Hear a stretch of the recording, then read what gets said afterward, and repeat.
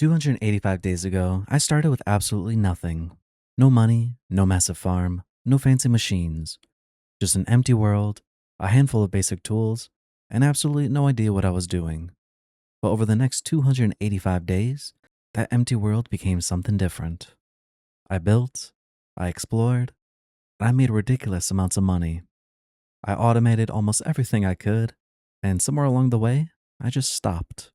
So, today, I'm taking you through all 285 days, from the very first morning all the way to the end. This is 285 Days in Society Sunlit Valley. I'm hoping this is going to be more like kind of like explaining as I'm going also.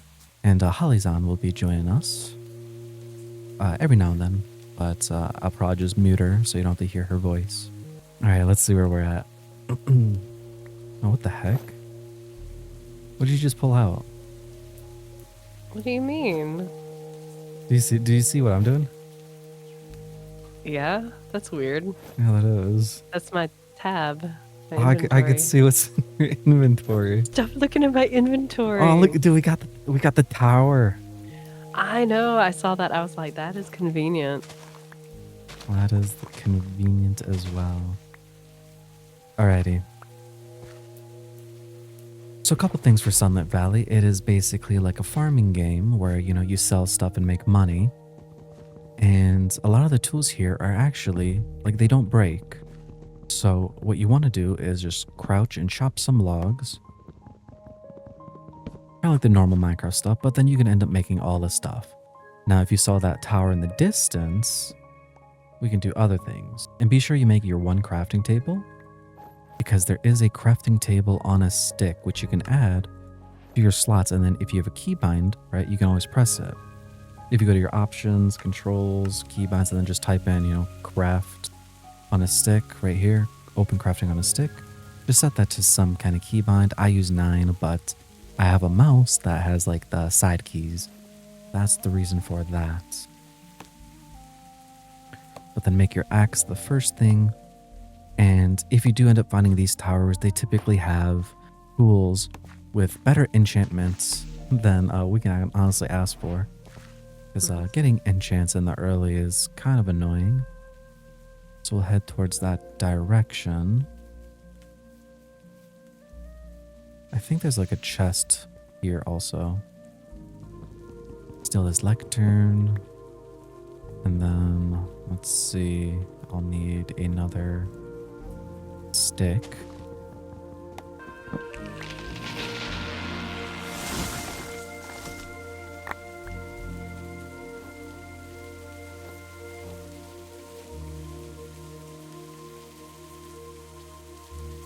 Now, if I remember right, if you find one of these structures, I think under the lectern is a chest. Yeah.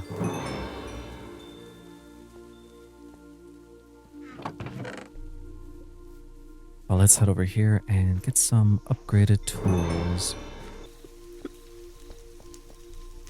Oh, it seems it's broken. Interesting. Hopefully that doesn't ruin the loot spawns. Be sure to steal one grindstone because you'll need it for one of the villagers in the future.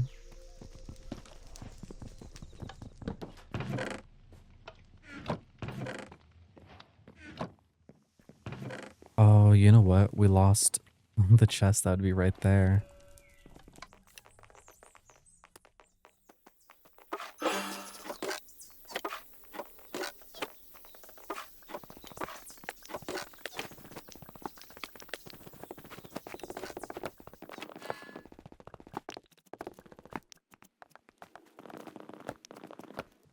And in here, we got boom cats. Now, these guys are adorable, but they also hurt just a little bit.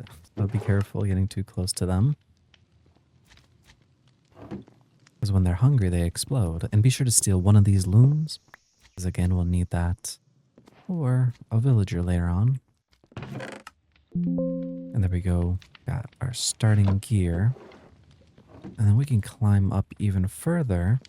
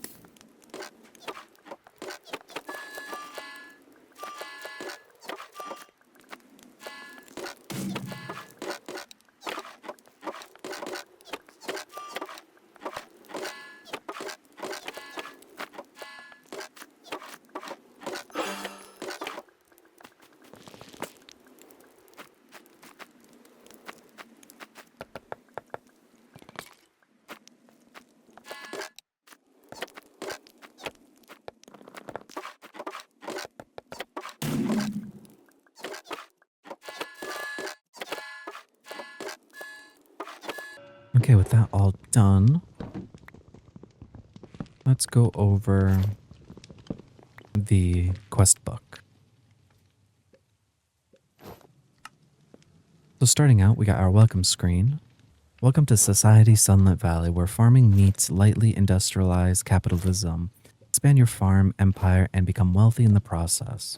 This quest book will give you an introduction of the concepts of the pack and serve as a journal for collectible items.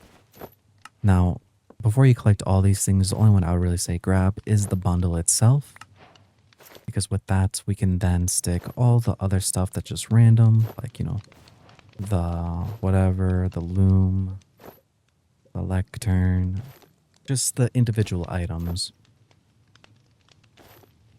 And it'll save us our space. But getting started over here is where you would want to go, but I would recommend finding like a place first before you start unlocking all the stuff. The only thing I would say is getting yourself the basic bin, which is just a chest and a trap door. That's how we'll be selling stuff to start making money off of it.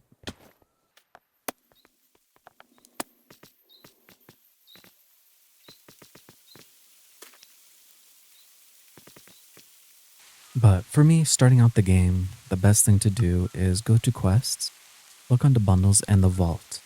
The vault unlocks the Skull Cavern, which if you guys all played Stardew Valley, that's what this kind of mod pack is based off of. And to me, the game doesn't really start until you unlock that.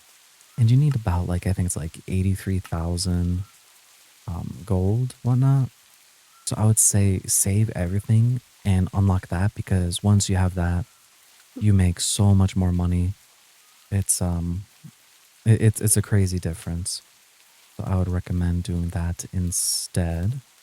And then chest, selling bin. There we go. That's completed. Let's just throw away some items. You can hover over it and then press the delete key, and it will automatically go into that slot that you don't need. And you know what? We don't need the quest book either, because again, we can always open it and it's just right there. You can also keybind it. I think technically the button is the squiggly key underneath the escape button, also known as the tilde key. But now it's just the explore. Kind of go around, look where you want to make a build, and ideally find like some villages and stuff that may have like hay bales. You can get quite a bit of money from there. You can kill animals, you can shear them. For instance, there you go, raw mutton. It's worth 16 gold, so it'll be a little bit of time. And be sure while you're exploring, you pick up the grapes, because it's going to be a pain when you're going to want to go find them again. In Sunlit Valley, everything works with 6 a.m. being the time where everything kind of like happens. So like selling your items happens at 6 a.m., the items growing 6 a.m. So that is something to note. As you can see in the top left, we are at 3:37. So around 5 a.m., that's when we're going to want to start getting ready to then place our selling bin down and selling certain stuff. Yeah, it is 5:20 now, so we're going to want to take our selling bin and then just everything that you don't care about, just throw it in here. Obviously keep yourself some food, and then everything else, because we won't really need, and anything that doesn't actually have a value won't sell. So you're fine in that sense also. So don't worry about that. And then almost time. And everything changed. And then we just take everything out. Break our thing. And let's see, do we have the other thing unlocked? Getting started. We need to make a wooden hoe.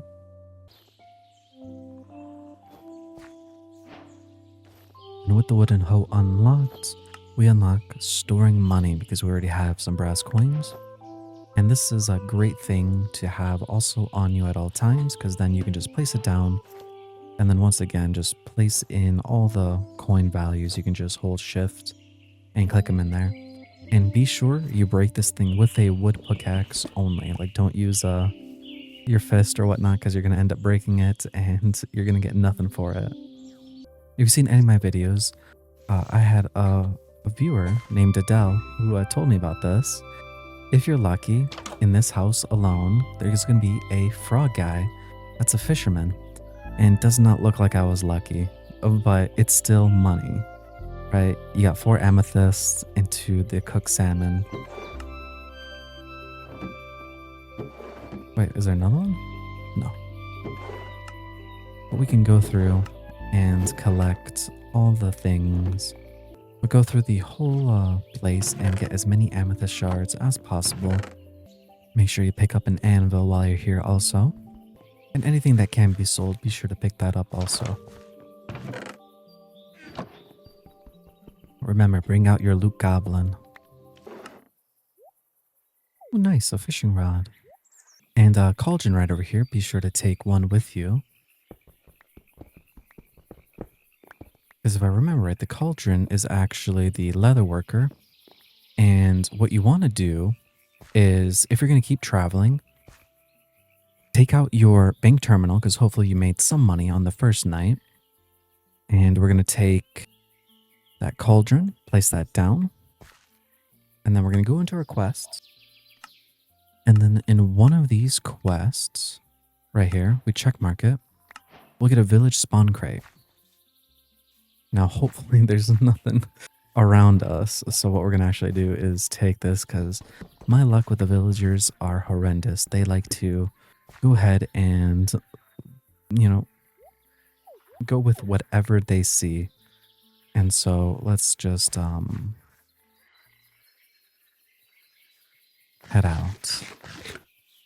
And if you do see any of these like blue orchards, be sure to have one at least. You'll thank me later. It is one of the favorite foods for the slimes. Okay, this is sufficiently far away. Take our cauldron, place that down. That villager thing, we'll just right click the one time. And then he became a leather worker. Now we'll take our bank terminal, place that down, and then we'll take our gold coins. And what we're going to do is we're just going to buy a backpack and place it in our back. And then if you press B, it will work automatically. So you just do that. But the beauty of it is we just buy another one and another one. And you guessed it, another one. And to save some extra space, you can actually also buy a bunch of the bundles, which is something I like to do as well. And then you just buy one and then just right click while over it. And that's what you do. But be sure to remember, like, you know, the stuff that you're going to want to sell, just keep it open. And then for the sacks, you just, you know, undo one. And then you can like go over like, oh, you know, like the iron bars, not going to need those for the time being, that. The smoker, the whatnot. You know, and anything that you may not require. And then if you did take it, just right click it out to take it right back out. And it'll just help you so much in the space of, you know, not needing to travel with so much stuff. So that's the only worthwhile investment of actually, you know, buying. And another interesting thing about Sunlit Valley is the progression of your items are different than normal. You'll need the blacksmithing table for it. And let's see if we can go get some cobblestone here.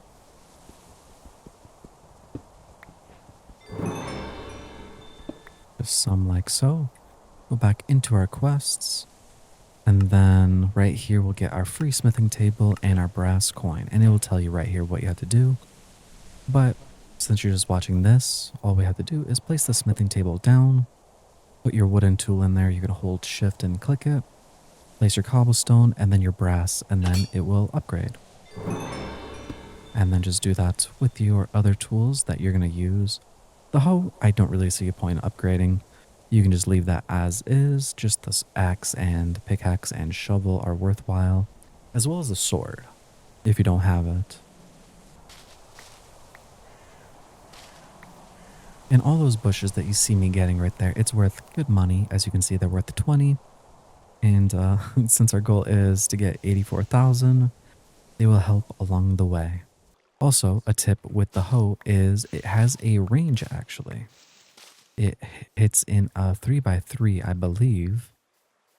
So if you are, undoing some areas, that would help more than just your bare fist.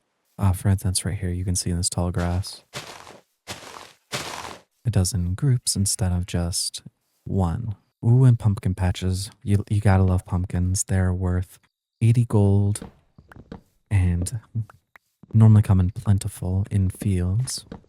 So, great early game thing. And if you do have a friend playing with you, you guys can team up, obviously, and save up and pool up the money to buy yourself the Skull Cavern teleporter. Then you can, separate from there. And once again, this is just the way I like to play it. There is no, right, wrong way of playing. What's a red panda?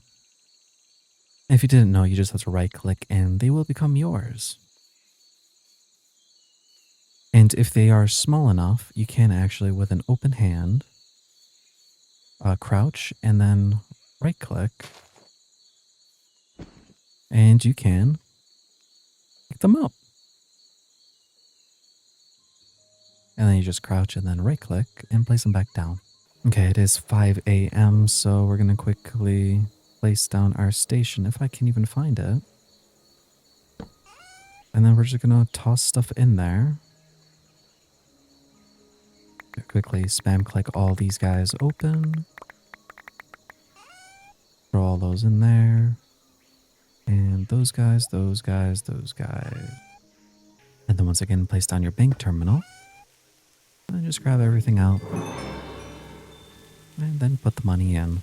We need, I think it's about 20 iridium coins and 4 gold coins.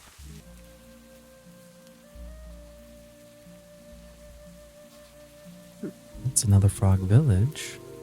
I do actually want to go there because maybe there'll be a better frog. It's a little hamster. And if you do come across a bunch of horses, though sad, be sure to kill at least some so you get 3 leather. Yeah, same thing if you find some cows or something. Because we want 3 because then we can make a glider. And with the glider, it will help our exploration much more easier. Hey, where are you, Mr. Froggy? What do you got for me? Nothing. Did I miss it? Where is the fisherman's house? Like trapped in like all like the leaves.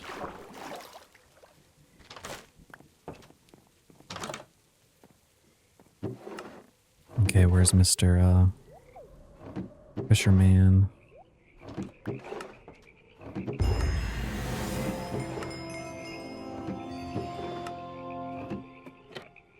Oh, there he is. Anything good? Ooh, 4 and 18. That's actually solid. You're coming home with me, buddy. It's like, I don't know where you thought home was, but it's with me now. Alrighty, guys. So he is going to be our new pal. So we're going to take our hands and we're going to pick him up. And now we're going to travel with him for the rest of our lives. Until we find a home, which I don't think I have one yet.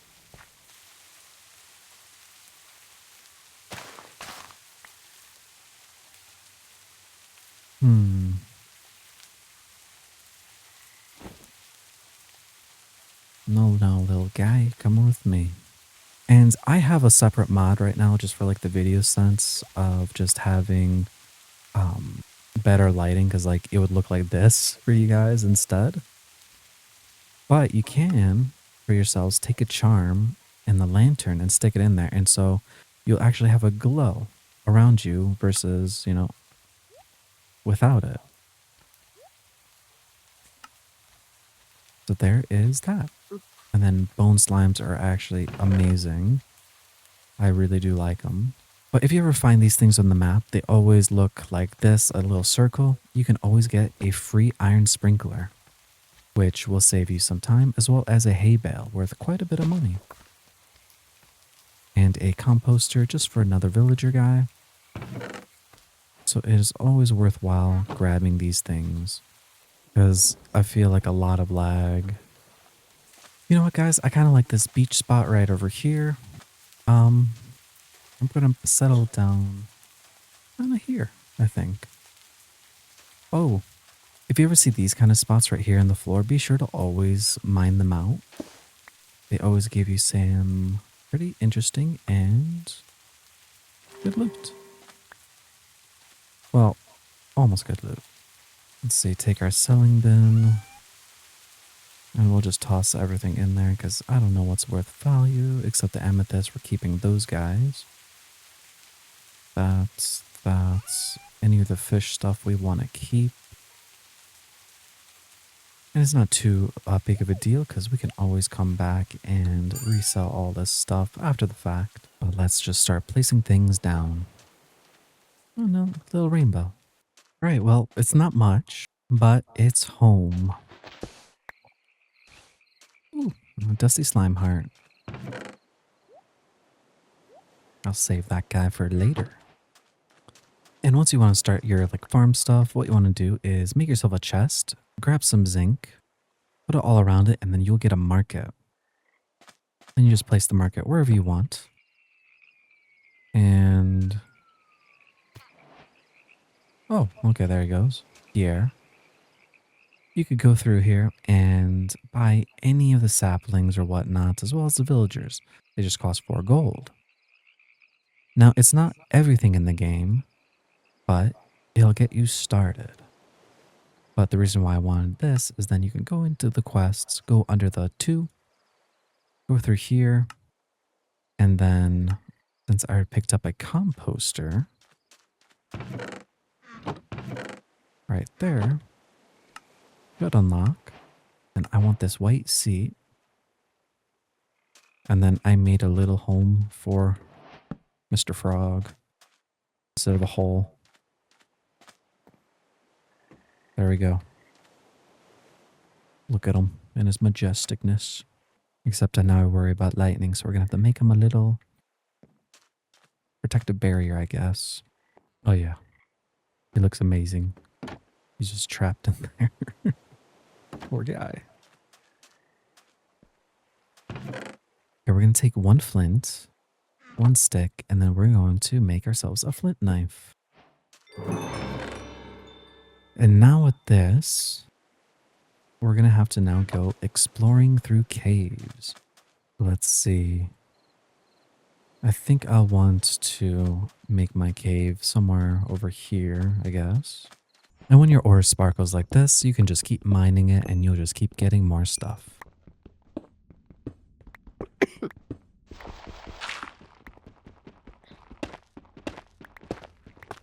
Oh, dude, wait, no way. We found a thing. This is going to help out make a lot of money, guys.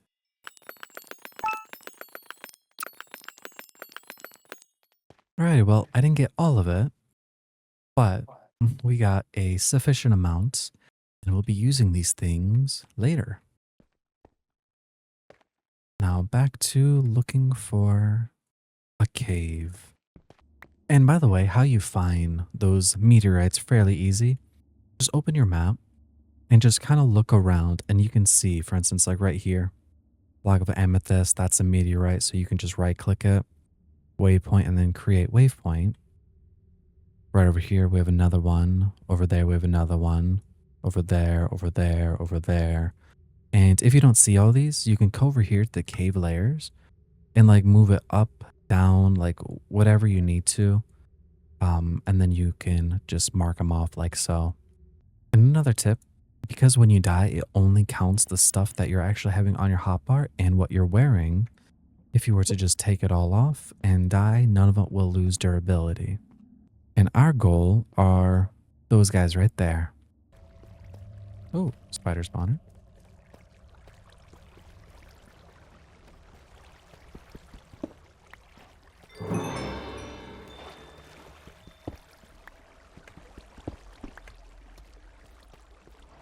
And we're just going to get as many as we see, and then we're most likely going to just die afterwards.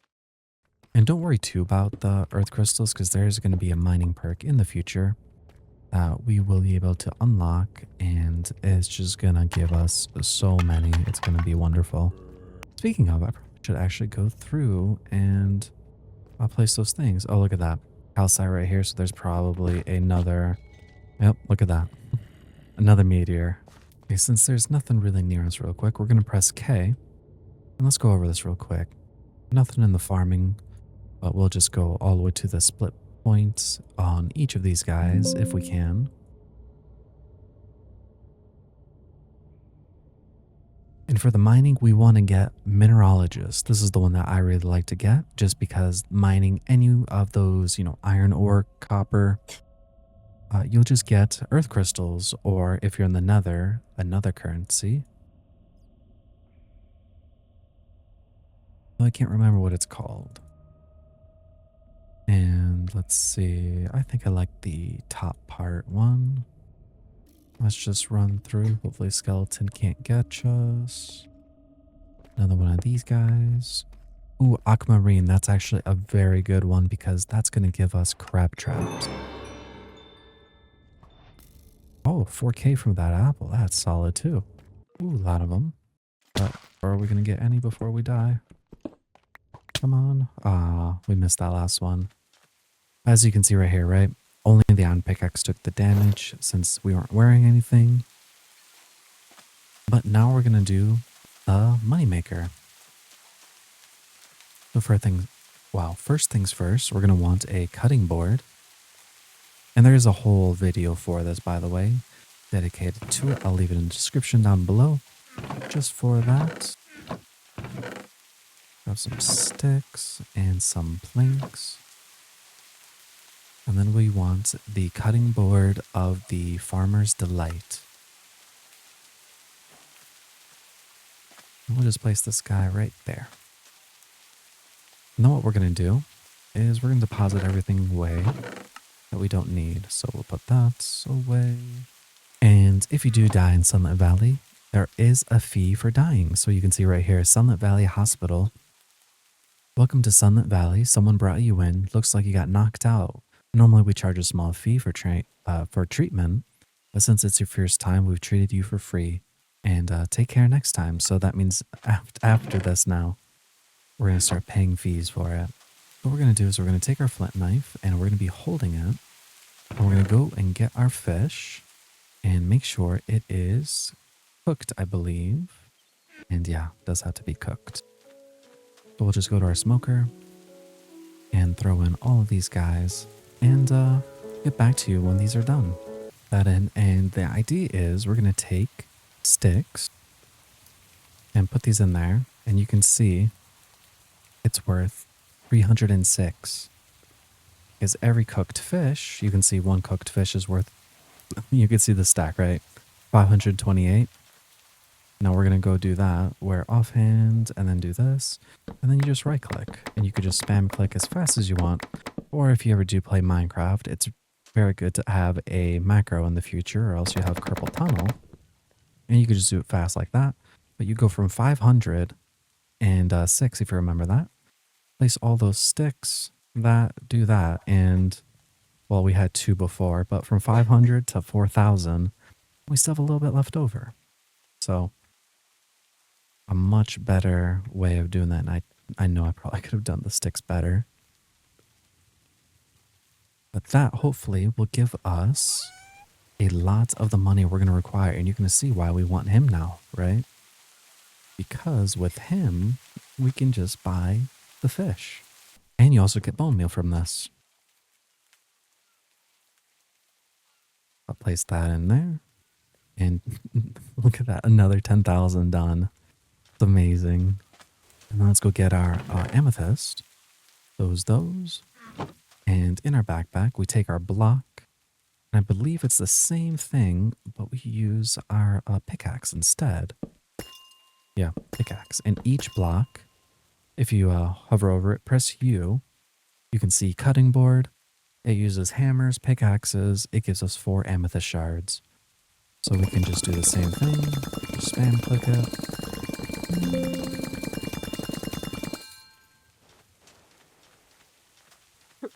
And then come to this guy, trade him, and then cook salmon already, so we don't have to do anything. And then look at all that fish, guys.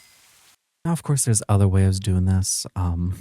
You don't need to do this for money because it's very good in the early game. And the point of it though is to enjoy it and not just doing the best thing over and over and over. But if you do want to like a nice head start, getting yourself like waypoints and the Skull Cavern, 100% I would do this. Well, I mean, I am doing this. And funny enough, we're never going to have to worry about food anymore too because of it. Stacks on stacks of cooked salmon. Okay, well that for sure is getting us our Skull Cavern. We're just going to keep doing this until 6 a.m. But yeah, there you go, guys. We beat the game. Just like that. Let's just wait until this selling bin sells at day 6 that you can see over there in the top right. 10 more seconds. No, I say that is a joke, but like it is up to you to like, keep doing this method or just use it to help yourself out. But 180,000 made on the day. So there we go. Now we just go into our quest, guys. Go over here to Vault, and then you press, and you have to do it in like sequential order. I mean, you don't actually have to, you can do it whatever, but completing one gives you an epic hat, which actually, let's just see what our hat will be. Just take it, you right click it, and we got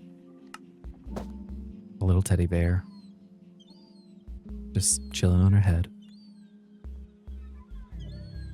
Next up, we get high quality fertilizer, so it increases the quality of your crop. We'll go over it here in the future once we start the farm. Now this reward was changed and is honestly a great one, a charging rod, because batteries are an annoying thing to get and you would need quite a bit of them in the future. So best place that thing down right away, and it just requires some lightning. Typically whenever it rains, this thing will go off and then you'll just have to go in and right click it and you'll be able to collect a battery. So whenever you do get that, place that thing down and be sure to collect the batteries from it.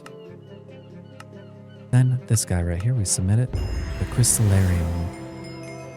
It's a duplicator of gems, which is wonderful. Same thing, you'd want to like place it down and remember to go to it every now and then.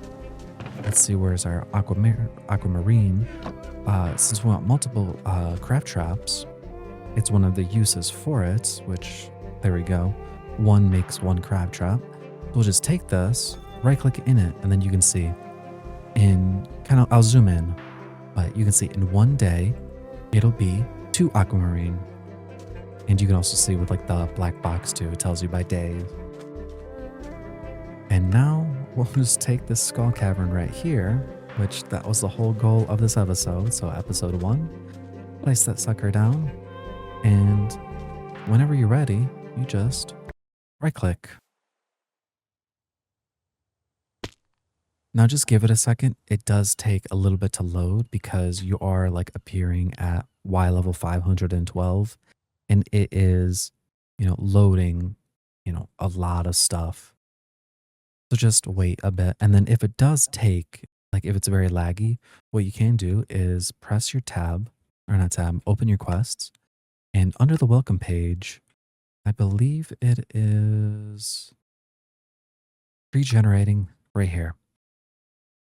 So if you are lagging and you just want it to, pre-generate just so like it doesn't get laggy later on and you have some downtime, you just type this in here and yeah, that's what you would do. And I do have a separate video for that also if you didn't want to read.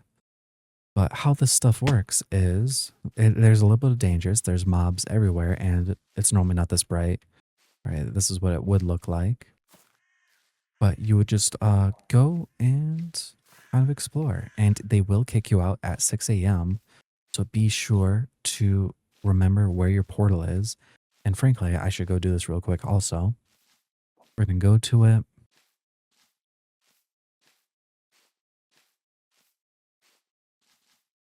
I like to be kind of exact, kind of go under waypoint, create waypoint, and then just say portal or teleporter or something, right? Make it yellow. And how it works is the way I find it easy is you can see all the red, right? The mobs are already spawning underneath and it spawns in the Y level that you are currently not at. So we're going to just kind of run and see if we can kind of like, if the word is kind of like cheat it. We're going to break one of these boulders and fall down as fast as possible. And then hopefully no mobs will spawn. And this is what I mean by the money will come easy now once you have this place unlocked, as all these stone boulders have a chance of giving you good money as well as all these resources. So like right there, another earth crystal. And you can actually go to your JEI, type in stone boulder. And I think if you press U, or is it R? I don't even know what I right clicked, I guess. But you can see the chances of it. You can get a geode, an earth crystal, the aquamarines, a pristine amethyst chunk, and a gnome in that. So pretty good money. I'll just mine out this layer and we're going to see what we end up with. Let me just open that up and kind of like throw some stuff in there. And then in this guy right here also. These guys, there we go. Oh, and we got a little note, a warning. Do what it says. The Skull Cavern is a dangerous pit you can find, or you can descend by finding ropes under ores and boulders. It'll drain the life out of you if you stay in it for too late. Use that escape rope I gave to get out before 5 a.m. So how this escape rope works is you just right click and hold, and no matter what level you're at, it will bring you to the surface. So it is a pretty good thing to hold on to. But I would recommend in the early game, you don't even bother really going too deep. You just kind of just do the thing that I just showed of running into one area and booking it to the other side after mobs spawned. So there's not too many things that you can then just mine the top layers. Get yourself, you know, your copper, your iron, and zinc. Now, obviously, this is not going to be as much money as the fish thing from the little froggy guy. But it is a way. And then you just place a block down. And in the future, you can actually get a grappling hook, which is very good. But yes, before 5 a.m., you do want to get out of here because what'll end up happening is you'll pass out. And where's my food? You'll pass out and you'll have to pay a fee. And the fee, I think, depends on like how much money you have on you. I still have not guessed it, but it can cost you anywhere from like 2,000 gold to like almost, I think, like 9,000. So best be out before 5 a.m. And then just right click it to leave. And before you actually do go into a skull cavern, make sure you place down a bed and you did set your spawn point, because if you don't, it takes you out to your spawn point. So if I didn't do that, right, granted I was close by because this was the spawn, but it would teleport you here instead of where you are. And how you claim your chunks to protect your base from people like Holly, what you do is you press J on the map, press the FTB chunk claiming mode, and then you can just claim stuff. Now, anything in these claims, like explosives, won't like really damage your builds. Like if you did have mobs up top, though, there will be no bad mobs spawning on the top surface at least.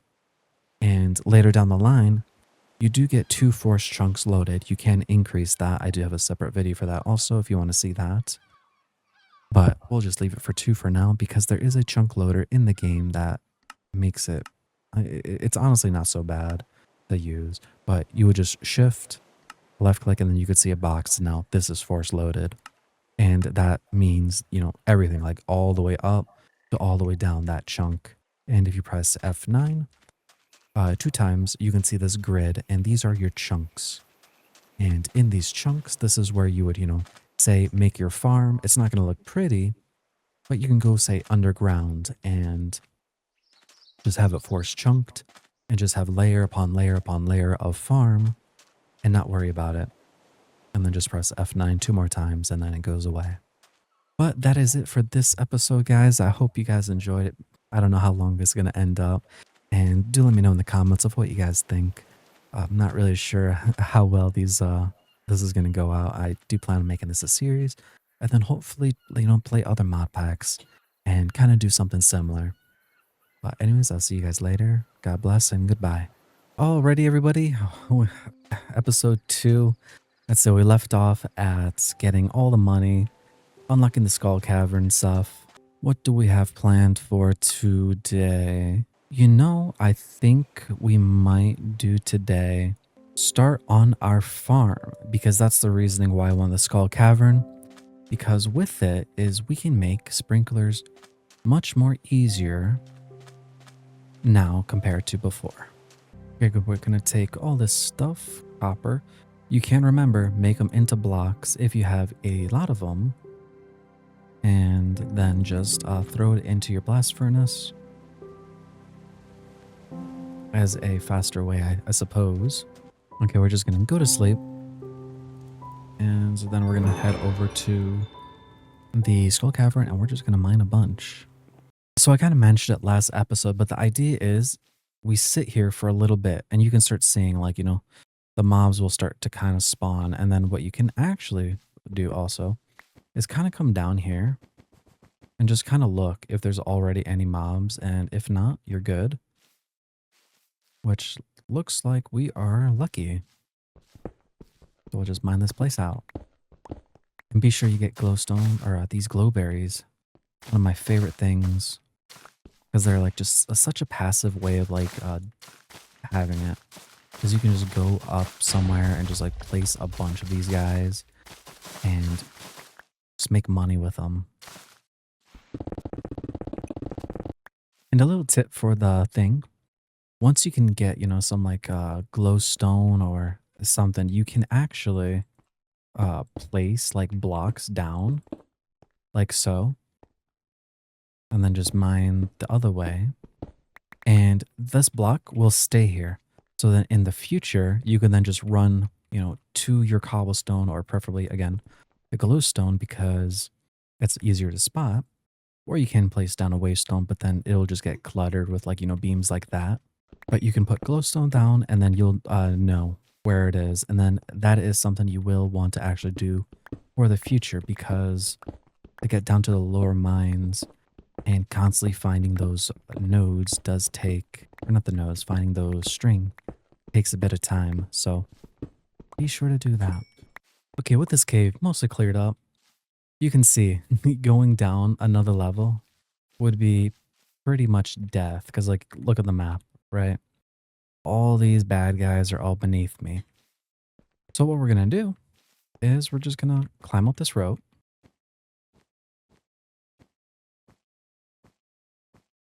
We could use the escape rope, but I would recommend saving it until you start going to the lower levels. But we're gonna now book it to an area where there's no red guys, because they're all spawned in over there. We're gonna go to an area where there's nothing again, like this guy. Come down real quick, and again, no enemies. And that's what we're gonna be doing over and over and over. Or the top layer, at least, because we're building our farm now. We're gonna want to get some crops, some vegetation, some fruits, some whatever, just for the sprinklers, right? Because we're gonna need a lot of copper and iron. And actually, what do we actually need for the sprinkler? 2 blocks of iron and copper. Yep. So there you go. And then a log, but the log's not too big of a deal. And once again, we're going to do the same thing. We're going to climb out, get out, and then we're going to book it to another area. And then once you get, all in there, what you can do is then just throw all that stuff, and then you can hold shift and then press spread and do it like that. That way, you can save more space overall. Okay, well, that's technically not supposed to happen. Though I guess I did jump up a little, so then that did change my Y level. But it's no issue. We can just hit them with our axe. It's only once you get to the lower levels do the monsters become a little bit more annoying. All right, well, that's going to be most of the cave. We're going to stop here. But as you can see, there's like a little bit of a problem, right? We got some stuff on the floor. But I should really go home. That's just like a little message saying that it is almost 5 a.m. So we probably should start heading our way back. Oh no, 5:50 I think, or 5:45, something like there. It will kick you out.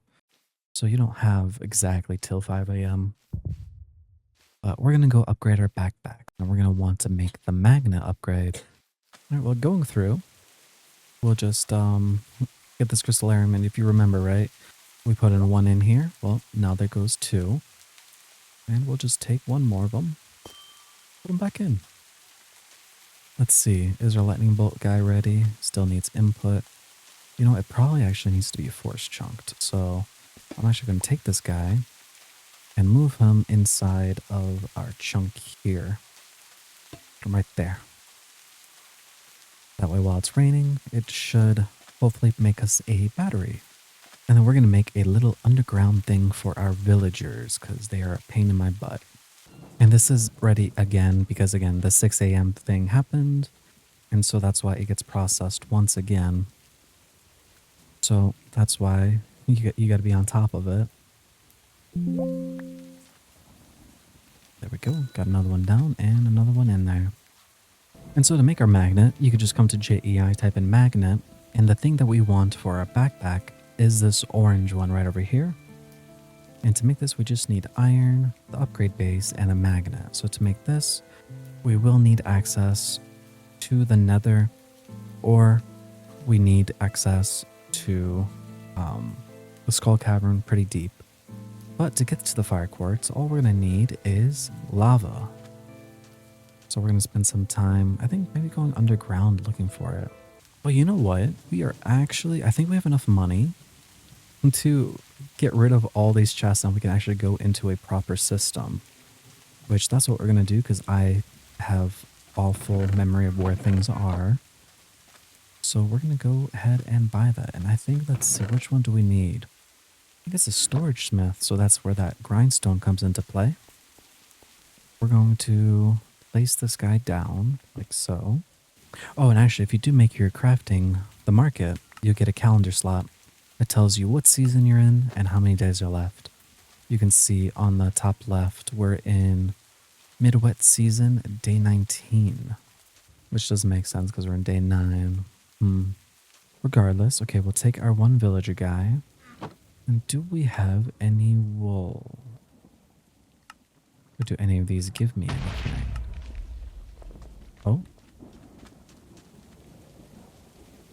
Progress 5. So 5 more times, or 5 days. Okay, well, what we're going to do is we're just going to mine down 2 times behind them. Just so they can't leave. And then we'll just get them a seat in the future. There we go. And we'll need some money. Then we'll come down here and then we're going to have to buy is we're going to have to get the controller. This is going to power our whole storage system. We're going to need the crafting grid.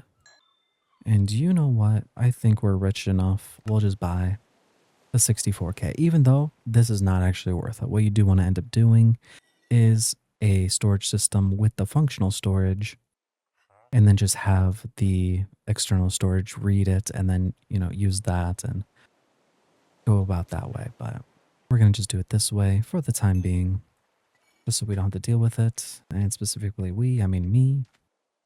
And then we can turn all of this into just one chest, which we'll put over here somewhere. We just placed down our controller, but I'll just do this real quick. Place my block of thing, then place the controller on top. It'll automatically get powered. Crafting grid on top. And if it lights up, it means you're good, and then we can put stuff in there. Now, the only sad thing is, remember, since it holds 64,000, that's 64,000 individual items. So for instance, these cooked salmon take up 60 spots. So do keep that in mind. But next, we're just going to then throw everything in here because we do not care for it. And the easiest thing is obviously just to break your chests and just do it like that. And if you had a magnet, that would be also a good way lot less lag, and then just kind of do that like so. And then we're going to empty up our backpacks. And then first order of business is upgrading the backpacks actually. So we'll need to see, do we have another villager? We do not. If you want to do it individually, you can and see what each one does. But I'm just going to click this trusty button and just claim everything. And let's see, did I end up getting... Let's see, weak fertilizer. I did not mean to do that. I meant to actually see what it does. But that's still fine in here. Honestly, the watering can, though decent, because like how it's supposed to work, right, is you're supposed to come to your dirt, you're supposed to hoe it, and then you water it, and just like that, right? And you just hoe it, water, water. And then you put your seeds. But the thing is, you have to water it every single day. And to me, I'd rather just skip that whole step, get the skull cavern like I showed, and never have to worry about watering them ever again. Place that down, place you down. And then this guy we require, I believe it's an iron upgrade. Because what we can do is we're going to hover over our backpacks, press U, and then we scroll all the way to the end. Oh no, we don't even need that. Just 2 gold coins and then blocks of copper around it. So 2 gold, 2 gold. And then copper. And then if we put these in here, if I hovered that, go to here, press the plus sign, it should work. Beautiful. Take these guys, throw them in there, take my backpack off. And same thing. Now you don't need 2 backpacks like me. Oh, the game just crashed. We are on backpack. Go over here, do another backpack, and then stick that in there. And then those backpacks sadly we won't be using for any time soon. And then we press U on our backpacks once again, and then you can see now we need 1, 2, 3, 4, 5, 6, 7, along with a block of iron. And once again, remember, you can always just keep coming back to your frog guy and buy the fish. And I don't know why it's now 18. Was it 18? I thought it was 20. But you can see if you come over here, like we're already taken over 5%. So it's a bit expensive to use this storage system. So that is the one thing with it. That's why, again, it is probably better to do a refined storage, or not refined storage, functional storage with this. Which, funny enough, I have a video for, if you don't know how to do it. And actually, while we'll wait, we want to get ourselves a cork tree. Now, I think there was one right here. All the way south. So we'll go do that. Oh, there's a tree that we want. Obviously, it's all the way on top of the whole world. Look at it. It's on top of this mountain. Now, you really do want to get yourself a cork tree because they are one of the best trees to log ratio. And I'll be showing you guys what you actually want to do with them. I mean, you can see right here, this tree itself, 21 chops, 62 logs.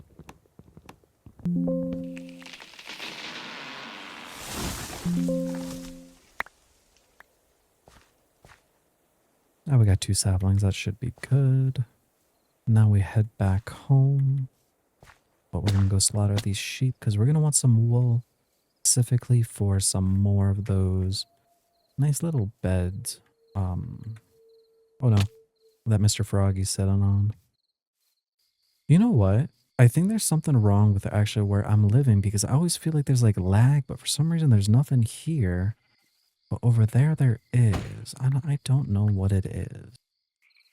Like there's visibly something here. I don't know what it is. I just got like lag spike once again. But like it could, is it the mangrove roots? Or is it the water? What is this? Dude, it's so weird. Underwater, I'm not lagging. Let me know down in the comments if you guys have the same problem as I do. Is it the mangrove swamps or is it just me?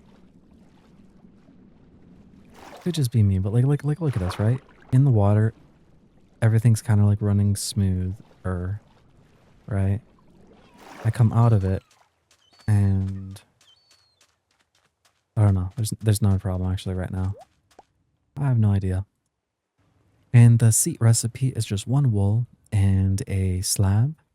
And the reason why I like this thing so much is because they won't move from their seat. They're gonna like live on it, which is beautiful because it works with any animal also. Now you can like do like what I'm doing right here, which I'm probably gonna stick with just because like they're a-holes for me and they will forever try to like leave. Place that down right there in the seat, and then we're gonna take the villager, shift, click him on there, and then he sits on it. Wonderful. And now we're just gonna need some iron coins. We'll just take a stack, get ourselves 32 tree things.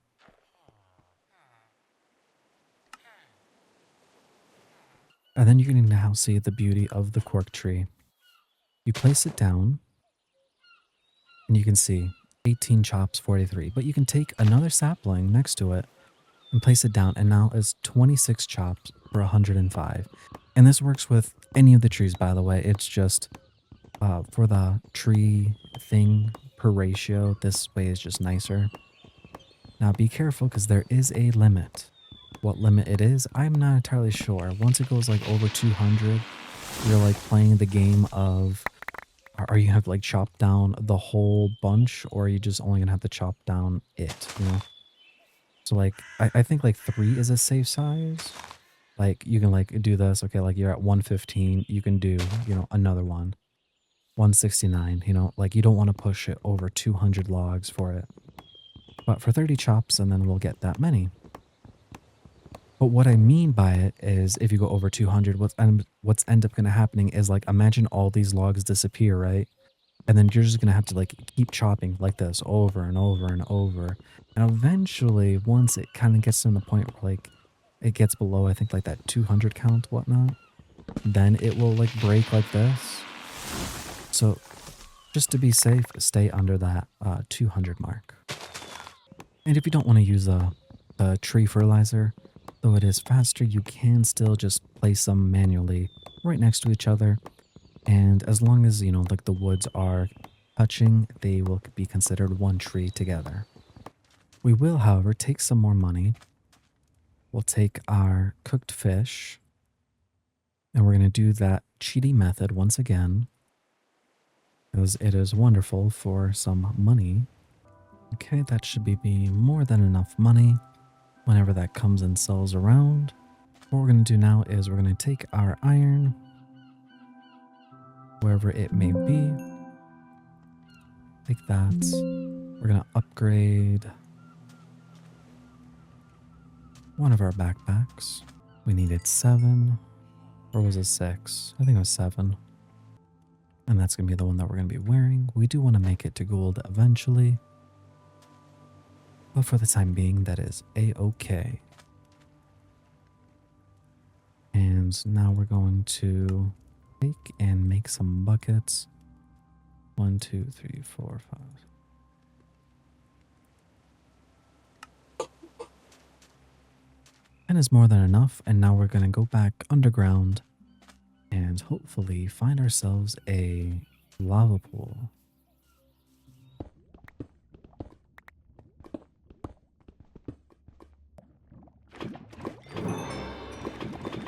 With our 10 buckets, we're going to now head back home and we're going to make ourselves a nether portal. And we're going to make the nether portal like a bit far away because I don't want the, you know, random things crawling through to like come in here. We're going to like put it on this island way over here. What the heck? I don't know what I touched. Put 2 lava buckets like so. Then we can just take ourselves then 2 water buckets. Come up top over here. Make ourselves the unlimited water source.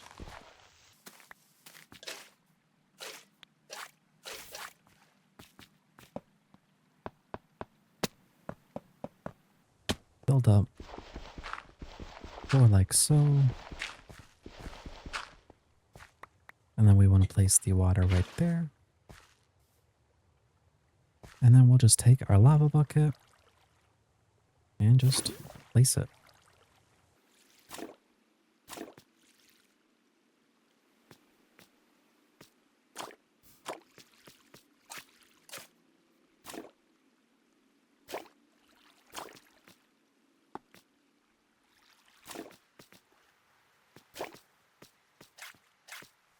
And then we'll just take away the water. And we're going to need one more lava bucket. Sadly, I did not make an extra one, so I'm going to have to go back down to that lava pool. Alrighty, got ourselves 8 more buckets. Now before we get going, we want to just come to our thing real quick and make ourselves a trap door. I'll just be using oak. And this takes a little bit of time. It may happen quick or it may happen slow. Honestly, it might work with something else too. I've only used just the trap doors.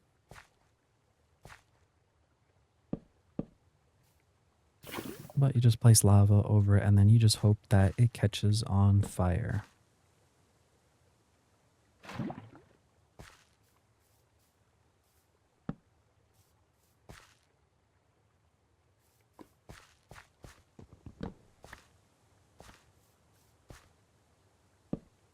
I mean, we'll just give it some time because again, the point is we want that particle to happen inside, and whenever that happens, portal will be formed.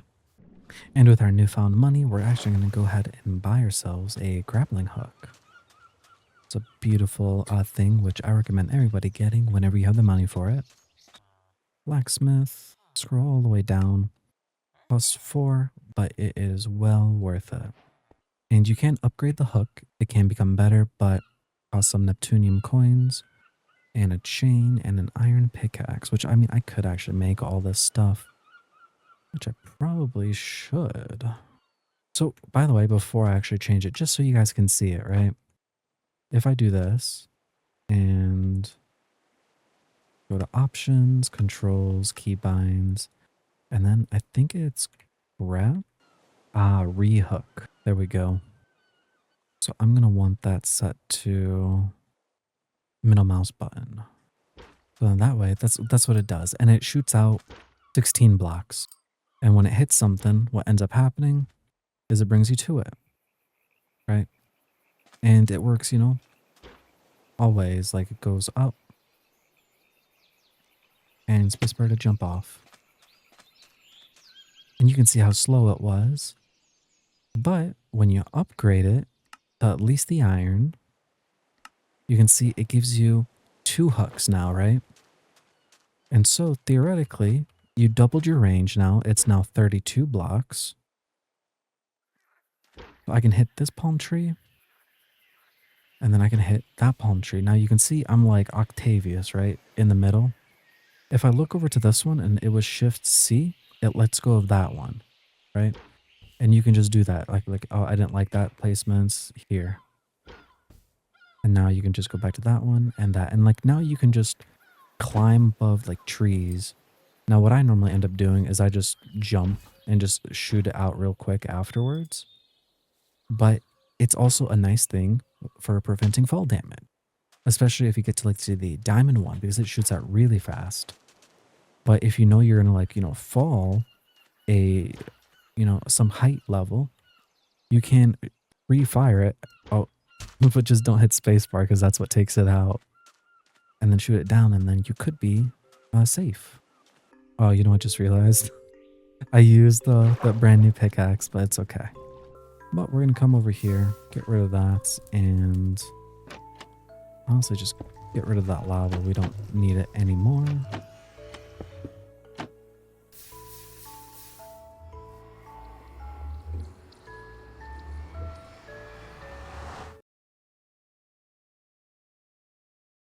Hopefully we get a good spawn in the nether. Okay, let's see. Where are we? We are... somewhere. Oh, we get a fortress right next to us. Very nice, very nice. Just grab some quartz. And these are the mean guys.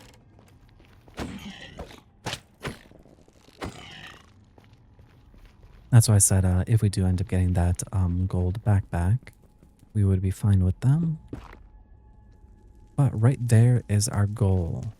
Those little crystals. And with that, we can unlock a magnet finally.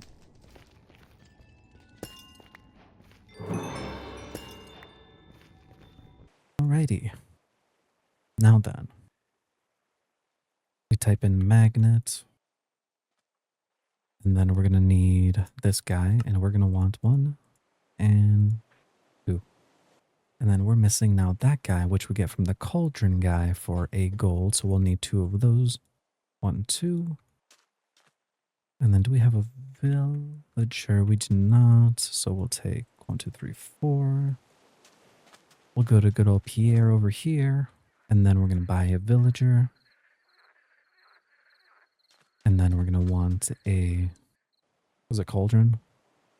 I'm already pulling a blank. What was it? Not that one. You. Yeah, cauldron. There it is. Place that down there. And you can go there. Then we want 2 of those. And you'll see in a second why I wanted 2 magnets. It's just because like I like separation. I like one backpack to be like my, you know, like I throw garbage in here. And then one backpack would say hold all my ores that I want automatically. So I don't have to do that. But that's just me being a little bit extra. So we'll do this. And then we'll do 1 more. And before we stop here, we do want actually the advanced versions. It does take a diamond, I know, and some redstone. But frankly, that is nothing to us at the moment in time. And we'll just go in here and then we'll just say, you know, allow. And we'll just put in the stuff like the ore. And where is that? We'll just drag that in there. And iron. Coal also. And I will upgrade this backpack one more time. And at the moment, I will have it block those also. Block coal. Because basically, I want this backpack that I'm holding to have all that stuff, and then the one in my back does not. So if I grab, say, some zinc then, and I just throw it out there, I press B on my backpack, it's not there, but it's in here. And that way, it will work like that. And then what we'll do then in the future is, let me see, to upgrade that, I think I needed 7 of the iron guy, right? Upgrade 7, 1, 2, 3, 4, yeah. 1, 2, 3, 4, 5, 6, 7. We're going to want this compacting upgrade because that way, whenever we're going to get, you know, a bunch of copper or a bunch of, you know, iron, it'll just condense into the block variant instead. And I guess in the future is going to be sooner than we thought. I forget that you can just put this in here and it will just break down into its variants. So now if we do this, we do that, we can do compacting and then do that and then beautiful. And then we stick this in here. Why is it not working?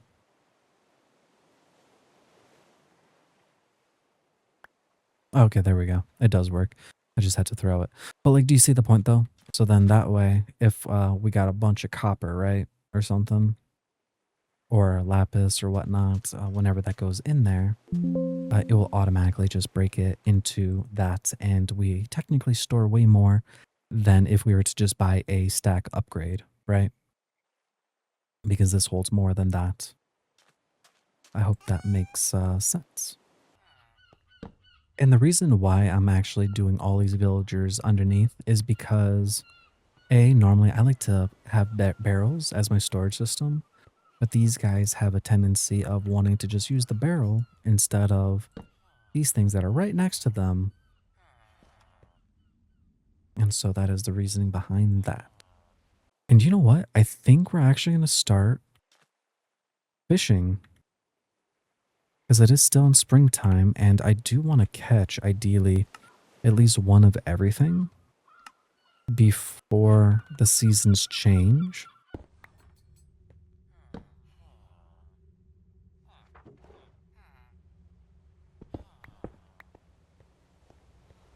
They'll live in their little holes forever and ever. And I think we're just going to use the jelly hook. And then for the bobber, I think I want the sonar bobber because I just like to know what fish is on the line before you catch it. Grab ourselves a tackle box. And I want some zinc or some worm. And let's see if I know how to do this. They did change it up on me before, so I think, is it this? Okay. Oh, so you hover over it. You take your bobber and hover over your rod and then right click it. And it does say remove the attached bobber before upgrading. So I'm guessing you either lose the bobber when you upgrade it or whatnot, but that is good to know. And then I'm guessing to hook up that thing, we still need then the tackle box when we put this. Right, we need to upgrade it first. Right. Let's see, we need iron. And then one thingy. Or you know what? We're going to test it out. We're going to see what happens if we don't remove it. Just so, I guess, for you and me to both know for future reference. What was I doing in here? I'm going to go to the blacksmith guy and get the upgrade. And then we use the table, that, and that. Oh, wait. Before we do that. Put the bobber in there. Okay, now we'll... That, and that. Okay, so you do lose it. I mean, we'll just see for final. Yeah. Okay, so you do lose the bobber, guys. So be sure to take it off. Okay, now we can just go to then our tackle box, put in our iron rod, and now we can put in our jelly hook, as well as we can put in our worm. And we can have this tackle box as like a little storage for all our other fishing means. Be sure to take it out once you're done. And then just break it and take it with you. And now we just fish. You just throw your bopper out there and then occasionally you'll just see a fish, like a little like stream coming towards you, like so. You just right click when it happens and then you have to play a little mini game. Basically you're holding left click, right? And depending on how well you do it, as long as it's perfect, you'll get a diamond grade fish. And the reason why you want to catch every single fish, by the way, at least one, is when you press U over it, you want to look on the top until you find the fish farming. It's the fish pond.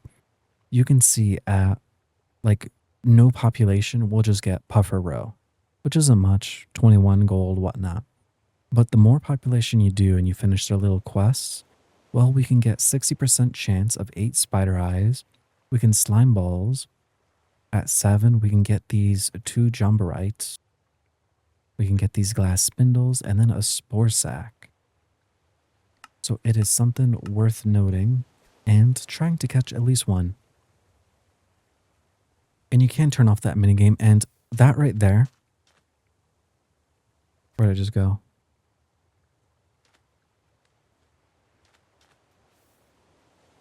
Throw the rod in there.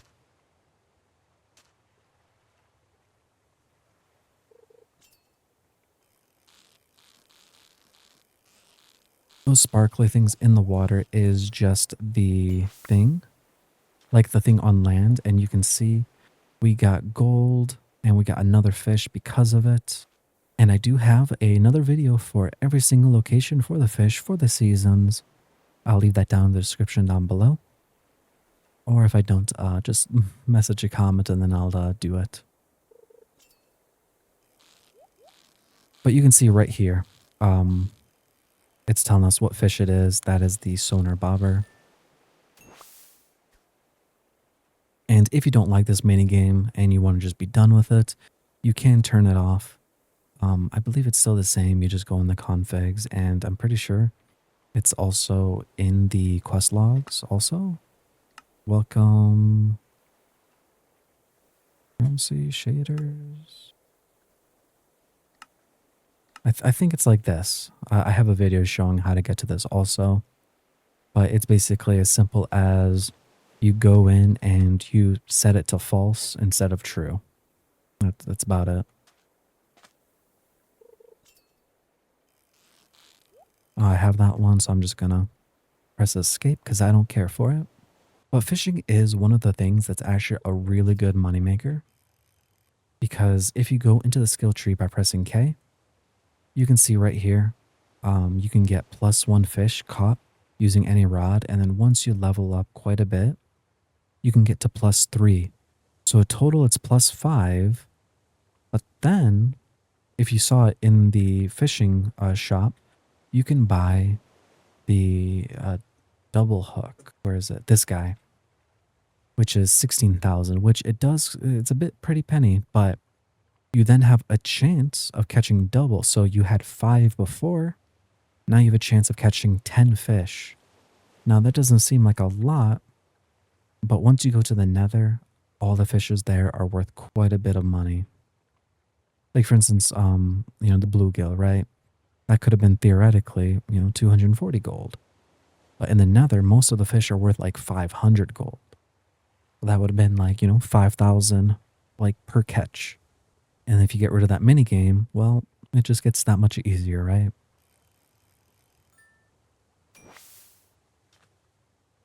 And I don't know if I just said how you do it, but the whole mini game, once you activate it, it's just left click. You hold down for it to shoot up, like that gold bar to go up, and then you let go and it'll go down. And then if you want to like hover in the middle, right, that's when you're just kind of like tapping your mouse. So it kind of like goes up a little and let's go back down. And that's what you're just doing over and over and over. But what we can do is go type in crab trap. Let's see, what do we need for this? We need safety nuts, we need farm rope, we need straw. How we do this is we're going to get that flint knife. If you don't remember how you do that, we just need stick and flint. And we're just going to frolic in the fields and we're just going to attack these grass. And that's all we're going to do. And occasionally we're just going to get straw.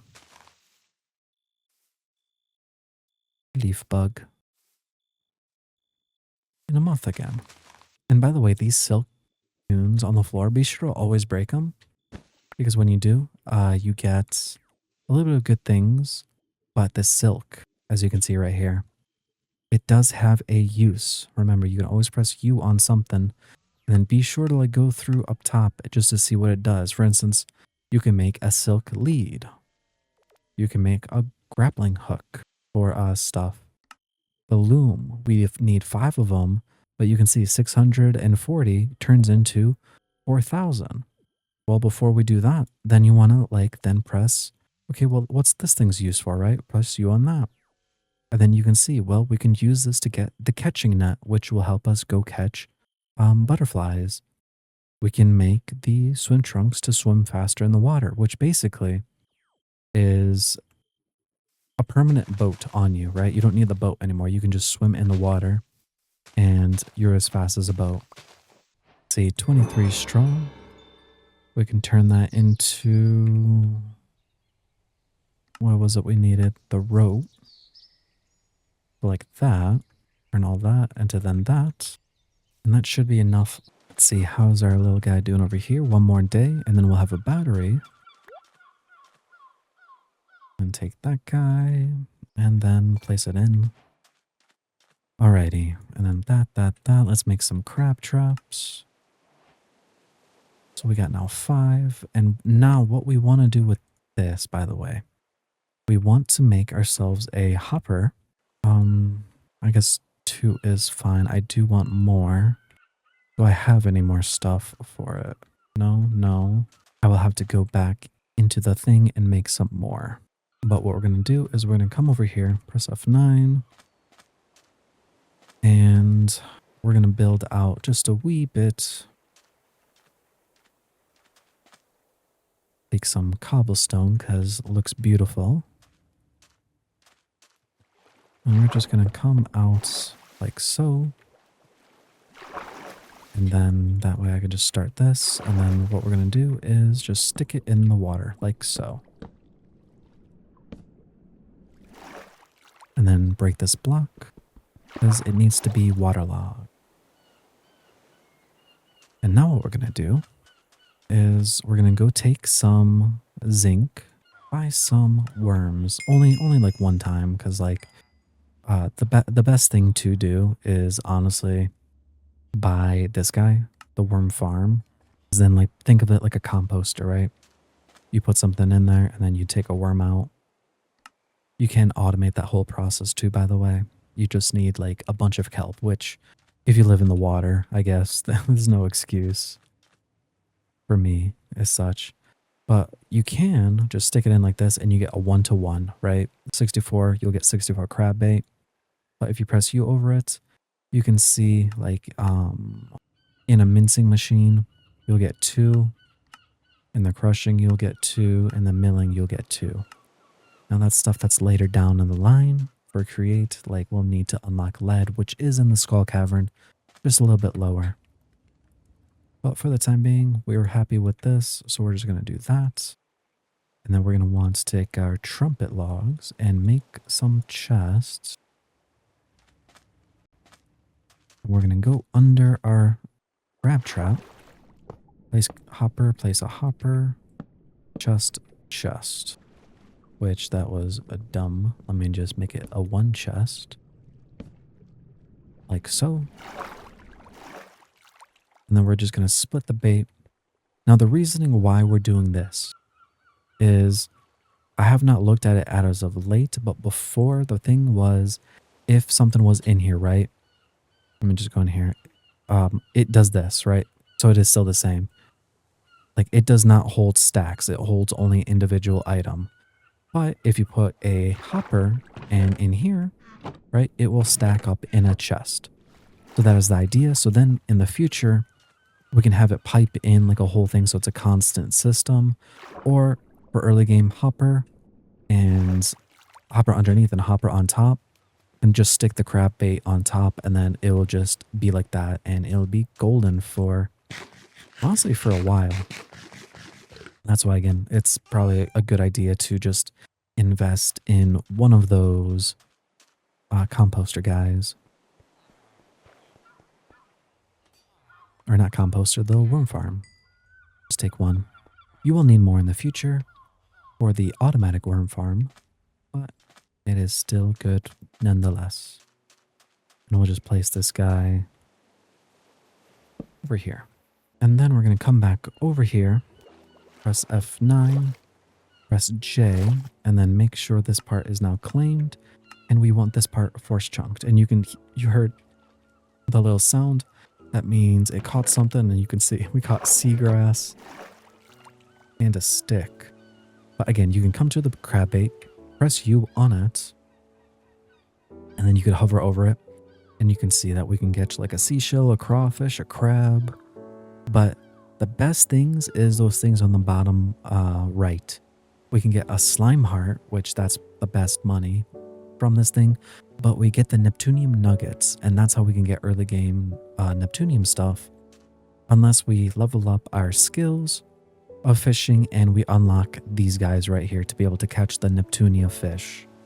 But until then, that crab trap is going to be our only way of getting it. But anyways, we're just going to go back to fishing. And there are 3 different things for the fishing also. Like there's some fish that require daytime, some fish that require nighttime, and some fish that require it to rain. And some just don't care.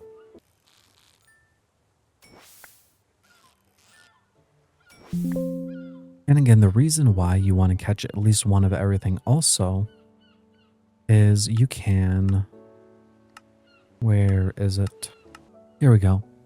In the future, we can make a bait maker. And then you just take the 1 puffer fish or whatever fish, and it turns into 3 of that bait. And then that bait, you just stick into the crab trap, and then you'll catch that fish. And yes, in the future, you can automate that whole process. So that's why it's best to just catch one and then don't really worry about it in the future.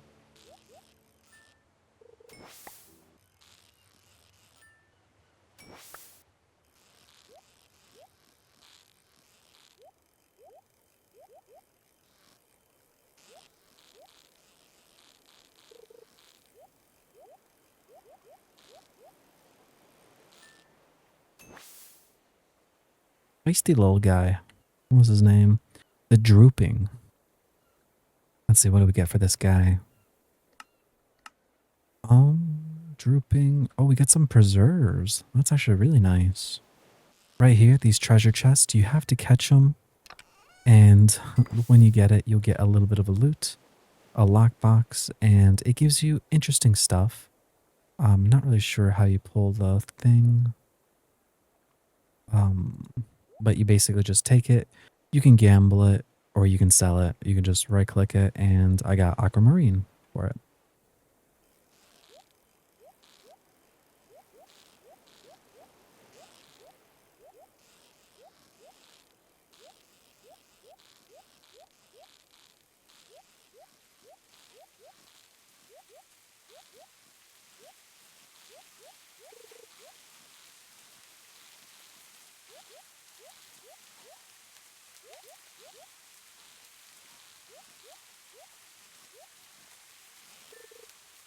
Man, another seesaw person. Spindlefish, though. Let's see. What do we use this guy for? Some glass, dragonfly breath, and sparkstone. Actually, sparkstone's a great thing. Sparkstones are going to be the way that we're going to be able to automate a lot of the processes. So that is one of the best fishes to actually get. Now, granted, that is at the max population, so it will take some time to even get to that point. Thankfully, I got it now versus later.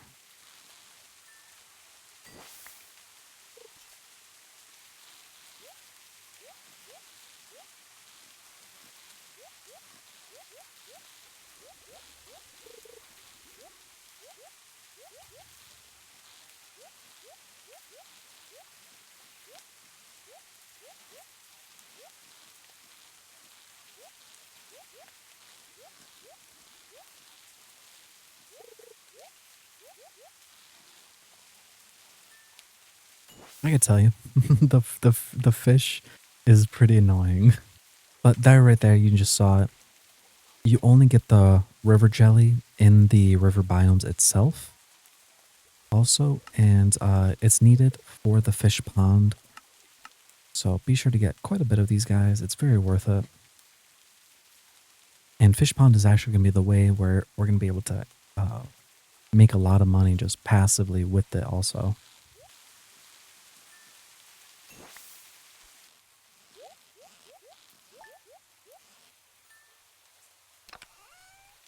What do we get? What do we get? Another normal one.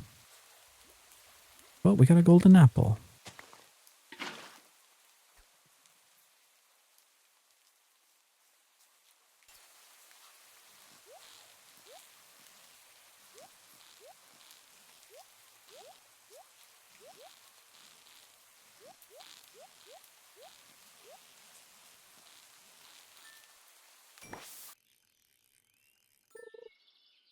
And the minnows are just bait, by the way. You can turn them into bait. Same thing, if you throw them in the grinder, you'll get 16.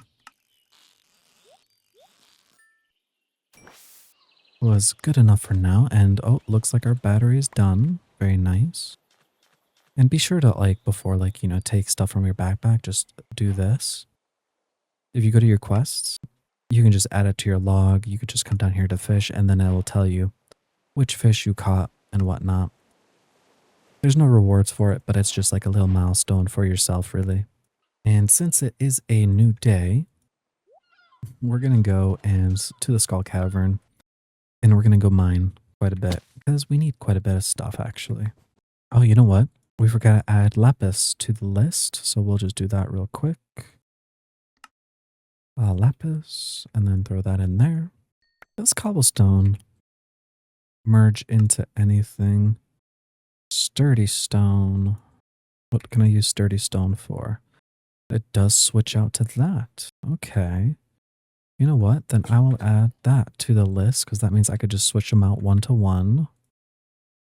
And it will take up less spots. So then we'll do that. Then we just throw that out. But we did forget we got to throw this in the block list. Like so. There we go. And perfect. And the beauty of the hook is now we just need to just shoot up. like so. And then we can just grapple to like move around also. Then we just go back down and rinse and repeat. You can see though, some of them still did come through. So I guess make a little bit further distance. Though not too many spawned in here, so it is okay. Just one skeleton and a zombie, it looks like. Oh, looks like I missed one more skeleton. But you can see how like nice the backpack looks in comparison to, you know, this guy, right? It's all contained. And like for me, I rather know that like this backpack has all of my whatever resources, and then my one here has all like the different stuff. Again, I don't know. Oh, see again, there we go. I forgot to lock the lapis. That's the one thing that you do have to just remember, whatnot. But other than that, like it is a pretty good thing. And now with all these geodes that we're getting, we probably want to invest now into a geode thing, which is basically a unlimited hammer. Because you can buy these guys, the geode busters, where one of these would break one of those rocks. Or you just save up a little bit extra, and then you can get the extractinator, which is going to be a permanent one of those. And then you just place them down, and then we just grab all our geodes. Omni geodes are actually the better ones because that's how we get the endgame material.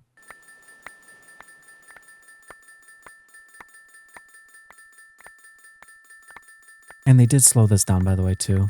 There is a cap. Because normally you could spam that thing super fast before, but not anymore. Okay, I got another horse flute. How these things work is I think if you actually have like a horse already, you can then call it wherever you are. Alrighty, let's see. Omni geodes. There it is. Prismatic shard. Oh, got another one. Nice, got two. That's what we'd like to see. Now just take out all of them. And then go for it and look through all this stuff. I recommend, again, saving one of everything. Don't sell everything just because everything has a use. Even though it doesn't really seem like it, even though you may think you'll never need it. For instance, marble, right? I don't know what marble does, but with an egg, some bone blocks, and 4 gold coins, I can make a parrot spawn crate. Right? And it's like, what does a parrot even do? I have no idea. But look at that. Parrot mayonnaise, 512 gold. These eggs are worth, they're worth something. As you can see, weird stuff. But then the big thing again is this prismatic shard. Goodness. Press U on that thing. We can make a fletching table, but I think you can find these normally in like villages. You can make an elytra, a red hook that has creative flight, though you don't really want to make this one. It's not really worth it. Botanist workbench, that one you do have to actually make. I've never seen one in a village, but then certain things. And dimensional card is actually a pretty good one. The infinity range one. Just need a beacon. Anyways, we'll just throw all this stuff in there because we don't need it currently. And then we'll go to this guy, take the blocks of coal, block, and the zinc. And then we're going to go ahead and go to our quests, go to our bundles, and we'll just submit these guys real quick. Well, I never really use animals, but the hunter belt gives you increased slot charms and 172% damage multiplier. So I guess if you do go get yourself some doggies, it will do some work. But again, all these stuff we don't really need at the moment. Water buffalo. If you do want to then start, putting in like the more expensive stuff or whatnot, or whatever you're wanting to spawn in, you can start, pumping those guys in there. As you can see right here, we got 1 Neptunium nugget and going through a little bit of that crab bait. Let me go ahead and do that thing real quick.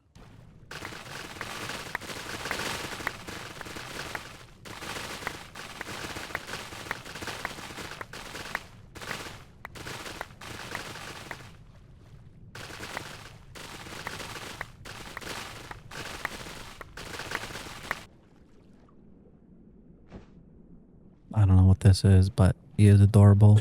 He is mine.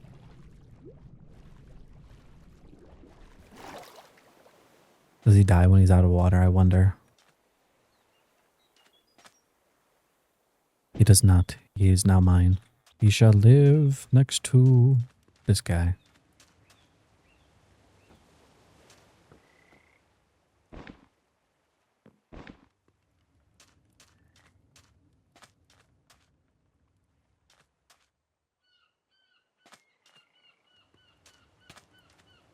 Oh no, he's taking damage. No, I can't pick him up. No. Dumbo octopus, why? You know what? I kind of forgot that they have an air thingy like us in water, huh? Did not think this through. I do hope I can find another one. I was gonna name him Alfred. Well, he's dead, but like I'll I'll make one in the future. Okay, all we're gonna do now is we're gonna take a thing and make a hopper. And we'll want one chest. Or more, or none. It's up to you. And what we're gonna do is we're gonna do two things. You can do this in AFK way, which is essentially just break these things, right? Do that, and then place a chest down below. And then when you come up here, you place a hopper. And we're only going to do a little bit just because I just want to show you proof of concept of how it works. Just put that in there, and then what's going to end up happening is it's going to fill to the top, right? And I guess they changed it. Before, it would go through.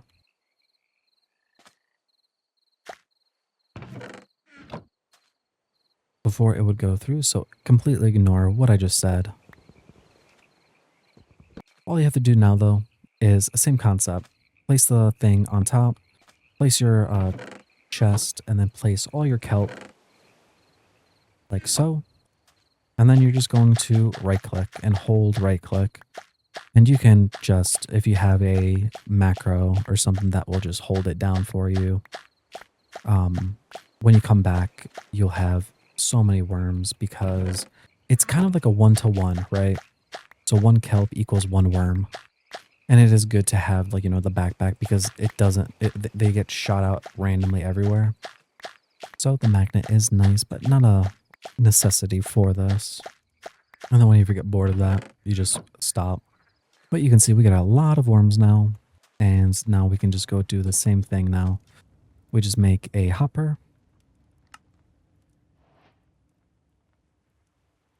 And then go ahead and place it over here and over here like from before. And you don't put the worms in there. You place the crab in there. And then we just feed it there. And then it will just feed it like that automatically. And then go into this chest down below. So that is how that whole system will work. Obviously, the more worms, the better. And the more crab bait, the better. Which is why a good thing of investing would be the mincing. But frankly, I would say skip the mincing and go for the milling instead. Because it's the same thing and you just need to go a little bit lower in the whatever place. In the skull cavern. But let me go to the nether and we're going to go get some glowstone. And then I think we're going to call it here soon.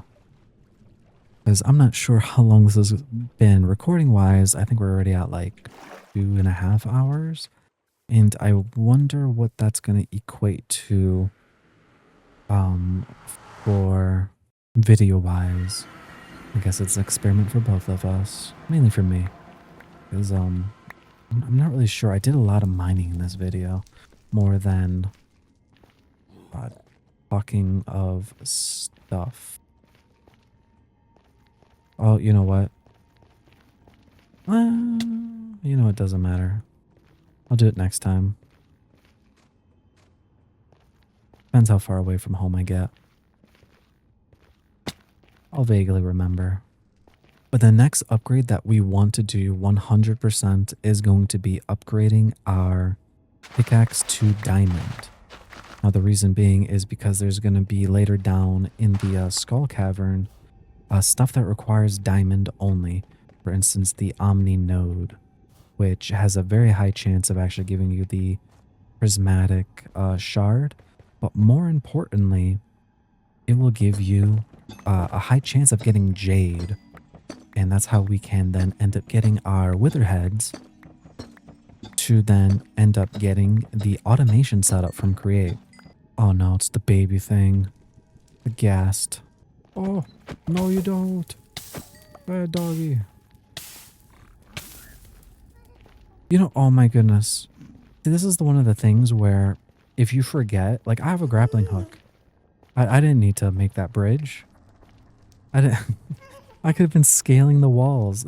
It's like you forget. Basic little things like that, you know?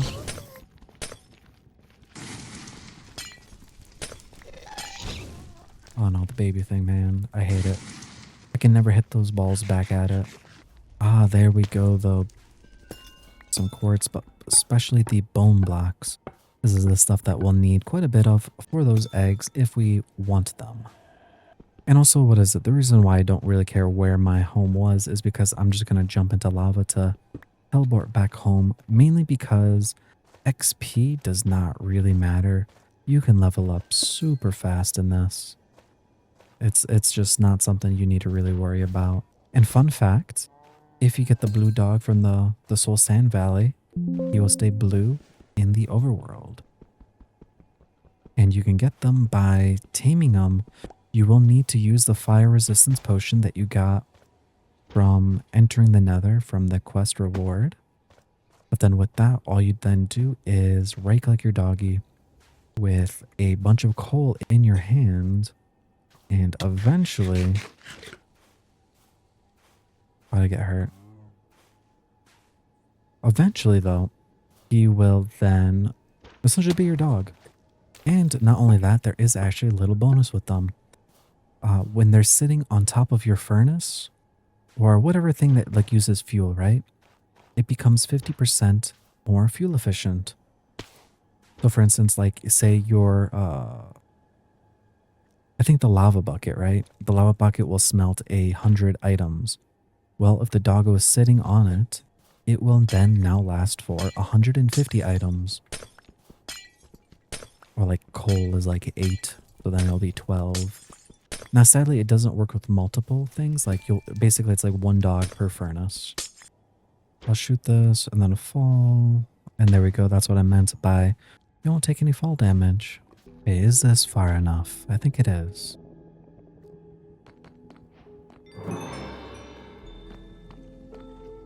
Oh, you know what? I do need some blaze. Oh, what the heck? They're so strong. Oh. Weatherman. Blaze spawner. I will just take the spawner though. I want that spirit orbs because that is one of the things I would need.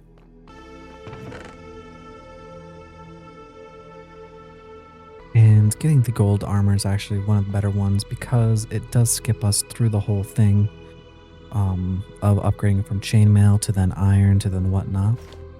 Now, sadly, we can't transfer over those enchantments, but it's not too bad to get more enchantments later down the line. And there we go, flint and steel. So we just saved ourselves the 24,000. And another one, and a gold sword, which again, upgrades. Upgrade. Alrighty, let's see. We're just gonna go now, and honestly, we're probably gonna stop here.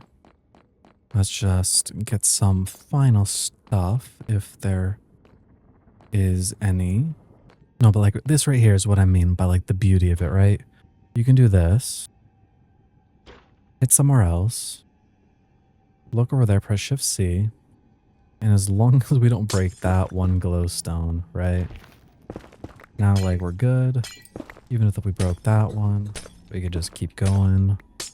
And you just climb creepily by, like, just pressing the hook over and over and over.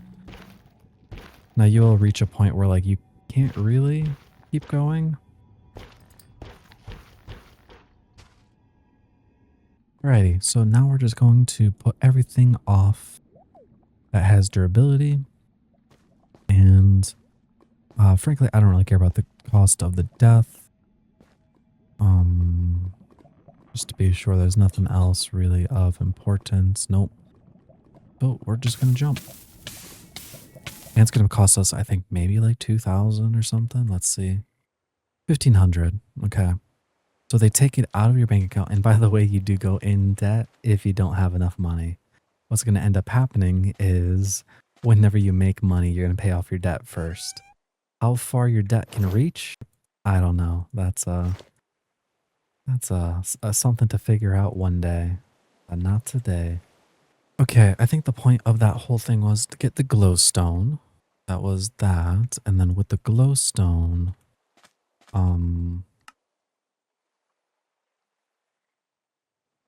we can then go into the skull cavern and place those blocks there. Okay, now we're gonna go ahead and let's see, where's my glowstone? We're going to take this stuff and we don't need the axe or shovel. We'll just need these three things. And now we're going to go into the thing and we're going to start marking off our spots. But we're going to basically root out this whole thing. Okay, like so. Let's take this guy out. Cobblestone. 2, and then we'll do one more on top and glowstone like so. So then we know right there is 1. Okay, there's another. So then again, we're going to place cobble, glowstone. Because remember, we're making enough room that we can still go through. So it has to be up at least 2. And remember, just do it for all of them. You'll thank yourself later when you're in a pickle and you need to get lower. But make sure you're also like looking on the map too, because you can kind of see on the map, there's like some random stuff here, right? But if you lower the cave layers, you can see like right here, we have honey blocks, right? So remember, you can then right click wave, create a create a waypoint. And then up top, you can then work your way down and like see like the proper pathway to get to that junction. And there is something later down the line that we can do that can just teleport us either lower or beside us. See, because boulders spawn where they want to spawn, I can actually place a block right there. So I guess in that sense, using a waypoint might be better, but I don't know how to make a waypoint not go lower, if that makes sense. Alright, that should be most of the ropes. Now, we do not want to go lower though, because again, all these guys are down below us. So what we're going to do is, again, go out. Hopefully they go ahead and spawn in a different region. Just kind of go all the way over here. Out of the render distance from there. It looks good. And we won't really care about the ropes this time. All we're doing here is having the enemies spawn in around here instead of where our home base area is. May take a little bit, or it might be a thing where like, you know, we reset. We wait until it's, you know, time to go to sleep and then I'll leave and then rejoin, and when everything refreshes, we just quickly jump down and face a minimal amount of opponents versus, you know, the whole swarm essentially that's just waiting for us down there. All right, let's see. A lot of them here are now spawned here, so we're going to kind of like book it back here and see if we'll be golden.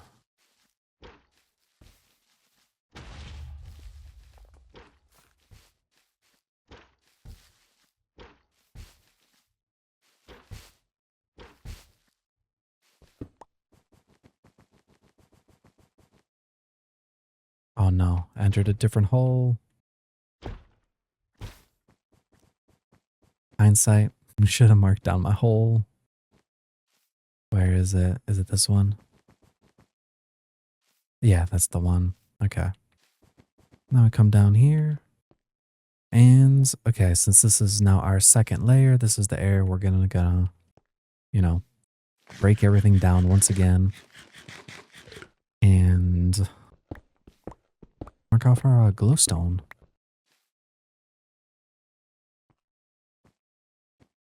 Wait, this hole goes down a second layer? What? Well, that's good to know. I did not know that. So essentially, if we go down that other one, we can skip 2 floors. So I want to go over here and we're gonna mark this guy. Oh,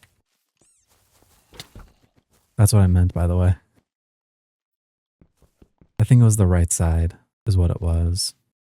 Just gonna give it some time, let them spawn over here. I really gotta mark off the right hole again. Where was it? Was it not that? Was it down here? Good. I'm not. Where, what? Is it this one?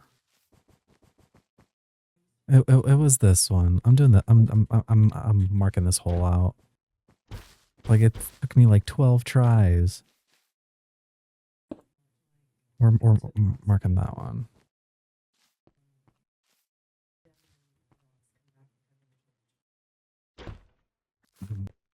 Do that. We're gonna do that so we know that one is the better option because we can just go straight down double and bypass it completely. And obviously we want the holes closer to us, right? So you go down 1 layer, down 2 layers. So hopefully if there is a rope by here, you want to mark that down. So like right there, we're going to want to mark that down so then we can go down that super fast. Alrighty, so with that cleared out, what we're going to do now is we're going to go to bed. And now we're going to book it as fast as we can. Right? So we go in. We go down the hole. Right? Then we go down the double hole. You can see it's trying to regenerate. But I kind of jumped in too fast for it. And then same thing. We run down real quick. And it looks like we got like a dud hole here. Oh no, not a dud hole. Good, good. Come all the way down here. And we're near the ice layer now. But like that essentially is how we're going to keep progressing down here, right? You like blitzkrieg it, like brute force, like run as fast as possible. Let's just mark this rope out real quick before anything spawns. And obviously the faster you blitz through the top layers, the longer time you have mining the better stuff. And that's going to be starting in the ice layer where you'll get lead as well as diamonds, I believe. And I guess another tip you could do is just follow the ropes up and place a glowstone there. But I don't know. I feel like you're going to like mine the resources anyways. And doing it that way, you're probably going to end up like going up and back and forth. There might be like mobs spawning in between times. I'm not really sure. But as you can see, going down one more layer, we now introduce ourselves to diamonds and lead ore, which is for one great. But also the most important are these omni geodes. These are going to be the ones that's going to give us jade, but the prismatic shards at a higher chance. Now, sadly, I do not have diamond, but next time we go back up there, I will for sure do that. But also don't miss these ice boulders. These are the new items. If you go in here and you type in now ice boulder and you right click and you mine, you can see what you can get. You can get the frozen geode, frozen tears, the omni geode, the spark stones, prismatics, as well as the steamy gadget. And whenever we're gonna die here, because I didn't bring my escape rope, which I guess hindsight, I should probably stick it in this one. That is like the, mining one. And fun fact about the lead ore for any of the people who are new, when you mine it, it releases a like smoke. So you got to stay out like, is it 2 tiles, I think? I think right here you'll be fine. Yeah. So it releases in a 5x5 from it in the center. And as long as you don't like get too close and you just kind of do it far away, you should be fine. But if you do go in it, you'll take damage as well as you'll get the debuff brain damage, which it reduces your speed as well as if it gets to a certain point, your whole screen kind of like zooms in and it kind of looks weird. So, but with this lead ore, we now officially entered the age of. Where is it? Create stuff. Now, obviously, like we can't do any automation stuff, but we can make the machines now with the manual crank, which is still very sufficient for our time in here. And to be fair, we're not too far away from automatic power either. Because again, once we get the diamond pickaxe now, and we kind of like blitz it to the ice layer, and we just mine those geodes, because the geodes kind of stay in the same spot too. Like you can't place blocks on them. So I'm assuming it's always going to be the same spots over and over. So you could like maybe find like a different lantern type thing or a block and then just kind of like build it from like the top down. So you'll like always know where they are. Now don't quote me on that, but I'm pretty sure that's how it is. Cause at least that's how it is for the boulders. And again, we'll be getting Sparkstone as a small chance. And it is used for some of the automation stuff. Now you can see here, the battery is used, but these mini artisan stuff or like the big artisan stuff, right? It shows you in an area like a 3x3. So any machines in that 3x3 with it in the middle. So technically, you're not going to get 9, you're going to get 8 machines potentially within it. It will be automated, but what you'll need replacing it though is Sparkstone, right? It harvesting for you requires 1 use, so be sure to use stuff that is worth at least the 64. If it's something that costs cheaper, well, unless you're really rich or it's being farmed automatically for you, that will be what you'll want to do. And again, Sparkstone is also another thing that shows up in the ice layer, but you will need the diamond pickaxe as well. No, I think that's a dead hole, guys. I really do. So what we're going to do is we're going to come up here and just get rid of that. And we'll go down this one. Now we're just going to stay all the way till the 5 a.m. just so you guys can see what's going to happen. So it's nothing too really scary.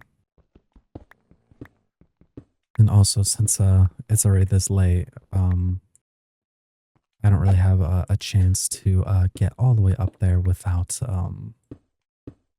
needing the escape rope either. So we're just going to keep going. And let's see. I think this one was one of the close ones. Let's just see what happens when we come down here. Looks fairly dangerous. We're going to kind of come over here.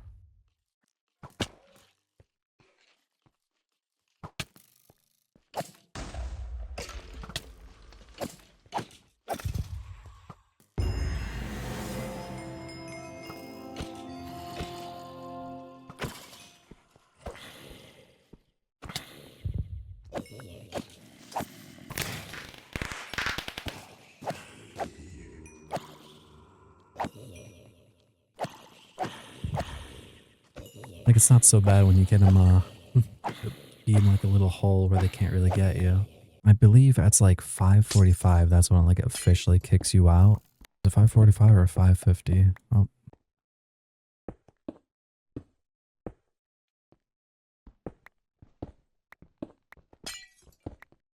Okay, 5:50 is what it was.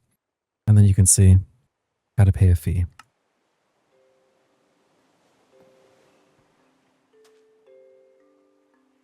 But everybody, that is that for this video or this episode. I'll see you guys in the next one. Hopefully we'll get something better done. I feel like today was more of like a just a, grindy episode of, mining and just kind of like expanding in that sense. Since we did actually unlock lead, we might go ahead and go do some create stuff next episode. That is a high potential. But anyways, I hope you guys enjoyed, and don't forget to subscribe because it would mean a lot. I would love to hit 1,000 subscribers by hopefully before the end of the year. But anyways, I'll see you guys next time. God bless and goodbye. Hello everybody and welcome to episode 4. We are going to do some create stuff, I think, as well as potentially move, potentially not. We shall see.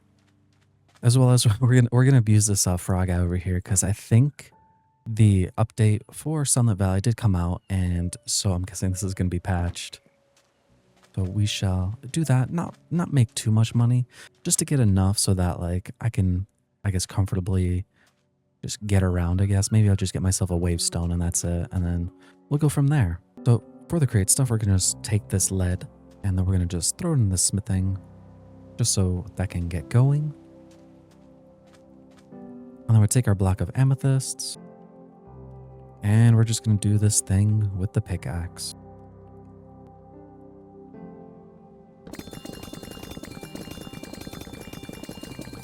Alrighty, so with most of that thing down, we're just going to take these guys and put most of it away. Get ourselves some fish.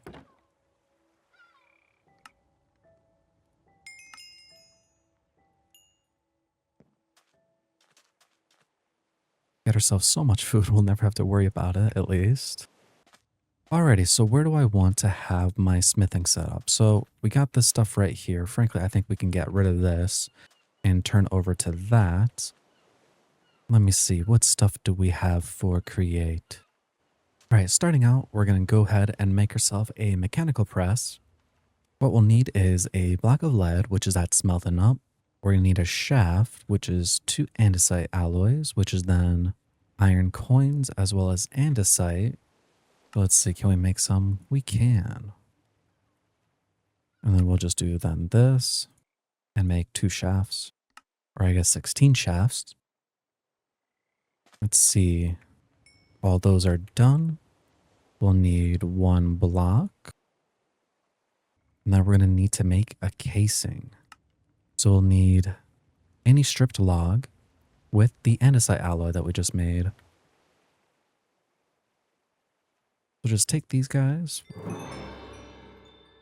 We'll take our log. The trumpet logs will work.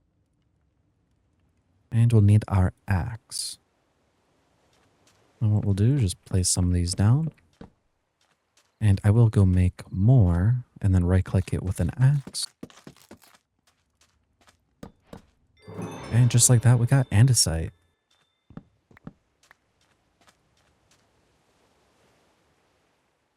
Let's go ahead and make a couple more of those guys.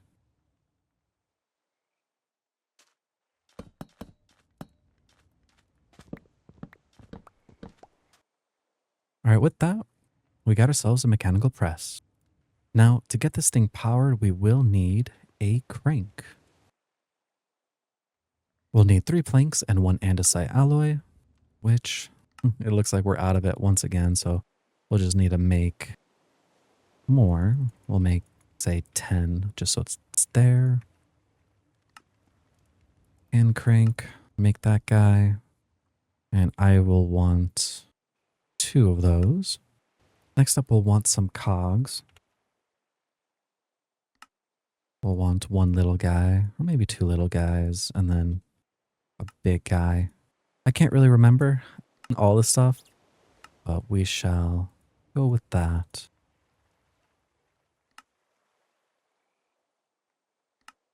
Worst case, we could always use more.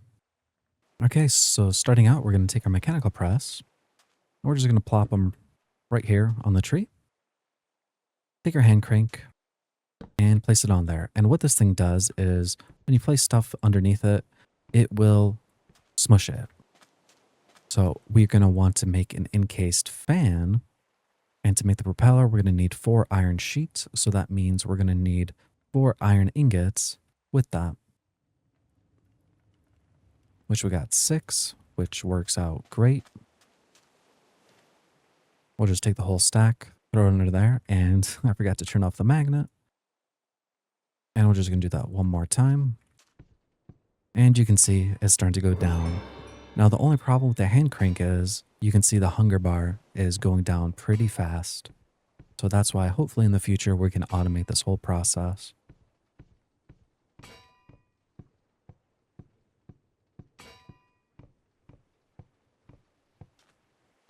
Okay, it's done. And we're going to make this propeller. And then make this encased fan. And we're almost completed.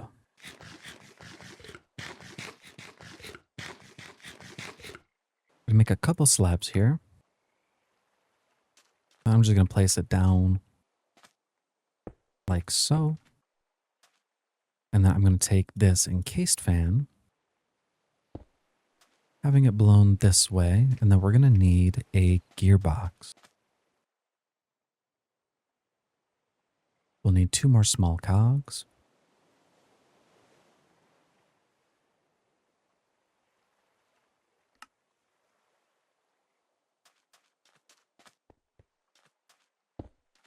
Throw that guy on there and put the hand crank.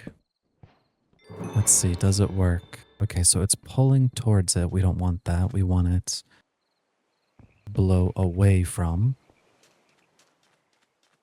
So then we're going to need, let's see, another cog.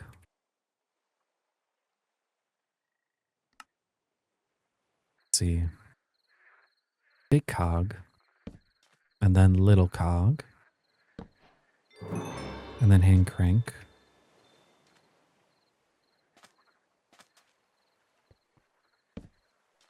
And then that way, now that we're blowing it, it's pushing. We're going to grab ourselves a lava bucket, place it down, and just like that, guys, we created ourselves a smelter. So before we get everything then done, we're going to actually put a block right there, and then the idea will just be simply as we're going to just take, for instance, this raw bismuth. We're going to just throw it right there. And then when we're going to just mix it or spin this thing, you can see the black smoke kind of over there like it means it's being cooked. And in a few seconds, it's going to be all smelted. There we go. And it does work with numerous ones. Like it's not just one stack. You can throw in, you know, a whole like mining trip full in there. Actually, speaking of, let me see. Do I have anything in this one? Or in this one? Let's see. All this rock, raw iron. What else can be smelted? This zinc. So with all these blocks, we're going to just throw these right here. And we're just going to mix.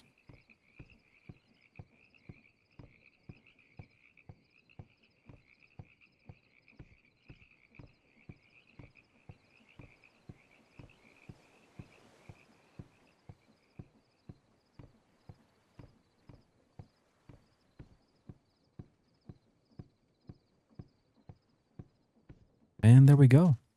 All the blocks smelted, just like that, super fast. So honestly, probably one of the better things to actually do for early game.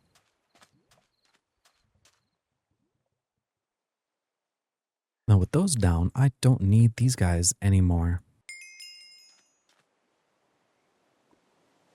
So let's get rid of the furnace. And then we're going to do the whole same system once again when we have more resources. And the only difference is instead of a lava, we're going to place down a campfire. And then that will replace our smokers for food-wise stuff. But frankly, we have so much cooked salmon, we don't really need food. But that's something to do in the future, along with you can then do other stuff. For instance, all you have to do is hover over the encased fan, press U on it, and then you can see you got 4 options. You got lava, you got the soul fire campfire, the normal campfire, and water. And each have different recipes of like what they're doing. Basically, this is just smelting. But like for instance, this one, right? Sweet berries go from 2 and goes to 24. Crazy difference. And that's for a lot of things that you can do with this stuff. Let's see, can I go buy more stuff from Frog? I can.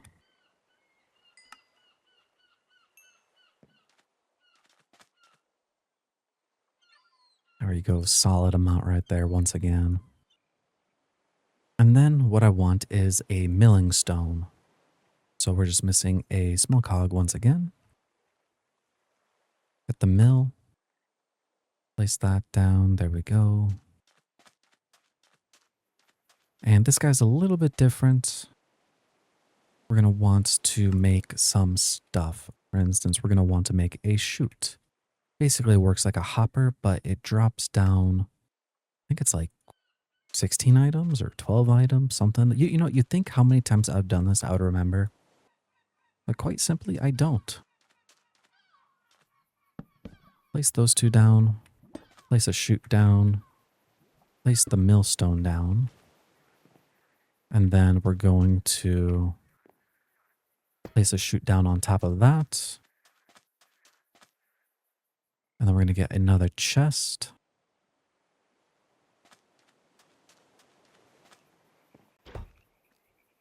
Don't forget that we have a grappling hook. There we go. And then we're going to need a cog, preferably a small one, and then make another hand crank.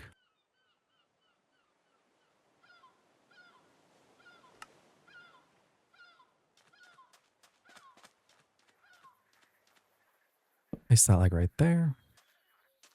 And then just underneath is fine too. I think that should be fast enough so that now we can comfortably make our own crab bait. Let's make our backpack have our magnet on once again. Alrighty, that is all the worms. Now, if you guys remember from last episode, I think it was last episode, doing it in the crafting, you get 1. But with now the milling station, we can get them into 2. So now it's worthwhile to actually start doing that. And all we have to do is just place the stuff on top, and then it'll go into the chute. You can see if I right click, I can take 16 out. We'll place them back in there. And then you can see now in this millstone, there's 64. And then once that gets processed, it's going to go down here. So if we start, you know, spinning it, you can see right there, there's like little worm guts going about. And you can see we're already at 16. And yes, it does take a little bit of time, guys, but remember, down the line, we can make this all automatic and it's going to be nice and dandy. Alrighty, that is all the worms done, I think. And you can see we got 408 crab bait from all of that. And so I think the smart thing to do is going to start, you know, getting these crab things going. Which we might actually set it up so it's hooked up to our system so then we don't actually have to worry about this anymore. What we're going to do is going to put this away. Get ourselves some money.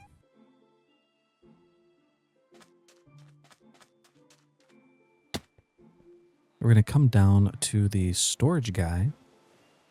And we're going to buy some cables. We'll buy 64 of them. And then what we're going to do is we're going to just type in here at refined storage.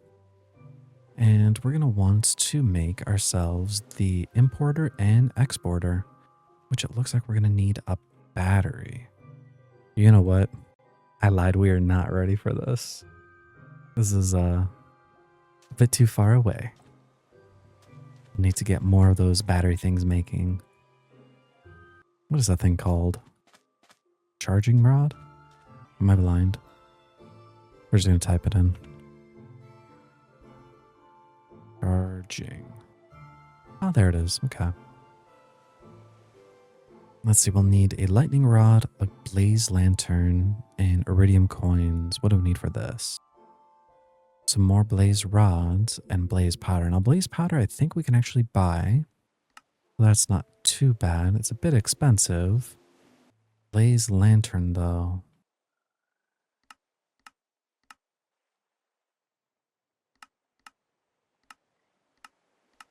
What to do, what to do.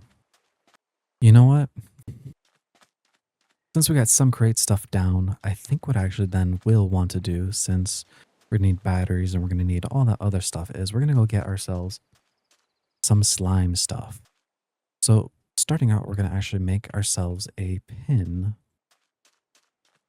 Let me see here. Let's just grab ourselves some cobblestone because that is the best block in the game. You know, we're going to do it by the nether, I guess. Just so, like, when they're angry at me or whatnot, they can't affect me.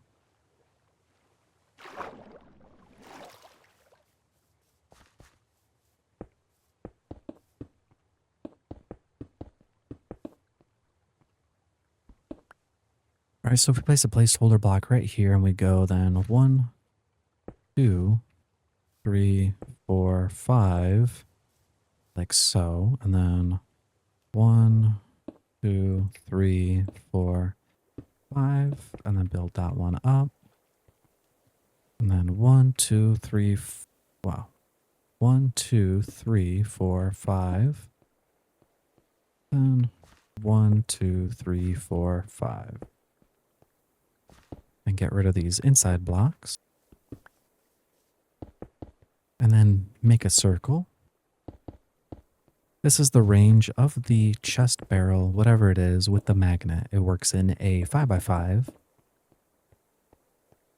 with it in the center. And so what we're going to do is we're going to place down the slime feeding trough when we get that, as well as the barrel then on top of it. So then all the foods and whatnot will just be collected and automatically fed.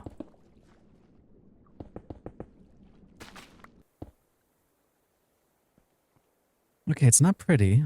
It's not complete, but this is going to be more than enough. So what we're going to do now is we're going to get ourselves the stuff. It's like we're running low on money, so we're going to take this cooked fish. We're going to take our flint knife. We'll just make a quick buck real soon. Okay, there we go. Throw those all in the selling bin. I come down here to this farming guy. Not farming guy. Where is he? The shepherd guy. We're going to need the normal trough. Right here, there's feeding trough. Now it works in a 13x13, so it has much more range than we need. We're going to come here, we're going to make a normal magnet. Looks like we're missing some zinc, so we're just going to use our blocks. We're going to make this guy. We're going to make it into that guy, but it looks like we're missing an upgrade base, which will need a gold coin. There it is. We'll just buy 2 to make ourselves that magnet. Oh, missing the iron. Do that.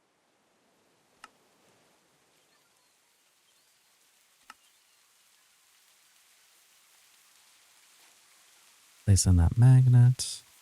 Get ourselves that one. And then we're going to have to upgrade it to the advanced version so it actually has that bigger range. And let's get that money. And to make my life a little bit easier, I'm just going to buy the slime gun because I'm going to keep using it for the future.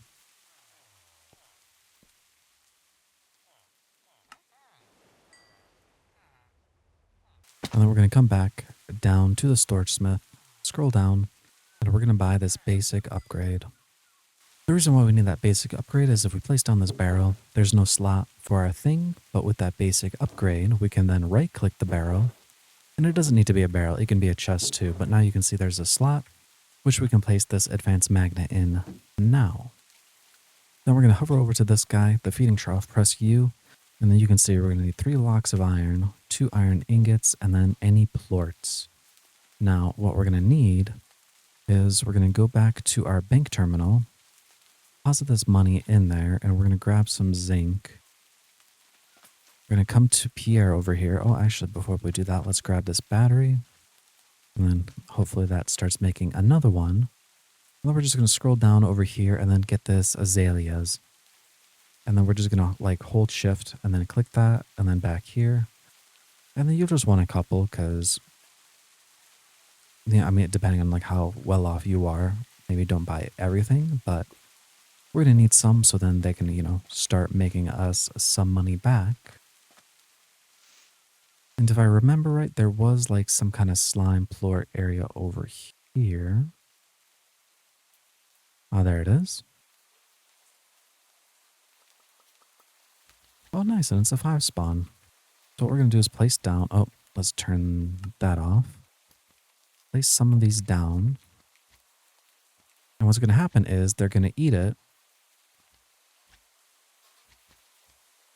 whenever they get hungry. Oh, it's different. Slimy slimes want berries. They don't want flowers anymore. Ain't that something? So we're going to grab these salmon berries. Then we're going to go over to the slimes once again, because I did not know that changed. I will eat a little bit.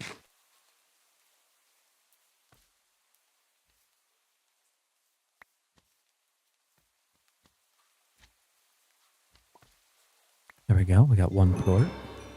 Then we'll take our slime vac and we're just going to suck him up. Oh, where'd he go? The man just vanished.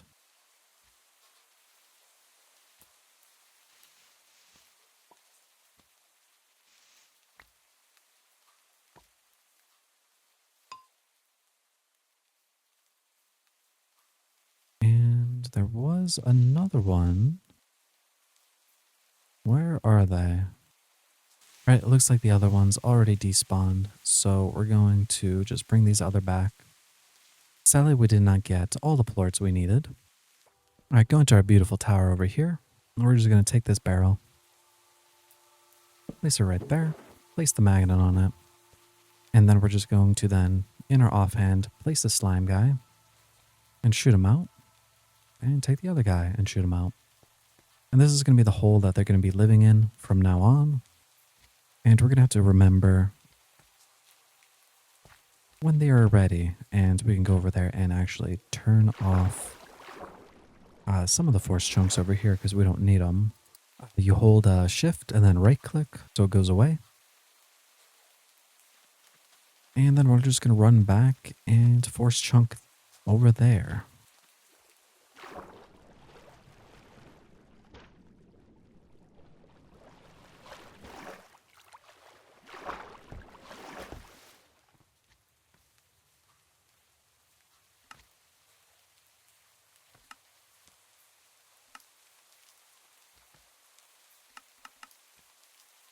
Alrighty, and just like that, we are force chunked. Now, they are not going to automatically eat yet because we are just missing that 1 more plort. Which will be ready in about, I think, 10 minutes or so. But while we wait for those guys, let's go see if we have the other stuff ready. And actually, before we go do that, let me just see if anything's changed. Slime. Slimy slime. We go over here and then press right click on it. Most basic of splendid slimes, perfect for beginner ranchers. And then there is nothing else. So we can use glowberries. Which glowberries are actually pretty easy to farm up. We could just take a stack. We'll just place them randomly.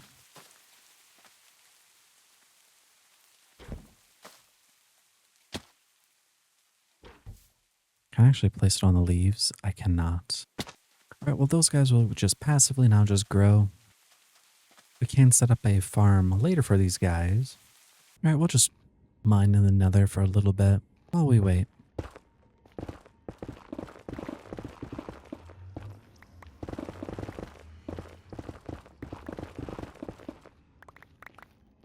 wonder, does Netherrack have a thing?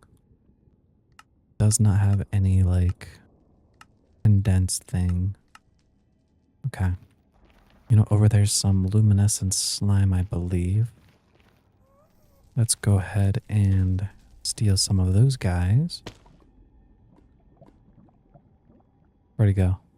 Oh, there he is. Or weeping. Okay. That one was weeping.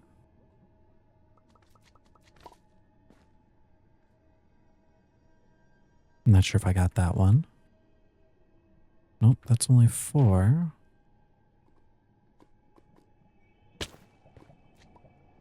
Get that guy. Mine all these fire quartz.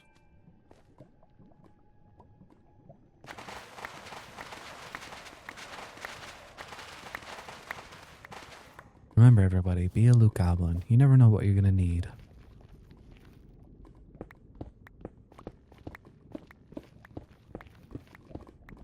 And once again, guys, this is a lesson to mark out your portals. I don't remember where it is. Even though we're close to home, we're just going to jump in here.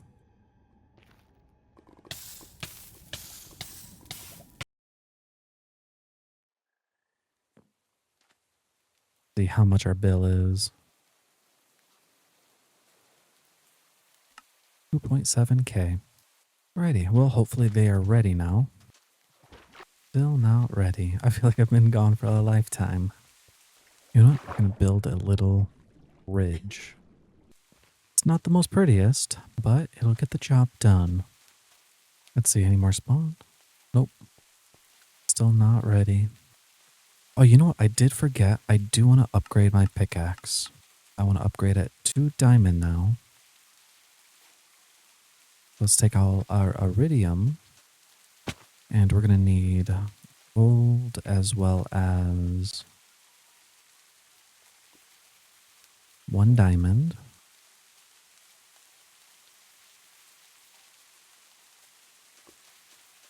Because that way we can start mining those omni geodes. So we'll want, oh wait, that's a storage guy. We want the blacksmith, and we're going to want one of those, and then right click that, and then place that, and then that. And there we go. We got a diamond pickaxe. Okay, looks like they're ready.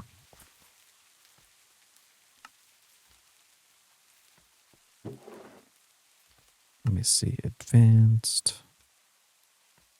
Lock that.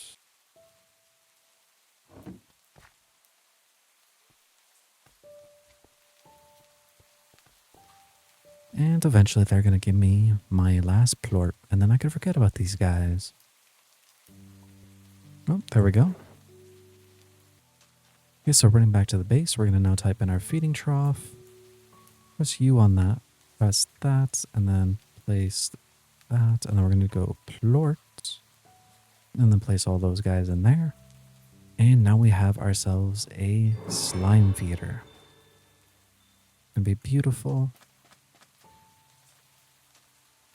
Now we're going to run all the way back, and then we're going to place it underneath that barrel, and the slimes will be encompassed, and then we're going to go hunt down maybe a couple more slimes whenever they're going to be ready. Only thing we're going to have to do is just place in our slime feeder right there, and then in here will be our plorts.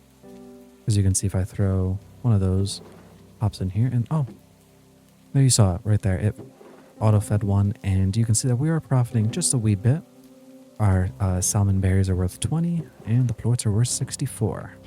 We're going to use this later down the line, and as you can see, we can turn that into potentially a petrified slime or a game disc, but mainly for the slime balls is what I want it for.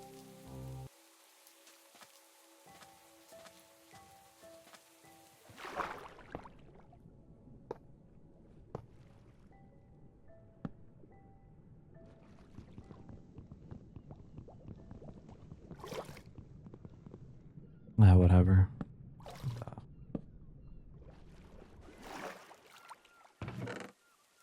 And we got ourselves a puddle slime heart. There we go. That's 5,000. We got our first Neptunium stuff there. And anything in here? No. Okay, we're gonna go to the nether and we're gonna get ourselves a piglin. Oh, you know what? Before we leave, let me do this real quick.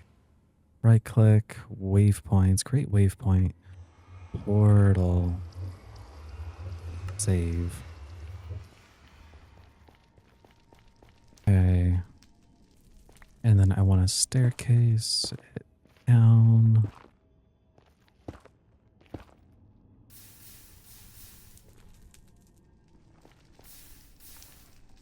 All right, hopefully there's a piglin somewhere. Oh, there's one. We're going to take off our gold, get him a little bit angry at us.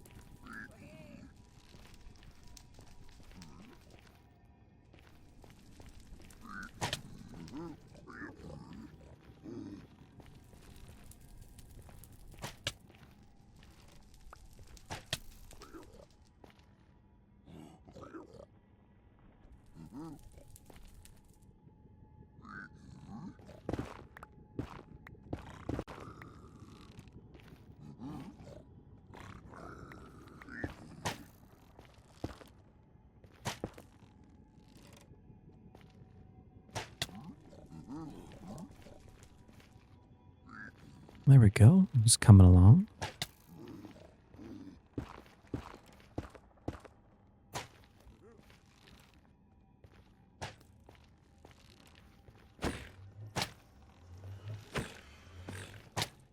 You know, that hole works fine. Now we're going to do that. And there he is. This works perfect. Do that, do that. Break that hole.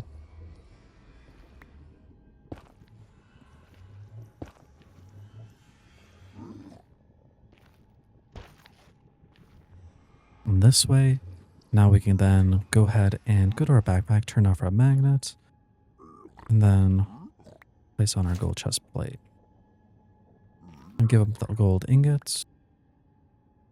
And hopefully we can get some fire resistance potions.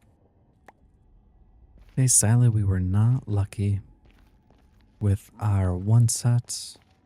However, we do get one free nether potion from when we enter the nether the first time.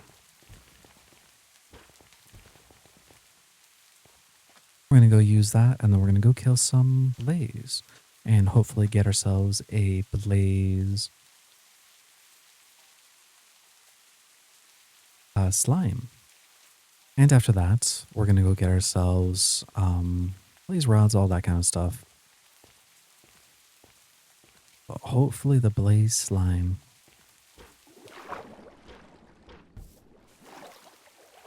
As well as we're probably going to go ahead and get the nether fish too. Ooh, this Enderman.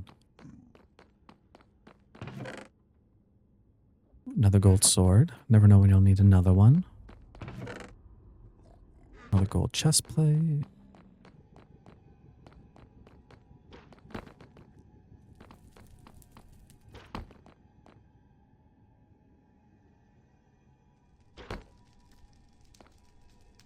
That's so weird. Ooh. Diamonds. Okay, there's a blaze spawner right over there. So we're going to drink this fire resistance potion. And then we're going to come over here and start kicking their butts.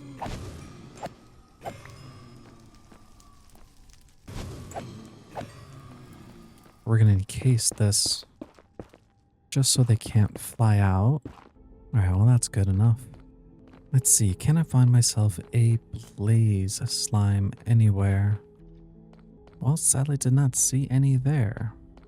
I'll probably have to run to another fortress to get any. Which looks like there's a fortress over here. Maybe we'll get lucky. Oh, that's not good.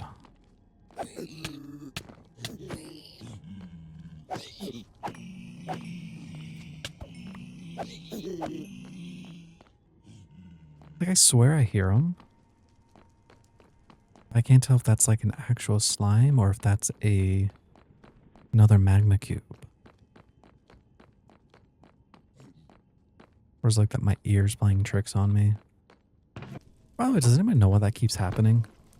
Like I'll have like my pickaxe out and then I'll do my grappling hook. Oh, it didn't do it that time. Like it like randomly like picks an item.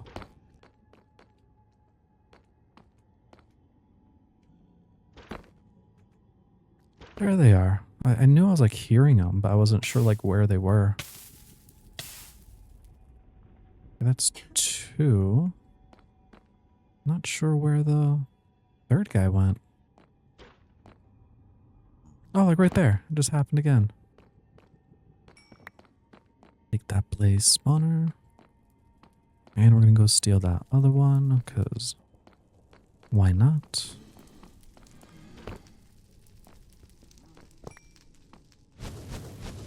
Then with all of those, that should be enough spirit orbs, I think, to now be able to complete that one part of the quest. Oh, there we go. Got all of the biomes done in the nether at least. And to just get home the fastest way possible, gonna do the old, usual.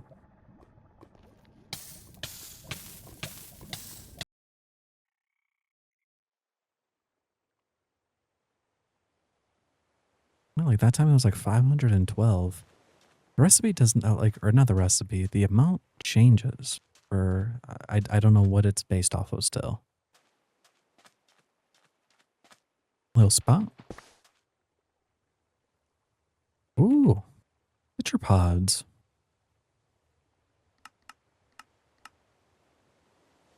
And I'm gonna go ahead and do the method once again. You know, we're missing one more of the villagers. Well, probably more than that, honestly, but I do want to get the banker guy just so I can always see the money of how much I have. So scroll down, buy that villager. And let's go place this guy down. And we'll throw him on this side, I guess.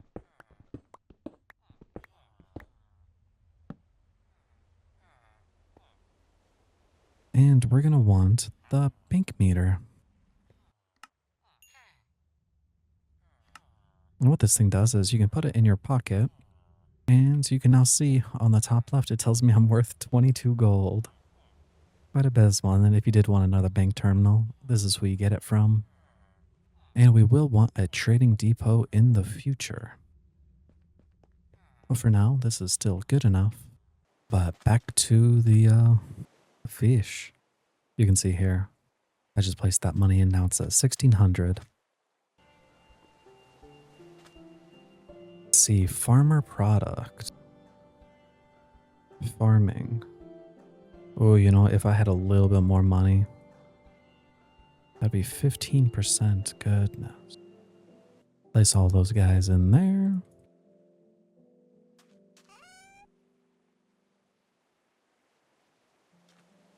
And that's going to be a pretty big penny there. And let's see it. 350,000 made today. Very nice.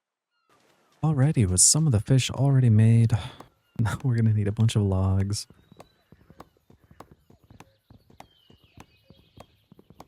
So, tree chopping montage.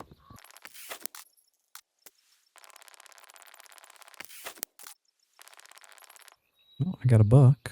Oh, I have 2 books. Trees have a 15% chance to drop fire logs when chopped? That seems pretty good.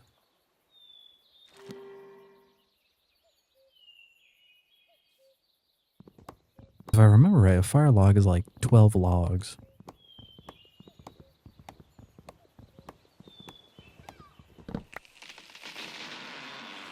Let's see. No, 6 logs. Okay. Alrighty. That should be more than enough logs for now. But watch this. This is why I love slimes right here. So we're going to go over here. And with that feeding trough and the collection system, like, yeah, it's not a lot of money, right? But that's with only 2 slimes, right? And then you add more slimes, and remember, these are the beginner ones, right? stars, ones that like their plorts are worth 1,000, 2,000, you know? Then once again, we're going to make all our fishing sticks. Now, actually, before we do this, what we're going to do is something I'd like to do is we're just going to take a chute and we're going to take, well, not, and we're going to make a, not smart, selling bin. Yeah. We'll just make 4, even though we don't need 4. But what we're going to do is this. We're going to go down and then we're going to now place one chute underneath that. And then under here, we'll place another selling bin. And then we're going to go down another set. Place a chute and then another selling bin. Now, the reason why I like this is because if you have a bunch of stuff, instead of going to each individual ones, yeah, like depositing it in there would be faster by yourself. But if, for instance, like I grab all this stuff, right? I go in here, I do this. You can see it's going down into here and then it goes down so fast into here. And so like while that's now going, right, I can go ahead and make more of my stuff and then place it in, right? Now, of course, it doesn't really matter this much because once you get into, you know, like the smart selling bin, which will just spit stuff out for you and whatnot, and it does have a slightly bigger inventory. But if you have an automatic farm that outputs way too much stuff, this is the way I like to do it. And then obviously also when you want to collect all the gold, once it's the morning, you just wait a little seconds and just come down to the bottom one because it will just manually just drop all the way down to the bottom. And let's see if there's any slimes ready to be taken. Oh, they are. Beautiful. Got 5 of them now. And then with that, that's pretty much like the perfect number for this ratio, unless it was changed. Things have changed up on me because again, like I'm still remembering the pink slimes. Their favorite food was like the azaleas. Now they're berries. So we shall see. And then that should be good, I believe. Make sure they're still, none of them are wild. Yeah. Alrighty. That should increase how much we're going to start making, but it will increase how fast they eat. So we're going to actually now need to potentially work on an actual farm. By the way, I love the nebula thing, or like the aurora lights. Just makes the sky look much more prettier.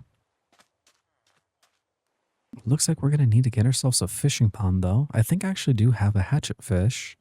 Though at 8 population, that's going to be a little bit. That is going to be a little bit. The easiest thing looks like it'd either be the bitwise plorts or getting warped cheese.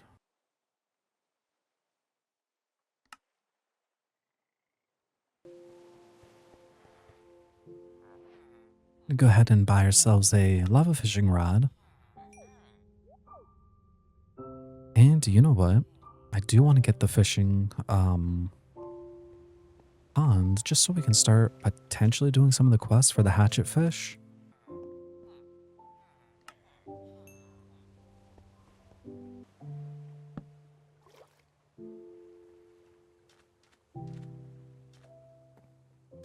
And then let's get that hatchet fish.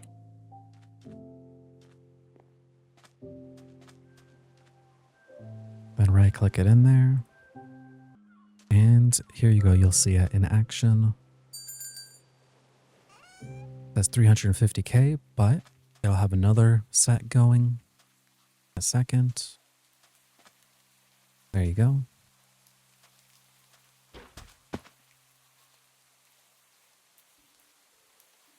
And there you go, you just come down to the bottom and then you can see all this stuff.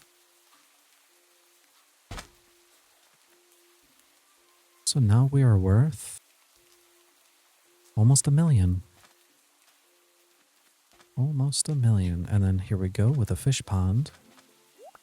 Right click that. Got a little bit of roe. And we can use these things later in the preserving jar. And you can see it goes from 680 to almost 2,000. But I would like to go get all those netherfish here.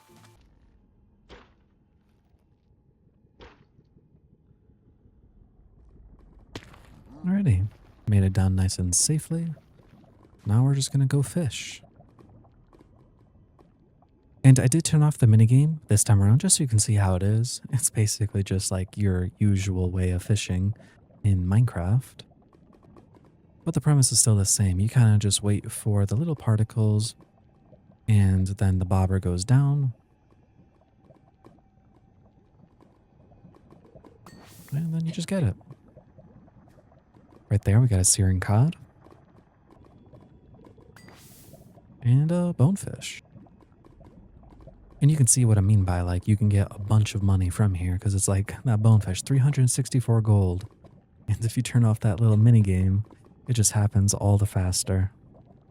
But I think that's actually all the fish.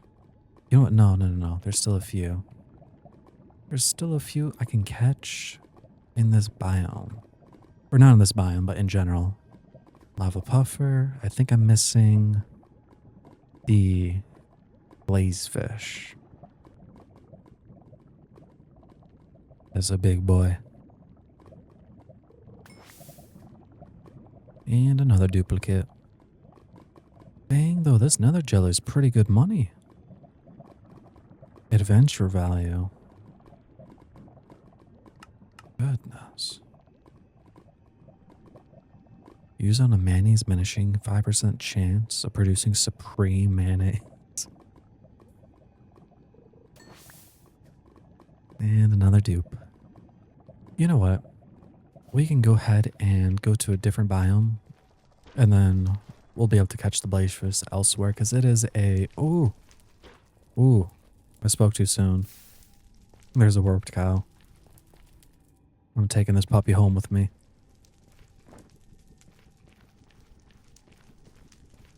Let me see. Where's my portal? It's up top. Now this poor guy is almost dead, so we gotta be safe with him.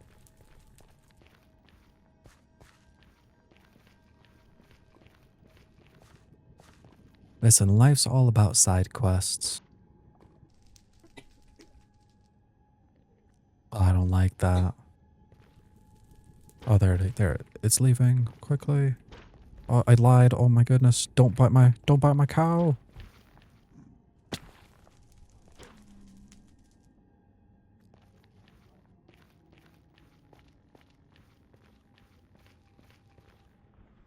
Come on, go faster. All right. We are safe for the moment. I mean, look at this guy. Beautiful. And we're going to need a little pin for him, but for the time being, we don't have that. So he's going to live down here with these guys. And to protect him, he shall live down here. Let me just pet him real quick. And you know what? I'm going to go ahead and buy that and then get a bunch of zinc real quick. Just trying to get out. The shepherd guy will take another animal feed. And then we'll just buy animal feed. And then we're going to make this him a little pen actually, just so he can't really leave. Alright, this pen should be big enough for 5 animals to be more than happy. We'll just take this guy and place him down there. Give him a little pet.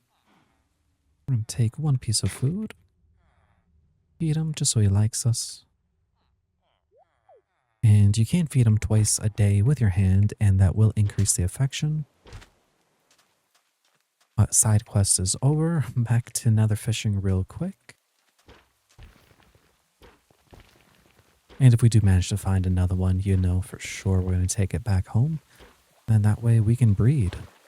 And if you didn't know, milking animals is actually a really great way of making money in this game. Alrighty, in the warp forest, we can catch ourselves a Glodine. Here's the Glodine. Ooh, Fortress Grouper. That's another new one. Alrighty, since we're unlucky here, we're gonna move on to the next place. Alrighty, time to go in the Crimson Forest. I think this one is the eyeball fish. Oh, there we go, the blazefish. Took us a bit tries, but we got it in the end. Oh, that's weird. You ever see another well before? I'll go look at that after I'm done here. That's weird. A nice tip too is if you actually had like a bucket, you can just take some lava and then just go inside the biome. If you couldn't find a lava spot, that is. Works the same way as in the overworld. Oh, is that it? Flint? I didn't even know you can fish up flint. I don't like the sound of the flying baby. I never hit the projectiles. It's always scary. Oh, here we go. Alright, we're finding a new spot. Holy cow. Do I? No. Oh, I can find another one later. You know, I wonder by some weird coincidence if this is like right there where I'm fishing is the nether waste. And that's why I'm not getting it. I guess the easiest answer is we could just do this. Right? Now we're underneath. So surely. Oh, there we go. Eyeball fish. I think right over here maybe not be the Crimson Forest. All right, let's look on the map real quick. Chances are I think that's the basalt or something over there. So let's go over there. We want either the basalt or the Soul Sand Valley. Ah, there we go.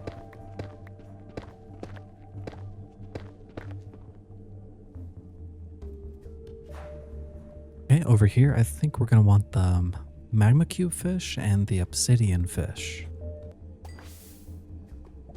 Ooh, firethorn. Oh.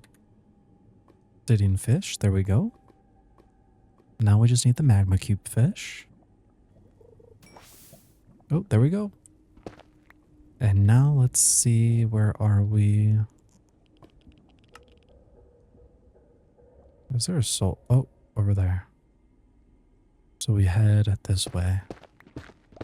Okay, well there's a Soul Sand Valley. I wonder if this lava right over here will be considered that. Oh no, where is it? Okay, as long as I don't see it, it can't see me. Oh. Wheat seeds. So over here, I think we're getting the soul sucker as well as the wither bonefish. And after those guys, I think that's all the nether fish. Oh, there we go. Got soul sucker. Now we're just missing one more fish. Oh, another soul sucker. I mean, on the bright side, I think I can use all the duplicates to help increase the population faster. So I don't have to wait like, what is it? I think it's like every day you gain another fish. Oh, hello.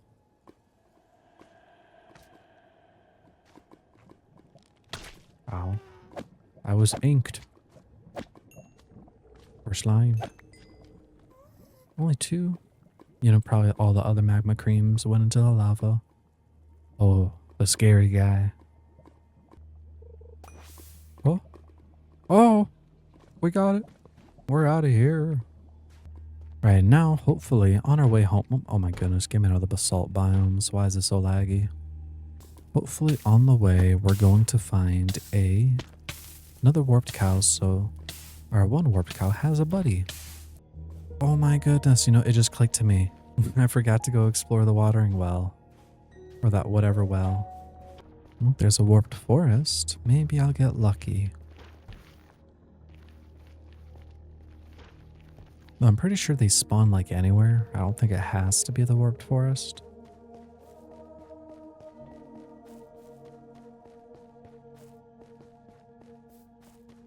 Ooh, speaking of, there's one right there.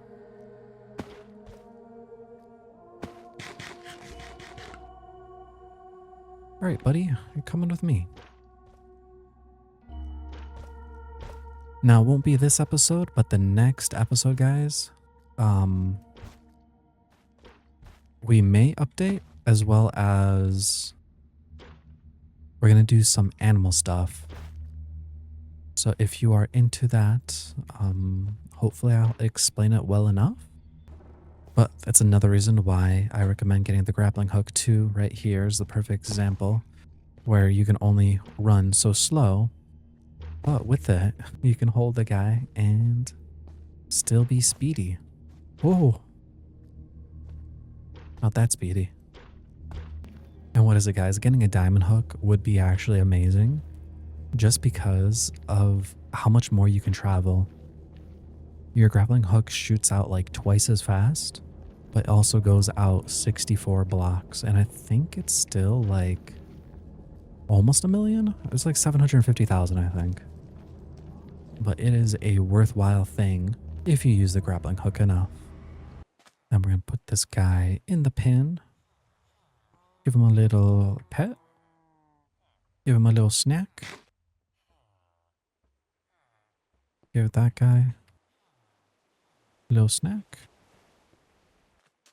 All right, here's fishing pond. There we go.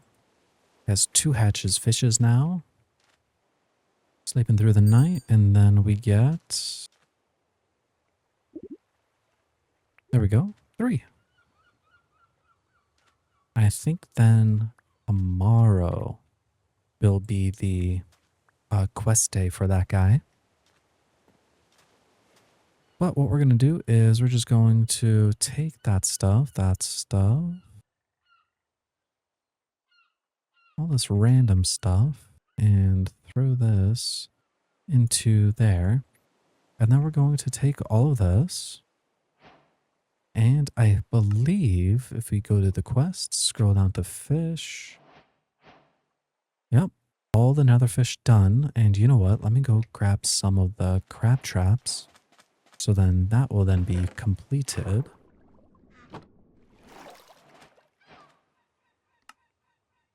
Shrimp and cluster.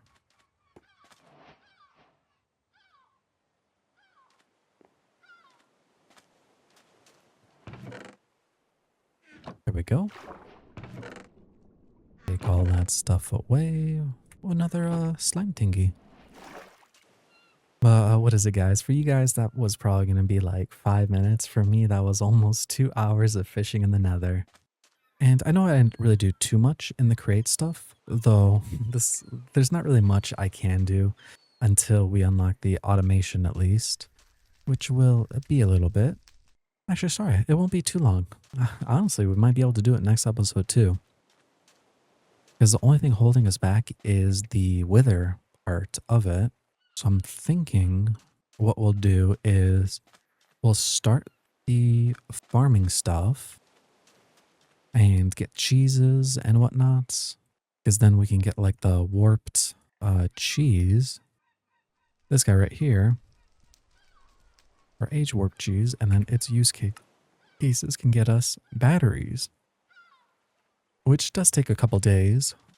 But it is a worthwhile thing. And do you know what?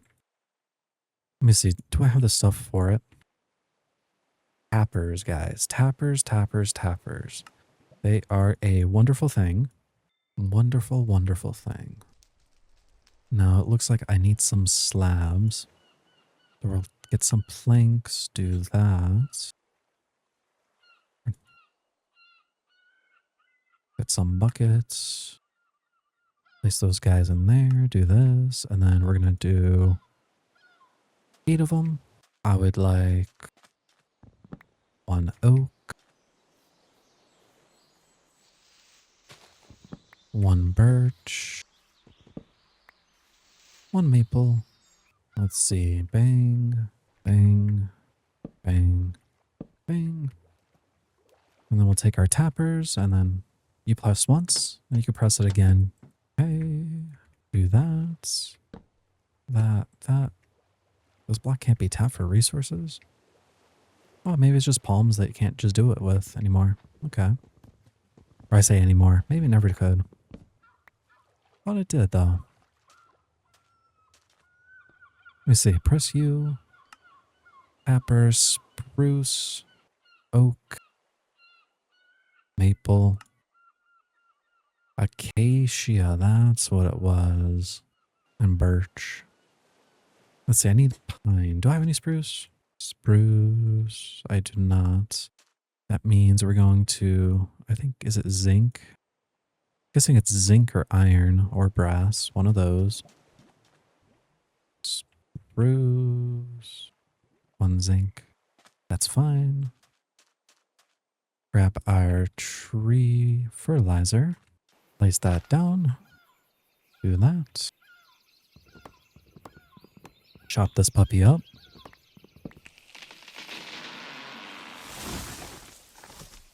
Okay, there we go.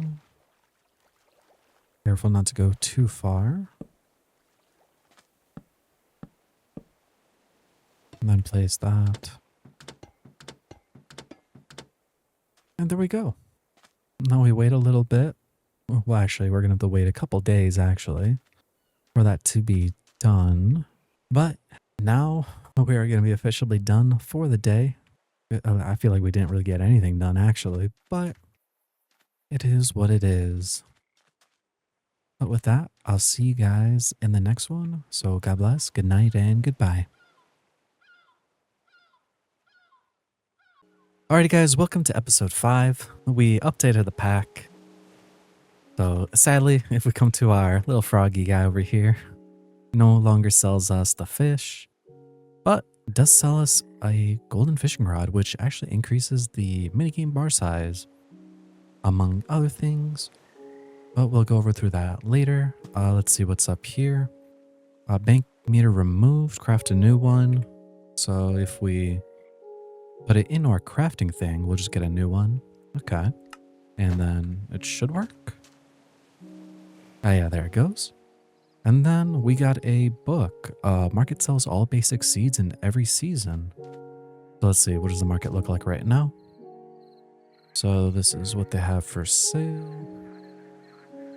Oh, you can get that for 82,000, but it's free.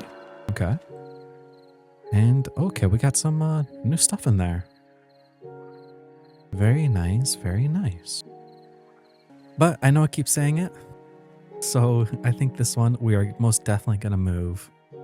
What I'm end up doing is I'm not gonna really build much. I don't know, if you go under getting started and you finish all the way down here, we can submit 64 cobblestone and the fire logs, and we can get one of these farmhouses. Now I'm gonna put up a little video. It's probably gonna be like 5 minutes long if you to skip it, but it's just gonna basically be me, touring all the blueprints and stuff. But I'm going to pick all this stuff up and then we're gonna head out.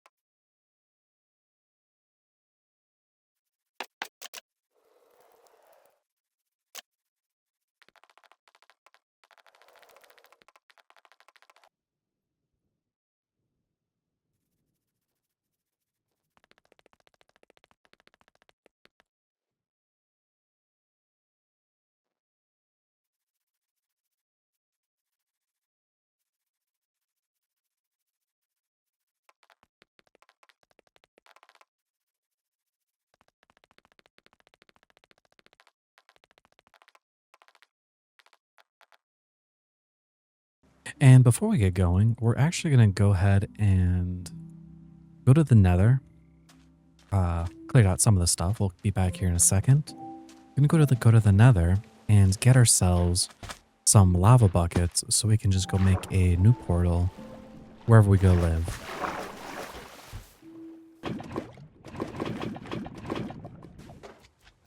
And we have 31 plorts. Our slimes are still happy. Yep, all of them are still happy. So 7 is still good to have. We're going to leave them for now and come back again to get all our other stuff. The only sad thing is because the skull cavern is already lit up, we're going to have to sadly re-dig and do all that stuff once again. And we're most definitely coming back for our woolly cows. And, you know, we can get new villagers. They weren't too expensive, but I do want all my stuff for them. Alrighty, and with then this thing being the last thing, and our bed, we can set off. Again, we're going to come back for these guys, hopefully. But the reason why refined storage is so nice, guys, is all our storage is right here, right? Well, we can just break that block, and that block, and wherever we go now, we just need to plot these 3 things down, and we can have our whole storage thing again. Like, for instance, yeah, say like I just moved like 1,000 blocks that way. Well, place the storage down, place the power, place the crafting grid, and bam, there we go. Be like, oh, look at that, I found iron, or, you know, my bed. And then just break it all down once again. But I'll see you guys when I find, hopefully, a summer biome. I think we're gonna head, that way.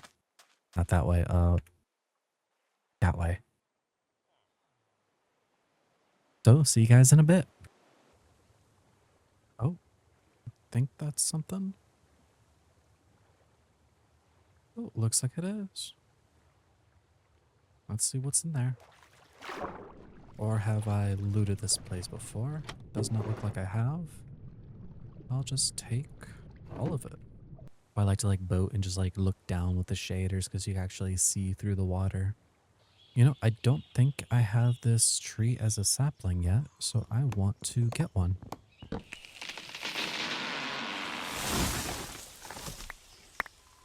There we go.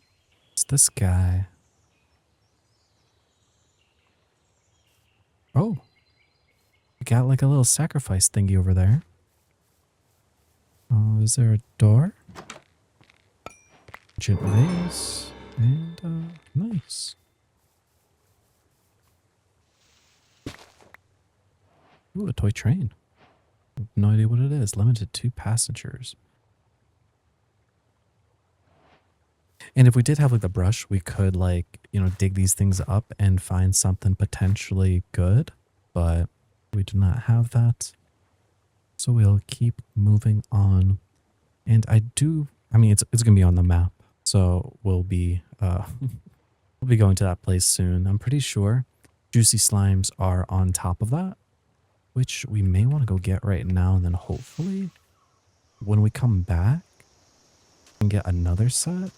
There is some good loot in this thing though.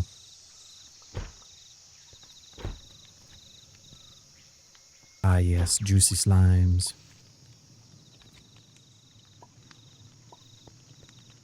Okay, that is 3 of them. You know what I just realized? I could have been holding one of my woolly cows while exploring. Because I'm just looking for a summer biome, which technically I think over here is a summer biome. But I don't really like the islands. I kind of want like a bigger one, so I'll be right back. We're going to go get the one woolly cow and then repeat our journey. We didn't get too far. I mean, we did move somewhere, but it's not too far. You know what I just realized too, guys? I can actually take these slimes with me. I have the slime gun that I can just carry them. You know, stuff that you don't realize, you know? Take that with me and that guy. All right, and the question is, can I take him and place him on my boat?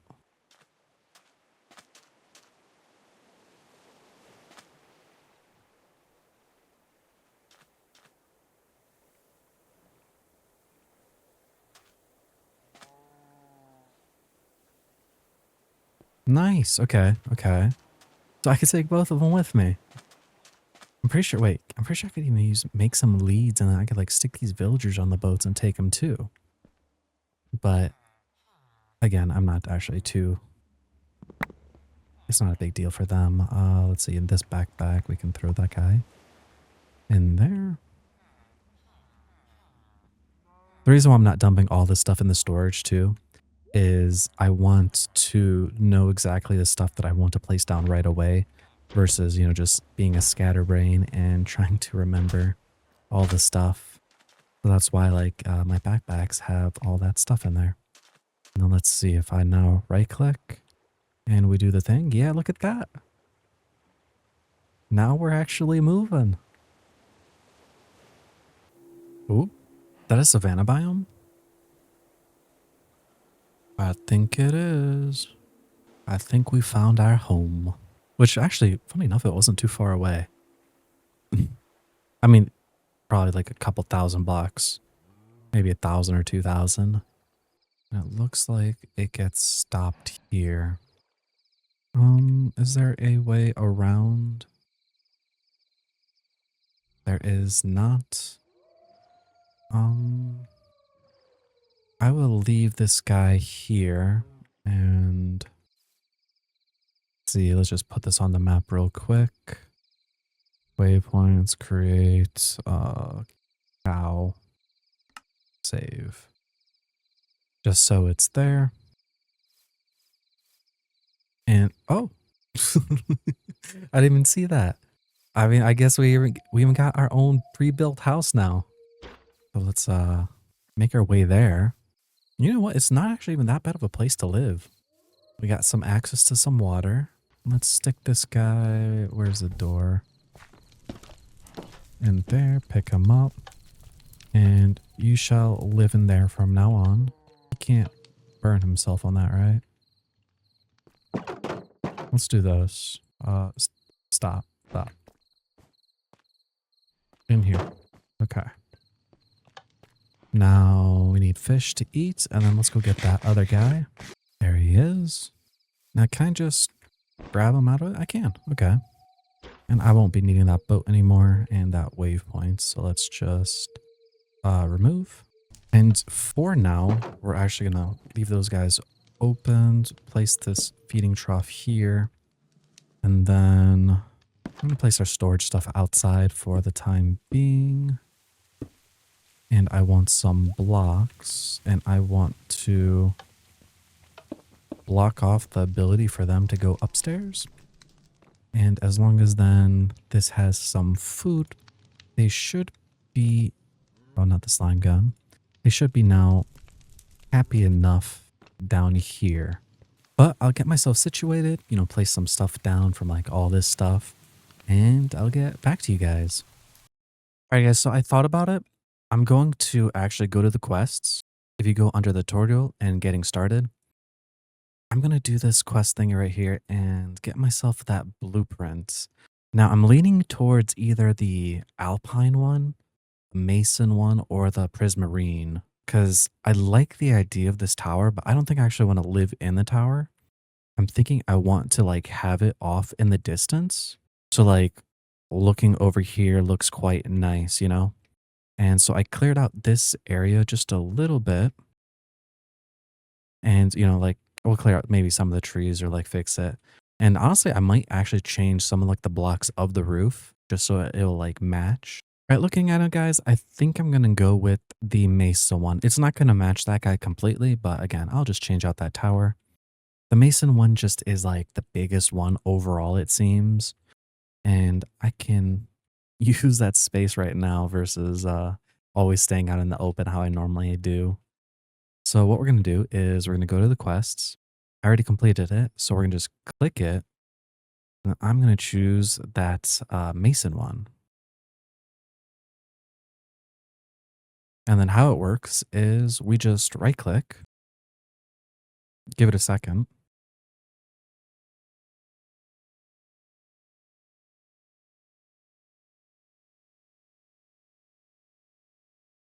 Reload it, and here it pops up. And then we can like click to like move it. Because this is technically the entrance right here, which with this tunnel right here, we could like make like a little river or something of the sort. Or maybe I want the entrance that way, so I'm looking over there. So let's do that. Let's rotate left. And then now the entrance is now here. You know, let's actually match it with the chunks. I didn't even think about that. Because nothing's ever going to be on the stairs, you know? So I think maybe one more out and then in. It looks decent there, I think. I like it there. So then all we're going to do is right click it one more time. And then we're going to place, what is it? Start building. Some blocks are blocking the things, so we need to go chop that tree down. Oh, do I have to reposition it once more? It looks like I do. Okay. Okay, I think that's how it was. And now we're going to do start building and look at it go. Very nice. And so in here, I will start building all the stuff that I had outside in the other place. I'm thinking in here, I'll have like all the villagers. Because I mean, I don't really need a nice storage system, whatnot. Or maybe in here for all the villagers, just so they are okay. I don't think lightning will come through there. If anything, we can always readjust. And we do have room down here for other things, which honestly, maybe down here for the villagers would be better. Because it's already nice built out. I might get rid of like these supports potentially. Now, obviously, the only problem is they do not have floors. So we're going to have to replace these grass blocks for proper floors. Yeah, you know, in here would be a tight fit for the villagers. I don't like that. I'm thinking again, we'll just throw them upstairs. We'll go ahead and force chunk this guy. And I did increase my force chunks to 25 just because since that one chunk loader is gone, technically it did do it in a 5x5 radius. So to me, that makes sense. But then again, I won't really be needing all those chunks. But it's nice to have. All right, a little bit different design for the crab traps. I realized I could just hopper them into each other, all going into one chest instead of how I had it going down into, you know, like chest under each one. So this will make it more contained. So then this can just like become a sophisticated storage. And I can add like a stack upgrade. And you can see it's already working through that. I just need to make some more hoppers to then, you know, input the crab bait in there. But time to go place down all the other things. The tappers, honestly, because like I need quite a bit of those. Alrighty, and that's the tappers set up. Hopefully we can get some of them going. I think we're missing maybe one more log type. Other than the wise oak, of course. That'll be still something I need to go look for. Oh, here we go. Let's see what the quest is. 2 Heart of the Diamonds. You know what? I think I could get those from the animals. Now let's go ahead and get our stuff ready. So you want mechanical press there. Hand crank. Looks wonderful. Next we'll want our millstone, which to get that set up properly, what we'll want is our whatever chest. Over here, then we want a chute. We want that millstone. And then just to make our life easier, we'll just not do that. We'll do that and then a hand thing underneath that. And then a chute on top of this. And are we out of chests?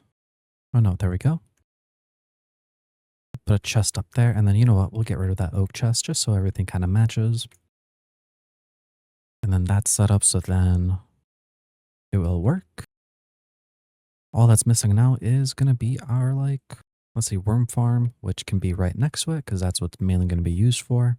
And do we have any more hoppers? We do not. We can use the chute for now. Actually, no, we can't. We actually need the hopper. Okay, like so. And then we're going to want the lava. Now, hopefully the lava's not going to spread up there. I think when it's under claims, things don't spread on fire. Let's just hope that still works, or maybe I'm delusional and never worked. I think a big cog and then a little cog was the answer to that one. Big cog, little cog. There we go. We need some slabs. There we are. Bang, bang, bang. And then we need lava. Now let me just double check. Yeah, everything is under claims. I don't think, like, I know it's probably going to spread over here. We will see if I'll still have a house later on. Crystallarium, we need to place that down. But I think overall, that should be all of them. The smoker is still something, but like, we just need to replace the lava with the campfire, and that replaces the smoker.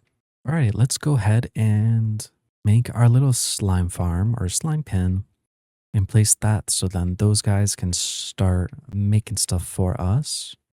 Now, I wonder, can I actually like build another contraption that like already like kind of like looks like this that will entail for it? That'd be interesting. Let's see, quests, build shop, sheds, deluxe barns. And what we're going to do is something like this. We're going to put cobblestones here and there. One right there for a placeholder. Shoot on top. Then a chest. Break that guy. Just so like, it'll perfectly drop it right there.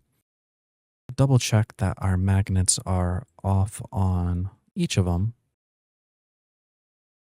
And then we're just going to dump all the cobblestone in there. And then we're just going to start spinning. And then that should turn us into just stone.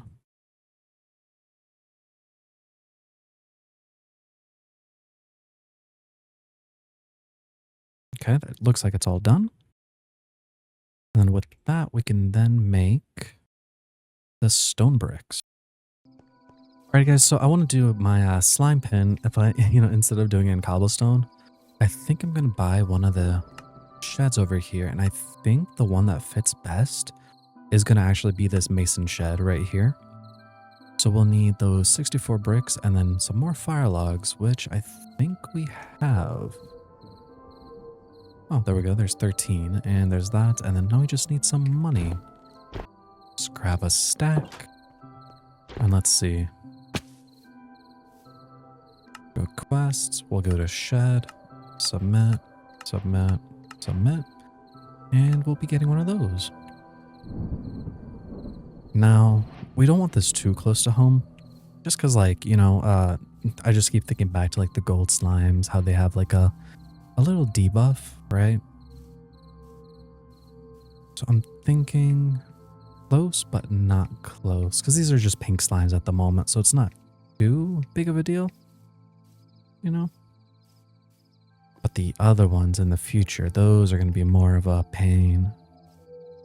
And I guess we'll just do it right here. Okay, so then this is the entrance right here. It's looking good. I want all of this within the forest chunk. So then that means we're going to have to go over here just a little bit. The inside. Okay, this wall is in the forest chunk. That's within the forest chunk. And this is within the forest chunk. So I think we're good to build. Let me just double check. Do I want the whole thing within the forest chunk? That is the question. Let's see. Let's oh. That's not. Let's bring that back down. I think that's the most we can go. We're gonna have some like overhang with the roofs, but frankly that is okay. And that looks good. So then we're just going to right click one more time and start build. Now the reason why I'm saying this one works pretty well is because this guy right here, right? It's pretty central located.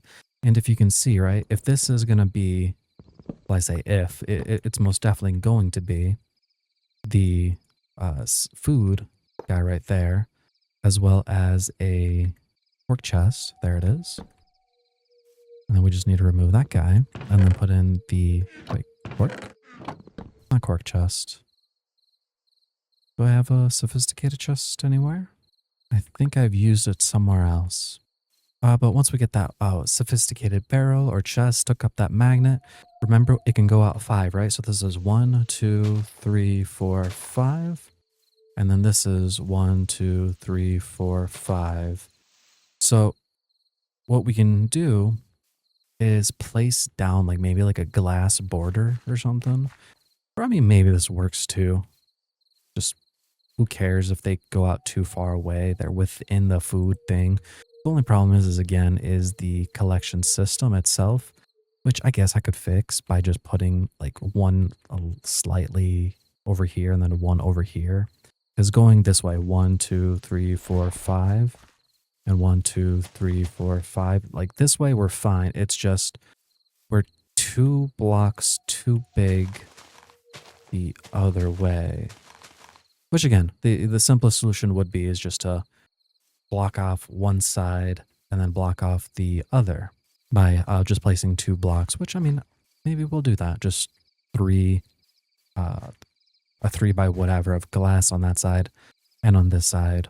And we do not need any of these supports. So we can go ahead and just break the bottom layer at least. But this is going to be our little home for the slimes. I need to figure out the keybind for the magnet for the sophisticated backpacks, just so I can start pressing that.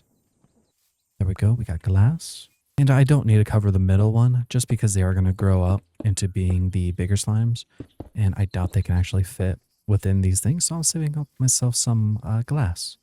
But with this, now this should be a perfect 5 by 5. So let me go get those sophisticated chest. There it is, the sophisticated barrel. That's what it was.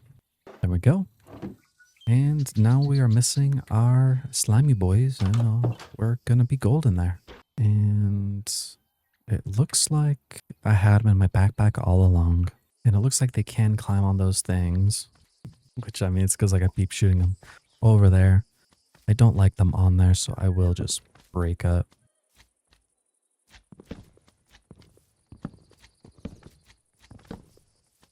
I don't think they'll be able to jump up there anymore. And I do want to make this door in the future into the thing. Let's see, where is it? Is it advanced farming? Yeah. To the Coriol blocks, which is just glass, redstone, and that. Which honestly, we can go ahead and make that right now too. Just because what's going to end up happening is when their slimes are going to be maybe too close to this door, right? If I open it, they might be able to sneak out. With the Coriol blocks, what it does is they can't pass through it, but you can walk through it as though there's like nothing there. Now, plorts do not autofill, sadly, but it still is fine. And I think I needed 6 because it was a 3 foot, or not 3 foot, 3 block high door. So 1, 2, 3. And frankly, I don't need to get rid of the other one, but I just will, just because we don't need it. And again, this is what I mean, like, right? Like you can walk through it, they cannot. So that way, you know, much easier to go through. But yeah, that is the little slime farm right there. It's a cute little building. Again, it's a bit shame that it isn't a perfect match. And looks like they can't go in there, so I'm going to have to fix that. I thought they would be big enough, but I think that's when they become a larport or largo. Brought my shears with me. Found myself a woolly sheep. We're gonna get them guys. And you know what? I think we're gonna take one of them home with us. Because we do want some sheep. Now granted they are pretty cheap to buy. So it's not a huge deal. But what we're gonna do with these guys is gonna be a little cruel. But it's worthwhile in the end. We're just gonna go ahead and remove some of this stuff. We're going to then take glass and just do this. Get rid of that guy, this, that. And for the time being, we're going to throw Mr. Sheepy in there.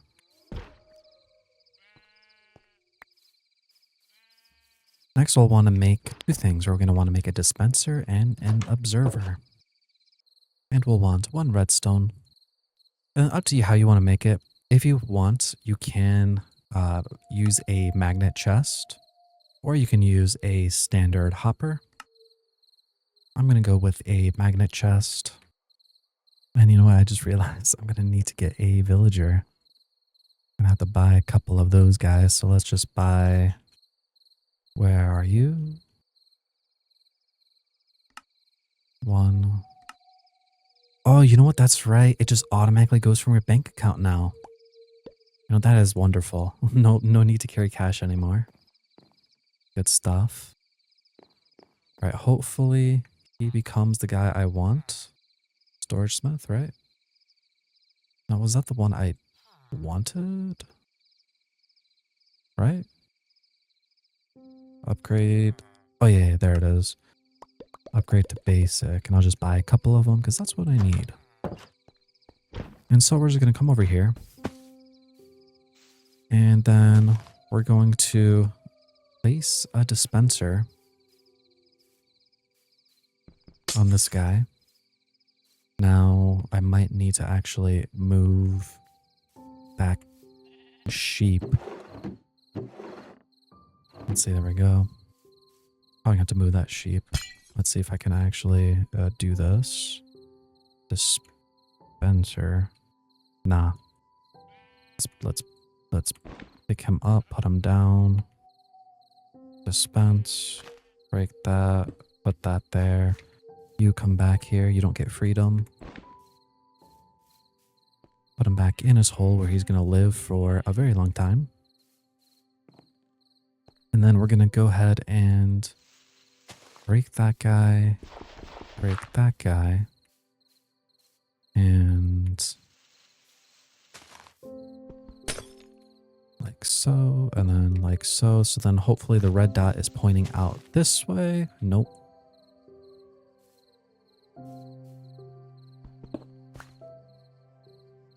Am I remembering it wrong? Where'd he go? Oh, it's in here. Like so. Okay, there we go. Red dot there. And now we can just take our dirt, place it down, redstone, place it down, and then in here, we can place our shears. Now, the beauty of it is because in Sunlit Valley, they don't have any durability, right? So we can place the shears here. And then when this guy's feeling snackish, what's going to end up happening is he's going to eat the grass. That thing's going to send the signal to the observer saying, oh, there's no more grass there. Because he ate it, so then he regened his wool. And then the dispenser is going to shear the sheep again, and it's just going to be this loop over and over and over. So we're going to go ahead and also force chunk this and force chunk that one, because frankly, I did that poorly. And in who knows however long, he's going to start munching. Man, he does not want to munch on the grass. I don't know what's up with him. I've been staring at the sheep for 4 hours, waiting for it to munch grass so I can show it in the video. He just doesn't want to graze. Come on, man. Eat the grass. Tasty grass. He doesn't like the savanna grass. He's picky.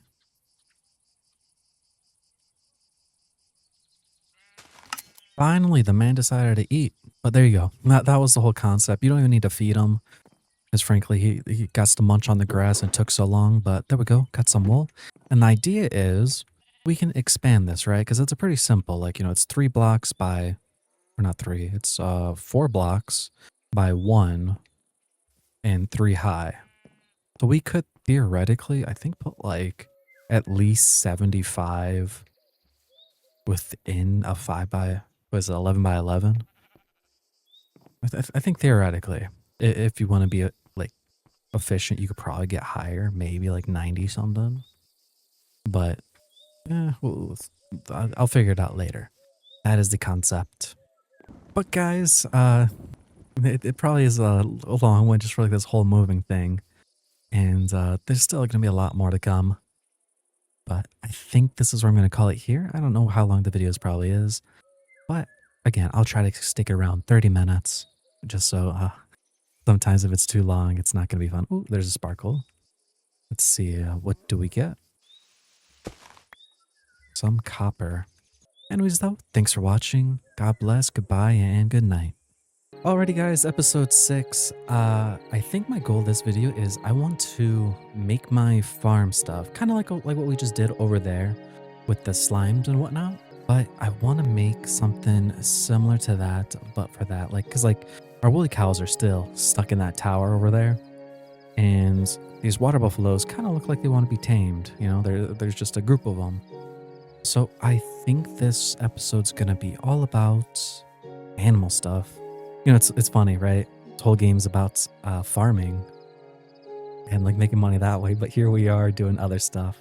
So there is a big problem though before we do start doing all that stuff is we will need berries because these pink slimes aren't making us much money. I do need to figure out a good food source that is more consistent. I could do sweet berries, but that is winter and we're not really in the winter area. Glowberries is a thing.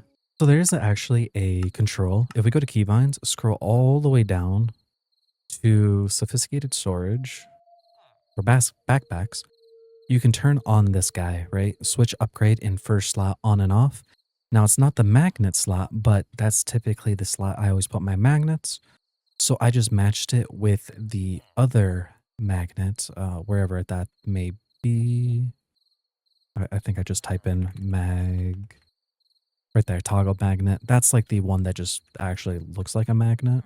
These guys right here. I just matched them so that if in the future I do end up using one of these, because it does have a bigger range, right? 11 blocks away when active. And I think the normal backpack only does 5 as well. So that way it will hopefully be in sync. We shall see. But that is good to have now. So if for instance, this guy over here, you know, when we dump stuff in to cook, it doesn't automatically go into our backpack right away. So we have now majority of the villagers. I think we are missing just a couple more. Over here, looks like we're just missing the tiki bar and the bard, which I think we can actually make. And we were missing some more palm trees. We will make that later. And then what is this? The bard. Oh, we can most definitely make the note block. Can I make another seat? We can. Okay, that looks like it's going to be the last one, though. Villager. Place that down. There we go. Beautiful. Anything that we even want from him? The straw statue is actually pretty cute. I like it. You can basically pose any character you want with it. And then let him do like whatever you want, right? For instance, I could just like buy one right now. And I can just place him right there. So it took me a second to figure it out once again, but all you got to do is shift, right click on it. And then obviously you can like, you know, set the direction however you want, you know, like left, right, yada, yada, yada. But the big thing is model parts right here, right? For instance, if I put in my name here, I appear. But if I leave it like blank, you get the straw guy, right? And then you can just put in any player name right here. And you can pose them however you like, and they'll just sit there. And there is some already like default poses. So you can go from there. Oh, and you know what? There is actually an update I've been meaning to try. So like, remember how I said like the geodes was a pain to like do? Well, apparently now we can just shift and then right click and it just does the whole stack now. And I wonder, can I just like do that like numerous times? Looks like I can. Okay, nice. Getting a bunch of stuff.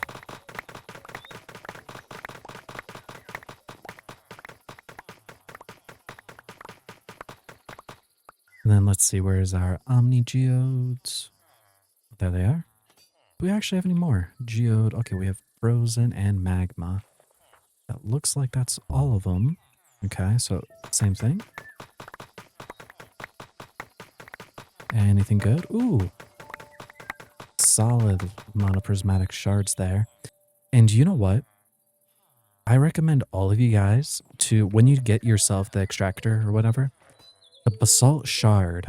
This is something that you guys want to start using that in the crystallarium, and honestly probably making some more crystallariums. Because what this thing does is if you hover over it and press U, the strider is not what's concerned, it's under trades. You can trade 4 of them for a magic rope that teleports you down a level in the skull cavern. So, exactly what it says, like, right? Instead of, going down how I did before, where, you find the rope, place the glowstone on there. How to get out? Place the glowstone on top of it. You can just, you can just use that rope and like blitz it all the way down to the bottom. You know what? I'm thinking it's, come on, buddy. Let me pick you up. Why can't I pick him up? You know what? There we go. I'm wondering if these windows are not windows. I wonder by like is some weird way they can like flop out.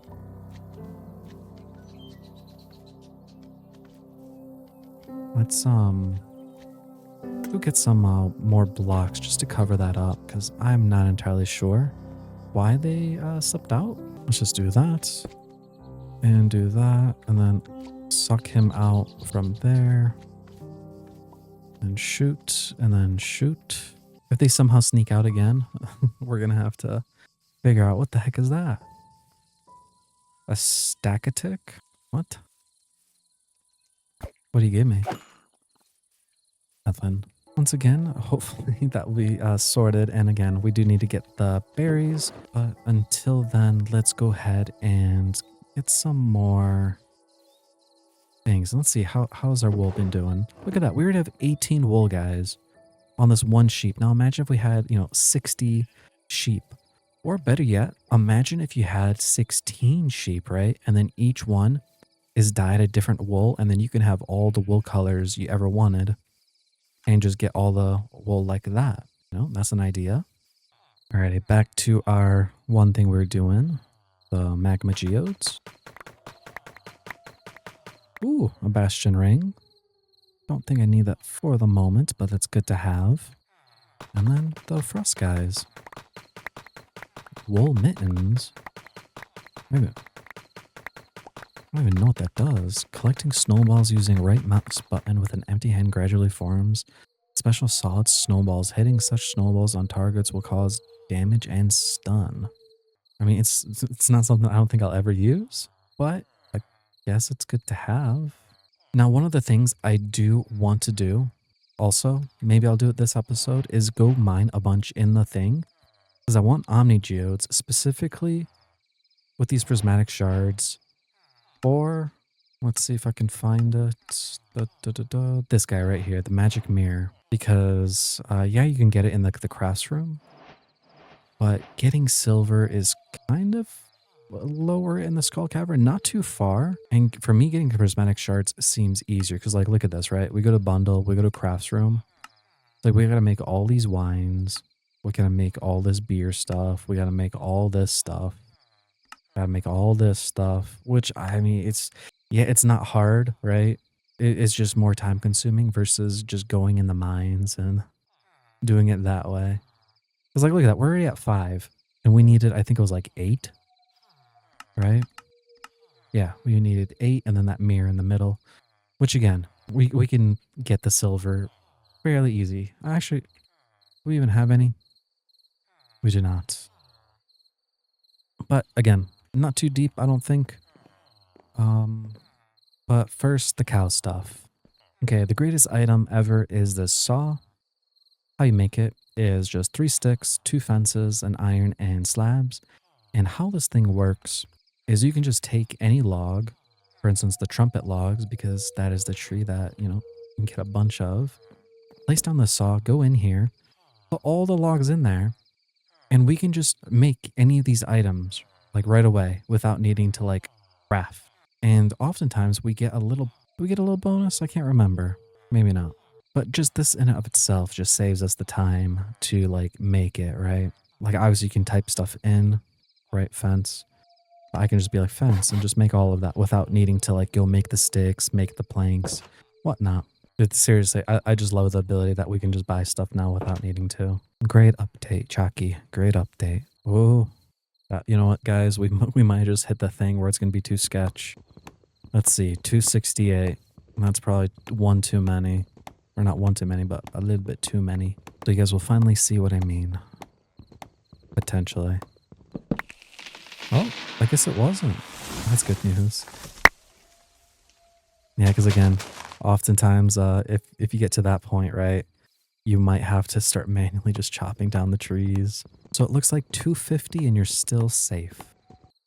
All right, guys. So I don't have some fancy idea right now with the cow farm thing, just because I'll need to go look through them. But the ideal way for me to make the pins or whatnot is to like have them in corners, have it somewhere where it's not going to be like an eyesore just floating in the air. Over here looks nice actually.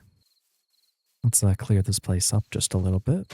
All right, this grass will like eventually become grass. Basically, the idea is my pin's pretty standard, right? Like if this is the chunk, right? We'll want to make 5x5s in each of these corners, right? So we'll go like 1, 2, 3, 4, 5, and then out one and just do this. And then you want to make sure there's 5 blocks inside, right? So 1, 2, 3, 4, 5. And so like that, right? And same thing. 1, 2, 3, 4, 5. And then you just want to close it off. And this is your pin, right? So 1, 2, and then just do that. And then just match it with your other thing. It looks like there's like a new thing that we can make a little bit more interesting shapes, but still this is the way I do it. And then what we're going to do is we're just going to take dirt or any kind of block really, and we're just going to not do it there. You will do it here and do like up 2 and 1, just because like animals path to the higher blocks, right? Like they want to go to a higher block. And so the idea is, even if they come out here, right? If they for some reason want to come over here, they'll be near the feeding trough throughout the day, and then to eat from it.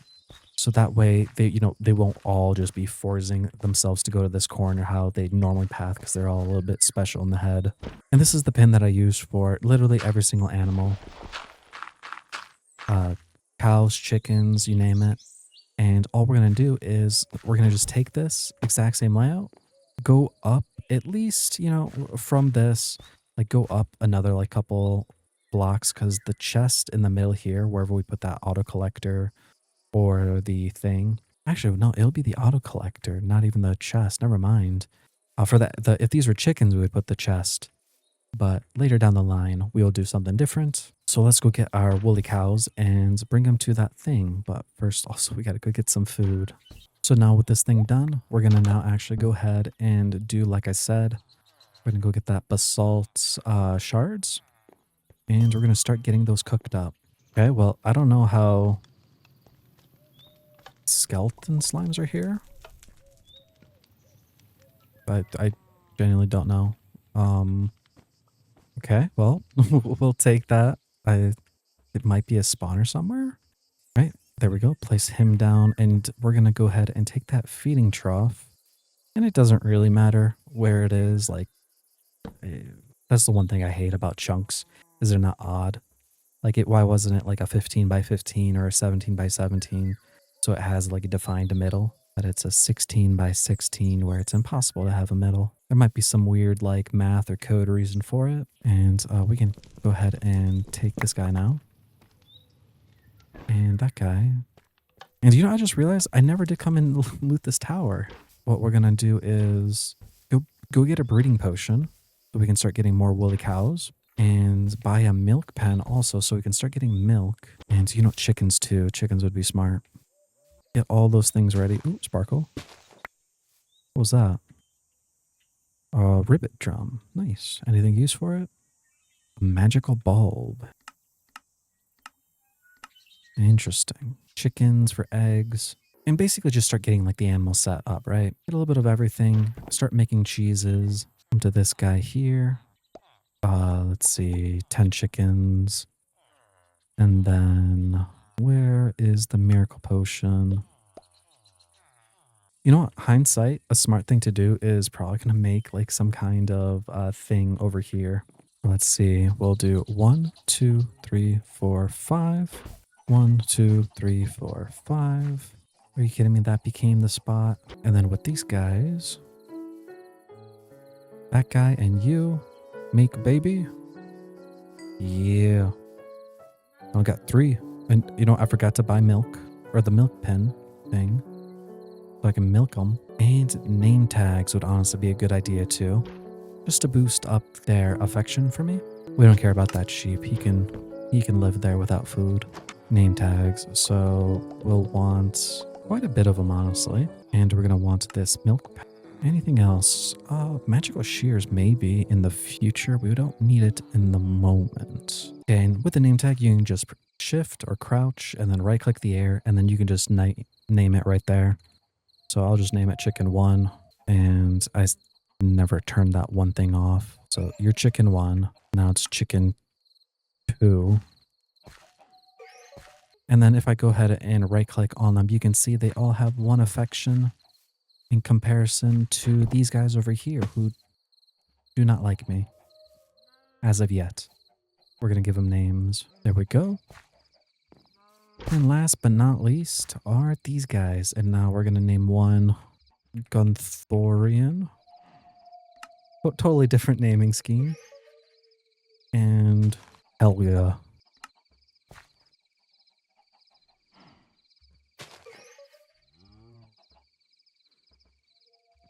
And then little guy. Oh, and then we gotta milk him. And with that, we can start now getting money from the warped milks. Now, there's so many things you can make with the milks, but specifically for the warped guys, or if you do find them, the moo blooms, making cheese from them is a thing. And I just milked the buffalo. You know, I guess that does make sense, right? They are a cow or I guess buffalo. Let's just steal him and throw him in the other pen. And funny enough, actually, we don't even need to use breeding potions for him because we can just go ahead and steal his cohorts over there by the river, and then eventually they'll spawn more, and we expand them like that. Look at them all. They're all just getting ready to be kidnapped.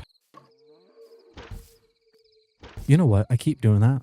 I'm going to install a mod later that it lets you jump over fences because I even though I have the hook, it annoys me just enough that I can't do it constantly. So we are going to do that. I'll leave it down in the description down below of the mod that I'm going to put in if you guys are interested.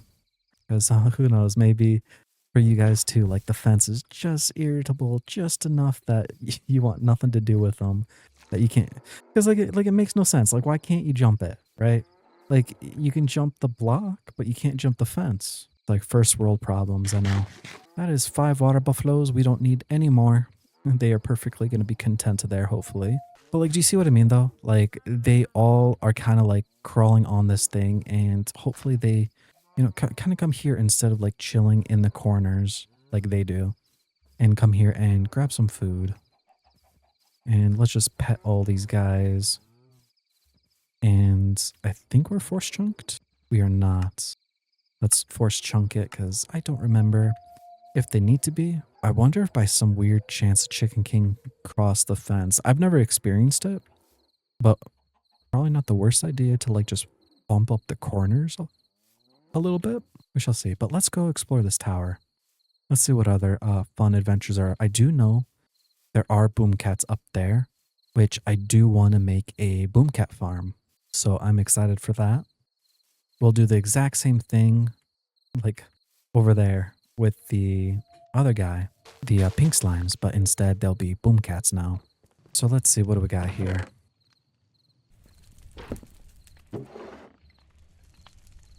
A wet weekly. And I love the free anvils. Always take them.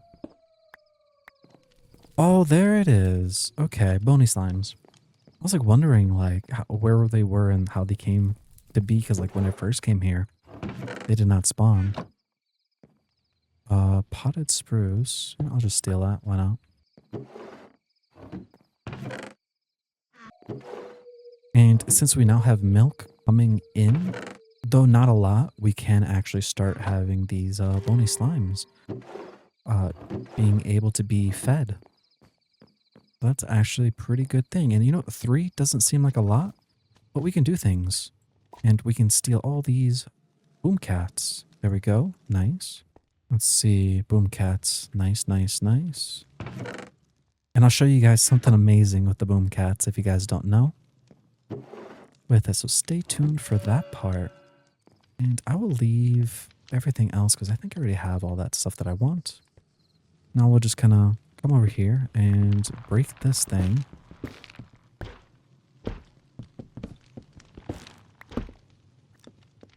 And there we go.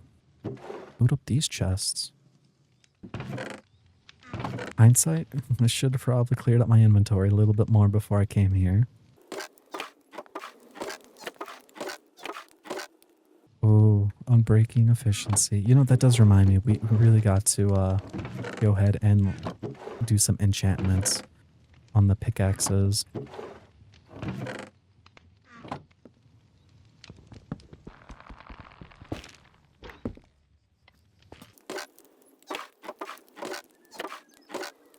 And this little creepy fossil guy. That's pretty much it for this whole tower. And there we go, we got another battery. And we really got to make a couple more of these guys because they are going to be very useful for us for the future. But you know what? I think we actually have more than enough money to upgrade our backpacks too. Like, we're living in peasantry lifestyle right here. We gotta bump up those numbers. So let's do that. I think it's blacksmith, and we're gonna need 8 of those. And let's see. Take this guy. Press U on him. Oh, it wasn't 8. Oh, we could always use that diamond block for something else. And now we can do the thing. There we go. 1, 2, 3, 4, 5, 6, 7. Diamond block. That guy. And we go from this size now to this size. Much bigger. And that way we can throw all our miscellaneous stuff in there. And obviously, like, in the future, we can get the upgrades of, you know, like sticking other things in here that we don't have to worry about. So I'm going to want to make another one of those guys. It will be under quests, building shop, and I bought this shed right here. So we're going to need gold, stone bricks, and fire logs. There we go. Oh, I should have that like on like standby, like have like a bunch of them ready. I wonder, should I just do it right next to it? Now, sadly, I say sadly, what I would really like to do is just put it on top, you know? Like, so like it's all within the same chunk, but that would look really like janky, I would think. I'm not even sure like how it's gonna work out. Cause it's like, I wonder if I could break this roof though. Break this roof and then just stick it on top of it. And then like just expand it like that. That'd be hilarious. Let's actually see if how well that would look. So I'll be right back. Alright, so what I did was uh, I broke the wall at the lattice point. Oh goodness, at this lattice point, and then just put more of this daub, which you can get more of that stuff. Press R over it. You can see that under trades is for the carpenter. But if you go under your quests over here, phone ordering, they can access the carpenter and the bank seller over the phone. I don't know what the bookseller is. But the phone over here is just 2,000 from the banker itself. So that is how that works. So then you just come to the banker with the cartographer table. And right here, phone. You can buy that. And then when you place it down, you can then just scroll down, choose whomever, and it will just show you the stuff. Right? Anything that you have unlocked, you can look through. Which is pretty nifty, because that means you don't need any of the villagers. Though I'm pretty sure you still do need the villagers if you do plan on automating anything with the trading depot.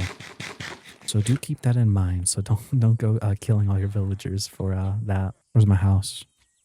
Where is this? Reload? Reload. Rotate left. Okay.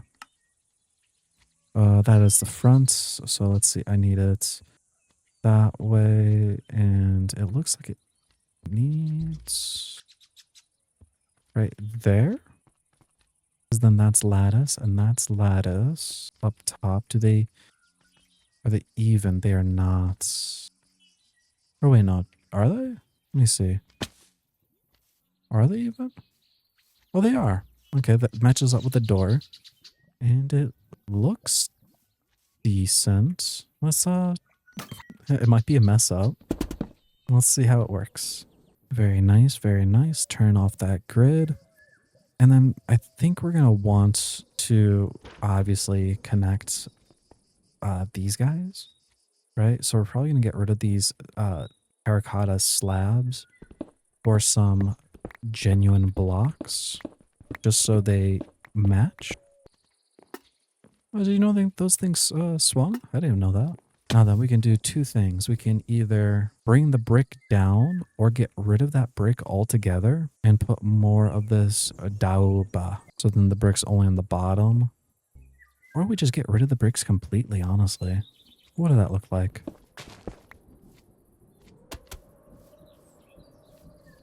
You know what? I don't hate it. But we'll be, I guess, right back, and I'll go ahead and get rid of the bricks from up there. And probably down here, too. Yeah, we got some dark oak saplings. We'll need that tree fertilizer. And I did manage to finish over there most of it. It's actually looking quite nice. I just need to fill out the bottoms real quick. But, I mean, let me know down in the comments what you guys think. I will, remove that door. Because then the idea will be is this, right? Like, oh, right, down here we have the pink slimes. And it should be high enough, I think. I mean, if anything, I just need to move the barrel down a level. Does that be 1, 2, 3, 4? You know what? That might be close. That might be very close. I might need to, like, in the future, make it a little bit higher or something. But the idea would be is like, right? You can just shoot into it and then just walk in and you're like, okay, well, here's, slime layer 2. And then go to the next one and then the next one, right? That is the vision, at least. Oh no, don't tell me. I need more. Is it 4? I think it was supposed to be 4. I wasted a little bit of those tree fertilizers too. Now it should work. There we go. All right, let's take this and complete the corners. Oh, we're down to the last berries. You know what? We're going to take these guys while they're still kind of happy. So then what we're going to do is break that. And then we're going to take this barrel. And I think the goal will be is if we barrel down first and then the feeding trough on top. Now it's 1 gap, 2, 3, 4, 5. So now I don't think it will actually collect from it. I think we should be good. We'll get some more corral blocks and then that's. And then we need some more gold, which, we're just going to deposit some money in there because, some crafts do require the money. And we'll just make 10 for now. One more time. And up here, we'll just place these blocks down. And just like that, we got a new layer for slimes. Now, obviously, I think I'm gonna get rid of this window stuff. I don't know why it doesn't go all the way to the thing. Oh, I wonder if it's like because like it's spawned in or something. Let me see something real quick. So if I go, oh my gosh, I just lost my thing. Oh wait, no, it's still there. Okay.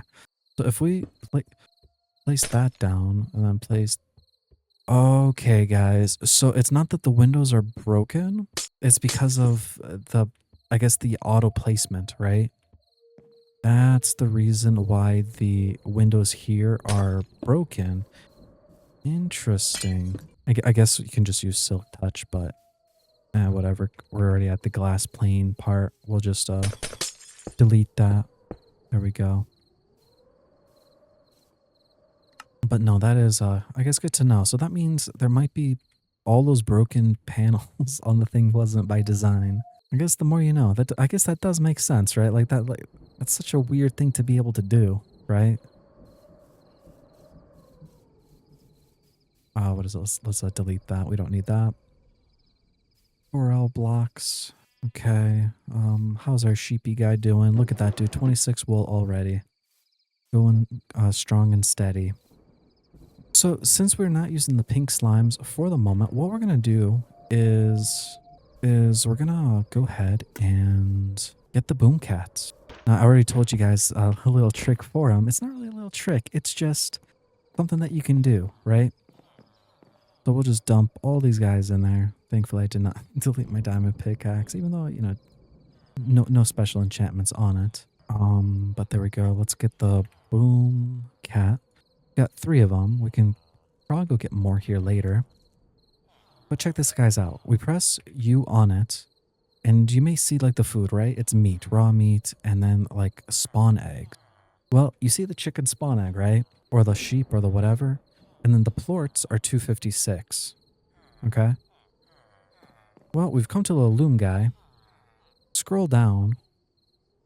The chicken egg prices are 128. So that in and of itself, guys, by the way, the same tower that gives you the boom cats, it gives you these looms. There's like 2 looms or 4 looms that you can get in there. So we can just buy like, you know, a few stacks, right? Come back in here. Now remember about the explosions that I did say. You can just press your thing and press this and then like, you know, set yourself a radius or anchor. When they start exploding, I don't know what the thing will be. We just place all the chickens in there in the slime auto feeder and then just throw out the boom cats. Now remember, the explosions do hurt you.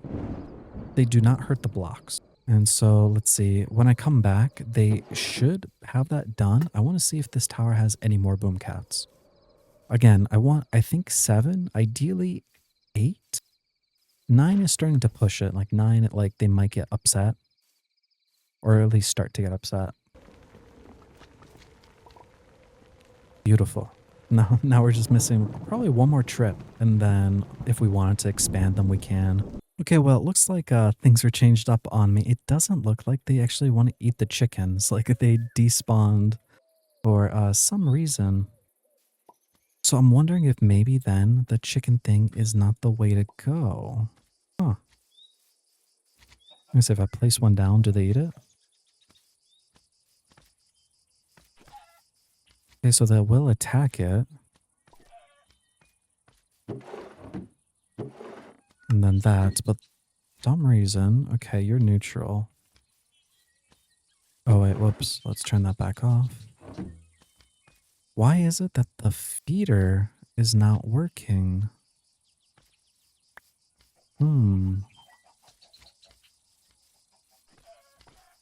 Interesting. Things have been changed up, guys. Not as easy anymore. Let's see, they're all neutral. I wonder if like I can like make some kind of like a drop thing. Okay, wait. It looks like you do not get upset. So if I just like flood this room with like chickens.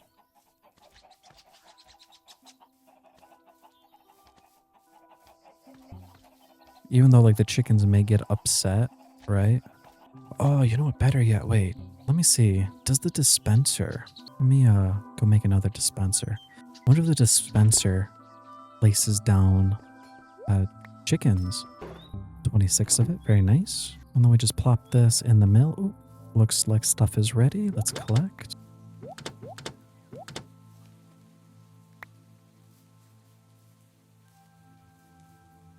And then up in here we go. Then mix that. All right, with the string now, let's go ahead and now make that dispenser. And then there, and then there, and then just clear that out. Let me just see. Oh, we need a button. Let's see, is it just that? Oh, just one. Okay. Okay, so if I put dispenser, I put button, I put chicken. Ooh. Okay, that works. Okay. But we can do that. We can make a dispenser system that I did in another video, if you guys remember. I'm annoyed that the chicken thing doesn't work by itself automatically. Or we could, oh, let's see. 1, 2, 3. We still have them. Um, I mean, this might work too, honestly. Just like having a bunch of just chickens in here. I wonder if I can just make then instead a redstone repeater or redstone clock that can just dispense a chicken out like every minute or so. Because if they can eat every 10 minutes and it will spawn out 10 chickens, I think that might be the play then. Instead of like doing the whole whatever thing, just make a weird redstone clock that will just deposit a chicken every now and then. All right, good talk, good talk. Hindsight probably should not have had my cows and stuff so far away. I'm not milking them every day, or how often I should be. Oh, and I forgot the eggs. That's right. Let's pet all these guys. I forgot to get a sophisticated storage thing for them. So then the eggs are going to be starting to be collected. And right now the cows don't do anything. They don't drop anything, so we don't even need it towards there. We just need to have that here, that, and then that.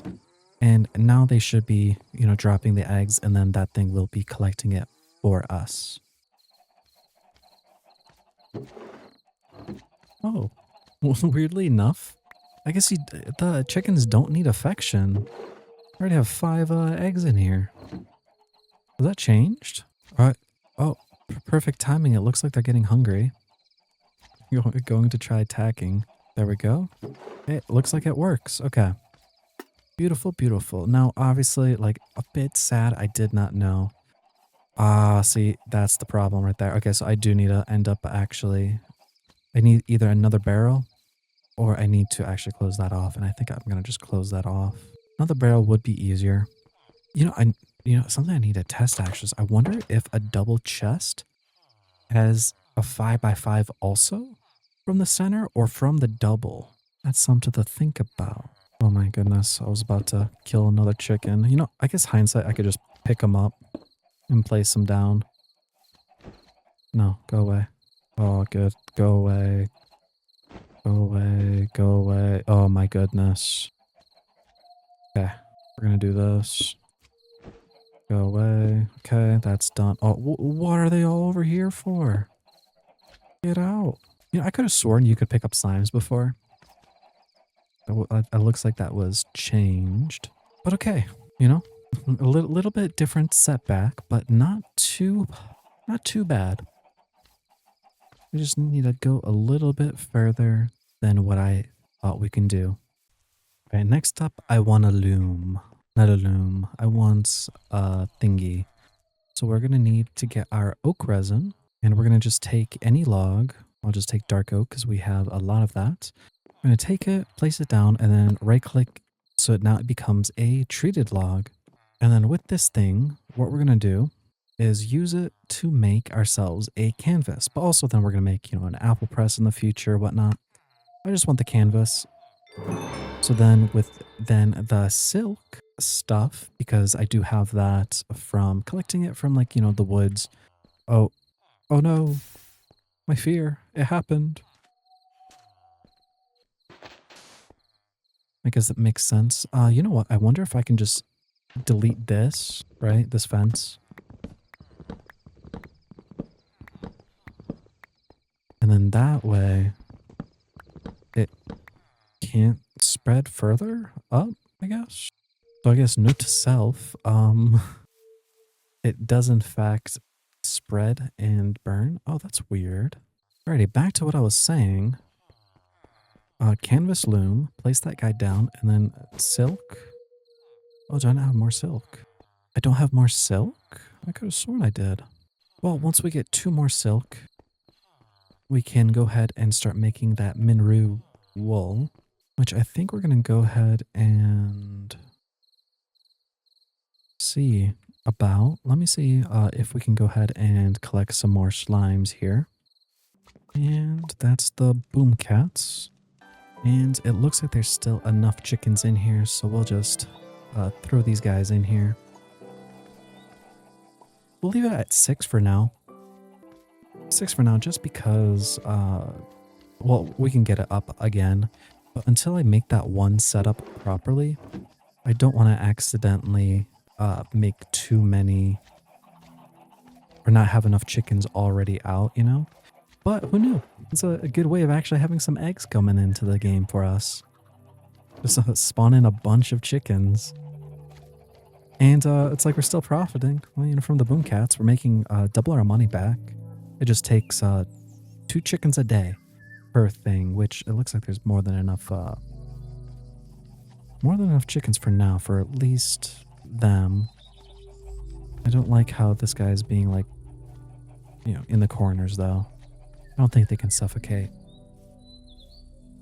But new day, let's go milk our things, pet them, and we're gonna head out and see what the skull cavern's looking like, and probably go ahead and start marking those things out once again, because it was a bit of a pain not having them, and now we're gonna have to do that all over again. Looks like that one was just out of reach. We can't milk the chickens. What about hamsters? Why is there no hamster milk in the game? And let's go depot. Oh, my thingies are ready over here. Oh, was that the thing that I think I just got? Oh yeah. The auto tapper thing. Or not auto tapper thing, but it gives us double loot now. So for instance, maple syrup before gave us 1. With the book, now we get 2. And so on and so forth. Alrighty, leveled up some of the skills right there. Let's see. We want that one. Instead of going the up path, we want to go down low. Because we want to have this rancher part so we can double our cheese. And while we're here, let's press map, right click, waypoint, create waypoint, type in portal, save. And out of curiosity, where is, oh, pretty far distance away. Okay. Oh, what's this? Oak supply crate? Interesting. I never seen that thing before. Oh, I guess it's a new addition. I like it. A little loot crate. Cauliflower, corn, and spark stones. But as usual, going to, oh, mark stuff out.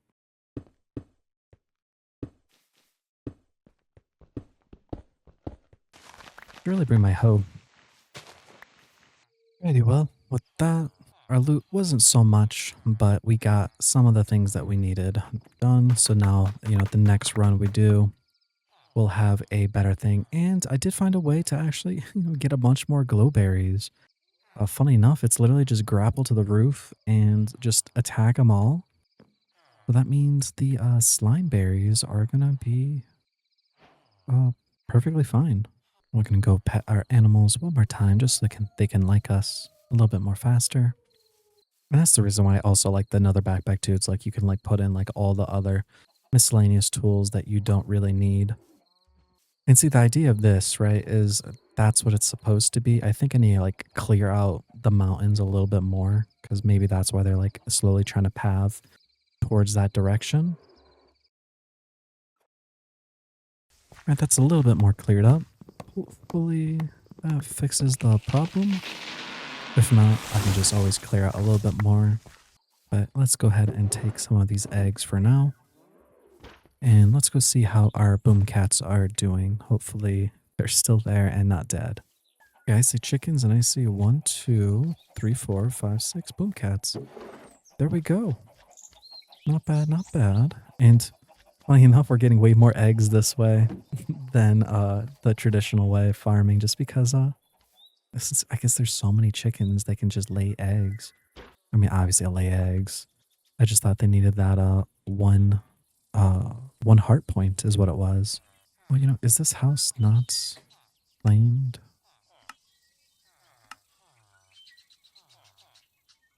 I said it's good that I set it to 25 because of all my random forced chunks because I just am not efficient with them. All right, so here you go, right? Before the maple syrup, we only got 1. Oh, and on the maple syrup. The spruce guy, right? Well, now we just got 2 of them. So we just essentially just doubled our money. And the best thing is actually probably expanding now our sap farm, right? As you can see, from these 3 saps before, we would have only gotten 12 of them, right?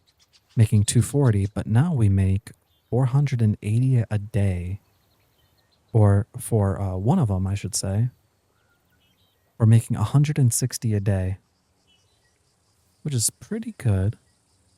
Sadly, the bracket mushrooms kind of went down. They used to be a daily thing. Now they're a 2-day thing. So I do have another old series that I built up like a huge tap farm for that. If you wanted to do it that way, I think I need more crab bait now.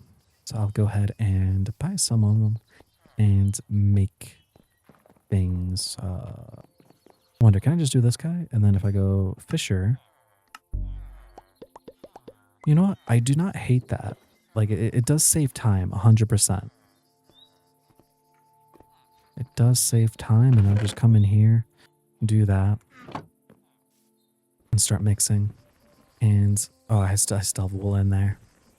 But I think what I want to do to finish us off will be going down the Skull Cavern, getting down to the Omni Geodes, hopefully getting some jade, getting a Wither Skull thing, and let's see if we can manage to kill him.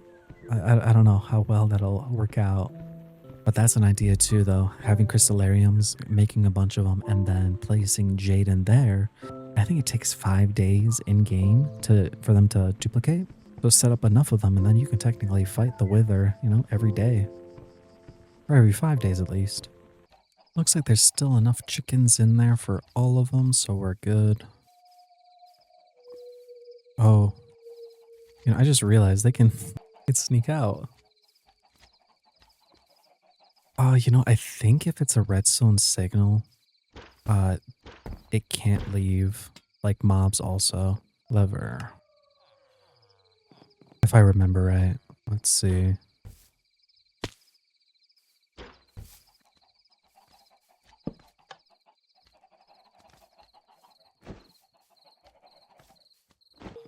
And you know what? Just because I want to, I'm just going to press this button, collect everything.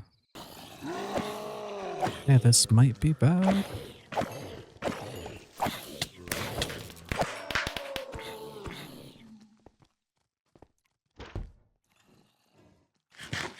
I don't know even what the heck that thing is. Oh, I don't know what that was. That was upsetting. How much do I owe? 4,000. Nice. That's not too bad, actually. Well, let's see if I can go back down there. Hmm. You know what, guys? There's still a lot of them down there. I don't know. Okay, well, I'm just gonna teleport out of here. Oh, let me just get this guy.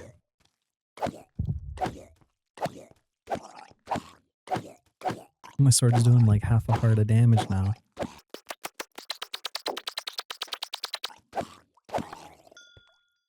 What do we get? Ooh, 2 trial keys. All right, well, we're gonna go ahead and use our escape rope. There we go. And head out of here. Pretty good haul. We got ourselves a magic rope, a bunch of spark stone, a lot of ice. But the best thing is that jade. How many jades do we have so far? We need 9. 0. Okay, so that's a good start. We need 8 more. Oh, we finished something. Where was it? Gems. Black opal. Use on crystallarium to give a 10% chance of producing pristine items. Oh, dude, that seems like great.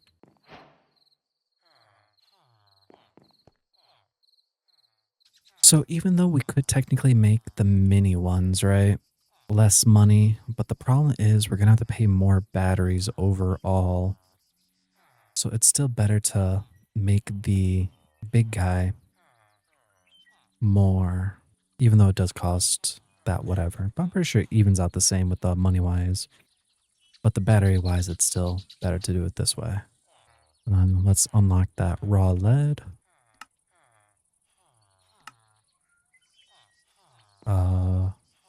Raw lead.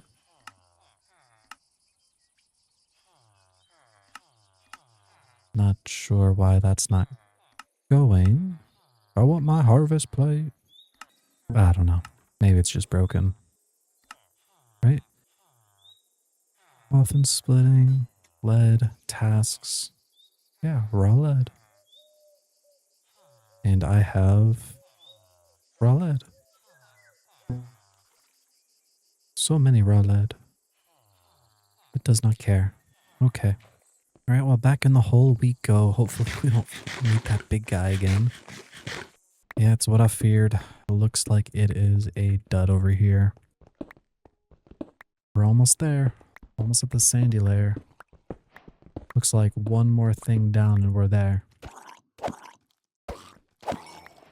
Though the quest says we're already there, I don't think of this as it. We just need one more down. Oh, there we go. What the heck? What's going on here? What? Why couldn't I go down the hole? It felt like something was like moving me. Okay, well, let's see. Anything can be broken here soon? No, we're still good for a couple more runs. Ooh. Balloon. Do I have any projectiles? Okay, where was it? Over there.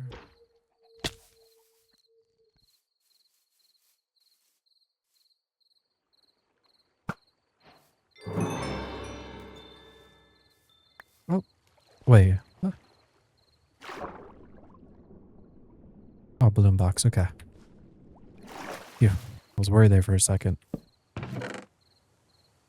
Grape seeds, bountiful harvest. You know, actually, I do like bountiful harvest.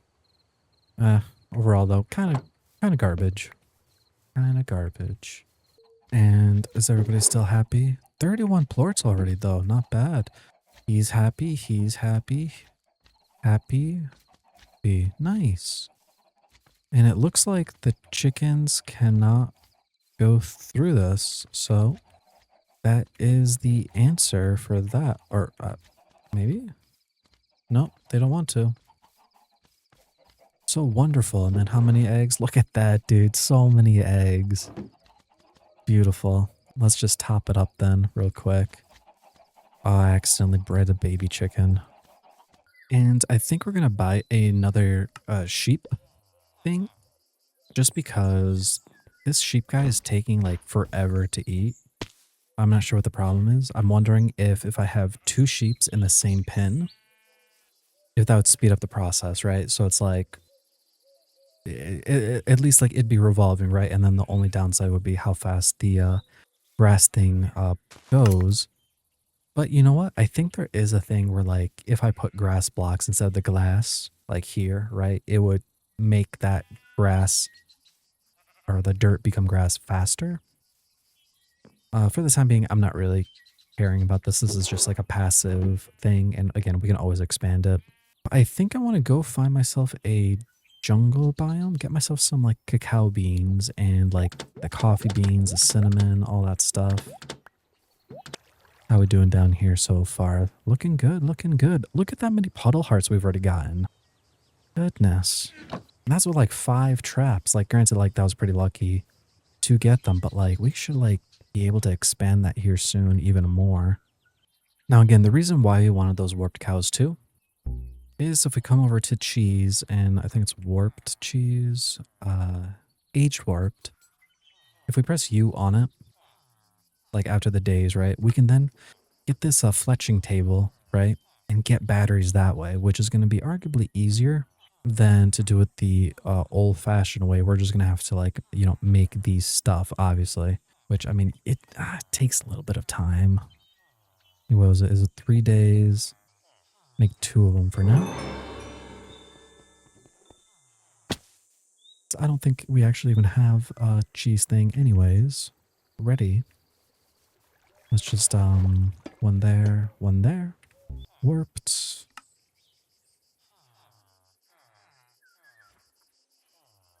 If we had the, oh wait, no, we can't do that. We might lose a little bit of money, but oh wait, what? That worked? I wonder if it's a chance. We'll go with that and then take it and then start making that cheese.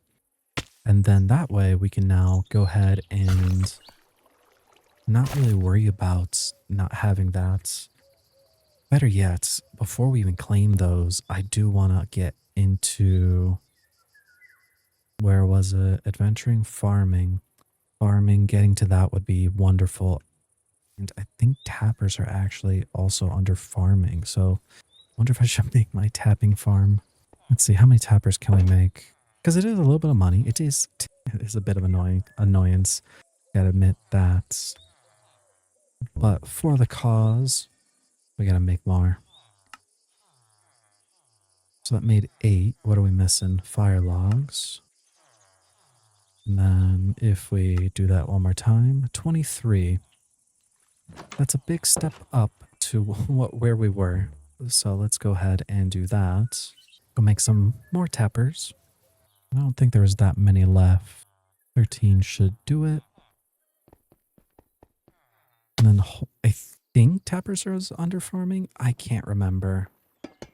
All right, let's make that nature's compass to get those cow things. We get it from the leather worker. Okay. Get that guy. We're going to want to maybe start going to the botany. So like the botanist thing. So we need another flower pot.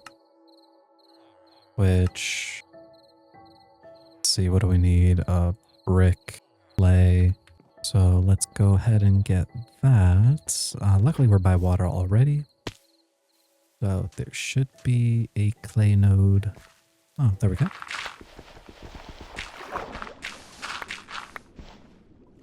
Be more than enough. And then we're going to go throw it in our blast furnace. Turn our magnet off. And there we go.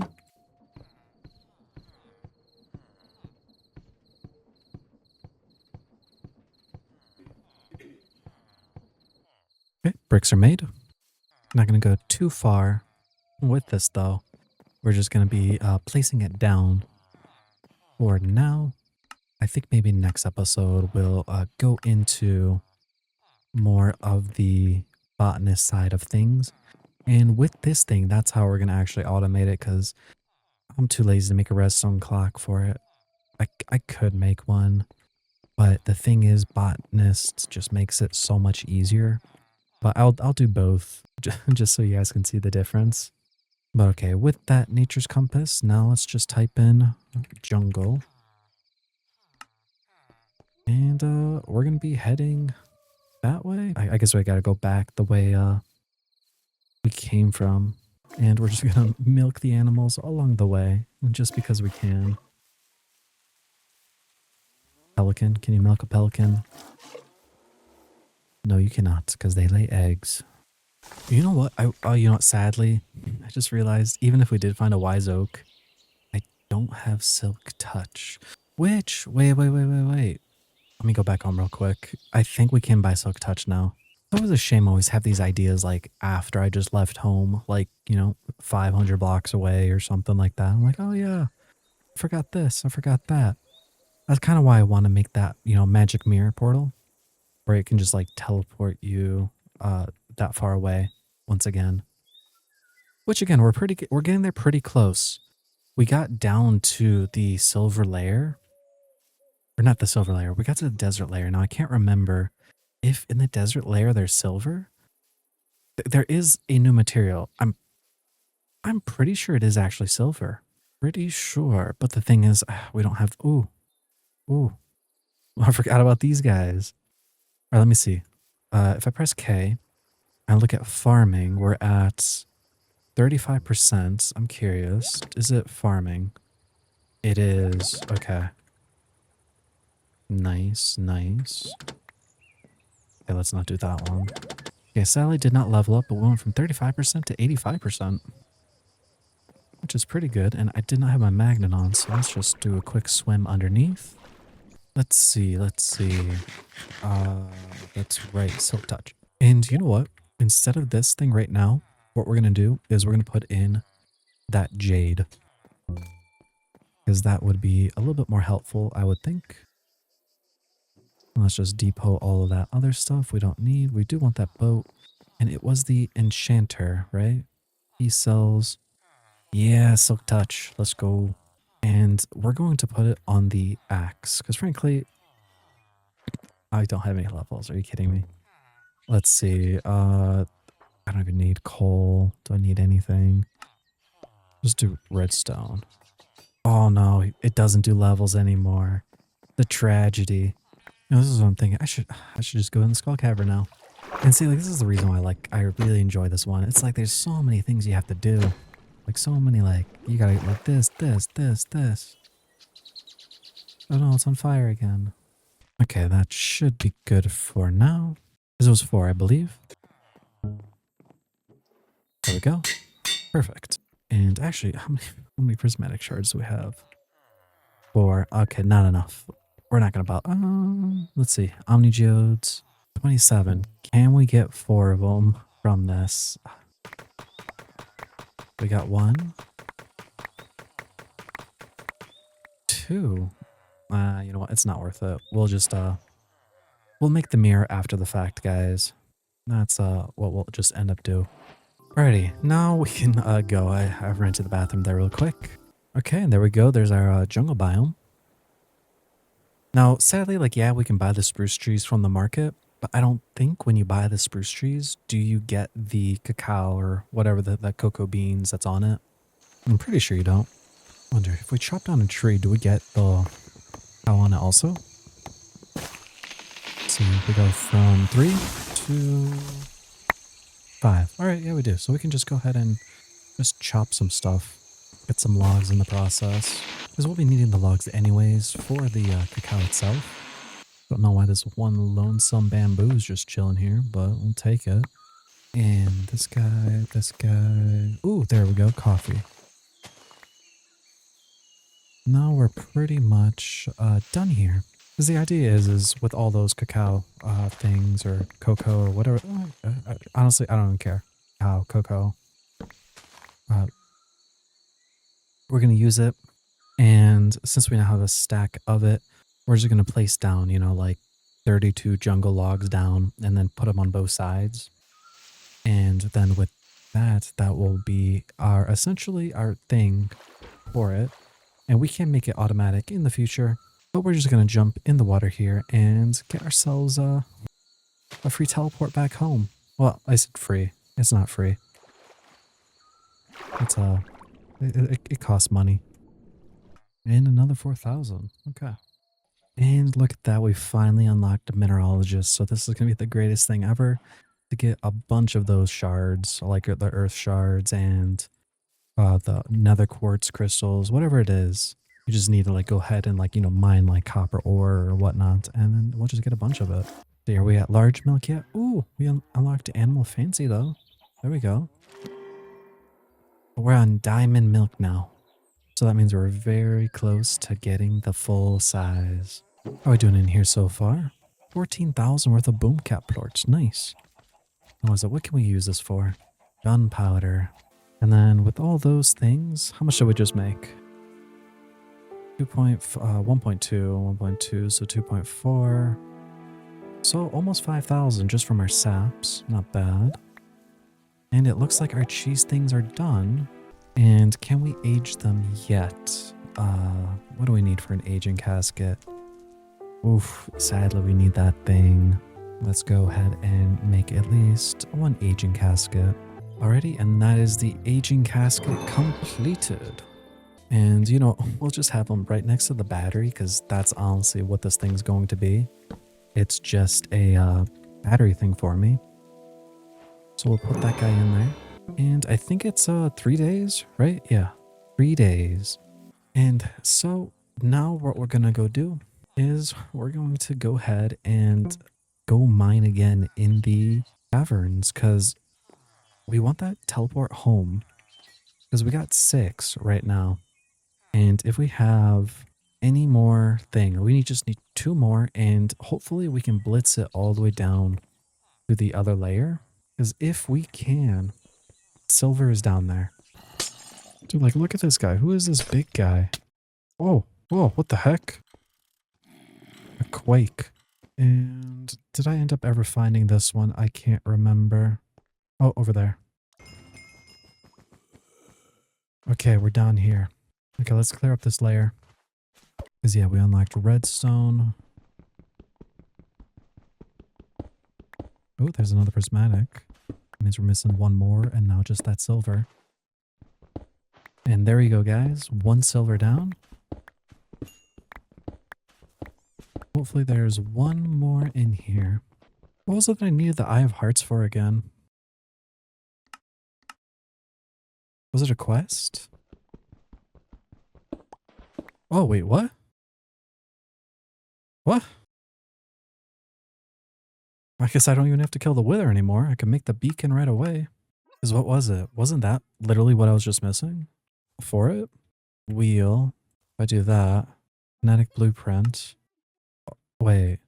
Am I being stupid? I could literally just bought this? For 4,000 because I had the botanist thing? Huh? But why the heck was I... Why was I going after this? What? It was that easy? I just need a prismatic thing? Surely not. Oh, by the way, for the sand boulders, let's actually see what they give. Sand boulder. We press it doesn't actually show us, huh? U R left click, right click. It doesn't show us. Interesting. I'll be honest with you guys. If literally automation was that cheap, and I was assuming that it was still super expensive, I'm gonna be a little annoyed. This whole time I've been thinking I need to go kill the Wither, all that stuff, only for it to just cost 4,000 gold and a prismatic shard. Okay, there's our final silver.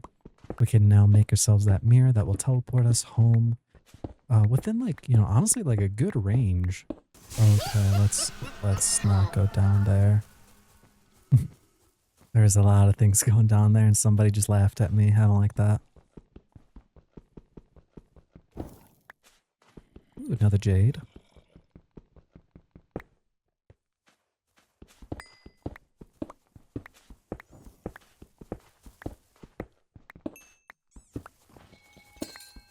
Can we get lucky and get another wither shard? Or another shard?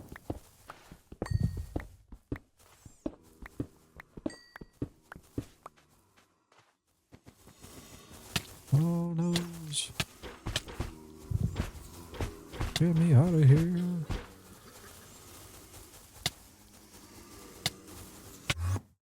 I do the scarabs, man. That's who it is. They're the ones that are awful. They like fly and they hit you constantly. Okay. I need to just double check something real quick. Let me see. Seat. Make a seat. Wait, I don't even need a seat. Right click this. The botanist. Okay, you can't do that. Never mind. I was upset for nothing. So we still have to do it this way. Okay. Ooh. Mining any ore drops sparkstone? Dope. And then, oh, we got a lot of jade. Goodness. Go ahead, bless this guy up.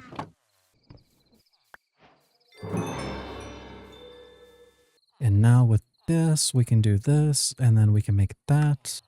And then with that, and now we can make that guy. Bang. Beautiful. Now we hold shift on this, and for every 50 blocks to teleport to a point. And so far it looks like only 750 blocks and recharges 110 seconds, which is not too bad, a little bit less than 2 minutes. The fact that it lets us teleport home pretty quickly, like for instance, if we go, you know, milk the cows real quick and then come back, you know, we don't have to like run back. So it might be worthwhile to actually now go ahead and make that path all the way over here. So then we can just, you know, teleport one way, milk everything, and then teleport back. There we go. Kind of like the escape rope. And it brings us home. Well, to our bed at least. We're getting there. We're almost at the double cheese. And that's when a lot of money will be rolling in once again. Go ahead and make that other fletching table now. Oh, we actually don't have any more prismatics. Interesting. Omni. Do we get lucky with our 14? We do not. Oh, got another quest done. Got some nodes. Okay, so we could just place them down.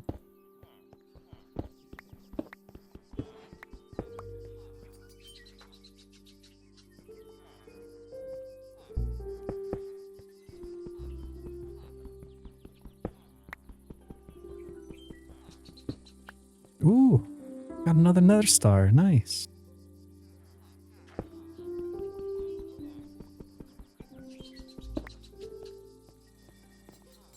And Omni Geode goes into... Ooh, prismatic. Dope. There we go. We got the ones that we needed. So slap that guy right there, fletching, and we got now, I think, all of the tables. Let's see. What is this thing under? The fletching. Exotic trader. And right here is the thing. Okay, so before we now do this, what we end up wanting to make now is going to be probably this infinity booster guy. Let's see. Block of gold. We can make that guy. Upgrade card. We're missing ender pearls. So go to the nether. Oh, that's right. We don't have a portal anymore.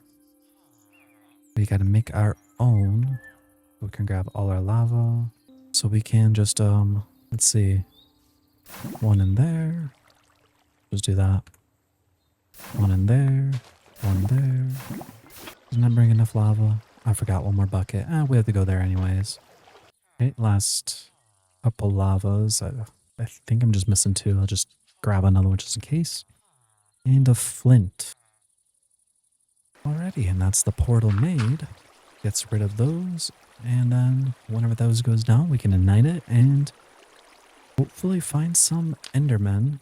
Oh, you know what? Before we run too far away, let's do the usual. Let's create a waypoint portal.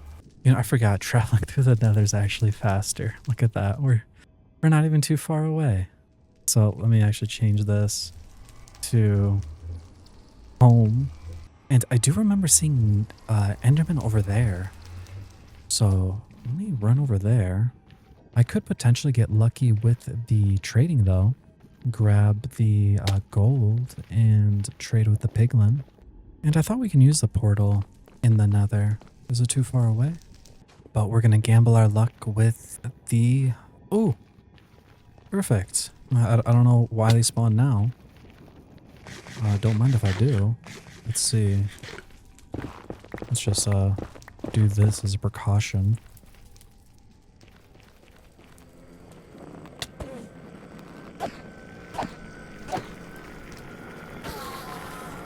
Solid. That's one. Come on. Oh, we got two. Okay, we're gonna be good. So luckily we don't need to spend our gold anymore. There it is. Oh, free willy cow. Don't mind if I do. Take you home, buddy. Let's place that guy right in there. He's home with everybody. And let me go milk him. Nobody wants to be milked. Everything's still good in here. Looks like it.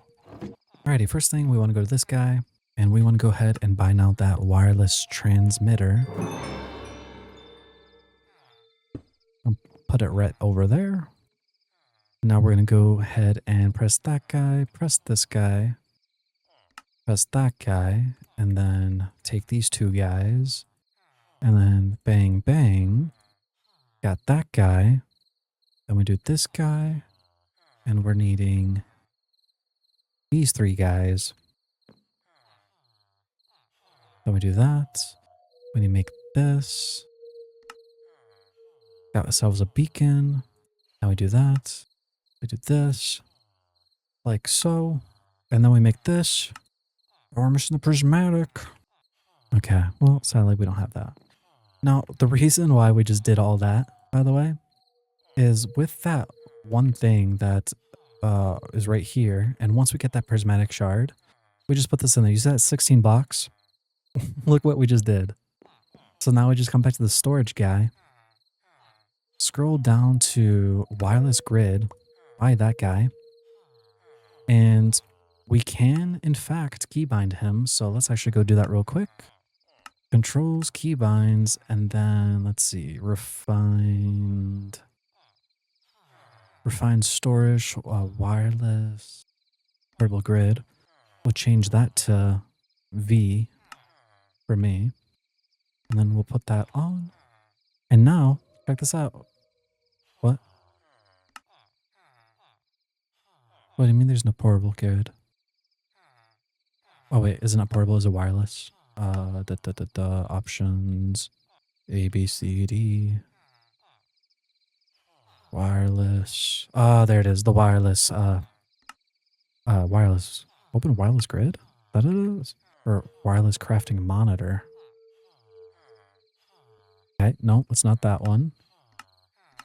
Surely it's the crafting grid one. Last but not least. Done. Moment of truth. Surely, like what is going on here? What is wireless terminal, wireless crafting grid, mystically powered, agreed. There is no thing in your inventory. What? Oh my gosh, I'm dumb. Guys.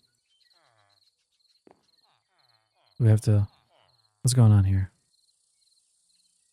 Mystically linked. Okay. Now... There we go. No. What is going on? What is this? It's linked. Okay. Yes, it works. Okay. Now, why... Okay. What we're going to do is we're going to... We're going to set everything to V. That's V, that's V, that's V. Okay? Oh my gosh, it's right there. V. It was literally underneath it, guys. I was just too blind to see it. Okay. V. Perfect. Perfect. So now anywhere in this dimension, we can just take our stuff, go here, and just deposit it into our home. Like so. That took way longer for me to figure out than I would like to hope to admit. It might be very fast for you guys, or I might just leave the whole process, because hopefully you don't have to deal with it. And I'm still going to go here out of reflex, because that is what I do. But we're finally at large milk. So that means we can now go ahead and start making some more cheese wheels. That's why I wanted the heart of diamonds right there. It clicks. Finally. Okay, let's see. Heart of diamonds. Take that. There we go. See, it all comes together. I knew there was a reason for it. And then let's see. Artisan's cheese press. Use this to make auto-aged cheese wheel. Does not carry over milk quality. Interesting. We will need the minty plorts. Good to know. Good to know. So we'll have to press V. That guy. This guy. And then we'll just put it on top like so. And then we'll put this guy bang bang. And it looks like we can make one. Oh, not that one. This one. One more. Let's see. F9. Okay, that is the edge. So we'll put it there. And I had another warped cheese. Did I put it away? Or not warped milk? There we go. There we go. And that is the beauty of making that wireless terminal, by the way. And literally, as long as we get that one last prismatic shard, guys, we can use it anywhere. We can use it in the Skull Cavern. We can use it in the Nether. Oh no, it's the big guy. Oh no, is he gonna blow up?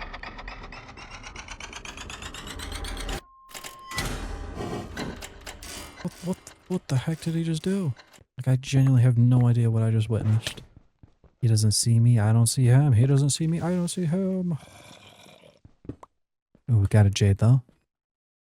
Not bad, not bad. Let's just like run through. Oh, a spawner. Anything good?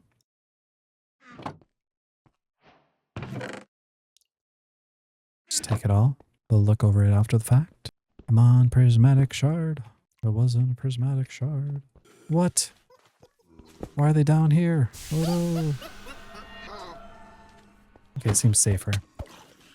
Oh, and fun fact, look at that. It looks like my mirror can still be, it can still be used. Dope. Oh,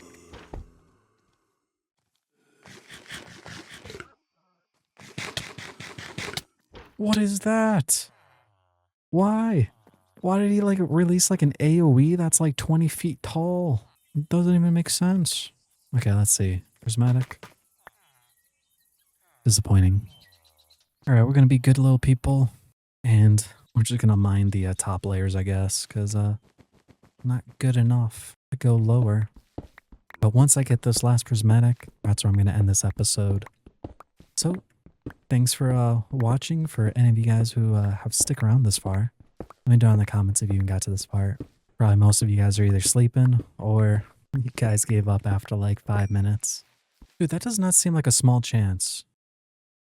Every single time I'm breaking a thing, I'm like getting Sparkstone. Is it a consistent thing? Mining any ores drop Sparkstones. Dope. Okay, so like literally that book just unlocks, gave me way more money. Oh, and sometimes it's 2. Or is it always 2? That means literally the mining the top layers, like every ore is like, what, 120 gold each? Not bad, not bad. I'm assuming to get to that book, by the way, guys, is you probably have to get down to the Sparkstone area layer anyway, so like the ice layer. And you then have to just, it's like a random chance. You know, I really can't wait to get to like that lead book that lets you just not deal with brain. Or what is it? Brain damage. Yeah.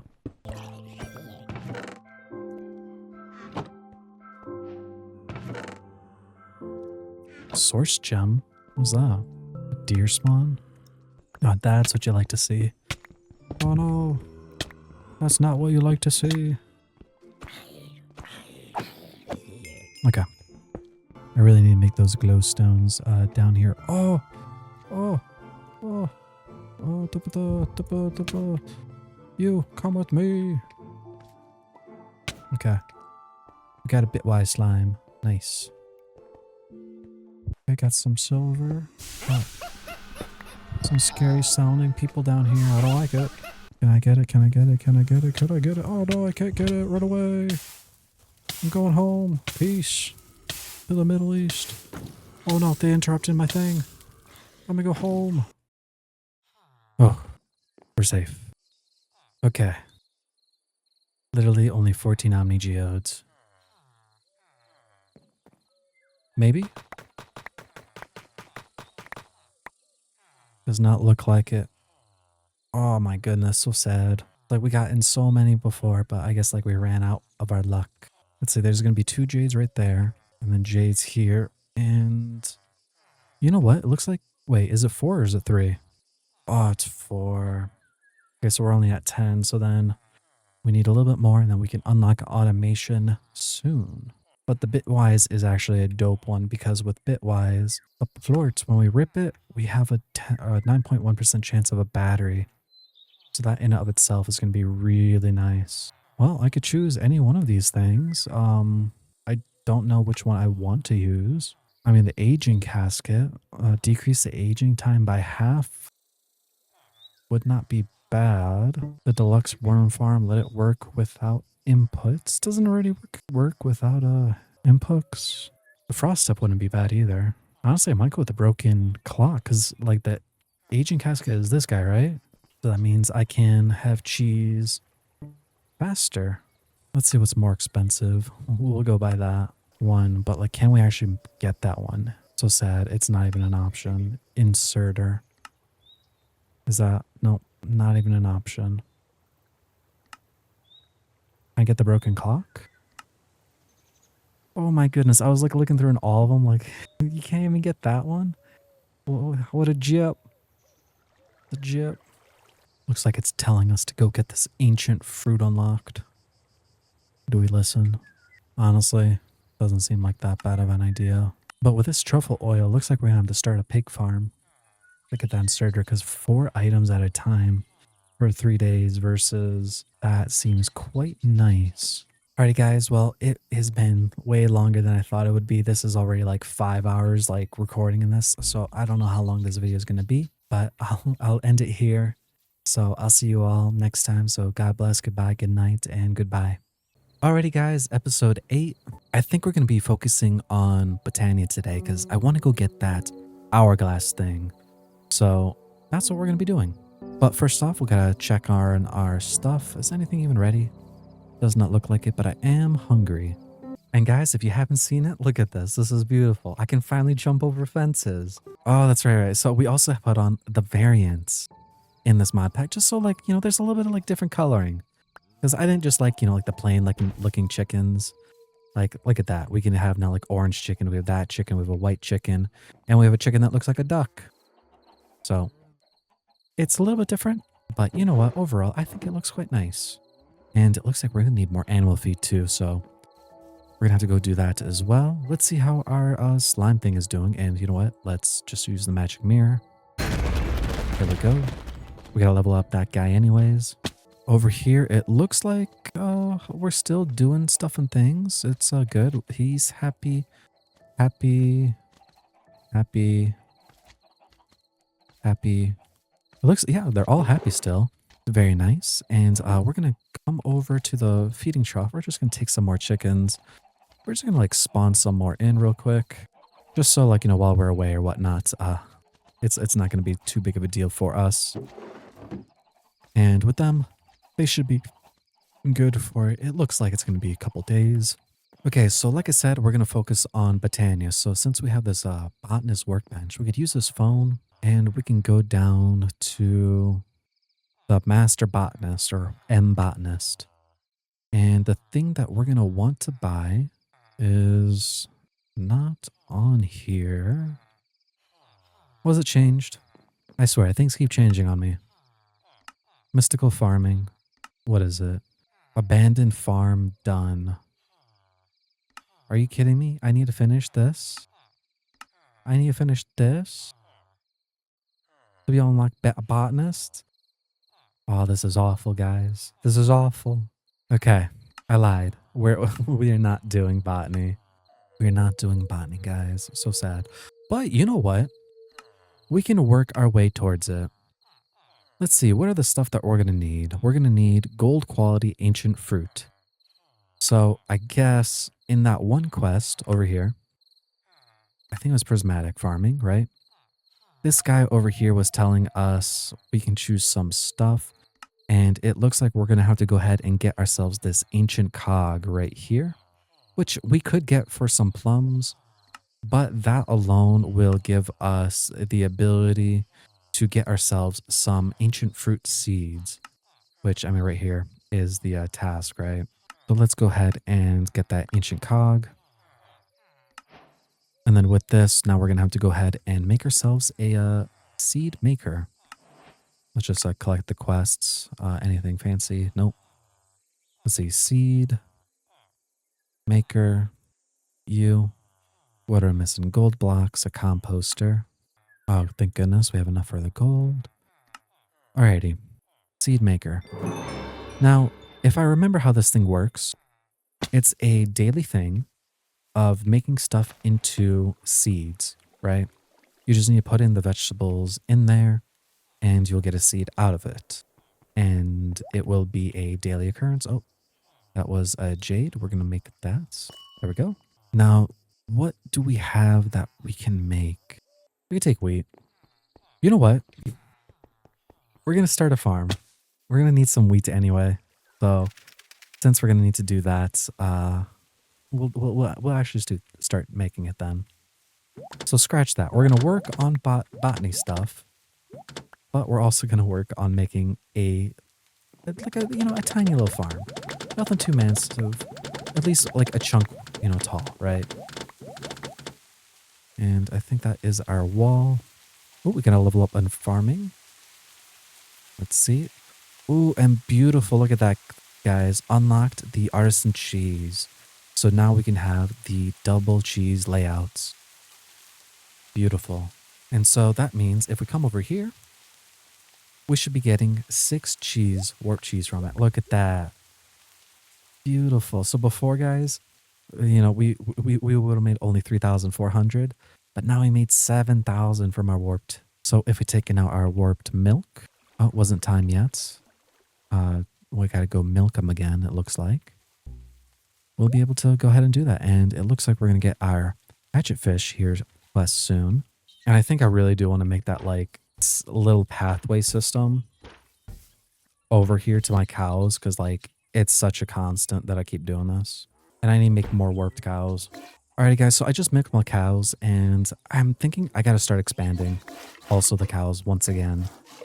So on top of making ourselves the wheat farm and some other things, we're gonna want to do that.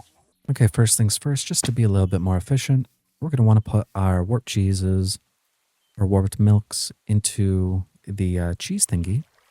So we got 1, 2, 3, and I think I should have enough milk warped to make another one. Yeah, so I most definitely need to go ahead and make some more warped cows. But first, let's see, where do we want a farm? Maybe let's have it like over there, across this pond over here, and then just kind of like build it over here. So it's not too big of an eyesore, right? So let's do F9 and let's check out what our chunks are looking like over here. Over here looks fairly flat. It doesn't seem like I need to do much work. So we're just going to mine this part off. I try to make it like look natural too. And by natural, I mean like completely unnatural because, I mean, I could try, right? But alrighty guys, well this is going to be our chunk right here. Doesn't look like anything's really in the way of our chunk. And so we're just going to make our farm and kind of expand it either upwards or downwards. Honestly, to make it like look prettier, probably going down is the smarter solution. But for all intents and purposes, I think just going up is going to be easier, and then we can make things look prettier later down the line. We're going to put Silk Touch on our shovel, just so we can start picking up grass also, and not picking up dirt constantly. Oh, and you know what? I almost forgot to put the Ancient Cog on that seed maker. And if you guys didn't know, you can actually get it back. Like you can see, like where it says progress 1 on the left, you can see that thing. If I break the seed maker, I will get that cog back, so you won't lose it. And I'm gonna buy this wand. Where's the clerk? Can I use the phone for it? Okay, there we go. I want this stone wand, but we're gonna upgrade it to, let's see, at least iron, honestly. Let's see. Because 16 blocks is good, because that will fit my chunk that I need. So block of iron. There we go. So building should be now a little bit easier. Right, that is more than enough dirt. And so since we're over here now, I want a whole layer of just these warped cows for those milks. So we're going to need a total of 20 of these cows. And so what I want to do is make that range, right? So since this is base level down and they do a check in a 2-block radius of every size, I want to make this at least higher than this, right? By another 2. So let's do this and see. Yeah, that would be fine, I think. One more higher, probably. And then I want to go across. I probably should have the chunk things on, just so we can see our borders. And with that done, we're going to come back down and get rid of those blocks, grab our wand, and build it like so. Make sure we have enough grass blocks in our inventory. And be sure you don't accidentally touch the bottom. That's the only reason why I don't ever upgrade like past iron, because that would be a sad day where you accidentally just 64 dirt extra on the bottom. We'll just add some torches. I don't know where this stack thing came from, but we'll just light up the middle. I don't really need light, but I like to, like, you know, give them a little light. Oh, I did forget animal feed. Do I have any in my chest? Oh, I do. Perfect. And then with this, we're going to want those trumpet fences if we have any.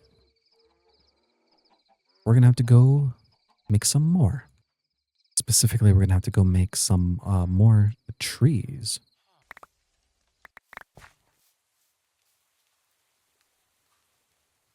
Oh my goodness, guys. I did not know this. Literally using a silk touch axe makes the whole like tree leaves drop. What? I don't even know if I even need all these leaves for anything. Can I do anything with them? I could ferment them with salt and they'll become a slime bog. Okay. Oh, you know, oh, I could use it for bone meal. Not that like bone meal has much use. So yeah, guys, I guess note to self, don't put silk touch on an axe. 'Cause unless you want like leaves for like decoration, but I don't know what I'm going to do with 4,000 of them. I'm going to have to make some kind of system that just turns them in all into like bone meal or other things. I accidentally used my axe. Now I have 7,000 logs or 7,000 leaves. That's taking up so much. That's literally taking up more than 10% of my storage system.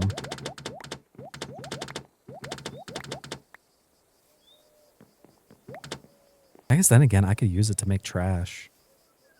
You know what, guys? Since I have so many leaves, we're going to come over to the blacksmith, I believe.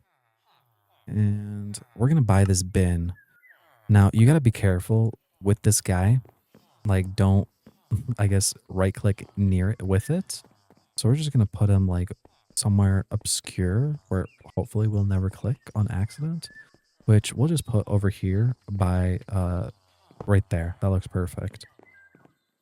And the idea is, I wonder, can we? I don't think we can hopper into it anymore, or I don't think you ever could actually. But let me see. Maybe things were changed. No, it was not. Okay, a little bit sad. There probably is going to be a way to automate that, but the idea is you can just throw in a bunch of this, right? And you get these trash bins or trash bags.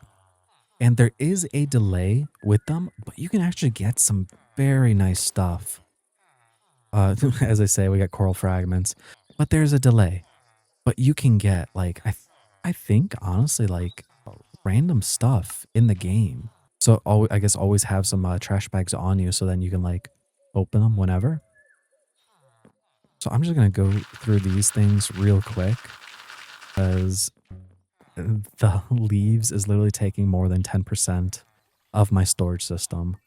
And I'm okay with the bone meal, but the leaves, I don't think so.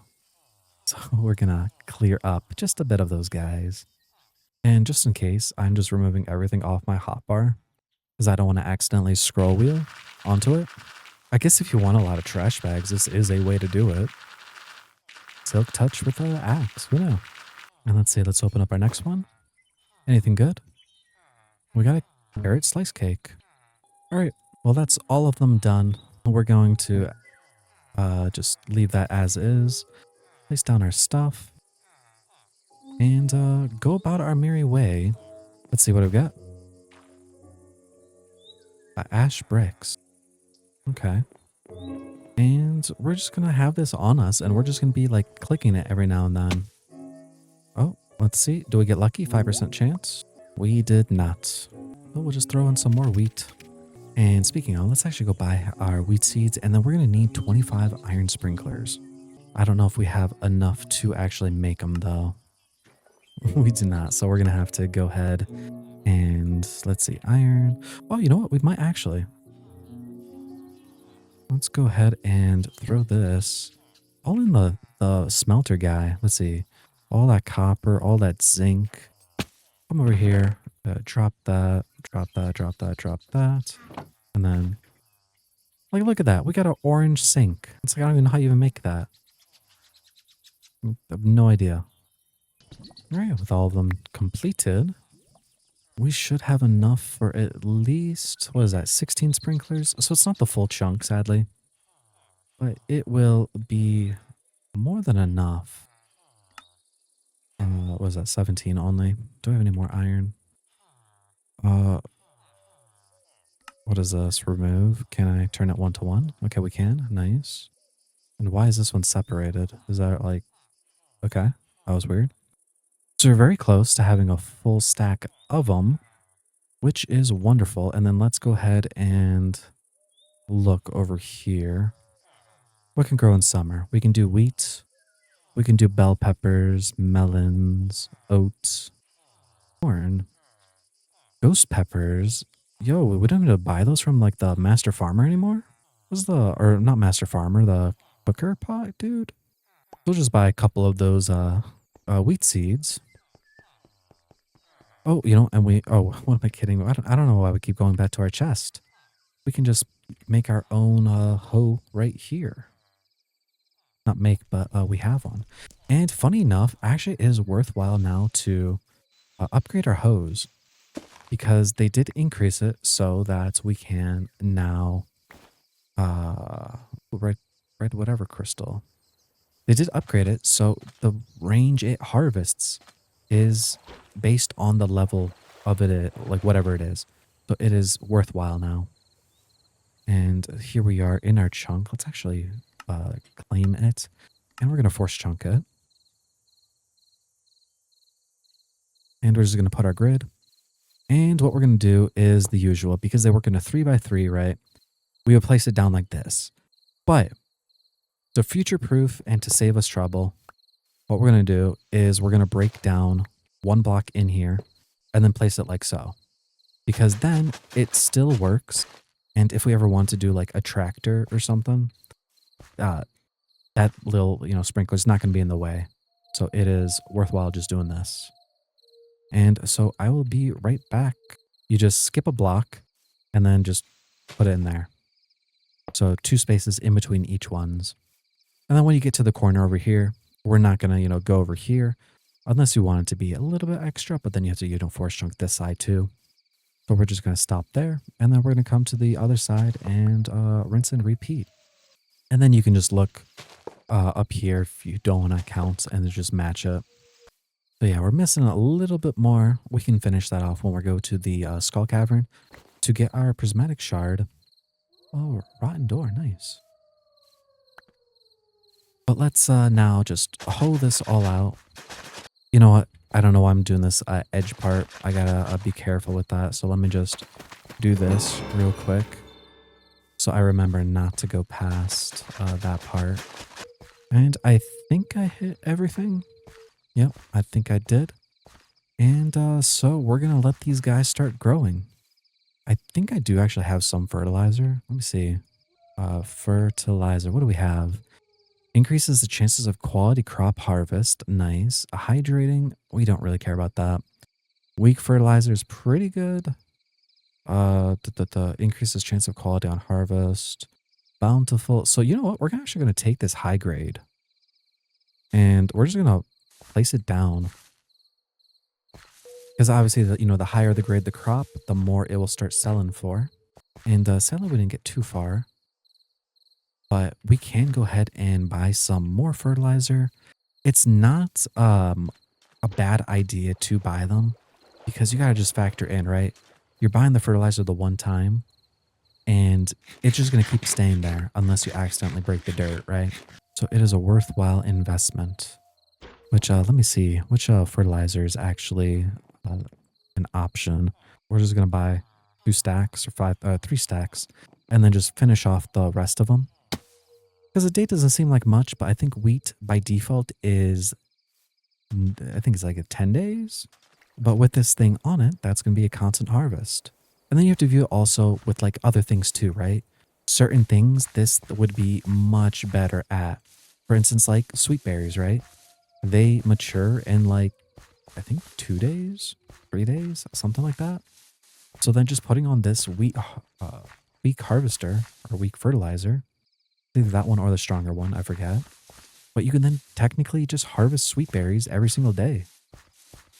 So there is money there. And remember, you can turn sweet berries then into glow berries, which turns sweet berries into an actual very good way of making money. The only hassle is obviously the fact that walking in them hurts. Looks like I had a couple stacked too many, but that's fine. We're gonna put all that stuff away. We could always use more of that later. And oh, you know what? We did get that epic hat from our little sparkle thing. What do we get? Rainbow Orbiter. Let's see, what does that look like? Um, a little bit of RGB action. That's not bad, but I think I like the teddy bear more. And oh, you know what? Because botany is locked, we're gonna actually go ahead and make that chicken thing that just deposits chicken for us. Just so then that way we can start expanding our boom cats and making money that way. Since our slimes are not slimes, since our animals like us enough now, we're gonna buy a couple more miracle potions just because for the warped cows itself. But we're gonna go ahead and buy these magical shears, right? So since they like us now, you can see I think you need 5 uh, affection boost from them. But with it, it gives us the ability to essentially mimic their death, right? So we'll get the stuff that if we were to kill them, that's the loot. So you can see all these bison, right? So you can just buy this and make this part of your setup. You can just take your milk and just milk all your things wherever they may be. There we go. And then we can just take the magical shears now. And you can see it gave us raw buffalo meat. 4 of them to be exact. I don't know if that changes depending on whatever. But let's see. There we go. And check that out. We even got some leather. So that's free money. Like in addition. And I think we can do that daily. And then let's see what our woolly cows give us. They gave us raw beef. And our wee little chickens, we can just use it automatically because it counts as like a pet. And obviously, I guess that makes sense. Feathers and raw chicken.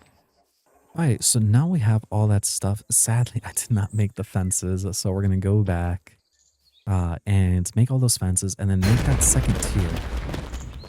Alrighty, guys. So since we have this layer up here now, we're probably going to maybe like increase our feeding trough like a little bit higher because, again, the feeding troughs work in, I think it's like an 11 by 11. Let me see, feeding, 13 by 13. So almost, so we can raise this up. I think it's like 7 blocks. No. Yeah, 7 blocks high because it works 6 down, 6 up, 6 around. Okay, yeah. So we increase this up by 6 blocks and it should reach the bottom people as well as the top people. We got a balloon right over here. There we go. We got it. Let's see it. Where is it? My backpack. Place that thing down. What is this? Neon Club sign? What? Upgrade base. So let me see. If we take this, place this down, break this chest because we don't want it. I'm going to place this guy down. Does it actually glow, I wonder? Ooh, it does actually glow. Nice. Interesting. Alrighty, with that layer now completed, we got over here. We're going ahead and going to start breeding our woolly cows. Let's see it. Hopefully I can do it to some people who are close.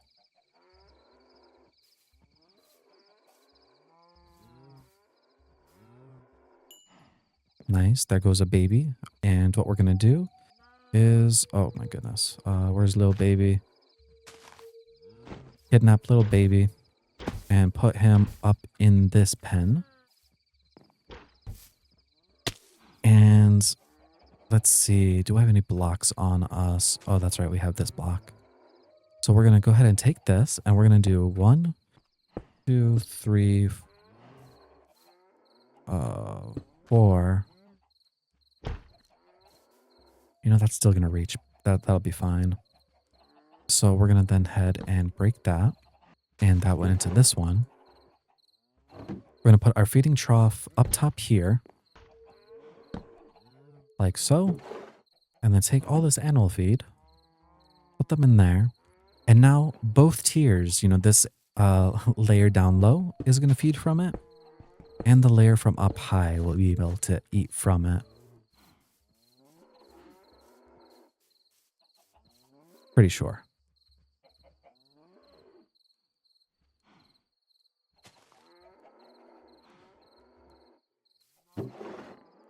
There's my backpack. I was wondering where it went.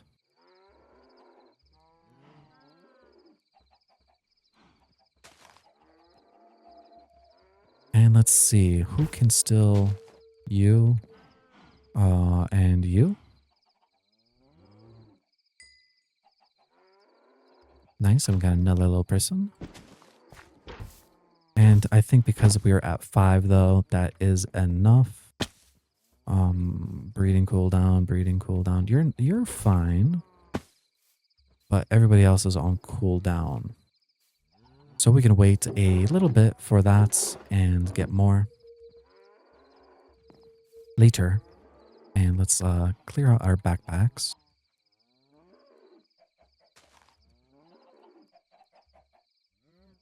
Funny enough, the trash can gave me a mystical flower, which I really wonder, could I technically grow this flower and then just make the pedestal thing? Because you need a flower petal, and that's... Can I just bypass it altogether? You know? I can't remember. Does it require mana for the flowers to grow? That's the one thing. Which actually, I don't think it does. I think I could like literally just place it. Let me go ahead and like do that. Because how funny would that be? Is from the trash cans, got the Botania flower, and I could just bypass that whole thing. That would be great. Let's do that. Let's see. Does it have to be hoed out? I wonder.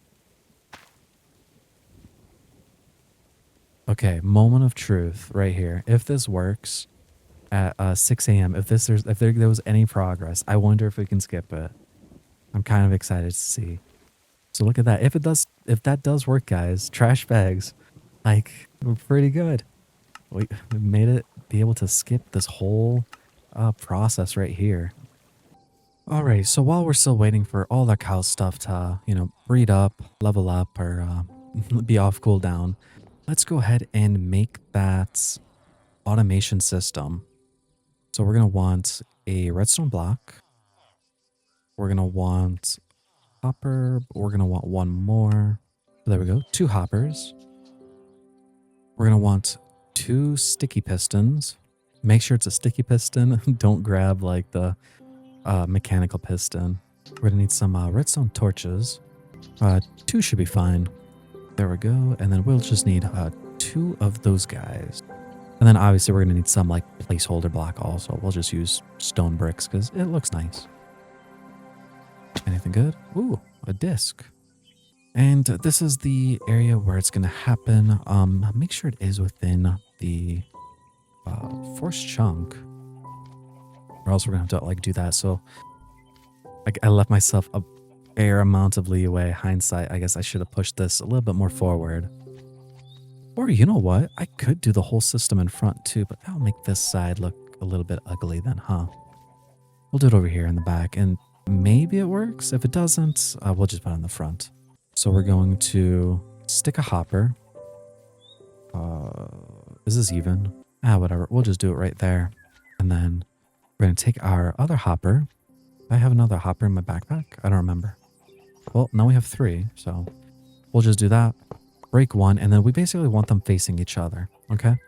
Basically, it's going to make a locked system. Then we're going to take our comparators and just place them facing away from it. And then we're going to just take any block, and I think I might do the daub just to match with the build, actually. If I have any daub.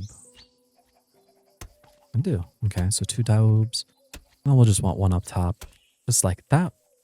And then we'll take our sticky piston, and we're going to want it over there. So we're going to place another placeholder block, and then sticky piston, like so.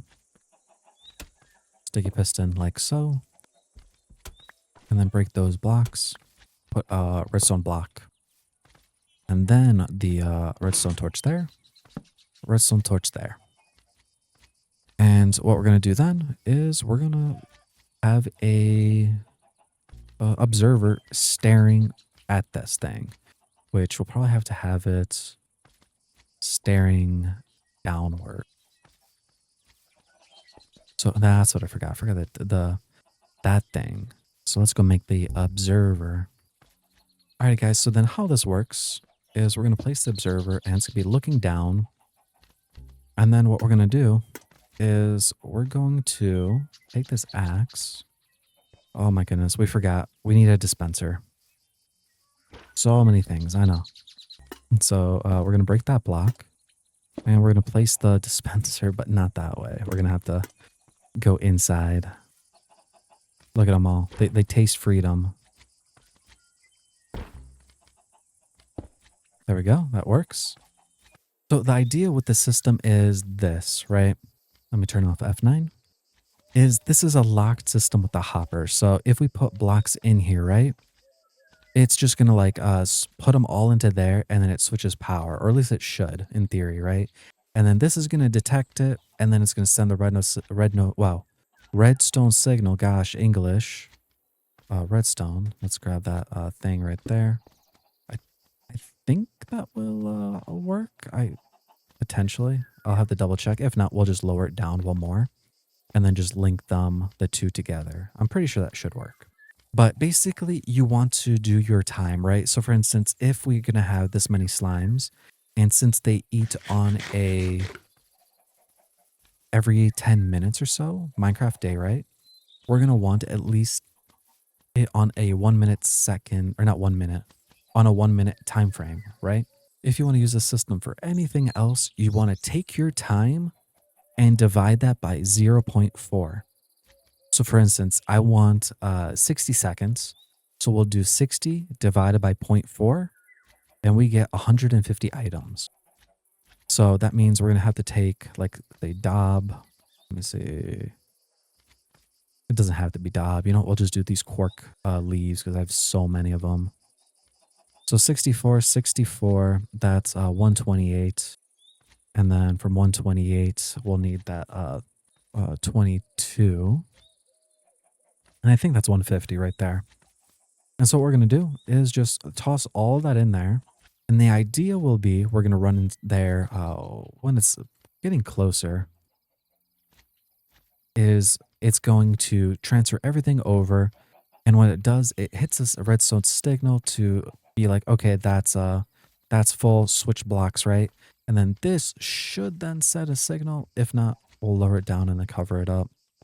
I can't remember if I need a block on top or not, but we'll see. But basically, as long as it drops the chicken from in here, which, oh, good thing I came back in here. Let's put 37 in there. We should see a chicken pop out. Okay, I think I messed up. I think I needed a block in there. Let me see. Yeah, I think I needed a block up here. Let me, for the intense purposes, let's just put in a little bit of them. Because we basically want to see this piston moving back and forth. So like when this goes away, that's supposed to switch and then vice versa. So guys, I forgot some redstone torches. You got to put a redstone torch underneath there. And now it's working. As you can see, we're going to go from there.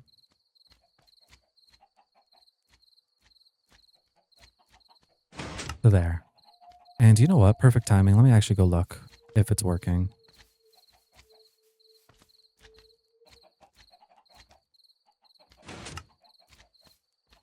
Our chicken's up there. Let's knock them down. I don't know. But like there you go. That is the core idea. Like it's spawning it in. But now we just put in the 150 items, right? There we go. And that should be now on that clock.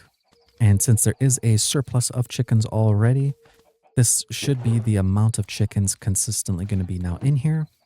And so then we can take all these chickens, go into this dispenser and fill this guy up with that stuff. And honestly, to get rid of the slime feeder for the boom cats at least.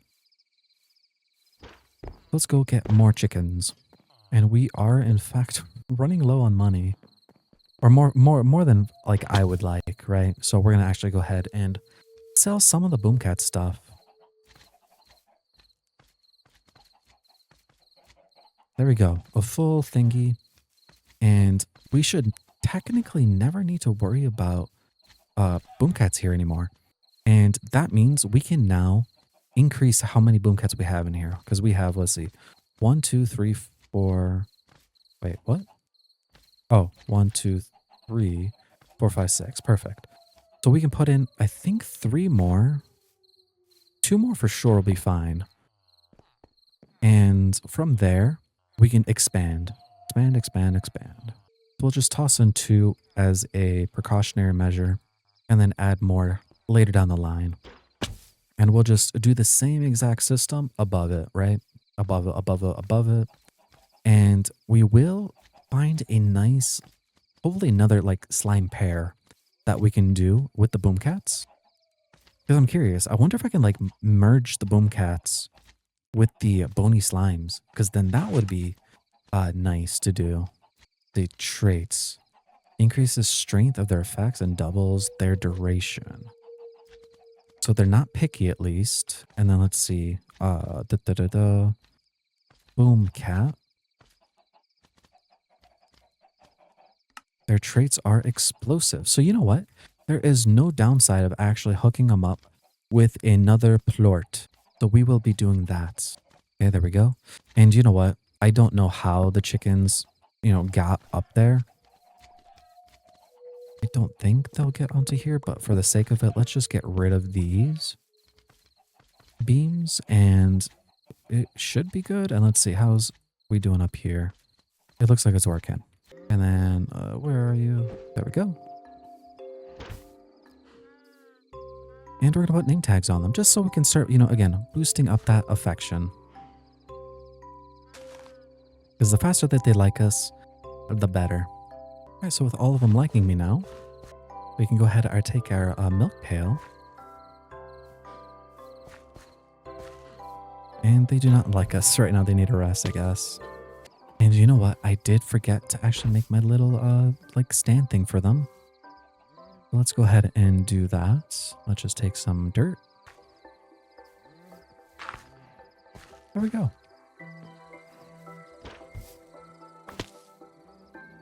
Ooh, look at that. We got swimming wings. Gotta love the trash can, man. Now we can, like, actually swim around the ocean and not be a peasant.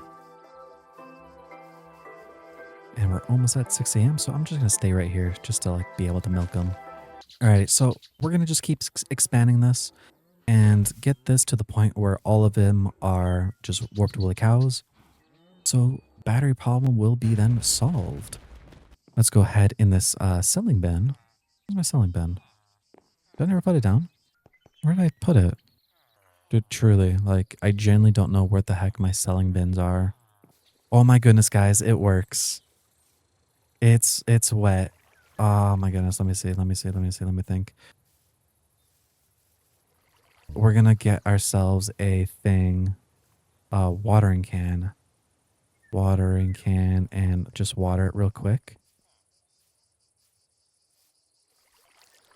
And I want to put a sprinkler on that thing. So we're going to go ahead into the thing and get ourselves some iron to make one of them. I would like to say I'm rich enough to like just start buying like a bunch of iron. But what I'm trying to do is get to that cookies. That's what I've been like aiming for. That's why I got the wheat. That's why I have the thing. Now I got to work on some sugar. Which sugar I can buy and it'll still be profitable. That's mainly why I wanted the milk. Like, dude, I genuinely don't know where it is. I thought I put it right here. Like, in here with me. In this building, but I'm not seeing it. Alright, guys. Well, we're going to make that iron sprinkler. And let's see. I'm really wondering if this will make us bypass it. Because that would be hilarious. Because I should be getting 2 petals from that. The mystical orange flower, and I'm pretty sure for the pedestal itself, we don't need anything else. Like, we just need 1 petal and cobblestone, Actually, let me double check. Is it? Yeah, we can use any petal. And then we can then start growing the flowers, which just costs some random stuff. Alrighty, guys, so I'll be honest with you. For the life of me, I don't know where I put my selling bin. Like, I looked around. Uh, I thought I put it like here somewhere, but it's, I don't know. It's not in my bank. The shoots are gone too. I don't know. I don't know where it is. I guess if you guys know, down in the comments, let me know. If you paid attention more than me, because frankly, I don't know how I would miss it. Because I could have sworn I put it like right here, right? That's what I thought I did. But I'm guessing I did not do that. So let's just make a new selling bin. Sell those guys. Take all our boom cats and do this. The Botania Dream, guys, is still alive. Still alive. Alright, guys, that's the second pin done. So we're going to go ahead and do this exact same setup. Like, you know, the barrel, whatnot in the middle. With this thing going up there. And then that way, you know, have another set of boom cats going. Which what we're going to do is we're actually going to go in here and we're going to go ahead and get some milk. And I'm not really caring for buffalo milk. So instead of me going and getting my normal bone slimes that I already have, we're going to come over here. We're going to feed these whatever ones, and then just going to kill them afterwards because we don't want them staying in the game. But we just really need is just one bony plort, but it looks like even still. So let's do this. Bony slime. You know, we have a lot of them. Goodness. We'll do that. And then we're going to shoot him. And then we're going to give him a milk. And he gave us our plort. And that's essentially all we need. Because ideally, we get more. And then we can feed all of them. But what we're going to do is just feed one plort, and then eventually, like, we'll get more plorts, more plorts, more plorts. And I keep thinking maybe the better thing would do is actually, let's just turn that off real quick. And pony plort. I think we might just make some more guys. And then just give them all the milk. I'm pretty sure there's some other stuff. You know, we'll just throw in the wart milk too. Hindsight, I guess I could have just used the buffalo milk and just done that too.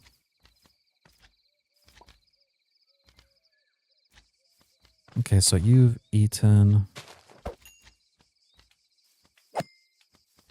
Does not need to exist no more. And that looks like that's all the plorts. So let's just go ahead and just kill all of these guys. Or what am I doing? Let's just suck them all back. And put them back in the bank. And then with these bony plorts, we're going to go ahead and make these guys all into the Largos. Am I missing anybody? You? And it looks like that is everybody. So then we're going to turn back the magnet on. And now we should be getting the bony plorts as well as the boomcat ones. Do you want 4 espressos? Well, bright side, we have some coffee beans. Only grows in the springtime. Let's see, use cases. I think we need to ground it, right? Use, and then coffee, hazelnuts, coffee. How do you make espresso? Oh, espresso brewing. 4 coffee ground. Espresso machine. Battery, zinc. Tea kettle. How many batteries do I have? Only 4. Now, do I want to sacrifice that for that? Wait, what am I talking about? Wait, we literally got the fletching table guy just so we can start turning in those cheeses into batteries. That was the idea of the whole thing. aged warped cheeses. So then if we go to this guy, battery, one, two, one, two. Ah, there we go. The trader. Ah, there we go. Secondary battery. Beautiful. And frankly, I would love to make some more crystallariums. Or the fermentation barrel. Or not fermentation barrel. What's the thing I'm thinking of? This guy, though it uses jade. How many are we at? We're at 10. That will make 11. So one more set of 5 days, and then we'll be able to get our 4 wither skulls. Or then automation. Let me see. What am I missing for the thing in it of itself? The boiler room. We're missing raw gold. Geologist. We can finish that here right now. Let's go ahead and get that earth crystals, frozen tears, and then what was it? Fire quartz. Yep. Let's go ahead and submit all of those. Take that. What am I missing on this side? A bunch of minerals. I don't know which ones are which. So what we're going to do is we're going to just do pound and then society. And then we're just going to, whenever we see multiples, we'll just take some. So like there's some aquamarines. Or you know what, better yet, not society. Let's do mineral. There we go. That looks better. And we'll just, I guess, take them all because it looks like we have duplicates of most things. When I see if there only has like one, I just won't grab it. With all that, let's give it a shot. Submit, works, submit, worked, submit, submit, submit, submit. So what am I missing? Anorite, fairy stone, or kyanite? Oh, we could do that one. Beautiful. Got us a little relic trove. Let's see, what do we get? What do we get? Ooh, midnight cloak or midnight robe. It gives the wearer complete invisibility and increased speed of movement at low light levels. So we'll be 33% faster in the night. And then increased damage. I mean, it's interesting. We're going to put that guy on. A back slot.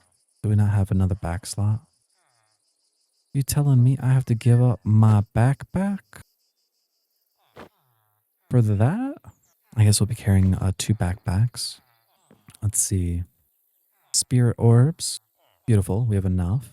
Rotten flesh. You know, I don't think we have enough. Yeah, we're going to have to go hunt down some more zombies.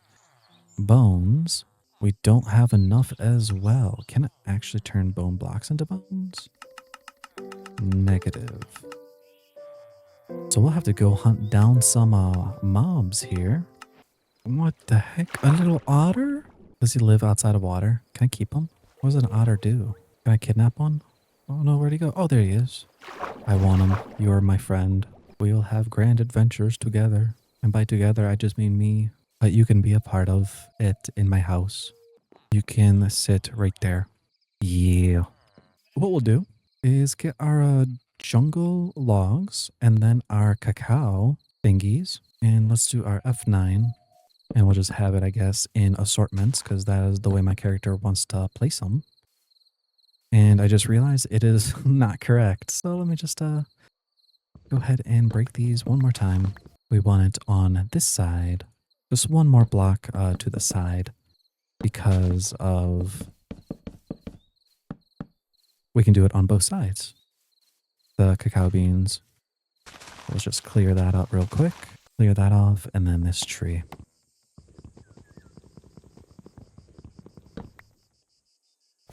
I don't know why that didn't chop it.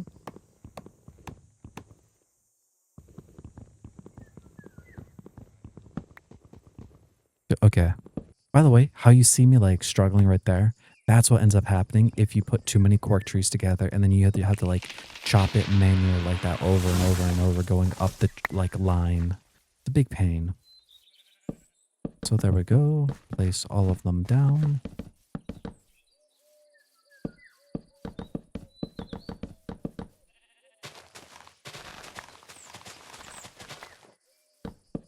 like so.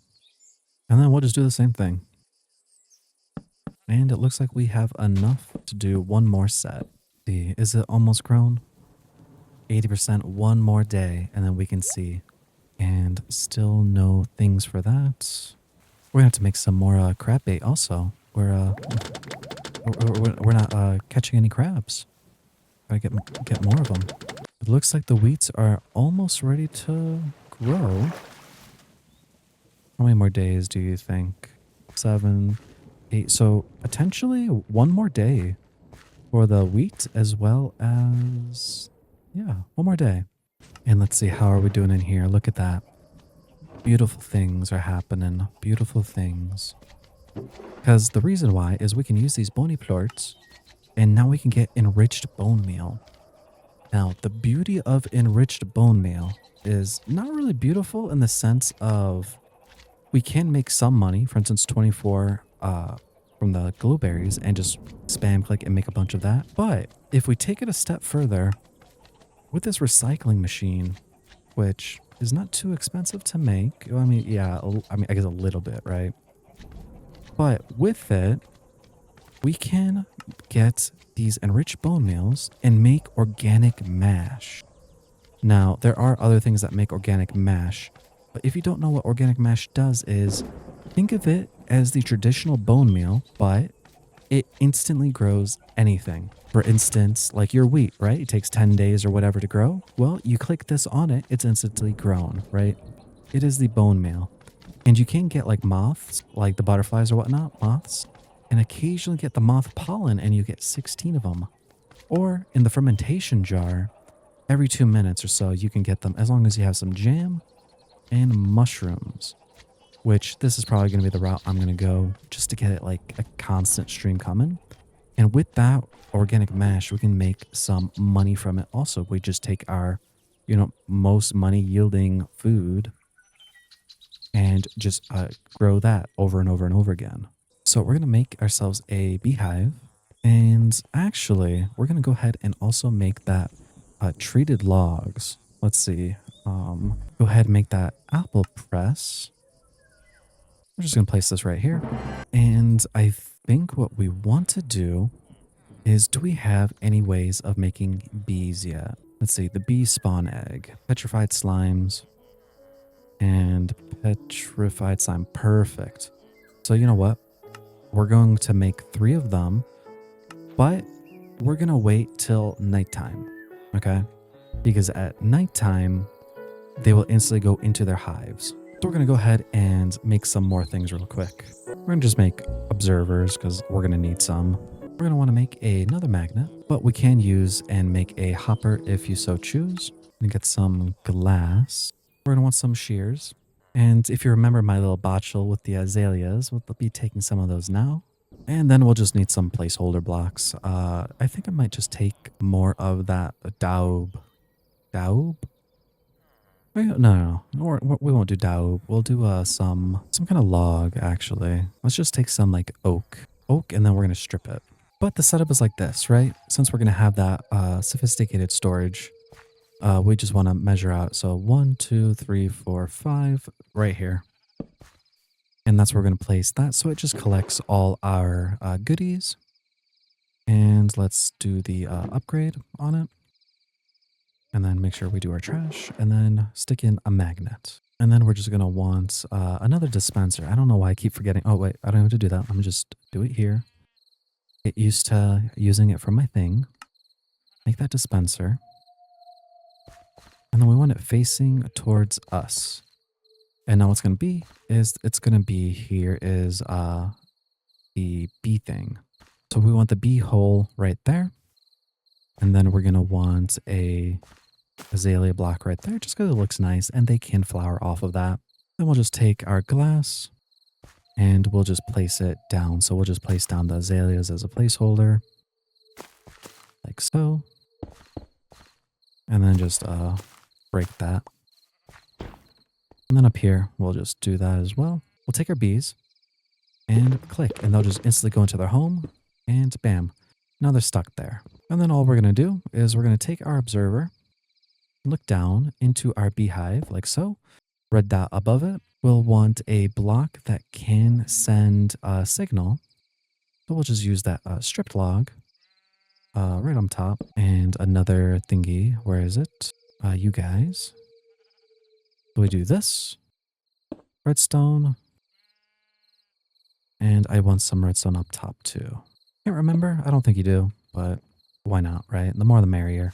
And then in the dispenser, we're going to put in our shears. And now if you did, like if you don't want to do the thing right here with the oak log, and you don't want to have a barrel with a magnet, what you can end up actually doing is instead of this oak log, just set this to be a hopper placing into your chest. And that way you can just do this whole system like so. And then shear and shear. And because in Sunlit Valley, right, things don't degrade. So this is going to be essentially a slime, or not slime, bee farm for us for honeycombs. And then with those honeycombs, we can then use to then throw into the apple thing for honey bottles. And with the honey bottles, we already have a bunch of mushrooms. Like literally just go to the skull cavern and then we can just harvest a bunch of mushrooms. All right, guys, moment of truth.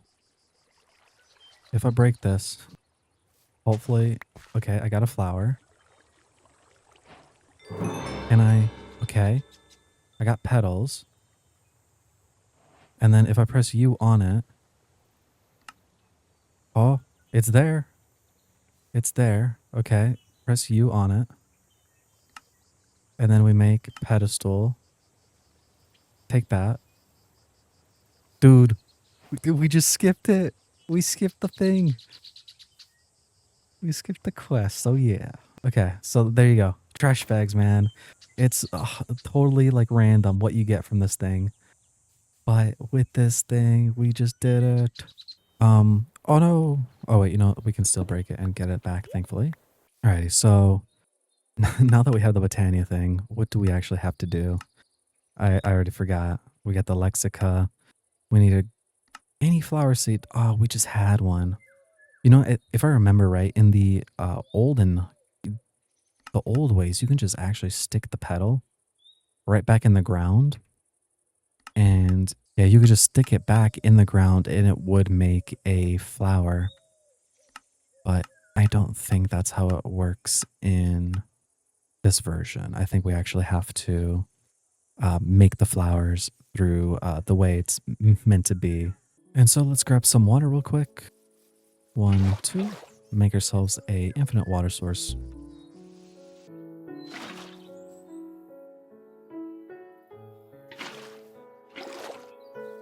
Right there. Add in some water. And now we're going to have to figure out seed to make. Because we've been slacking on our things. We got to like look through this.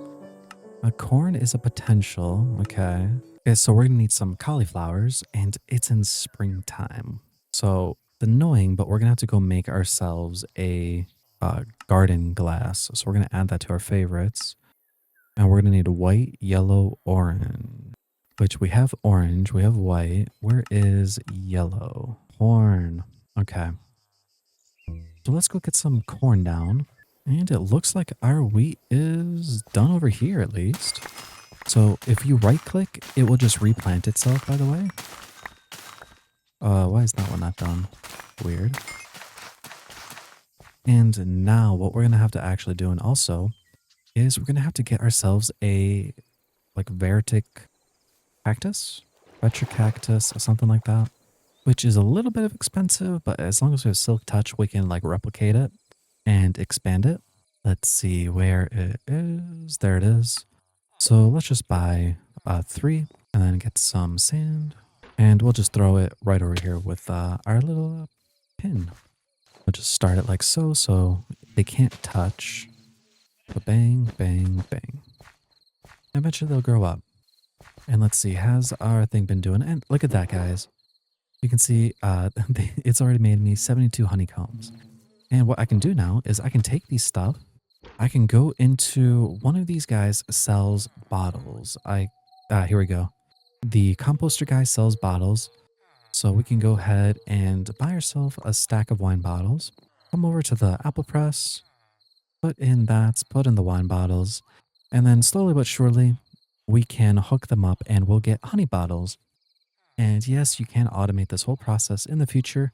I am nowhere near there so far, so we can't do that. We're going to go ahead and make this up there.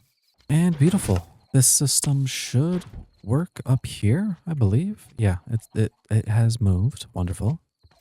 So now this room up top is ready for the almost ready. Yeah, there we go. Place that down.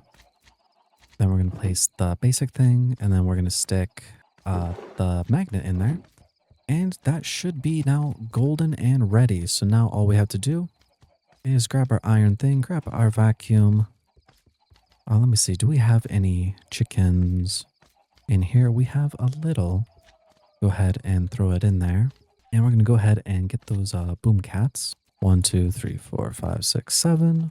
And they will start exploding in the beginning. So I'm going to want to go ahead and get some chickens already around the room. Just so they can start eating so they don't go, I guess, absolutely crazy. But there you go. It worked. So I'll place a little bit more down. There we go. Place that all in there. And that should be golden. And you know what I want with these guys up top? Is these guys are going to be a mixture of boom cats, but with the bitwise. There we go. It's working nice and dandy. Hopefully they don't, hopefully they get happier soon. Right? Because like as long as they're not like upset, they won't explode. Okay, I really can't wait until I get that auto milker, by the way. The me constantly running back there is a little bit of tediousness.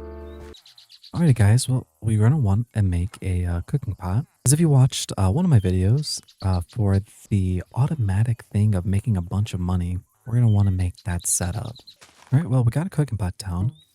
We're going to want to make a campfire and just place it underneath it. And then we can just place that block of dirt back. We'll never have to really have access underneath anymore.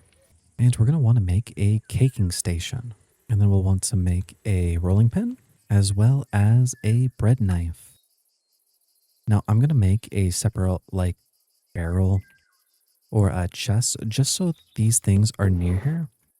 So I know, that's what I need instead of like, me constantly remembering it. And then so for these, for the time being, we're just going to use our normal, just basic, just placing stuff in there. It's these chocolate glazed cookies. We're going to want this chocolate spread with a large milk and chocolate. So the reason what we're doing is we're making chocolate and specifically truffle. So if you want, I would suggest just bookmarking this for yourself so you know we need the beans, the wheat, and small milks. Now, if you don't have yourself a farm set up, you can buy large milk from the tiki supplier. I do not have the tiki supplier yet, but that is an option. You still profit money, but since I do have that other farm with the buffalo meat milk, we'll just be using that instead to make all the milks. So we need milk, cacao, and wheat.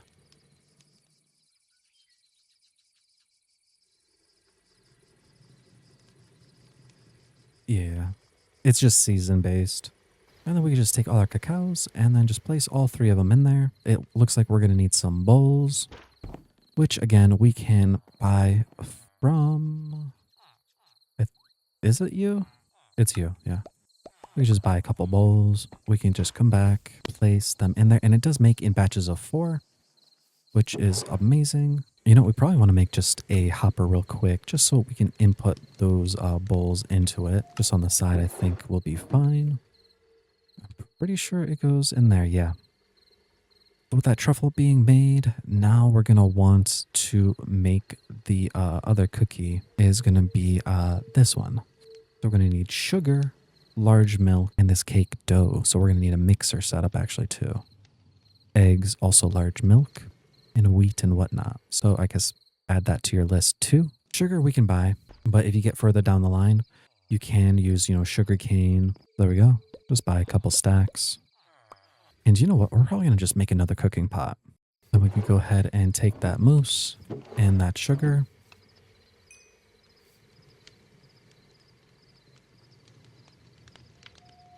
Make sure it's exact. Don't change the recipe. And then we're going to need to go ahead and buy some jars. Which, same thing. We could just go to this guy and just buy a couple jars. And you guessed it, make another hopper to just hook it up to the side and place the jars in. We're going to make a crafting bowl. Being a bowl. There we go. Going to need another bowl like so. Crafting bowl. And we can't automate this, which is kind of annoying. But with it, all we're going to need is sugar, large milk, and whatnot, because we were making this. So egg, wheat, sugar, large milk. Which at this rate, how much stuff we're using, we're probably going to go ahead and get that tiki bar set up too, because that will save us a lot of time. But we just mix all this stuff, click it, grab our cookie dough. Oh my goodness, I just put it back in there.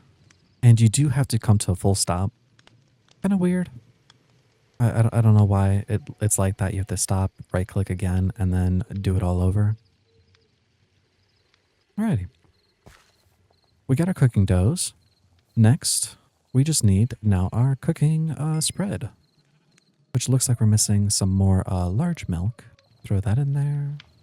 And then while that's going, this is what we're going to do, right? We're going to make it a setup. So we're going to do cake dough. We're going to cut it, and then we're going to roll it, and then we're going to just rinse and repeat. So you press 1. Sorry, don't put the cookie thing there. 1, 2, 3, 4. Then back to 1, just right click. And look at that, guys. We just made $4,200.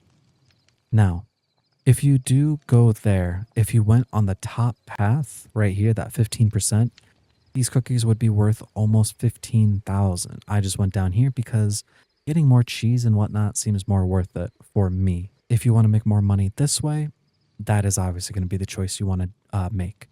But we'll just quickly make all this stuff. And yeah. And yes, you can automate this whole process in the future. It's just, again, gotta unlock that create. If you guys are curious, look how much money we just made. 42,000, just like that. So money is gonna start rolling in. But first what we're gonna do is we're gonna go ahead and buy that palm tree sapling, 1, 2, I believe. And then we come back here, even though we don't need to. Tiki bar. And let's see, can we make it? What are we missing? Oh, that's right. It's in our backpack. Let's see, throw that in there. Bill, make that perfect. Just place that on top because we don't care about it. And then we'll scroll down and what is it called under here? Barkeep? Barkeep. There we go. And even though this costs $500, guys, remember, we profit so much from it anyways.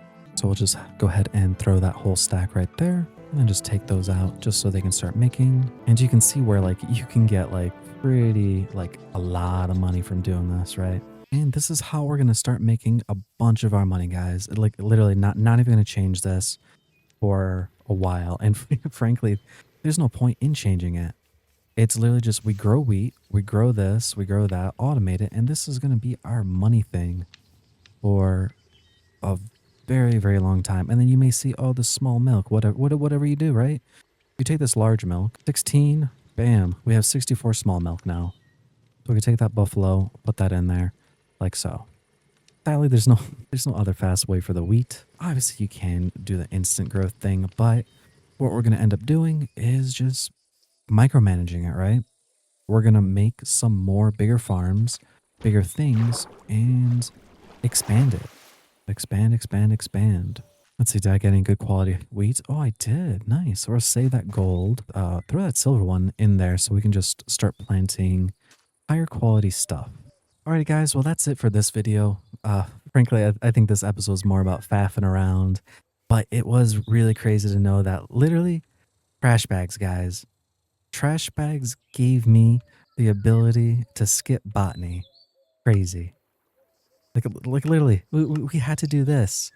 All these things, which again, it's not too bad, but like they take time and yeah, we can get the elytra, but still, we now have that botany stuff unlocked. So get yourselves those trash bags, guys. And make sure you go ahead and do this moneymaker because, again, with the frog thing gone, this is still a amazing way of doing it. But anyways, thanks for watching. I hope you guys enjoyed. I'll see you guys in the next one. So goodbye, God bless, good night, and goodbye. All right, guys. So I was like doing the trash bins. I got this hat and I kind of like it. I got an angel and the devil whispering in my shoulders. Like, who do you listen to? But okay, now it's the official sign off. I think what I will end up doing is putting one of the bitwise plorts up there and start getting the bitwise plorts for battery chances because the bone rippet thing will be a great investment for that. So that's what I'll end up doing. I'll like do some little micromanaging here or there and whatnot. But yeah, that's it for this one, and I'll see you guys next time. Hello, everybody. Episode 9. A little bit of things have been changed because I did a little bit of stuff off, not much. Let me go ahead and show you guys what I did. As you can kind of see, I did make a path. I made a path kind of going from my home all the way to the barn side. And then I have a path going back here. And I do want to make a bridge going over here all the way to my wheat farm over there. Now, I did not do the signs yet just because I want to show you guys how it works. So you do need at least 2 wide and 60 blocks out for the path to work. But whenever you do, you can then make yourself a sign. I, for instance, have 2. I'll just put it like right here and I'll say animal farm. And then with an open hand, you shift and you left click. And then you can see it says charting. Well, now we just kind of run on our path all the way down to our animal place. And if you didn't know, the path to make, I just use a shovel and then just right click. That's how it works. And then that's it. So then we just place down a sign and let's just say back home because that's where it will be. And then you just shift left click once again. And now it is done. So in the future, wherever it is, take our mirror. We can go ahead and then just milk our guys. And I don't remember if I showed it, but I did start making a little pig farm because I do want to start getting some truffles. So we'll slowly expand on them. And I found one random goose. So there's that. With the whole thing, movement happening, we can now either just use the sign or we can use our magic mirror. But for intents and purposes, we'll just do magic mirror, right? Brings us home. And then if we ever want to go back to the farm or when we make that other sign to the other place, we could just click it with our bare hand with a left click and we teleport here. Now, do note that there is a time thing, right? 25 seconds, 30 seconds, like you can't warp. So we could just start using this in the future and just, by the time we milk him all and whatnot and then leave him, we'll be fine once again. But I'm going to go ahead and do that sign thing for the other place also. And you guys may see right here too, I did expand my vetri cactuses by using Silk Touch and we expanded those a little bit. And I expanded my cacao. I don't think I'm going to go any more than this because we get a pretty good amount. I upgraded my hoe because it also increases the range. And like you can see, right, like it does a pretty good thing. I think it's like a 5x5 or something. Though it's a bit strange because it does do on the other side. So maybe you miss some. But with the amount of like cacao stuff I'm getting, I don't need any more. Like look at that, almost 3 stacks of it. And the chances are, yeah, there you go. So even more. 3 stacks and a little bit extra, almost 4 stacks. And that is more than enough for my cacao stuff. I do want to automate this process right here for making this stuff and eventually make the caking station also automatic. So I'm hoping I can actually go ahead and unlock automation today. And another thing which I was thinking about is my slimes right over here, right? The boomcats. Because they eat mobs and there is another slime that actually also eat mobs. And those are the Orbeez, which is in the area with the ancient whatever thing with the warden. Sadly, up here, the slimes are a bit upset.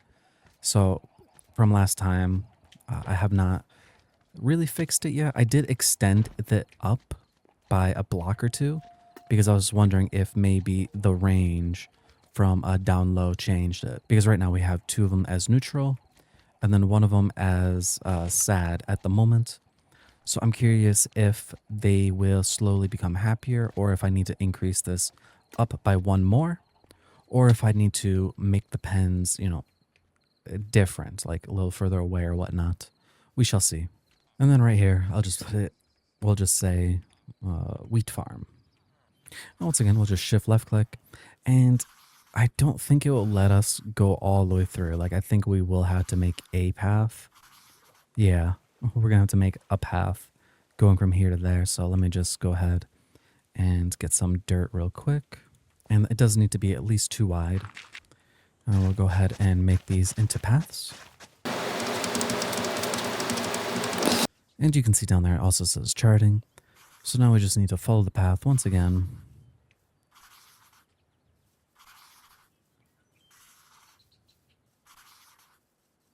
All the way to our wheat farm.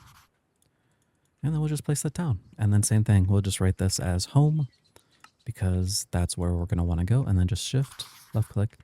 And then if we do head and press that, it will take us home. Now, my idea here is originally I did want this to go higher, but I'm thinking what's going to look nicer is if I slowly maybe turn all these fields into just like this for just like aesthetics purposes, just looks of like the wheat, but underground just start, kind of going lower and lower and lower and making the farm here. Like, as you can see, I kind of started it just for the idea of it. We're going to see about that though. But that's a really long intro, but like that's essentially the stuff that I did do. Also, I did end up making some fermentation jars to get some vinegar and the organic mash, as well as, again, another one just to start getting it because organic mash, if you didn't know, is bone meal. For instance, here, I'll just take some real quick and we'll go back over here. We're not going to use all of it because I have an idea for it. What I want to do is with that ancient fruit, plant it and then we'll get a bunch of it. So you can see, for instance, this wheat is 29% done. And typically they take 7 days. But with this, bang, it's done. Just that fast. Now, granted, not enough wheat. But if I do it with the ancient fruit, because it takes also, I think, 10 days, it will speed up the process numerously. And then we can use that stuff to make then more of the seeds. Go ahead and make some more gold wheat seeds. And we still haven't gotten that thing yet, but I feel like maybe we'll get it this time. And I saw down in the comments some of you guys have asked about the armor thing. I will upgrade my armor, but first things first, I do want to go ahead and get those Orbeez. Because the Orbeez, same exact setup, their plorts are worth 1,200 gold, almost 1,300. Now, of course, if you press K, open up adventuring, 50% more product. Like it's worth that much more. And then if we can go all the way down here to 100%, those Orby things are going to be worth way more. So that will be the idea. And so then we're going to have to rethink our whole structure over here. But let's go ahead and get ourselves that. So if I remember right from other things, what Minecraft, how it works is the higher the location or something like a mountain, then you look for deep dark or something like that. So we're going to go ahead and do that. Let's see, what am I missing? Oh, that's right. I did forget this. On the trash bags, once again, a beautiful invention. You can get this guy, feathery cloak, and you can see it becomes invisible whilst crouching. Now the recipe, if you want it the normal way, is elder feathers, which is from turkeys at affection 8. But I got it for free. But here you go. This is what it looks like. Me, and then I crouch, and then I'm gone. And then you can see I'm kind of like moving around. And yeah, it's pretty nifty. But of course, you are sacrificing quite a bit of armor. Actually, I wonder, could you put it in the cosmetics? And then does it work? It does not. Interesting. Okay, well, there is that. at least. To upgrade our armor, we're going to hit up the warden place just because I remember there's a bunch of chests in there and we have a chance of getting diamond armor there. So that might help us skip, quite a few grades, honestly. And in turn, like maybe like some enchantments, whatnot. So that will help also. Ah, that's right. They do still want the espresso. Maybe we'll do that also if I remember. Time to go find the Orbeez. So let's grab our nature's compass. Oh, whoops, not right area. Was it in my backpack? Was it in this one? Nature's. Oh, it's right there. So let's see.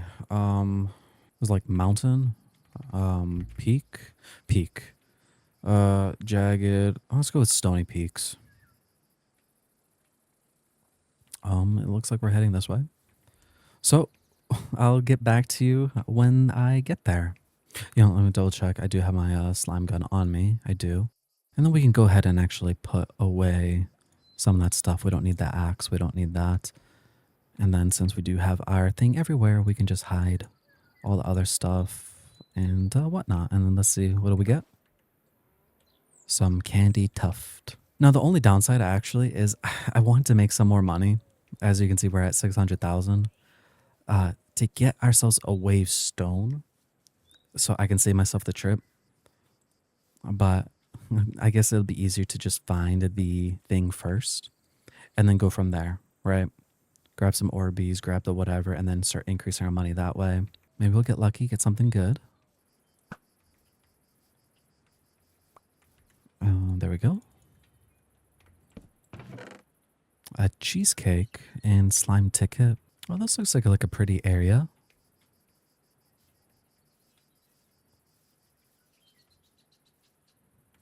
Yeah, that's really nice. Ooh, and you know what? I did forget to tell you guys, if you didn't know, you can actually go ahead and make some bottles. Because if you have a glass bottle, if you find a little bee, you can just right click them. And now you have a bee bottle. And then you just place them down wherever you want. So pretty nifty to remember that because I didn't know that. Oh, there's another one. There's another one of these things. It's a yellow tier. Oh, and aren't we lucky? Now there's a boat. All right. Maybe something good. Mending. I'm breaking. I guess we could just take everything. We have access to our bank wherever we are. And there's probably another chest in there somewhere, but it's probably not anything worthwhile. Oh, that's right. I forgot the balloon. Let's see, what do we get? Omni Geode and a mining book. Not bad. All right, well, this is a new tree I haven't seen before. A chestnut log. Or a chestnut tree. Oh my goodness, I forgot Silk Touch. It's okay. 39. So they're only 3 gold. Never mind. I thought it might be worth more. Oh, so it looks like we have a villager outpost looking thing. Or not villager, the opposite of a villager. Oh, that's a steep looking hole over there. I don't think this place has any good loot either though. Like I think it's literally just they only have like one chest up top. So with our hook, we can just kind of skip the whole progress.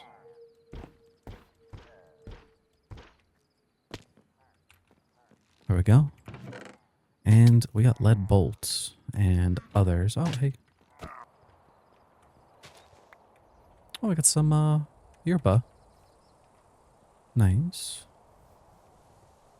And calcite. I wonder if there's a geo. Oh, wait, no, this is just a mountain. And it looks like I don't even have to mine. There's just a big hole anyways. So let's eat up and head down there. And that's what I mean by like the grappling hook is amazing. That it will stop you from taking fall damage. Oh my goodness. This thing goes down massively. Look at that. What the?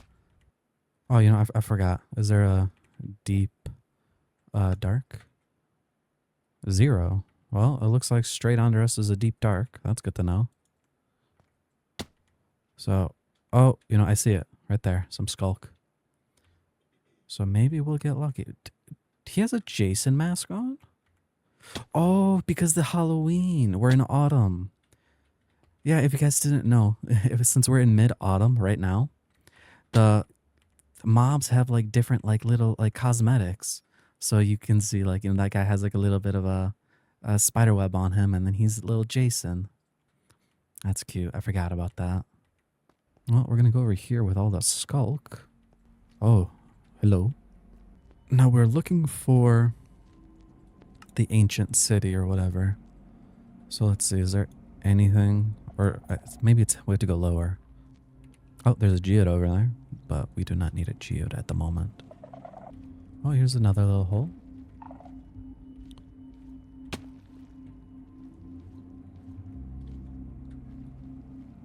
Okay, well, at least saves me some time for mining. And, oh, wait a minute. Oh, oh, guys, I think that's it. I think that's an ancient city right there. I think that's an ancient city. Let's go ahead and change some stuff out. We're gonna put the magic mirror down there just in case some spicy stuff happens. And what is it? If you don't remember, I did actually get myself the midnight cloak. And it's amazing because look at this. It's because we're in low lighting, we're invisible. So that does put us in an advantage of against like mobs and whatnot. Okay, it looks like we're almost there. Okay, there we go. Some skulk. Oh my goodness, guys. Yeah, we got lucky. Let's see. Take us down. And this is very spacious. Wait. Hey guys, I think this is another one over here. This is way too big. Oh no, let's hope no warden shows up. Ooh, look at that. Efficiency 4 silk touch. It's better than my diamond hoe already. Ooh. Ooh, that's not good. Hopefully my midnight cloak is going to protect me. I don't see him. He doesn't see me. Ooh, diamond armor. Nice, nice, nice. Let's go ahead and put that on right now. There we go. Some diamond. And put this all in the bank. Oh, I just deposited my shovel. That is okay.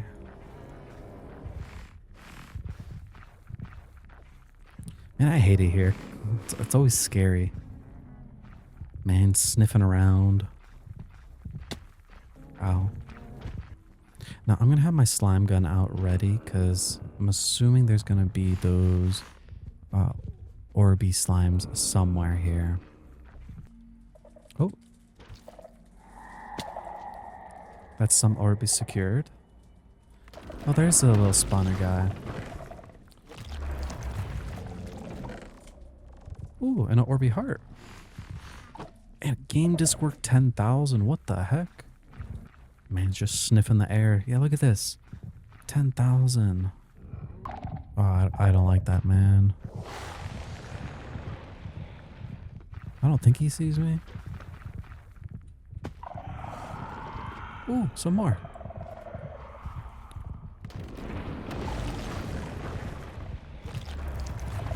I'm really curious how many wardens there are. Or if it's the same one, just keeps following me. Oh, well, there's the portal. Though I don't think that works. I think it's just there.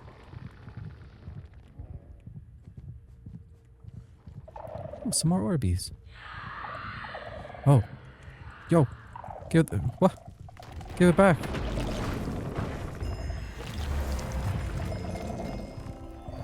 Man stole my gun.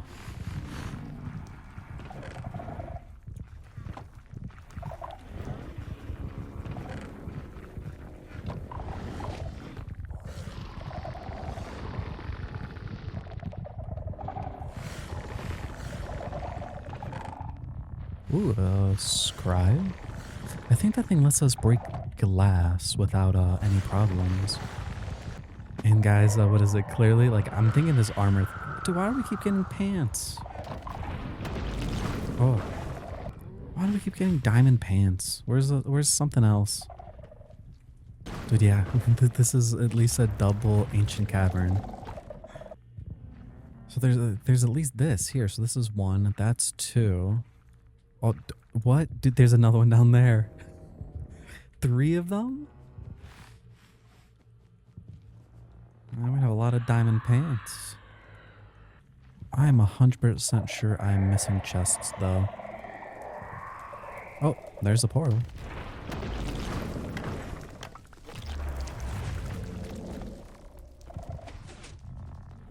What was that? Or some kind of redstone. Huh? Redstone stuff.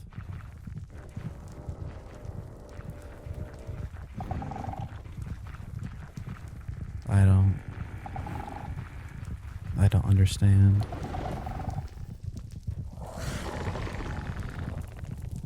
Or is it just showing me how redstone works? Is that all it is? What is this?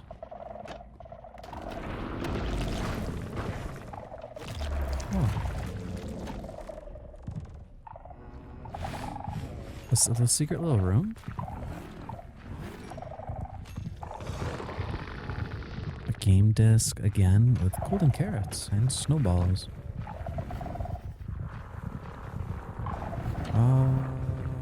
Do I?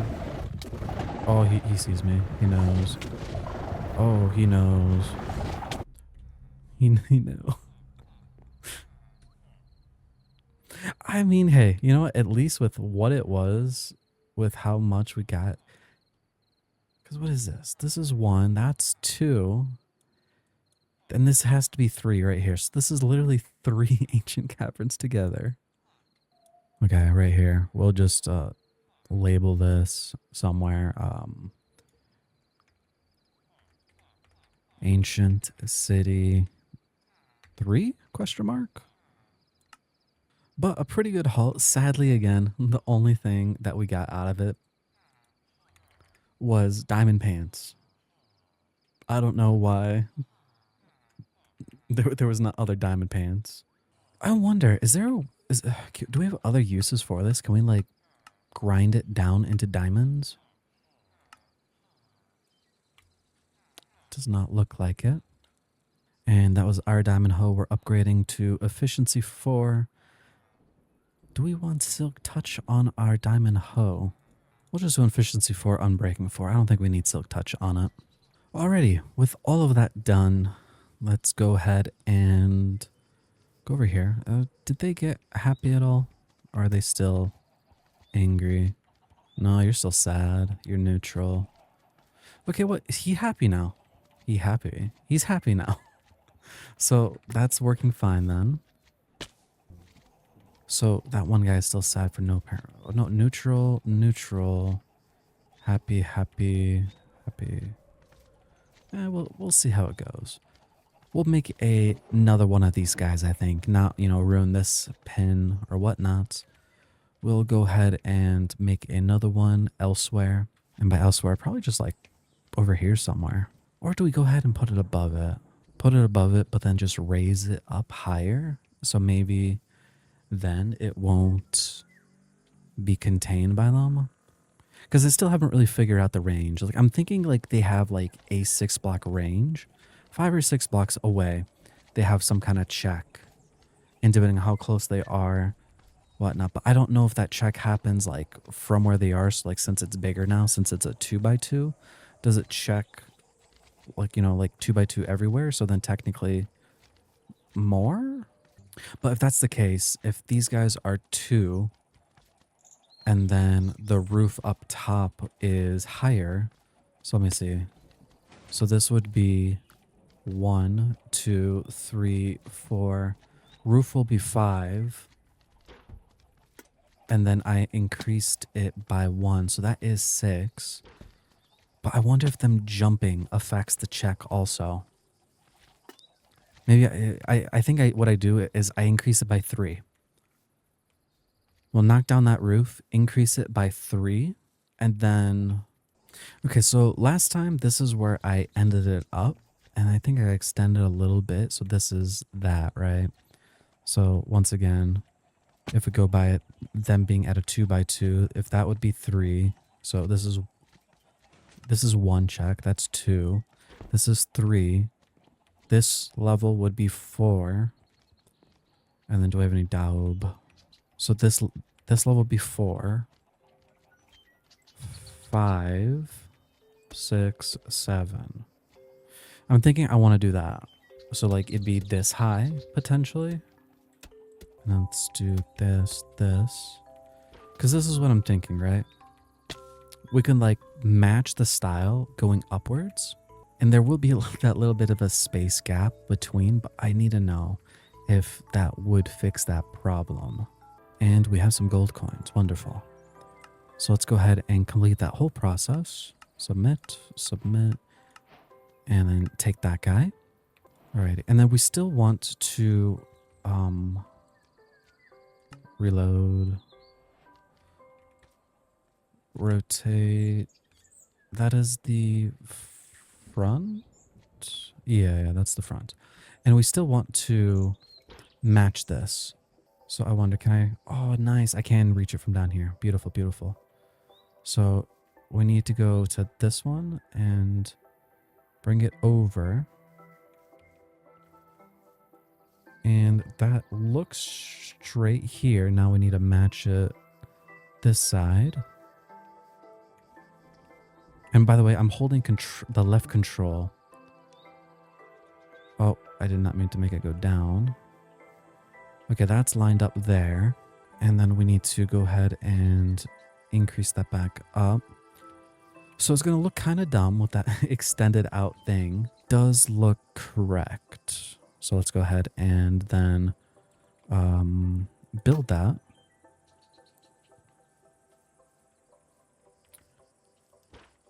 And then we're going to go ahead and fix these little problems here. Oh, I forgot that there's a gap. Okay. So we'll do this once again. Because that is the one thing with these builds that none of them have floors. There might be some like underlying reason for that. Not what I want to grab. There we go. And then I should be able to grab my wand and then extend it out. Let's not click underneath it on accident though. Alrighty, that is complete. And you know what? We will go out maybe one more. That way, this way. And you know what, guys? I got to thinking also, instead of me putting like that glass wall all around it, what I want to do is I'll just place down another barrel, like putting it slightly not near it, because I still haven't done the test with the chest, which frankly I should go ahead and do that too, just like the double chest, just to see if it goes ahead from there. Corral, nice, we do. And do I do a 2x2 or 3x3? We'll just do 3x3 for now. Grab a lever and place it on this side so it doesn't get in the way. All right, so I put it down. I guess it kind of looks funny with like giant gap up. But for all intents and purposes, it doesn't look bad, I don't think. I think what I could do to make it look a lot less weirder is put that wattle like daub frame, whatever, and maybe just leave it like that, but then put another one all on that part, the top roof part, and then same thing, and then I can put it on the bottom and then on the top to like give it the illusion that it doesn't look too off, because like having that big gap right there does just look a bit strange. But I feel like if we did something like that, that can fix that. But for right now, that looks not bad. Oh, it looks like I forgot one of the corners. And I was thinking about it, guys. Instead of me constantly making this setup over and over and over, I didn't think about it, but I could make, where is it? this guy, the redstone link.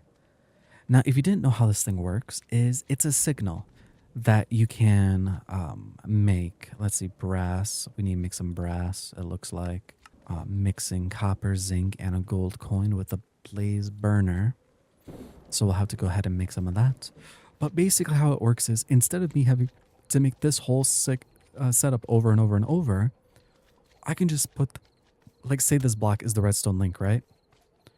All I have to do is set the redstone link on the observer so it catches the redstone signal change, kind of what's already doing with the dispenser right here, right?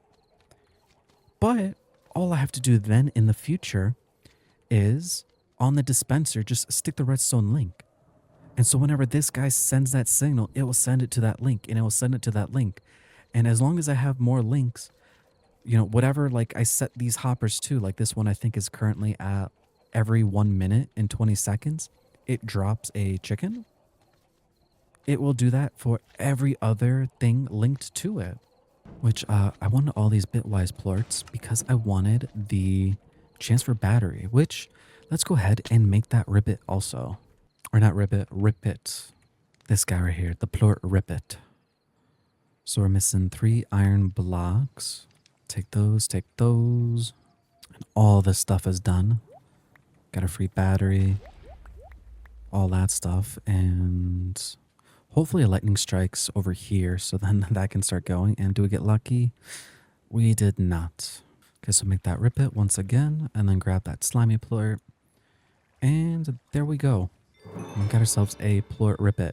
Now the plort rippet's actually really easy to automate. All we need is to have it near a magnet.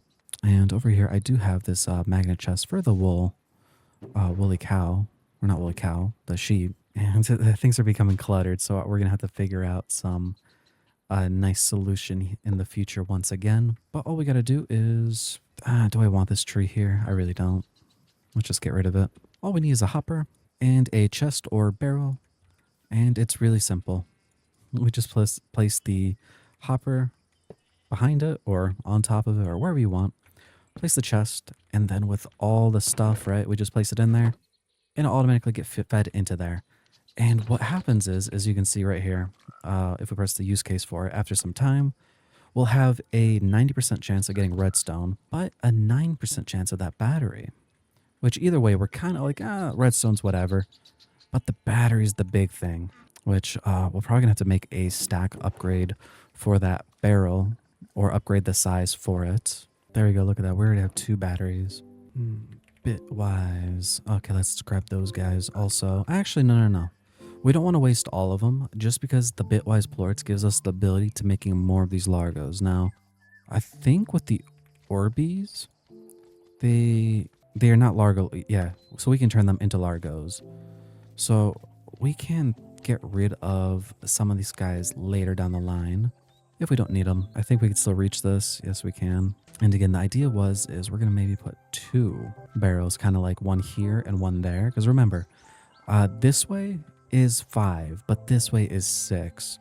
So 1 barrel or chest will not work completely. There we go. Advanced magnet. We need this basic upgrade. Turn that into sophisticated. And then in here, we put that magnet. So 1, 2, 3, 4, 5. That would cover it. So let me see if we place...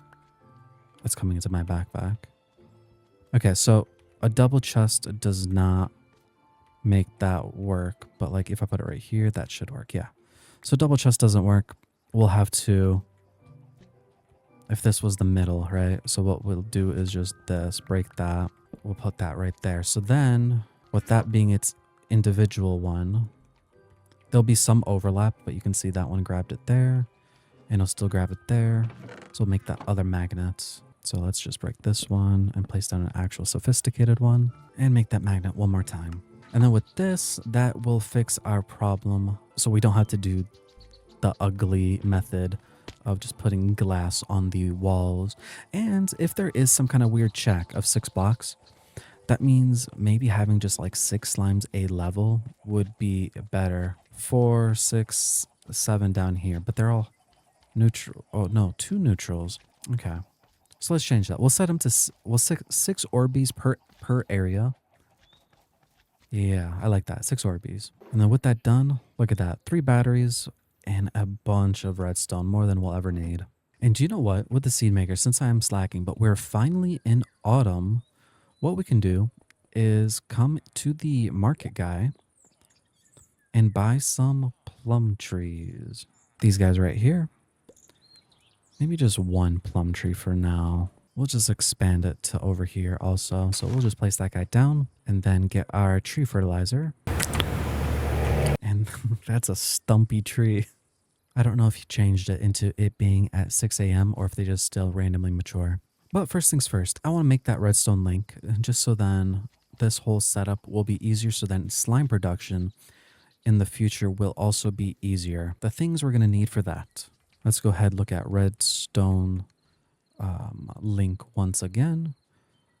Silver ingot, redstone torch, brass. So we're going to need to make brass. Oh, that's new. Mechanic plort. How do we get mechanic guy? Mechanic. Is it like we have to craft the heart potentially? A magic bulb and an Orby. Wait, didn't I get a magic bulb before? And an Orby slime heart. Well, we have that. Magic bulb. I swear we have that from like, we got it from like the trash can or something. We don't. Wait, what am I thinking of? I could have swore, I remember seeing magic bulbs somewhere. Magic bulb, block of silver, light bulb. So we can make that. Block of silver though, that is something steep for us still. Because we do not have much silver. So that means, yeah, we're going to have to run down to the Skull Cavern and do that. So we'll just skip that for now. We will definitely make those slimes. I didn't even know there was new slimes. So brass once again. That brass ingots. It's zinc, copper, blaze burner, empty blaze, lead with netherrack. And I think we do have lead. We do. Nice. So we'll go to the nether and have to grab ourselves some of a blaze. Which luckily I think there's actually a blaze spawner nearby. Alright, with all that done, blaze burner. Make sure you make the empty blaze burner. Don't make the blaze banker for this part, by the way. Alright, here's that fortress. Now let's just go ahead and find a blaze guy. Oh, there they are. And it's as easy as you just right click it. And we can't teleport home. It is not that portal. That is the scam one. That was our old portal. Which, you know, now that I think about it, we could go ahead and use it to bring back our stuff from the one place to the other. Alrighty. And you know what? Since we're actually making some crate stuff too, I think I actually have enough J now. Let's see. Did those? No, those are still 0. So I'm guessing they're on the daily cycle. But I'm thinking we have enough jade now. I mean, before I put that in, let's see. Jade. Oh, yeah. I'm more than enough ready to go ahead and make that. So let's place this down real quick. We'll place it in here. Oh, you know what? I forgot to chunk load this one. Let's just force load that one. Place him down there. We're not really going to need to see him, but with him there, that will save us a thing. Oh, goodness. Now we need to make a cauldron. Where's the cauldron? Basin, I think. Like so. And then it is a mixer, which we're still missing some stuff. Whisk, more andesite alloy, and an iron sheet. We're going to have to go ahead and go mine some early levels once again, because we're running low on those resources. Actually, wait, who am I kidding? We're rich. Let's just go buy some. Blacksmith guy, let's just buy a stack of iron. Who was I kidding there? Oh, I forgot the magnet. Oh, I guess that's an achievement to go all the way down to no more food bars. All right, with those sheets done, let's just put all this stuff back away. And then back into here. What do we need for the mixer? We can make the whisk attachment. We can make a cog. And, oh, we do have a brick. Nice. And bam, that's going to be our mixer. We will need a hand crank. Or you know what? Because we're going to go into automation here soon, you know, we'll just go ahead and steal a hand crank. We have not been using, lag spike. We have not been using this one in a little bit, so we'll go ahead and take those two. And I did not have my magnet on, but we're still fine. So bang, bang. And what we want to do is this. We're going to go ahead and get coal. We're going to need that gold coin. So let's just grab like 16. And then, oh, what was it? It was brass. That's what I'm thinking of. I pulled a brain fart there for a second. Zinc and copper. So zinc and copper. And then we'll go ahead and throw that in there, and that in there. Hit the blaze with a coal, and then we can mix it.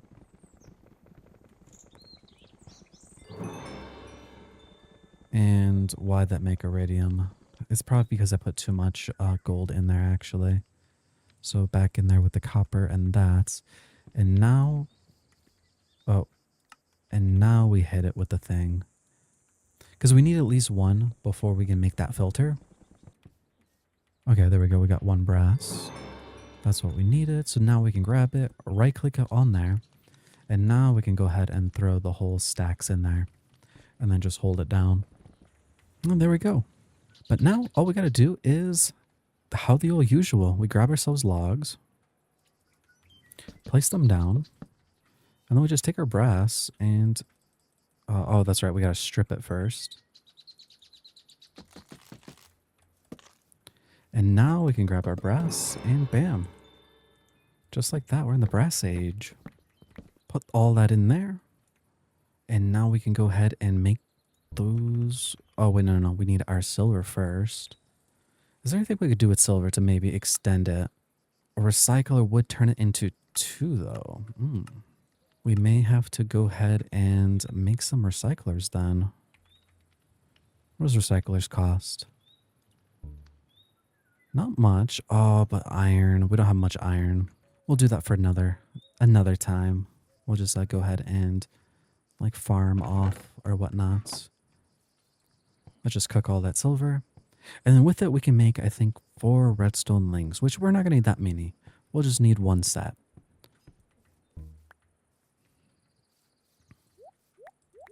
Alrighty, let's go ahead. Redstone link. This guy. Make it bam. Just like that. Now, what we can do with this thing is like what I said. We'll come over here and we're going to remove this and just place that on there. What we'll do then is just grab this slimy plort and just set that to the red side. Now, what we're going to go ahead and do is get that dispenser. And this is all just right now idea. I need to figure out if I need to like make it higher or lower or whatnot. I guess first off, let me just go inside of the building first. And we'll just want it to come out like right here. So bam, just like that. Do we have any chickens? We don't have any chickens. This guy over here. Chickens. Let's just buy a couple more because we'll need it. And all into this dispenser. And I'm going to fix this glass real quick. So let me see. It was the scribe. I believe with it, I can just break it? Is it not? Is it not the scribe? That breaks glass? So it breaks glass, but it doesn't break windows. Interesting. We're just gonna fix it. That looks about right. Okay, no more cheating again. Toss that away. Okay, now we can go ahead and go to this thing over here. Grab our redstone link and then place it on there. And then take our plort and then set it to the red guy. Oh, no, not what I wanted to do. Not what I wanted to do. Empty hand, right click, right click. There we go. Now, If this thing works, up there we'll send the signal. It may work on the side, it may not. I might have to actually break this block and set the signal on top. You know, what am I kidding? The simple answer would be actually just stick an observer right on top of here. But wait, are we out of the range? That will be out of range. Yes. You know, we're going to speed up this process. We'll just take that out, put that in there. Take that out, put that in there. I want to see. So this should flip. Oh my goodness. I forgot to make it a receiver. That's what it is also. So we're going to crouch and then right click on the redstone link and it should have this little disc. Then it becomes a receiver. So let's do that one more time. Take all this stuff out. All in there. It should change. Bam. And if it worked, there's going to be a chicken. If it didn't, we're going to have to move that one block out of the way. Okay. We'll have to move that one block out of the way. Or you know what? Not that we're going to have to move the block. What we can actually do is we'll make an observer. We're going to grab our redstone link. And then this spot right here, we will no longer need. Of course, the chickens try to like, oh my goodness, get away. There we go. And now, with that redstone link plopped on there within the plort, it should also then be able to detect the little change. Okay, it just sent the signal. It flashed red. So hopefully that means up here. Yeah, up here. Perfect. Chicken. And that is the idea. So that means now we can go ahead and grab ourselves some chickens from down here. Let me see. Are you sad? You're neutral and you're happy. Okay, so we can come back here. We can go ahead and just fill some chickens in here real quick. And then what we do is we grab our Orbeez and 1, 2, 3, 4, 5, 6. We'll stop at 6. And then we just plop them out. And then I'm wondering, can I just turn you into a bitwise guy right away?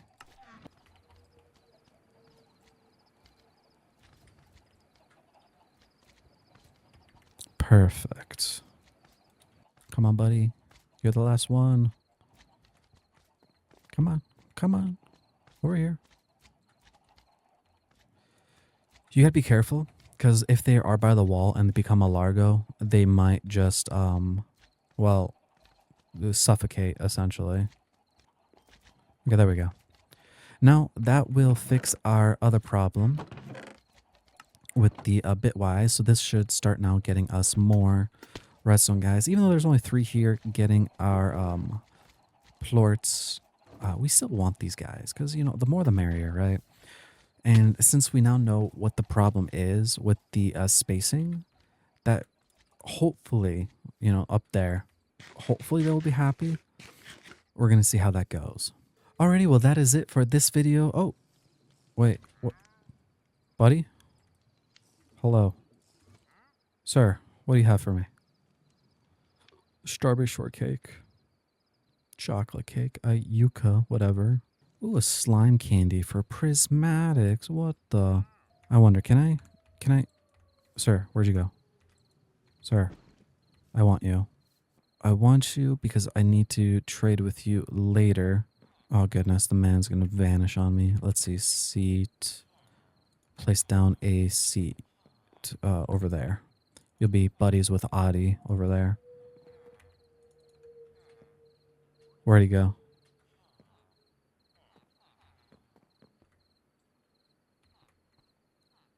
Oh, man, sneaky. Where'd he go? There you go. Because, what is it? We can go ahead and buy some of these things. Because, can we? Yeah, look at that. Paw Paw. Prize machine reward. Prize machine reward. So we can get ourselves the Paw Paw and the Hazel because they're from the machine reward. I don't know if there's another place for it. Plus, we get the slime candy to increase their happiness. I don't know if we'll really need them. Because again, like we're trying to experiment and try to figure out what will make those little guys happy, but we'll see. Alrighty, well, that is it for this episode. I hope you guys enjoyed. I know we didn't really do much this one, but I feel like I talked a lot. And next episode, though, we're gonna for sure unlock the automation for create, and we're gonna like set up the automation as well as what I want to do, and what I will do is all this stuff, like this, the hopper, whatnot. We're gonna make a system that will just be part from here. Like I'll send out pipes, whatnot, because since we're now having batteries more consistently with the bitwise plorts, even though it's not really consistent, not like massive. Because like, how many batteries do we have? We have 11. So with all those things, I feel like we can automate some of the things. Like at least we can automate this process so that we don't have to constantly keep feeding it. It will keep on doing it for us. And once we can make some deployers, like these guys right here, deployer. Once we can make some of this stuff, which we're missing just some resources. We'll need 4 deployers and increase this guy. Make our wheat farm bigger because that is what we're going to need. We're going to need a lot of wheat. Once we have all of that in play, then why is this empty? But with that then in play, let's grab that wheat seeds that we have, the gold quality. Place them down. We should be golden then afterwards. Just, getting more and more and more wheat. That way we can make more and more money because the wheat is what's holding us back, right? Because we want to make more of those cookies. Next episode, we'll unlock automation. We'll expand this guy down a few levels because, again, wheat will be beautiful. If we could theoretically make like, 3, 4 levels of just wheat, that would be ideal. Oh, look at that. The next day happened. That would be ideal. And then with that, we can then buy wave stones and place one by the ancient city and all that stuff. Anyways, I am rambling because that is what I do, but I will see you guys in the next one. Thanks for watching. Don't forget to hit the subscribe button. We're hitting 1K here so fast. Like, we're already on 800 subscribers, so thank you all for that. And yeah, I'll see you guys in the next one. Goodbye. God bless and good night. Alrighty, guys. Well, welcome to the next episode. There's a little things I did realize after the fact while I was doing the recording, or while editing, actually, is this tree. We are in a summer biome, and I placed this down. Even though we're in autumn, the savanna is permanently summer. So we wasted however much money on it, which actually I'm curious. If I used a silk touch on the thing, is it still just oak leaves? Like, we don't get this stuff back, right? Like, we just sacrificed this tree, essentially, right? It looks like it. Okay. So, first thing, what we're going to have to go do, I was wondering why it wasn't growing for the couple days, but we'll go ahead and buy 2 of these plum trees. And we're going to have to go to a non-savanna biome, which it looks like we can go all the way over there and potentially up there. We'll see, because we have a pretty big distance to go all the way down here. I think this was like literally all savanna, or most of the time. So I'm gonna head north, just kind of like see where I want to start placing it. I might like follow this like water or something, like just to see where it goes, like how big this island really is, and find another area where I could potentially start like my winter farm, because we got the 2 eternal like biomes, right? We have the summer and then winter, and then just the 2 in betweens, the spring and the autumn. So hopefully we find that. And look at that, we have a boat right there. Oh, some wild turnips. And I know in this episode, I think last time I said I was going to do automation stuff. I still will do that. I want to automate a few things. I want to automate my cows. I want to automate the making of the cookies. Oh, it looks like we have a village of sorts. Though it never has any good loot, so it does not matter. We'll just keep going through. But I want to automate those cookies. I want to extend that wheat farm, and we'll see where we go from there. We'll see how much I actually remember, because I do forget some stuff. Oh, look at this, guys. We found a beehive. So what we're going to do is we're going to break it. And, oh, you know, it is nighttime, so they probably hid into their things. So that is fine and dandy. I would like to find a area that I kind of like. I honestly, I might go to that one area from last episode, that like big like cove area, potentially make some like farm there for just like normal stuff, because it wasn't too far away. Like that's my home. That's there. I don't remember if this is, no, that's birch. So I don't think that's summer. So I think we could do something over there or somewhere over here potentially. Again, I don't think this was anything. This is technically closer, but now we're just kind of looking for some snow. So we'll just see what happens. We found some weird thing. Oh, you know what? I totally forgot about the, wait, what? You get ender pearls from those? Whole bunch of weird thoughts right there. But like, I think this is the dirt that we can brush, right? Brush? Oh, right. It's in, brush? Is it not brush? Did I not make one? Maybe I never made one. I thought I did. Let's see, what do we get? What is that? Oh, a creeper.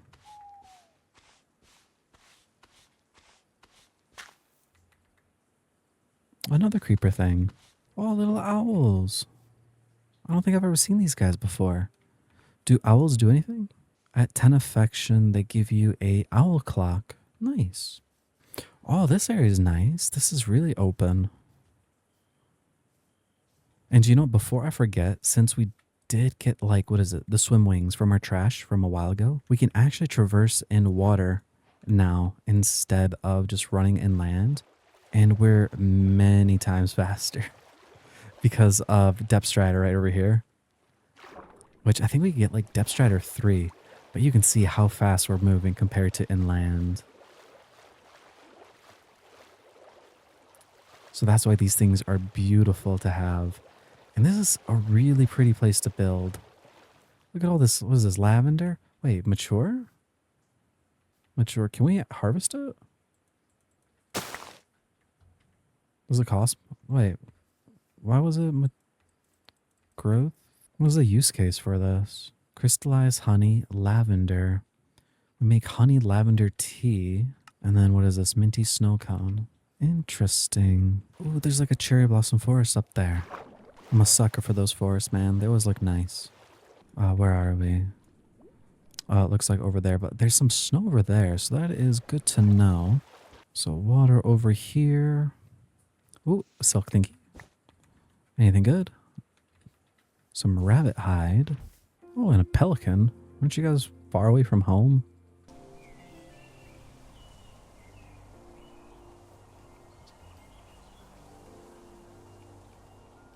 Oh, dark oak logs. You know what? I wonder if there's might be like a woodland mansion then. Because I think they only spawn in the dark oak forest. And what are these? Ooh, the pale oaks. Nice. Get some pale oak saplings. I don't think you could buy those. Because I would like to make a automatic. Oh, dude, they're worth 8. I would like to make an automatic thing for these guys, like a tree chopper. And obviously, the better the value of the log, the more money you make. Which it looks like these might be the ones, with 8 being the value. Because I think normal logs is like 3. Oh, wait, no way. Is it really? Dude, there really is a woodland mansion. Dang, look at that thing. That thing's massive. I guess we'll just enter through the entrance. Oh, gargoyles. Anything behind? Let's just go left. Oh. Ooh, wait. Electrum? Wait, I think that's a thing that I need for fortune. Dude, we got fortune 3 pickaxe now. Well, that's nice because what is it? I did want to end up making those electrum things anyways, but that was like down the line because like what is it? You need like yeah, this stuff right here. You need to have like a blaze cake.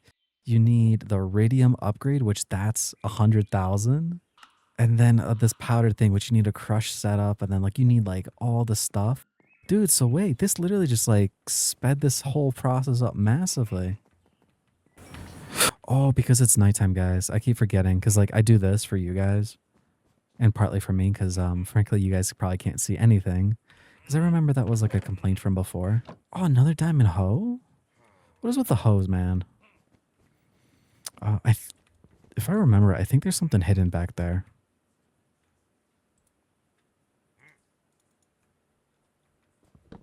Oh yeah, secret room with the axe with efficiency. Not bad. Oh, you know what? That works because I've been hating my axe that has silk touch because every single tree I chop down, I get all the leaves. Chest. Ooh, free backpack. Not that I need it, but we have it. Now we go down this way. And we already know there is a thingy right there. And another diamond hoe. Ooh, and another electrum. Now these things again are nice because it's like we're saving ourselves, what is this, like 100,000 gold each, along with what happened with that? What did I just have here? Oh, it was my axe. 100,000 gold is what we're saving every single time, along with like the time. Oh, another hidden room. Another efficiency one. I wonder if it's by default, like it's the same chest. Because it's not a looter chest, it's a normal chest. So maybe by default it has the efficiency one thing in there. And I don't know if there is any hidden chests in these things. Like with all the wool, I don't really need the wool. Okay, that looks like that was all of them. Right, well, time for the next layer. Oh, oh.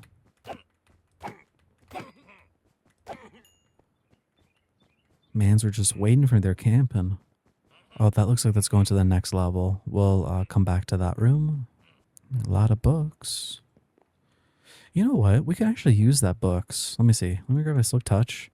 We can use this for if we want to make our own enchanting setup.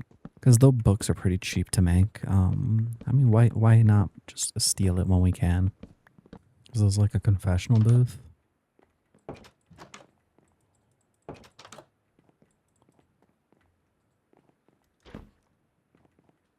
Oh, oh, there's a barrel. Nice.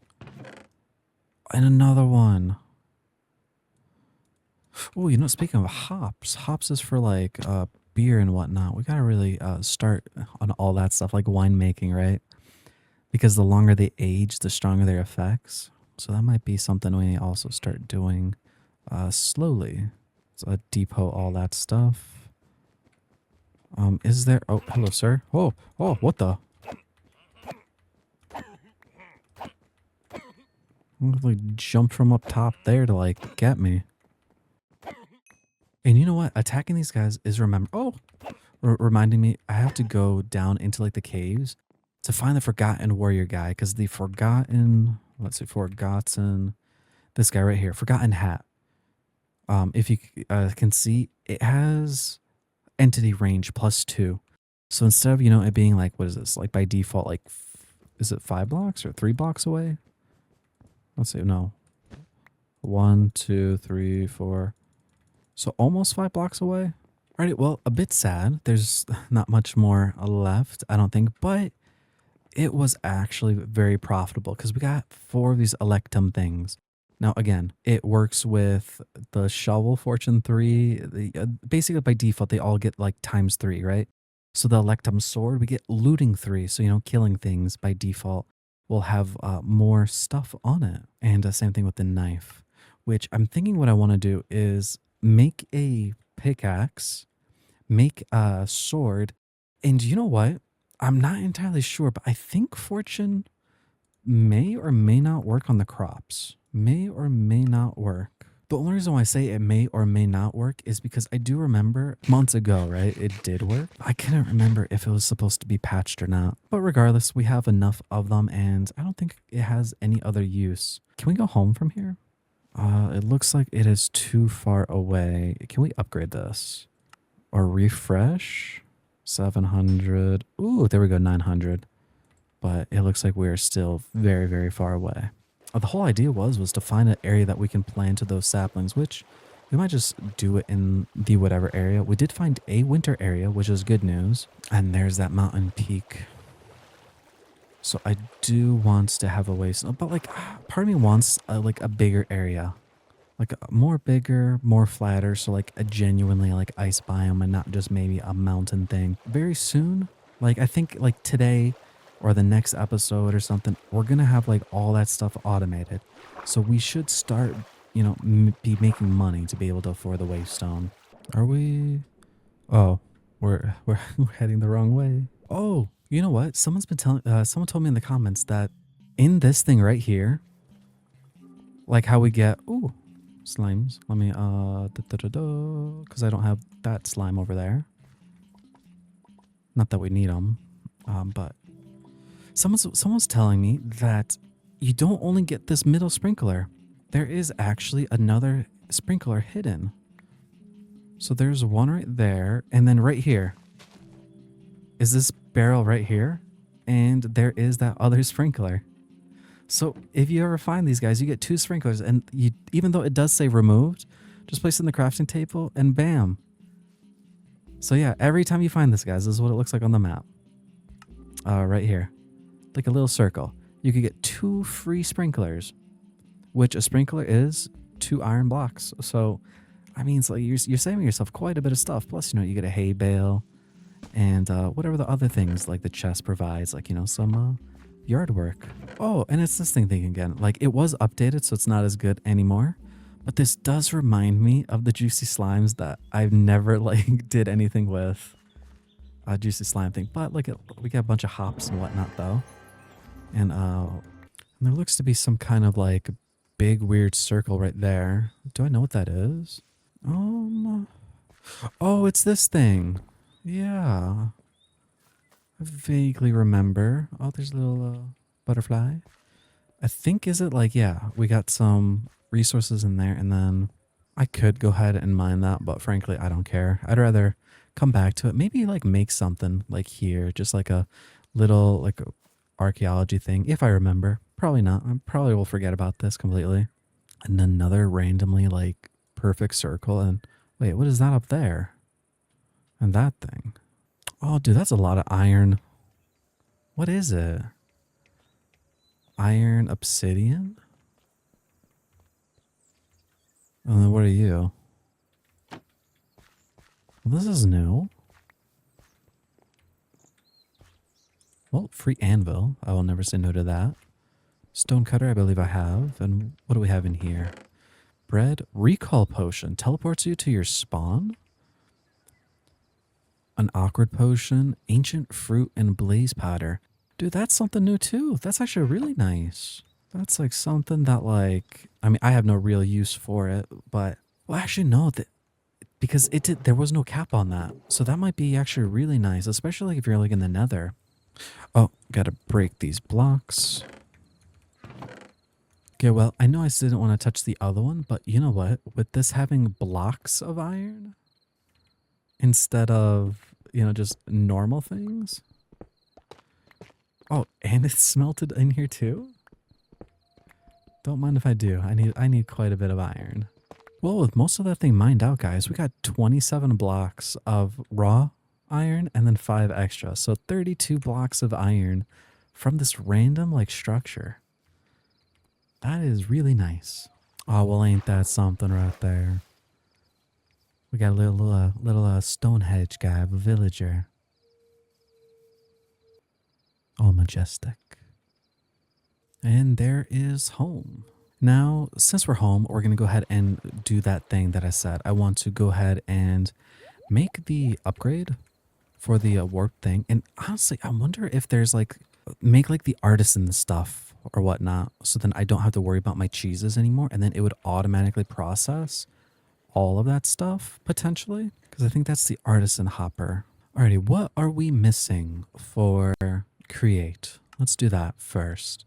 Because if we can unlock that boiler room thing, that would be beautiful. Let's see. Submit. Bones now. Okay, the wither skull we can do, and then gold. You know what? Gold might be the one that's holding us back. Gold. Let's see, was it 5? 8. Almost there. Let me grab jade, and then we can head down to the skull cavern after. So if we take our jade, go to the this guy, and then this thing, the trader. Where is it? Wither skull. 1, 2, 3. With those, now we can go ahead and submit. Get ourselves some rage gloves. Now all we're missing is that gold, and then we unlock the kinetic blueprint to automate stuff with create finally. Which once we undo that, then we're going to focus on this stuff right over here to make that automatic money. And I think I might buy like an actual shed just so it's all contained and it's not going to be so I guess hectic outside, because like I like to see stuff, and that is a little bit of a problem because it's like you can start seeing, right, like the little problems of things adding up. So at least everything will be contained in a building of sorts. I do want to make an enchanting table. Oh, the thing's done. I want to make an enchanting table. I want to get that better pickaxe that has potentially like enchanting or whatnot. And who is it? The cleric? Who gives me the enchanting table? The librarian. Let's see. Mending, silk touch, enchanting table. We'll just take that. And then we'll grab our books. We'll just do it down here. We never come down here. Let's see. I'll be honest, I don't really remember what like a proper setup looks like. I guess the more the merrier, right? Wasn't there like a way to like reset this? Am I remembering wrong? But nothing good, no fortune. So I guess we'll hold off on that progress. So let's go ahead and do this. What I want to do is, so what we're going to do now is we're going to place that controller down. And the idea, what I want is make a little like pathway like here, right? And then that way the cables, like I can just feed it from there and then go elsewhere. It's not going to be the perfect solution, but it's better than what I have. And all we're going to have to do then is just redo this thingy. Place that on there, place that in there.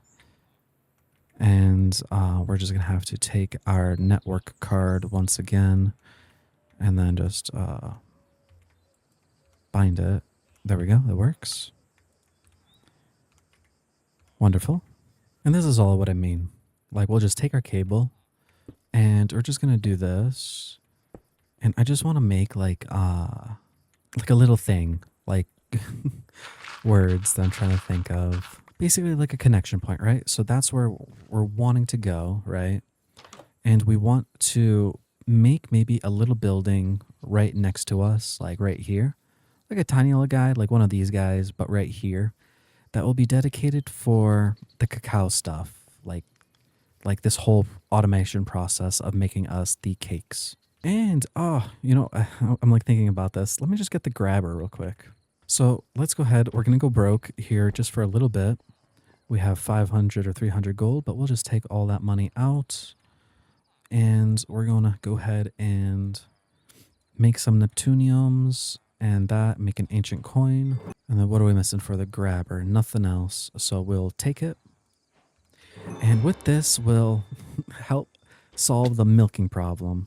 So look at me. I'm not even using my sign. That's a problem. So we just come over here, smack it, bam, we're here.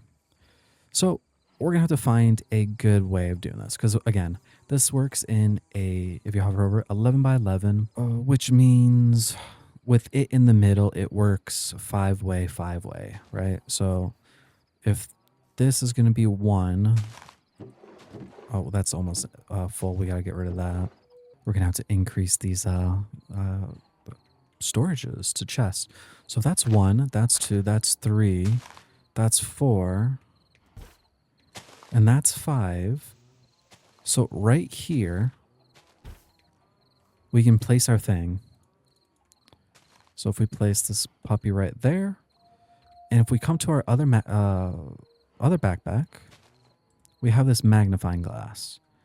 Now remember how you make that is just 1 copper and 1 glass, but with it we can now just right click it and it will show us the range of which it can do. And you can see that it was reaching majority of the things. Now, if you remember what I said, like why I have this thing here is to kind of like force them to get in within that range. Now, if it does miss it, it's okay. Like I'm not too annoyed if it doesn't, get to it. But how this thing works is we're just gonna have to now place a like barrel or bucket underneath or a chest. So I think for now we'll just do a chest and then a chest right next to it. And then what we're going to do is we're going to need to feed that thing up real quick also. And do we have many spark stones? We don't have many spark stones, but if we did want more spark stones in the future, all we would do if we had it automated, right, is just hook up a hopper to this auto grabber just so the spark stones get deposited in there. That's all it is. So we'll just grab all our spark stones and just dump it in there. We'll just leave a couple. So 700 is enough for 700 actions, right? Because the grabber is just doing that whole thing. So theoretically, it's okay for 700 pets. Well, it's not going to be petting it for us, but it'll be milking it for us. So look at that. And that's what I mean, right? They all were kind of ready and bam, it just did it all for us. And the idea or the goal will be is we're going to take our like piping system from all the way over there, bring it here and hook it up to this chest. So then it just gets taken out for us automatically. And so we can always have access through here. And if we have access through here, we can then automate everything, right? So like we'll automatically get the eggs. We'll automatically get the milk. It will automatically start making us the chocolate stuff that we need. And do you see like the vision, right? And then same thing with these, like all these barrels right here. I want them to automatically siphon them out because all these, chickens spawning in, right? That's giving us eggs that can be for our thing. Even here, like look at this, 20 Orbeez. We have 25,000 right there and 30,000 right there. So like, yeah, the Orbeez were a beautiful idea and they're all happy, it looks like. So 6 seems like it was a good number, plus the 3 blocks higher seems like it was also a good idea to do. So that is something I want to do then is like those piping systems, like I said. So we're going to go ahead and buy one more of these buildings, slap it right here. Okay, remember, it doesn't need to be exactly in with it. I just want it close enough within the chunk, which that looks good right there. So, oh, that's not what I wanted to do. Let's double check it one more time. Okay. Right click, build. Alrighty, I'm gonna grab some daub and we're gonna like place this on the floor. Now what we'll have to do is go ahead and make that pipe. So we're gonna have to match there. So what we're going to do is we're actually going to come to the middle of this house and then we're just going to go ahead and on our waypoints, zoom in, waypoint, waypoint, and we'll just say here, make it yellow so we'll see it. And that way we know we're like 40 blocks away, as long as it doesn't vanish on us, because it does have a tendency to do that. But there is our waypoint that we want. So we're going to go ahead and take our daub. You know, it would be nice to actually get a sponge.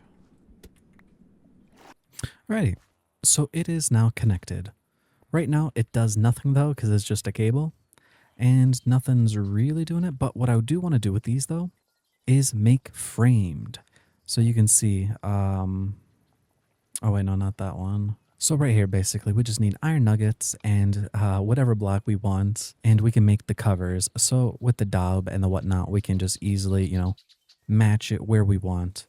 So let's go ahead and grab this stuff and we'll do something like this. We'll just give it 1 block space between each other. And it seems we're going to have to actually lower our thing. Perfect. There's nothing. And then we can place down the campfire and then that cooking pot on top. And then we'll skip one and then go into this one. And then same thing, campfire, pot, take that truffle out, but we'll need a bowl for those. So now what we're going to make is we're going to make exporters, which we can't do until we get this one, of course. So sad that importers are cheaper to make than the exporter. You need these item pipes. Okay, well, rubber is easy to get. The only problem is that we're going to have to make this whole setup right here. Pressing, and that lava spout. All right, what do we need for the spout? We're going to need rubber. So luckily we have a bunch of rubber. Like that's all we've been doing. Let's just grab all those. Just make all these into rubber. For some reason, that last ones don't want to cook. That's fine. But with all that rubber now, we should be that. Now what are we missing? Copper ingots on a treated log. So we'll grab ourselves some logs, place them down. We're going to grab some, I believe it's oak resin. And yep, there we go. That makes those guys. And then we're going to grab some copper. There we go. All that stuff. And now we can make 1 spout. And then what was it? I wanted a depot, I believe. So all we got to do now is, oh, lava though. Lava is an issue. I wonder if I could actually use a bucket. Okay, let's say depot. On top, put a spout. Okay, fill the pipes down. Make this cogwheel. Let's just make a few. Grab this guy. Just bam, like so. Let's grab this hand crank. We won't need the mixer set up for a little bit. All right. So that should work. Wonderful, it did. So thankfully we did not need a tank and it just took it right away. I forgot what we were wanting to make now. At refined, this exporter, the pipes, sturdy sheets. So we need lead sheet. Wonderful, we have a lead sheet. And it should spout. Spout? Why is it not spouting? I wonder if it needs more lava. Yep, it needed more lava.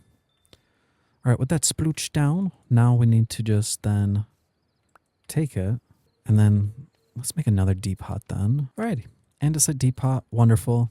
Now we can go ahead and break that block, place depot down, and does that still reach?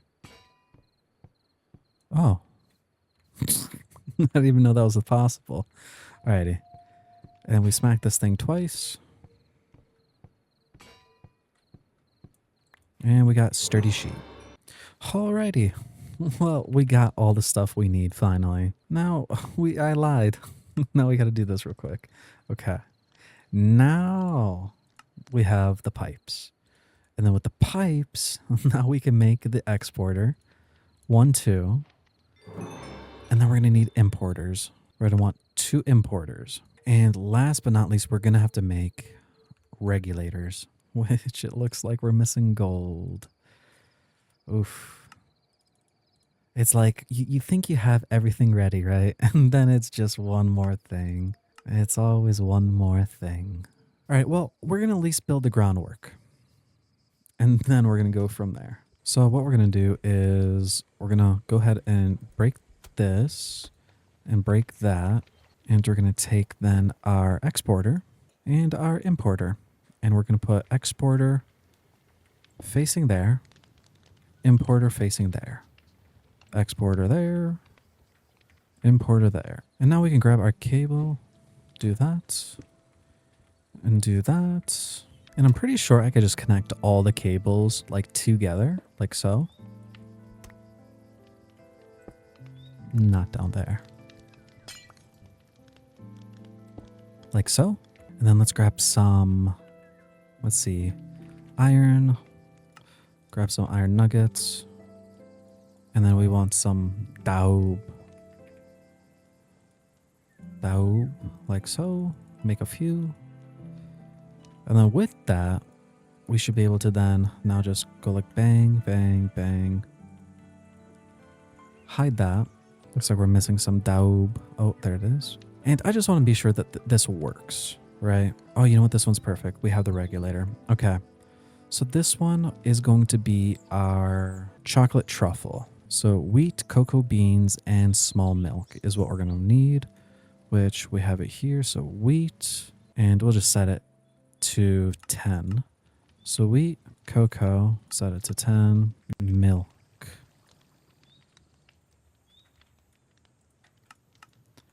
Okay, so it put in wheat, but not in the spot we want. I have pulled a brain fart. We still do need an exporter on the side though for the buckets or whatnot, but we just need an additional exporter. So for that, we're gonna have to break these shells and exporter on top. And you know what that means? We can break that stuff down and fix that wall. Okay, there we go. That's working better. And now in this one, I think this one's just needed the bowl, I believe. Okay, campfire once again underneath. Okay, and then this should make the moose, I believe. So then we need the bowl. Do we have any bowls in here? So we can then stick this one in here, set that to bowl, and it doesn't need a limit. And so there you go. It was taking it out, and then importer automatically takes that out. Perfect. So let's go ahead and buy ourselves a bunch of bowls and then mass buy some bowls. And you know what? While we're here, we're going to need jars anyways. So let's do the same, a whole inventory. And tomorrow, guys, tomorrow in the game, we're going to go to the nether, or no, the skull cavern. We need to get those raw gold ore and another regulator, as well as the exporter. Okay, like so. And then this one is the spread, so we need then in here large milk and whatnot, but we won't tell it that yet. But actually, you know, in this border, we can actually tell it to do jar, because we're going to need a jar, and we're going to need specifically, where is it? Is it mason jar? I already forgot. Which jar do we just buy? Let's just grab that there, and then like that. And it should automatically be placing it in there for us. Perfect. And oh, you know what? That's what ended up happening, right? I meant to take this, do this, take that all out, and now it should be fine. And so with this thing automatically going, we should be able to see if we type in chocolate truffle, we're at 61, now we're at 62, and that should slowly keep going up, up, up. Now you see the idea, right? Now this side, right, will be the other thing. Let me grab my faucets here, and we're just gonna go ahead and cover. And it looks like it's not a perfect solution because the light from under there affects it, so it's gonna look kind of strange, I suppose. But you know what? It could have been worse. I can live with this weird discoloration, but that is the idea right there. And we'll just do that. And you know what? Just to make it look even, we'll just do that, a full circle. By the way, guys, just to show you guys how good this book is right here. Anything that you mine ore-wise gives you spark stones, as well as this one right here. The mineralogist is beautiful. Because, like, check this out. All this spark stone I got was from mining these quartz. Like, I don't even know what this is. Over 1,000 sparkstone. And it's just like, wait, like 4,000, 4,000, 4,000, 4,000. This is crazy. And what is it? That whatever mining skill gives us blaze rods. As well as look at all these magma geodes we've gotten. As well as, where is it? I know I'm being blind. Ah, there we go. 50 fire quartz from mining like anything. Like all this stuff gives us 2 sparkstone at a time. Alrighty, well, new day. We're just gonna go into the skull cavern and hopefully get down to that whatever layer. Because again, we're gonna want those raw gold to unlock the automation. And this is actually where that one cloak, guys, this one, shines so well, because as long as we don't actually use glowstone as our layer, that's why I switched to redstone blocks, is as long as we don't use that, they can't really see us. Why is there a... What? Does he mean? I can't tell.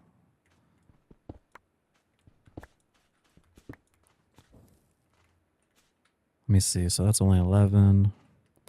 Sadly, because we still don't have like massive fortune, like we didn't make that Electium, whatever. But we don't really want to be by light, is the thing.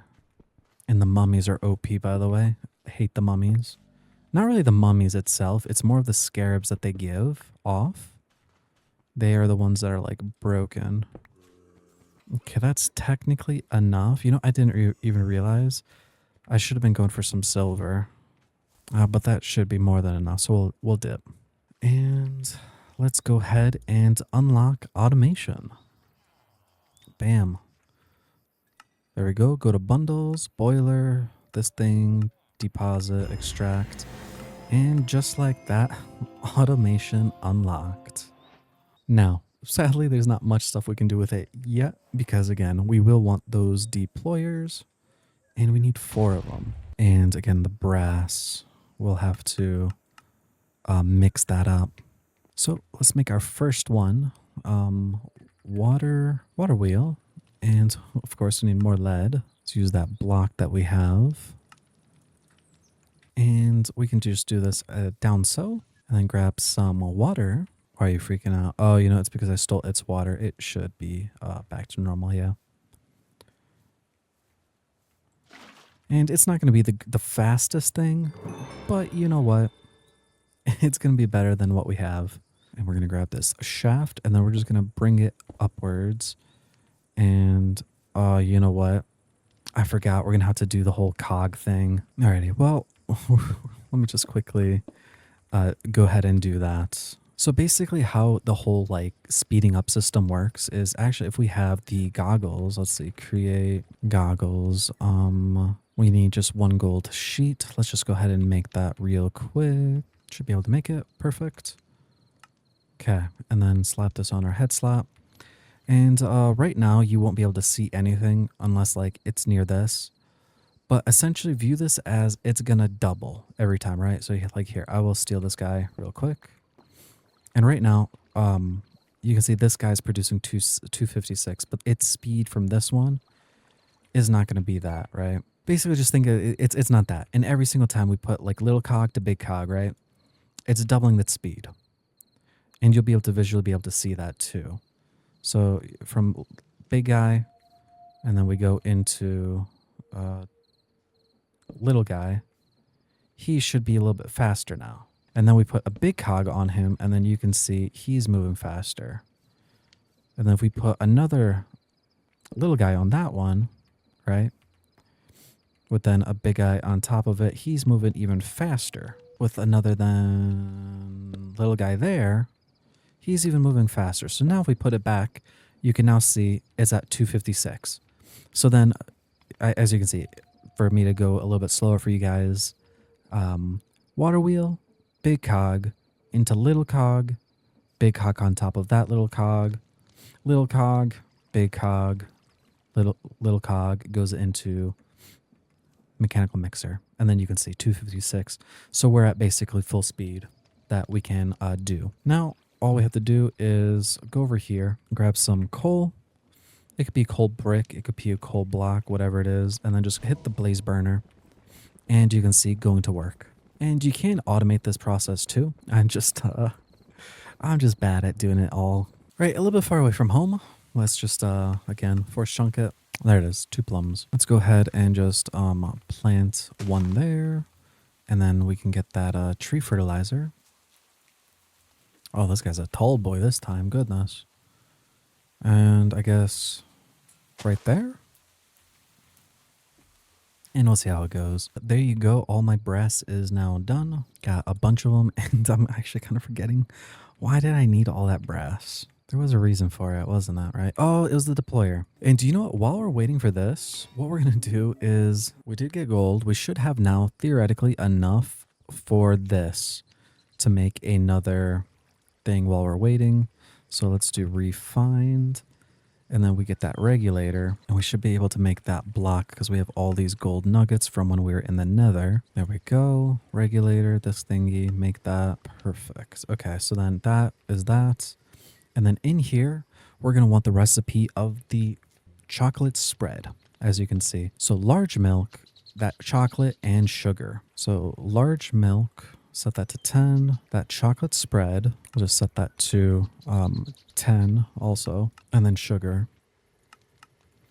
And then it should do all the things. It looks like we don't have any large milk. So we're going to go ahead and buy a few of those. And it is from the Tiki Bar guy. So we're going to have to come into this one. And what is the Tiki Bar? The Barkeep. And we're only going to buy a stack because we're running a little bit low on gold. Not that that worries me. It's just we're going to need a little bit more stuff here. But there you can go. It's going to go ahead and make that stuff for us. Deposit it in here and automatically take that out. Beautiful. Now then, we can go ahead and take this guy, and honestly what we really should do is use this thing, the mixer right here, because it has the stuff, all the things that we need. So if we go ahead and do dough, we're going to need this cake dough, and as you can see, we need wheat, egg, sugar, and large milk. And if we did import milk, that would be even better because we would be saving even more money in the long run. And I don't have anything really fancy here going. I'm not really sure how I'm gonna want this guy, so we're just gonna place him like right there just to give a little bit room in the middle, because remember the deployers are gonna be like, one's gonna be like right here, like right there, right there, right there, then right there. I think right there is fine for now. Let's go ahead and place that barrel down over here, just so again we know we need the knife and the rolling pin. That dough, place that as our thing, and then we're gonna go ahead just toss in the milk, the sugar, that wheat and eggs. Wheat, sugar, eggs. Did it, my backpack, it did. Oh, you know what? It's because it needs milk. The milk. Let's go ahead and do that actually. It shouldn't be too bad. We're gonna be making item drain. So let's see. I think we're missing just iron bars. Is that an achievement? It's not. So on that item drain, need another mechanical pump. Need our wrench to change the arrows so it's pointing towards here. And we're gonna need a fluid pipe. Because I wonder if I do, like, I don't think I need a thing, do I? Like, will it automatically just drain it, I wonder? Or do I need like a little stopping point? That's the only thing I'm trying to think of. All right. It looks like that does work. A bit slow, but it does work. And then all we have to do then is I need another exporter and importer. Since it's already here, you know, I'm not going to move it because it's not going to be too much of an issue, but we want an exporter, and then we're going to want a importer, and then we want this importer on whitelist for that guy only. And then let's go get our cables. We're gonna need a couple of them. All right, I cleared up some space just so it's not so cluttery down here, so I can at least know where the, like, you know, like the piping system is kind of gonna be, right? And we're gonna have to clear up a lot more down the line, but for the moment this should be fine. Alrighty, and that is the pipes set up from underneath over there down to our connection point. And it looks like the filters changed. There we go, that should be better now. Let's hopefully it didn't make too much of all the other stuff. So we want milk, wheat, sugar, egg. Oh, wait. Not milk. Okay, and let's see, does it work? Cake dough's taken out. Perfect. Now we need to make our little dropper setup over here. Let's see, we need to make a hopper. Or we can grab this chute, or make one chute. And then on this, maybe actually we have to make a little space between it. And let's just do this, grab ourselves a placeholder block. And then on top we put that chute. And on top of that we place that barrel. And then we have to upgrade it. And then we put that thing in there. And then works? Nope. I wonder, maybe hopper in between into then a thing. Okay, that works. Now, as long as my magnet on my backpack is off. Whoops. Don't get too close to that. So it should be draining now constantly, going into there and giving us our cakes. Now what we can do is we can then run all over here. And oh, wait, my brass. I wonder, is that done yet? Yes, it is. Now, can we make close? Silver. We'll need 4 silver.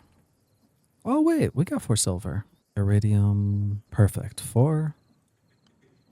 And then we have that. So that works. What are we missing here? Polish red. Quartz thing. We can make a couple of those. And then it was with sandpaper.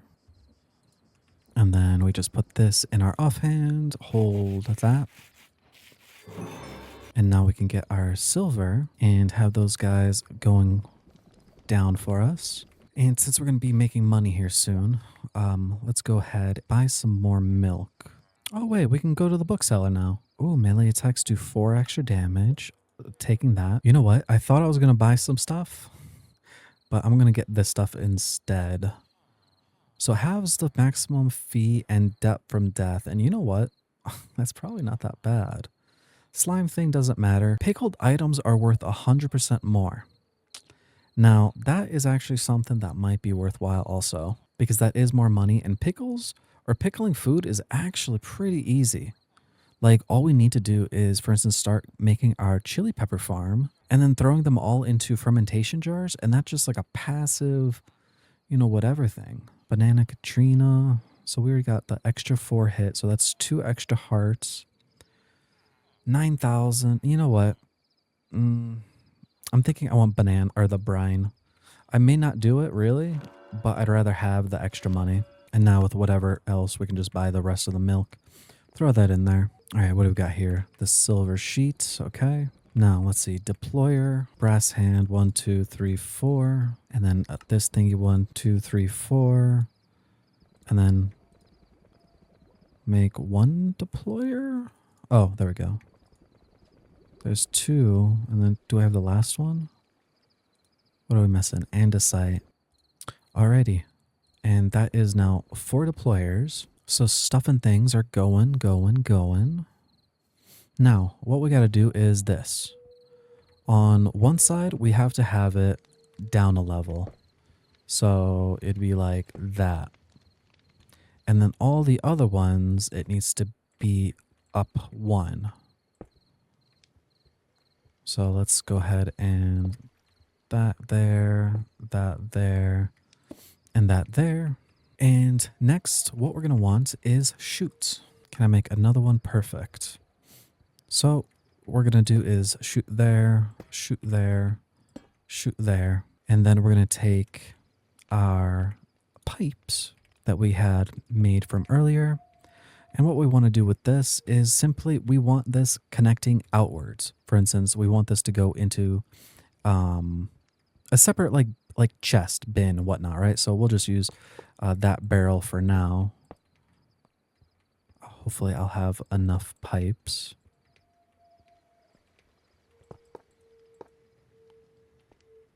That should be fine, honestly. Those are the only ones that really matter. So let's see, siphon that one out from there to there, siphon that one out from there to there, siphon there. So basically, if these guys collect something, it will automatically go into here, okay? We will have to power all this stuff. And more specifically, we're going to have to power these 3 faster and then one of them slower. So one of them will only get a water wheel. That's the way we're going to power it. Alrighty, well, I would love this to look pretty, but I don't think I have the talent for that at the moment. So what we're going to do is we're going to do this. Okay, so that's generating right there. And then same thing. We're going to do over here. We're going to want that water wheel. We're just going to large cog them. Little into little. Like so, then big guy, and then little one, big one, into little one, and that should be top speed right there. And then, let's see, I did it here, so bam, into then, to that guy, into that guy, and that should be top speed as well.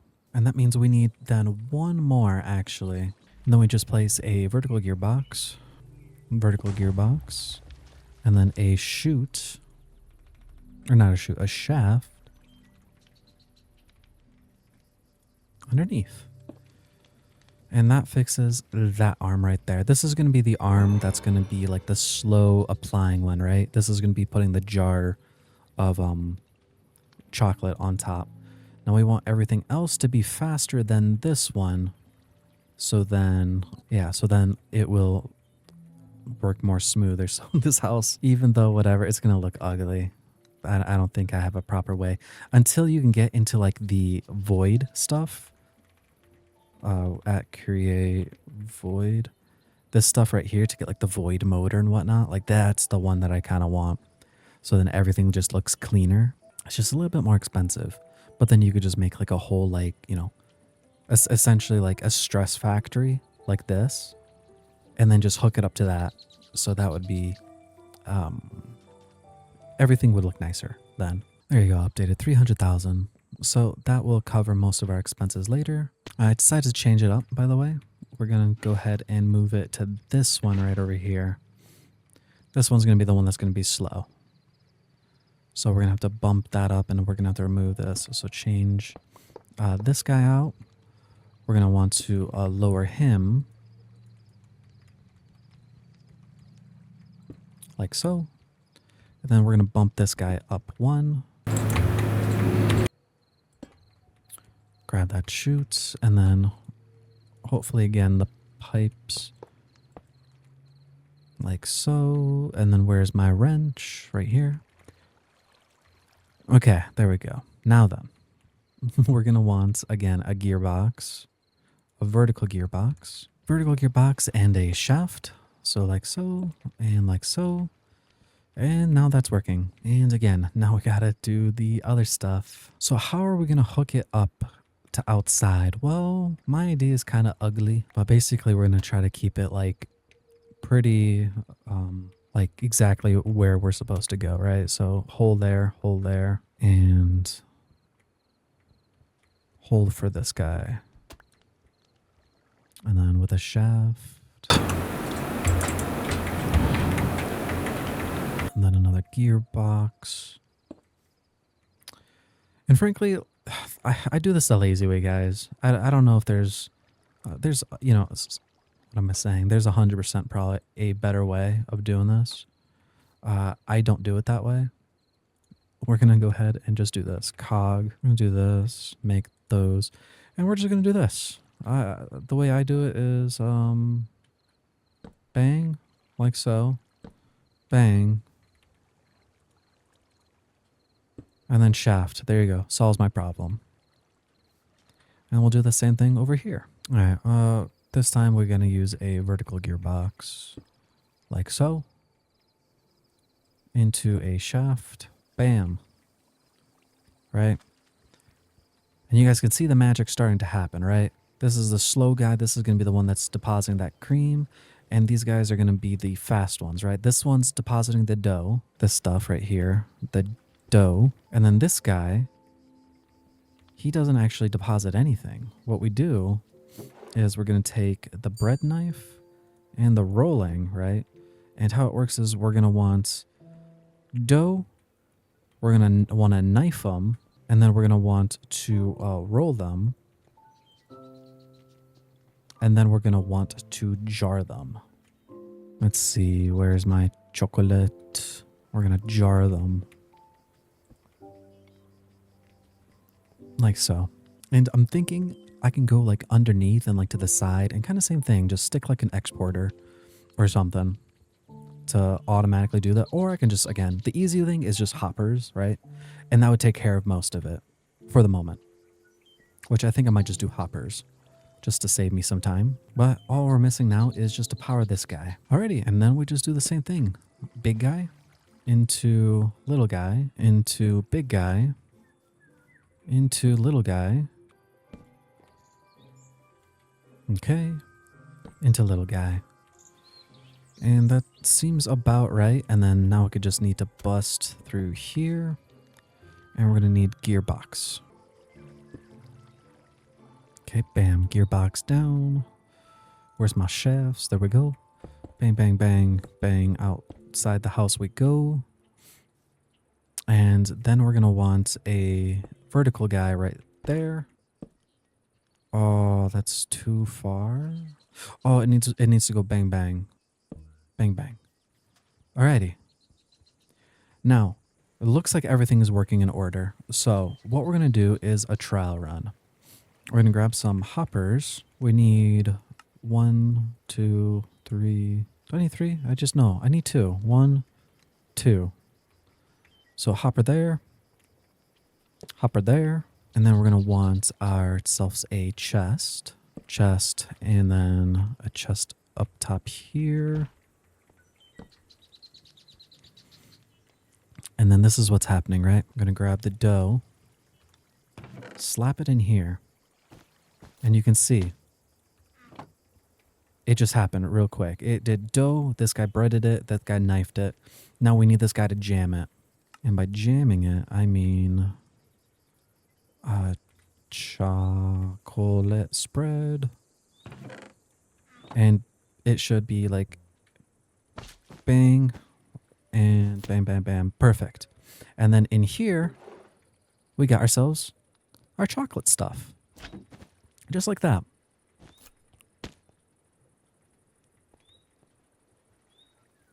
And the only problem is this sometimes does break, right? It does break, but this is now going to be consistently making us 4,000 every single time, which we might, I think we might say we don't need the rancher anymore, like this cheese part, where we're doubling our things, and we might go down up top to get the 15% more, whatever, and then all the way down here, we can theoretically get the crops collector that will double it. Because like, look at during this whole time I'm meandering, we already made 30,000. So what are we missing here? Why did it do this? The simple answer would actually be, I think, is just set it to 1.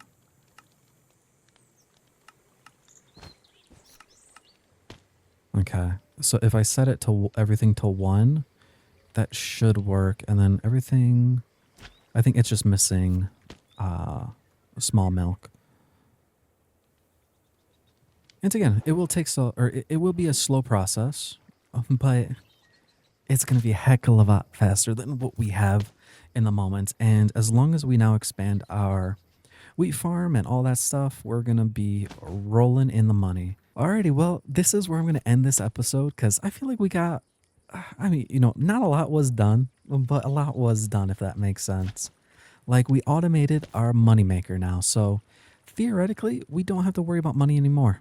This whole process should just keep going, and we're going to just roll in the money. Now, what is it? F1. This barrel does not need to be a barrel. This could be a selling bin, guys, for us. And I think the idea what we're going to do next episode is we're going to hook up these guys, exporters, into, you know, this guy and that guy. So it will always start doing that instead of up here. So then the whole system is genuinely automated.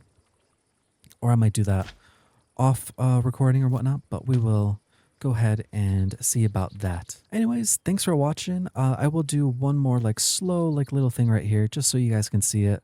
It goes water wheel to small guy to big guy to small guy to big guy to small guy. And that is like the setup that you're going to do, and you're going to do that 3 times. Because I did see somebody asking in the comments of how you do this. It doesn't matter how the process, how it looks, how you do it, whatever. But the idea is just this, right? Put your water wheel down, big guy into little guy, big guy on top, little guy, big guy, little guy. And this is the peak, right? This is 256. The water wheel doesn't do any more. And you can't spread it, right? I mean, you could theoretically, but the thing is, you want all these others to be so much more faster than this guy.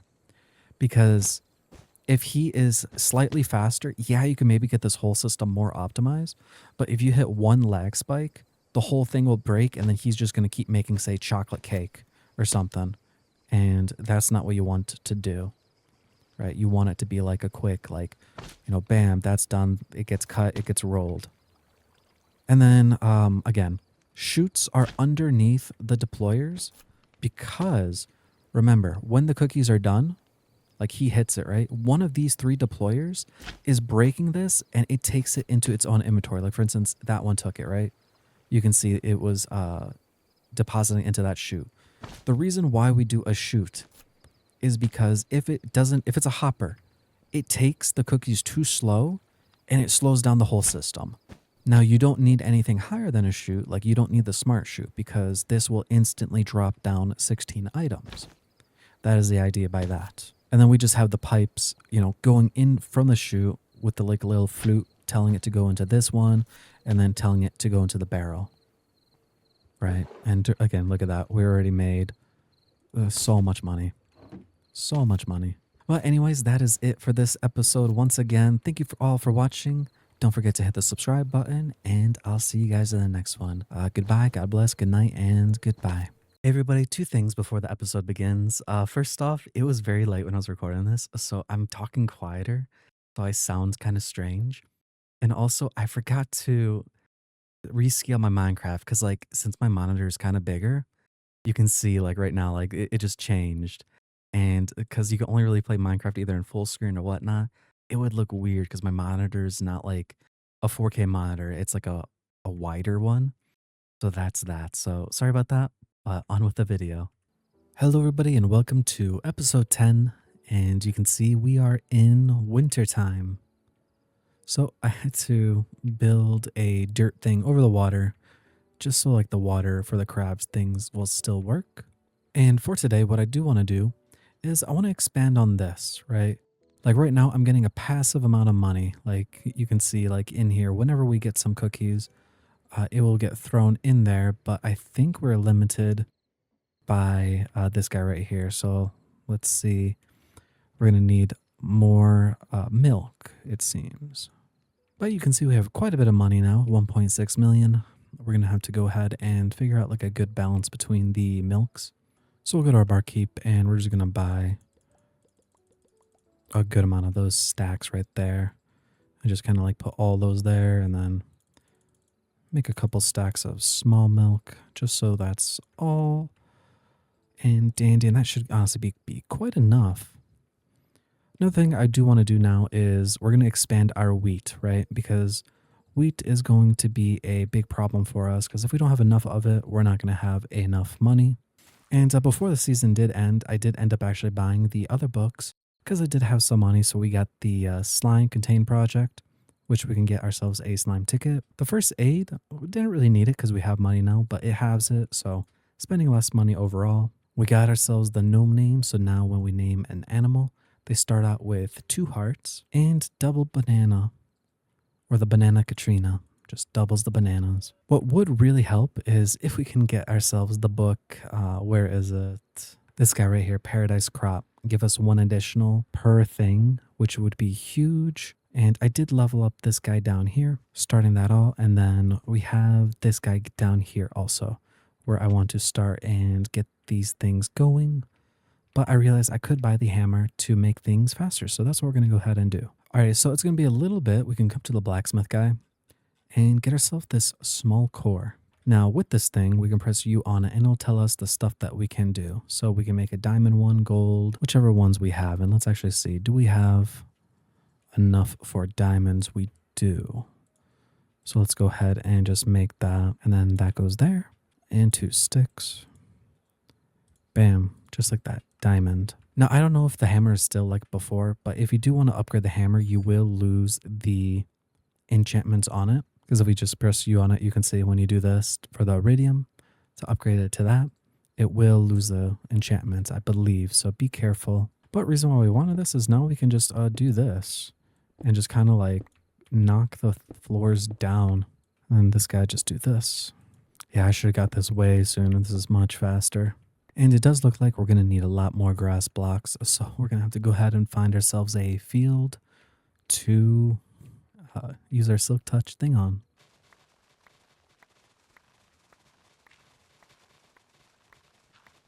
All right, that should be more than enough grass for now. Now, before I forget, I do want to show you guys what I did change in here. I can't really remember what I ended it with, but I changed up the pipes because the problem was I was depositing it into the selling bin, which you can see it's kind of like depositing the chocolate stuff right now. But with the pipes, the problem was it was depositing the jar, and there was no real way of like taking the jars out with it. So I just changed it using more cables and the exporters and importers. So it's doing the same thing, right? Like the exporter putting in the chocolate spread, but then underneath is taking out jars and the chocolate glazed donuts. And then same thing, like the other ones are just jar and that and jar and the donuts. So the donuts are getting siphoned into my inventory. And then right here you can see we have that exporter just putting in the donuts, or not the donuts, the cookies inside. And on top, I did put a shipping monitor bin on top. So it just like updates every 10 seconds of how much I make, which is pretty nifty. And I also did realize I didn't actually need to buy so many bowls and jars because it is kind of like staying at the same amount, really. I just knocked it down to like 1,000 each. And hopefully what that means is it's not going to, I guess, overdo it. Another thing, again, I don't remember if I mentioned it. Under farming, I switched over to the farmer products. So these things are worth more than what it was before. Because before you would get, I think it was like 4, right, being worth 4,260. But now it should be worth, oh, that's right, because it's automatically like still depositing it. But that doesn't seem right. I wonder if I need to replace down the shipping bin for it. So let me just do that real quick. Oh no, it was updating for the 1.5. All right, well, we can put all that stuff in there though, and hopefully make a lot of money with it. As you can see, we're kind of like staying around 1 million. And by my math, as long as like nothing stops, we should be getting roughly 5,000 every 10 seconds. So what does that come out to, like 700,000 per Minecraft day, roughly? And the beauty of it is because we can always expand that out too, because all we're going to need is just making more of those cooking pots. All right, well, that is 2 layers done. We will need to put those glow stones, kind of like this again, on the other layers. But with our newfound money, we're going to go ahead and buy a bunch of iron to be able to make a bunch of sprinklers. Let's see, we're going to have to remember to do our thing still. And you know what that does actually remind me? I did harvest the trees the one time over there. Sadly, we didn't get more, so we could go ahead and make another one of those seed things, increasing our chance for that ancient thing. So I believe it's the enchanted trader. There we go, the ancient cog. So we're going to need to then get another seed, the seed maker, make a composter.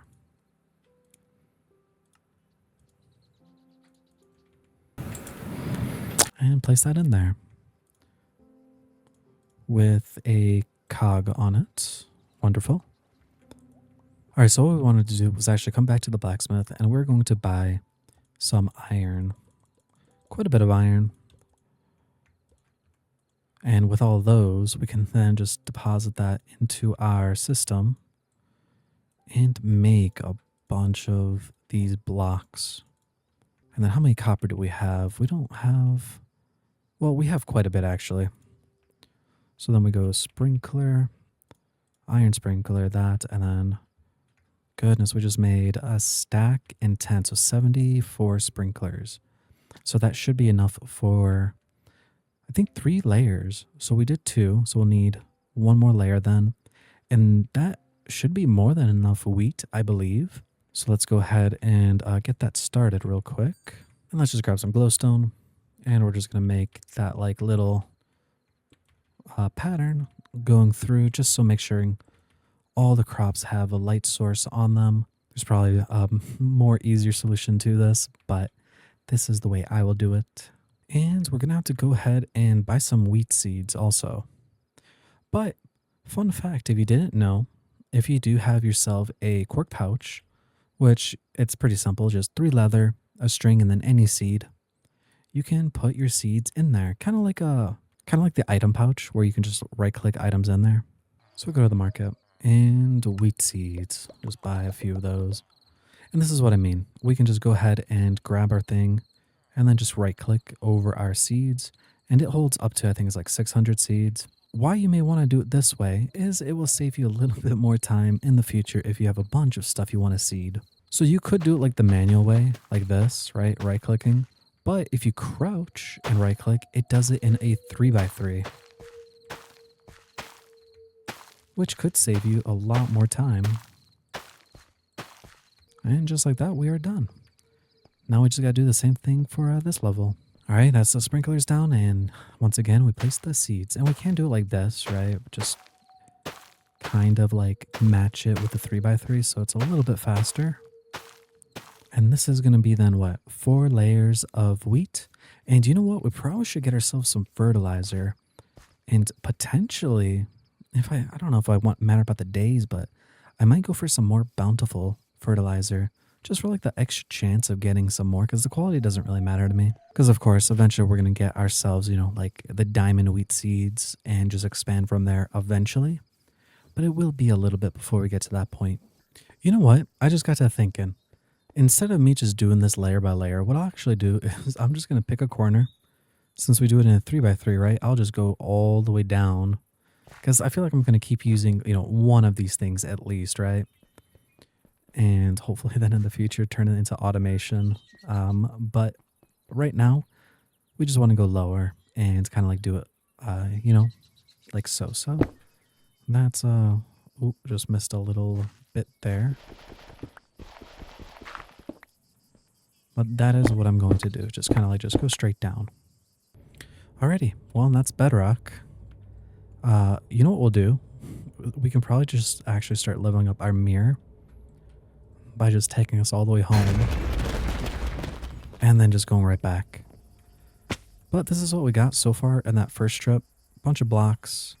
Not much stuff there, but in this one we did get 4 diamonds. So guys, what we're going to actually do real quick is we're going to come into our little hut because we have a bunch of cable stuff in here for the time being. So what we'll do is grab ourselves a placeholder block. So let's go out 2. And then right here, we're going to stick a importer. And then break that. And then in this importer, we would like to make some like these things, like speed upgrades, but it looks like, yeah, we're going to have to make some electiums and bismuth. So we're actually a little bit further away from here. But the idea is this. Because if you can take your backpack, right, you can like shift or crouch and then right click and place it wherever. So we could theoretically just do that, and then you can see it's slowly taking stuff out, right? Now the idea is if we put the stack upgrades and some speed upgrades, a combination of it, this can kind of like zoom pretty fast and it will be deposited into our system. Now, of course, we can just leave and it will just slowly take everything out. Because how far away are we actually from being able to make some of them? Hard lens. Okay, so we can make those. Those are pretty cheap. It's just the electrium, which actually, oh yeah, no, that is a bit expensive. 5 silver to 3 gold to make 1. But, you know, I was reading up on silver, guys, and we could make this alchemical varnish, which is going to be oak resin, vinegar, and ancient fruit. But with that, you make 500 varnish. So theoretically, you can then use this, like if we had mana steel, that one set would make 5 silver ingots for that, and 2 from the bismuth. So that is something to think about as well. And you can see very slow, so it'd be recommended to actually make those stack upgrades. And look at that, guys. We've already broken 2 million. We're at 2.2 million. And so far, this is the hole I have created. I did find a cave down there. So that's kind of like the level I'm trying to go to. Like that whole area is a cave. So we're not going to go all the way down to bedrock, even though it's not too far lower. As you can see, you can kind of see it through that little gap.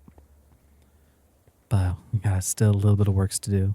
Alrighty, that is the hole all the way down to this cave down here. I'm curious, is there a forgotten spawn somewhere? Oh, this is a big cave actually, goodness. That is massive. What the? Oh, look at that. See, last episode we were in like Halloween and whatnot. Now look at them. Got a Santa hat on. And if you didn't know, by the way, my Midnight Cloak is giving me that extra damage. And so that's why we are running faster as well as hitting harder. So like when we run past and hit a mob, goodness, man, it just keeps going. Ooh, there's one. Forgotten guy. This is who we wanted because now with him,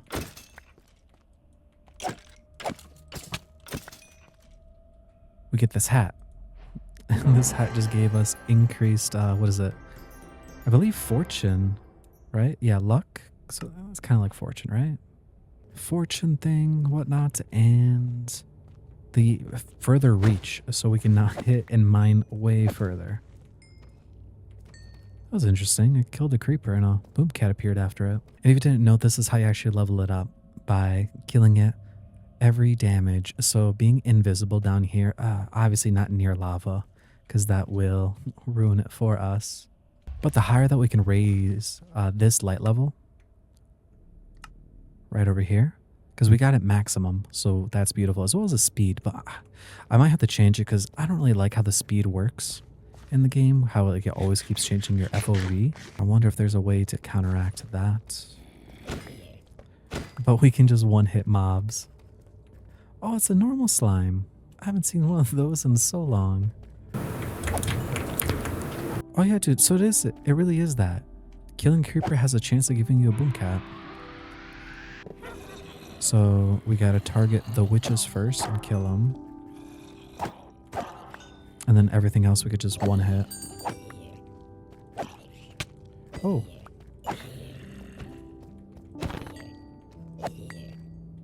But look at this, guys. While we're just like mining in here, look at that. We're almost about to hit 3 million. Probably by the end of today, we're gonna get to 3 million. No, but I wish you guys all luck in getting this thing. Cause like, look at this. I'm right in front of him, but we're invisible because of the thing. Now just be careful though, because if you don't kill him in the first attack, there will be like a ring around you. For instance, right here, right? I hit him. There's like this purple like little circle around, and through that circle, you are now visible, right? Until you kill your target. Once you kill him, you're going to be back invisible. And you know what, guys? Since we do have XP now and we don't want to just die randomly, I do want the ability to store that XP. So what we're going to do is we're going to go to the enchanter guy. Is it the enchanter or the librarian? Librarian, I'm assuming. We're going to want the disenchanter. And we're just going to do it right over here because...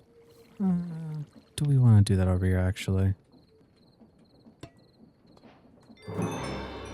Because we can't just stand on it right away, but we are going to want to take pipes out of it. Or not pipes, but things out of it. I'm wondering, can we make another mechanical? And I guess this one doesn't really matter. It doesn't need to be too fast. Just place that down and make a tank. Or you know what? There is a functional tank, which I think I'd rather have more of, which we're just going to need more copper plates. And we probably really should just speed this one up too. Alrighty, well, that is now working. And there we go, guys. We hit the big 3 mil. It's kind of funny because look at that. We're about to hit, what, 100 days. 2 days left. And we almost beat the game. Not really. We didn't really beat the game. It's honestly just starting now because it's like now you gotta like automate everything. You gotta have like your own farm of, you know, every single type of crop. One in every single area. And our animals over here are actually starting to like us, giving us the ability to get some truffles from them now. So we got 2 truffles. Now what we're going to do with the truffles actually is same process like the cookies. Because if you press U on them, go to the fermentation. With this truffle oil, we can use it for sweet dough and cookie spread and then make 25,000. So it's pretty similar, but we can make so much more money with those. Now, again, the only problem though is pigs take a little bit because it's a 25, I think, % chance of actually even being able to get the truffle. And now we can make that drawer. Wonderful. And then we just place that guy right here. And this one can have, I guess, a slow water wheel. Oh, you know what? I think I meant to have a vertical one, but no biggie. We can just take our wrench and then click it, and that should work. And there we go. Slowly gonna draw it. Probably should get this thing to speed up just a little bit, just so we can actually drain our levels much faster. So I think we're gonna end up actually doing that real quick. Alright, well, it ain't pretty. I gotta tell you that, man. It ain't pretty, but look at the levels now draining much faster. We're gonna go ahead and top up on some of our stuff real quick also. And by that I mean just like buy a bunch of sugar. And it looks like we're still good on like milk and large milk. But I'm gonna go ahead, since we do have some money, just buy some more real quick. Alright, that should be... I just wasted, I think, like 1,000,000 on milk. But that should be more than enough to make all the stuff that we need. Because let's go ahead and just do this. Give us some small milk. We want them roughly like similar. And the only thing we gotta do now is just place down our dirt like so. And then with the wand, we just kind of extend that out. You can see like this little like change, by the way, right? The FOV change. It's killing me. That's the only reason why I don't like the speed upgrade on it. I don't really care about moving fast. So we're gonna have to hopefully keep 5 up there, but lower the speed multiplier. You know what, guys? I think we're gonna have to go ahead and buy a phone to just keep on us, because we gotta go and buy some more seeds. And I wonder if that thing will work just like anywhere, like if it needs to be near, or can I just carry it on me? And if it does work, I wonder if like maybe a cell phone could be implemented in the game later on. Or I just start buying this phone and just placing it everywhere. That is also another idea. Like I can just right there, right? Oh, look at that. Maybe I just keep it on me in my spare backpack, you know? Alrighty, and that is another layer down. So what is this? 1, 2, 3, 4, 5, 6, 7 layers. Now, I will probably have to like sacrifice like some of them so they all mature at the same time, because I hate that. I'd rather it be like, oh, you know, like every whatever day, just come over and grab it. Now, there is an idea I do have. I don't know if it's going to be possible yet. Is I think with the pulley system, you can have it so like one harvester can go all the way like around whatnot and then move. I'll have to figure that out. That's the reason why I was giving some space in between for like each level, just so like I don't have to do it in the future. Because I'm assuming like, you know, this much space should be enough for like the crate contraption to like go from all the way to the top to the bottom. I will see about that. Hopefully I'm not like overshooting and making it over my head, but that is something I do want to do, so then I never have to really worry about that. All right, let's see how our slimy guys are doing. You know, it is really strange to me that the chickens are dying very fast. I'm not really sure why that's happening. Like, it should be like a nice steady flow, and I'm leaving them as like a buffer, but like they've died again. 'Cause like up here is fine, like there's still a buffer.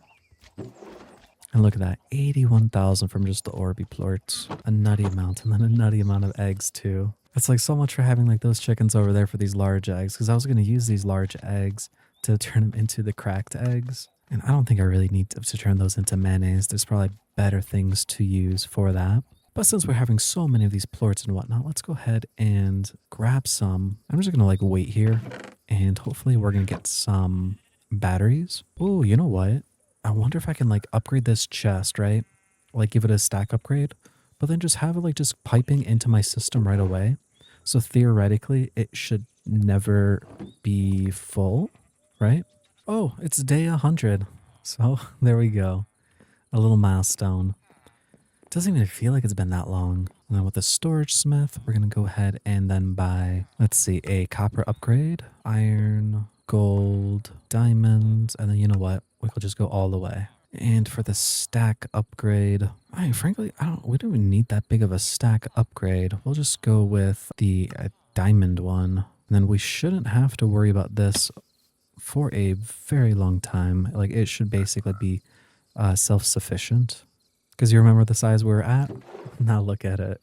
And you go from this 64 a stack, place that guy in there. Now it's 1,000 a stack. So this should have no problem whatsoever collecting from all of them. And we can go ahead and actually grab the rest of the plorts. I'll just leave one for insurance just in case, I need to make more, but they should nothing happen up there. Now, with these batteries coming out, we're going to have to get more lead and whatnot for more automatic machinery because that is going to be the thing that we're going to go towards, right?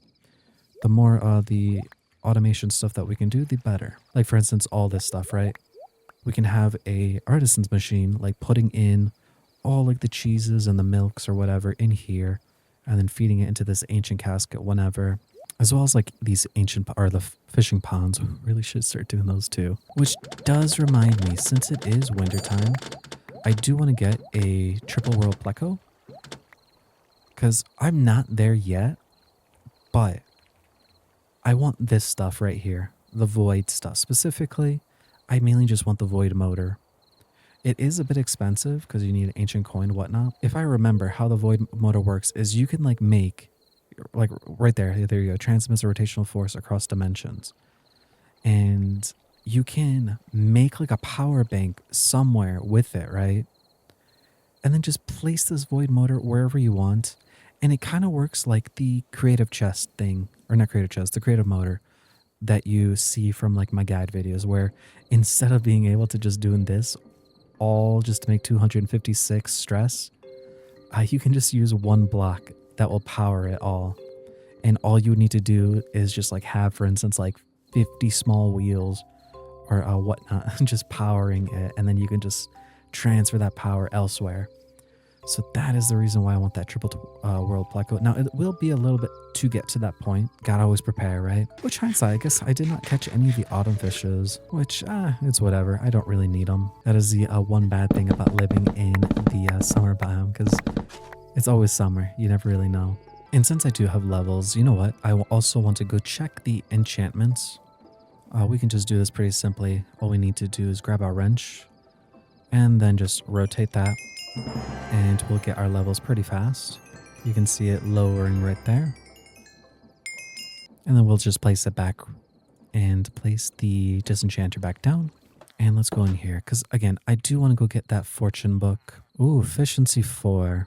I'll take that. That's beautiful. We'll put that either on the hammer or a pickaxe. There we go, sharpness. I don't think there's a higher sharpness, is there? Yeah, it's just 1. So that's pretty much the best thing we can make. And the reason why I'm not really caring too much about that is because it's pretty simple to just duplicate these things, right? Because all we'll have to do is go into the enchanter guy, right? Where is it? The cleric, I think?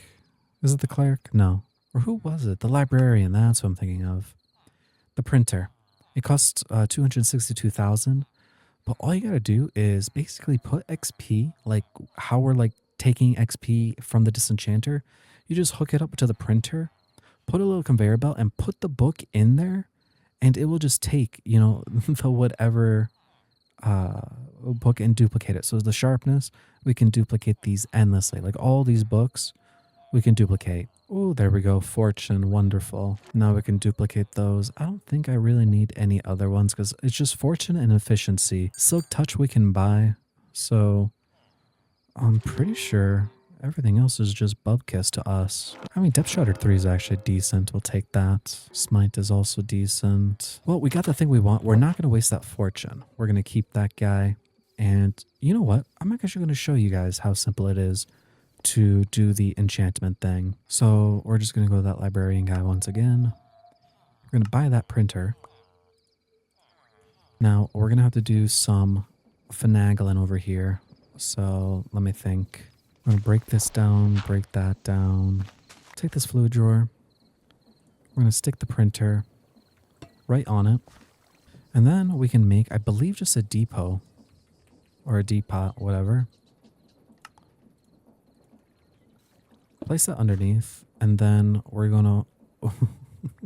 We ran out of books. I forgot about that. Book. Oh, we can buy a book. We can buy books from the librarian. We'll do that instead. Librarian, book, buy a stack. So what we do is we just place it down there, and we don't need that many, obviously.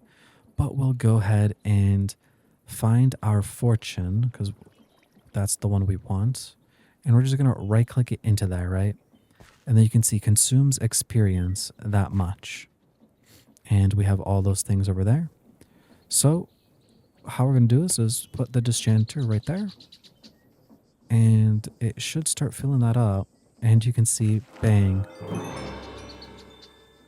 With all that experience that we have in there. Look at that. Oh, you know what? Let me just put that in there real quick and clear this up. Now, did you have a fortune problem? Not anymore. We're printing them. And that's how simple it is to copy books, by the way. Just like that. And we don't need so many fortunes. Obviously, just keep like one as like your space or whatever. But we're going to want that efficiency 4 book. Efficiency 4, respiration. I don't think we need the respiration. And I wonder, can you actually duplicate those books that has multiples? And I guess that's the only fortune or the only efficiency book we have. So we'll place that in there. And so it does take 190 though. Does take 190 now because I'm guessing more enchantments on it though. But it looks like it's working, guys. It's working. That's simple. Efficiency 4, efficiency 4. And I think I want maybe a little bit more because what we got shovel, we got axe, we have pickaxe and the whatever thing. The hammer, and we'll want efficiency in all of them. Unbreaking isn't really that important to us. Looks like we are out of experience. All we'll do is this. We'll just break our whatever thing and just put fluid drawer, and just next to it we're just going to place the printer, because that way we'll be able to just get more of it whenever we want to, and we'll remember to just switch these two out. And obviously we're kind of broke, that's why we're, you know, breaking this, breaking that. But look at that. Efficiency 4, efficiency 4, efficiency 4. And all these fortunes, all the books we ever want, guys. And let's see which wheats are ready. That wheat's ready. That wheat's ready. Needs a couple days. Needs a couple days. Needs a couple days. Okay. Well, it's starting at least, right? The process. Now, obviously, again, I would love to get to all the way down there. And you know what? We're going to do trees because trees are better than that one for me. But getting that double harvest output would be beautiful. But you can see now the wheat is slowly going to be rolling in, making our money more consistently, and it won't like freeze up on us. Because that is like sometimes where it holds back, right? The small wheat and the milks and the sugar. But as long as we kind of remember to like top them up. Oh, for instance, there you go. Bowls are a problem right there. So we'll need a lot more bowls. You know what? With how often I'm going to be in this room, I want to place that phone down. Of course, I placed it down over there and I don't remember picking it up. So we're going to buy a few of those phones and just keep it on us in our bank and just place them in literally every building that we'll ever need. Because, you know what? This building, it needs a phone because we need chickens every now and then. This building will need a phone because we're going to need to buy like sugar and stuff. So we'll just place it right there. I like that idea. All the phones we can ever want. And that should fix this problem. There we go.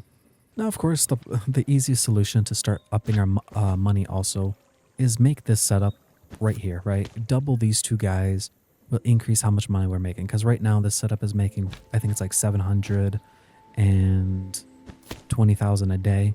But you can see the downtime, right? This guy is not holding anything for quite a bit of time.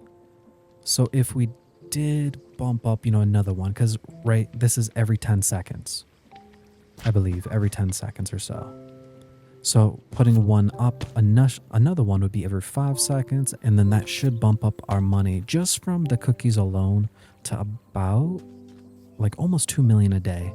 I would like guess. So on top is the one that needs that regulator. And let's see what's in here. Large milk, the truffle, and sugar. So truffle, large milk, that's one.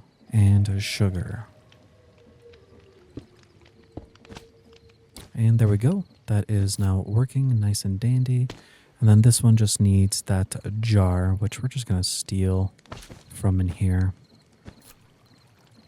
And then it will just naturally keep making that. Oh, jars one in there. And that just increased our speed by double, right?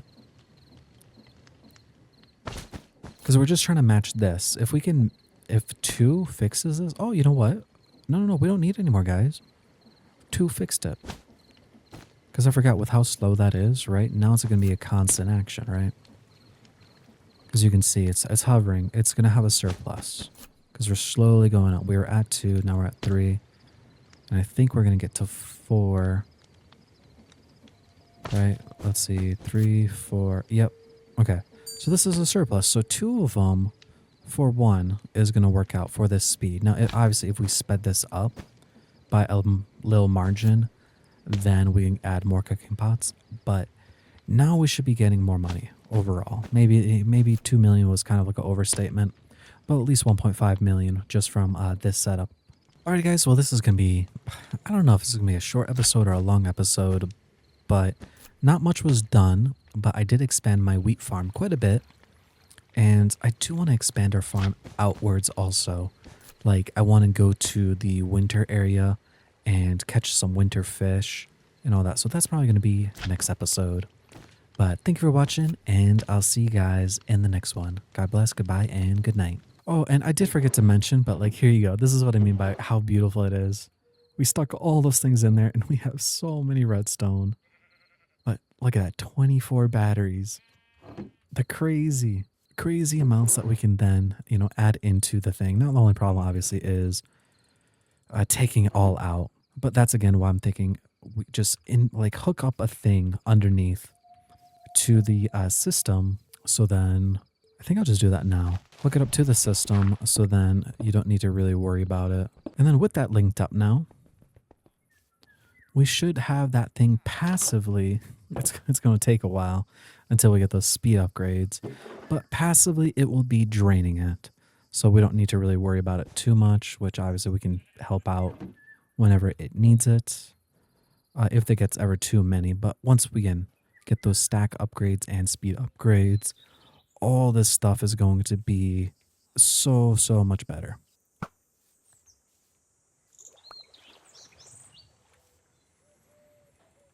Okay, anything good? And then we're gonna head out. Oh, strong fertilizer, not bad. Mending, some seeds. Oh, that's okay.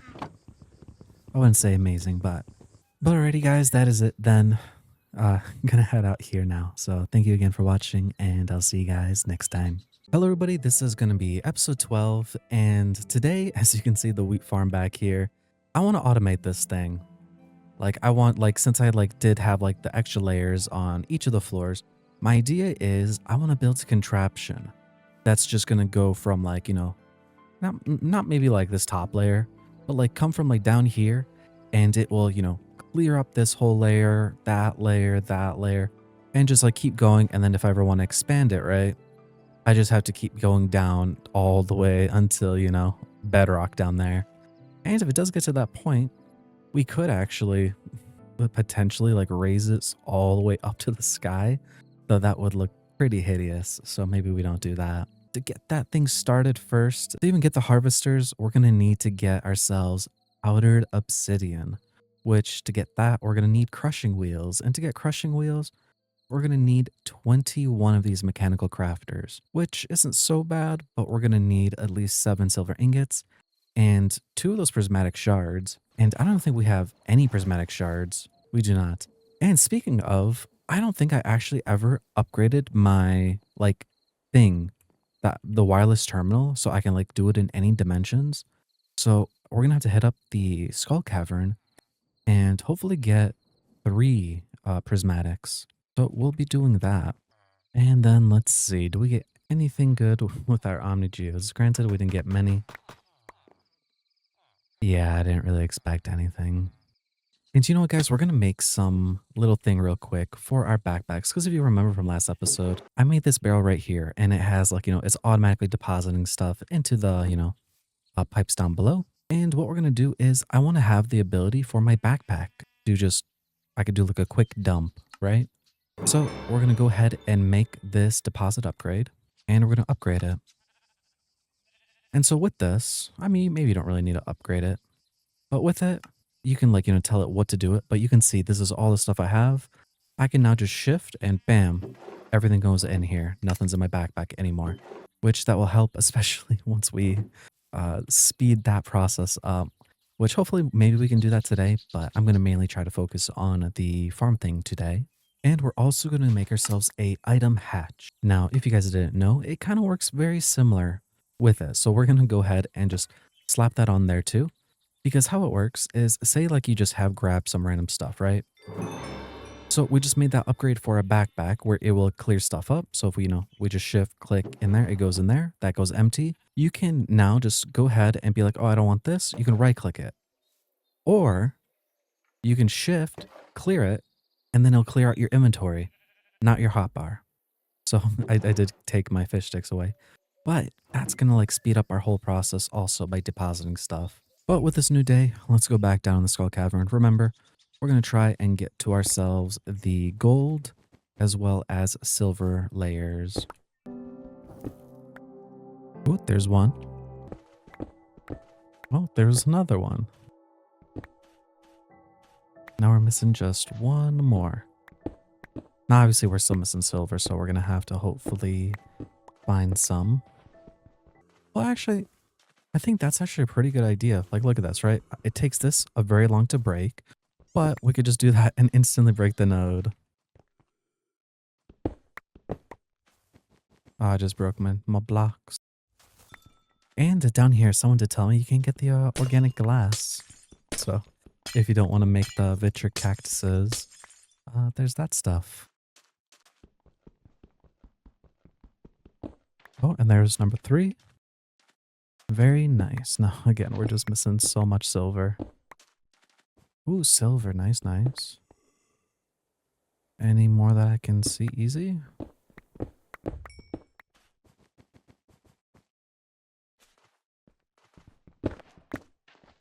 Oh, we got to the next layer. Ooh, coarse fruit. Or flower.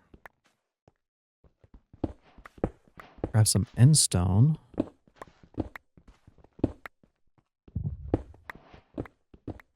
Alright, well, we gotta get home. Now, we can't use one of these down here to teleport us back. But I'm just gonna use this just to increase the level for it. So it's good to know that. And this thing, though it's so far away, it still does work. Now, that was a pretty good haul. We got ourselves some ender bottle, dragon breath. The most thing I'm happy about is the chorus flowers, though, because now with those, we can slowly expand and get some chorus fruit, which those are worth a decent bit. And we can actually make that like a AFK farm from it. So first things first, we're going to just take our prismatic shards. We're going to come down here. We're going to go into this guy, take that out, and then place that with that. And we got ourselves the dimensional one now. So now that should work in the Skull Cavern, the Nether, and if there is any other more dimensions. And I guess just to get these guys just started, it's no biggie how they turn out. We'll actually come up here because it's snowing. And let's just place them up here just to see how well they do.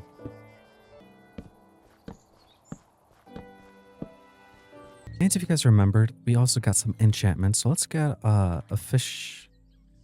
That's weird. When I type in efficiency. What? That's so weird. Okay.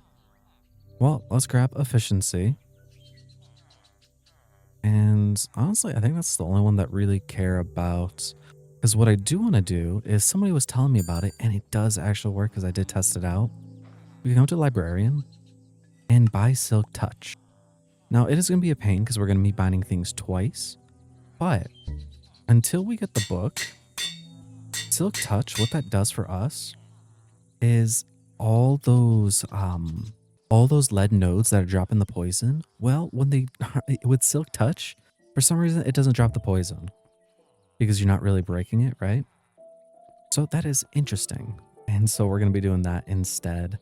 And again, like we will drop or have to do it twice, but in a sense, we're going to save ourselves some time because with the hammer, we're mining things much faster. But if you remember, I want to make that Electium pickaxe that has the fortune 3, which then we can enchant it. They'll have another fortune. So yeah, we'll have to do a second wave of mining, but I think it might be worth it in the end. And honestly, we might be able to hook that pickaxe to a deployer and have it like, I can't remember if like refined has like a ability to just place a block down or something. Or we could just import it into a deployer, right? 2 deployers, one putting down the block, the other one breaking it or something, potentially. Again, I don't know if that's how it works or if it's possible, but we'll see if it does. And let's just deposit all that stuff. And for sure, we're going to need that upgrade thing here. Let's go ahead and just take all that stuff because clearly like that's what's like holding it back a lot. Because yeah, that's also holding us back, that silver. That's what the stack thing was for. A currant seedling or currant? What does a currant make? Okay, what is the use case for them? Can make a muffin, purple dye. Oh, we could get the bad omen effect. Very interesting. Now, you know what? We're gonna make some recyclers. I guess as many as we can. Just because, just to double up on our silver. Because we're slowly gonna be like slacking on that silver. And having that will just be so much better. So we're just going to place these guys down. And that way we turn 8 into then 16. And thankfully it's just a daily thing. So we're not going to have to worry about too much about that. And with this, we're going to go ahead and go down once more. And hopefully you'll be able to witness how more amazing this thing is going to be now. Alrighty, right here. So perfect example. Remember how getting lead ore, the poison drops? Well, no poison. So now you can just mine like, you know, however you like. Oh, there's like ice pigs down here. I've never seen that. The dusty slime. I do not have one of those, so let's take that guy home.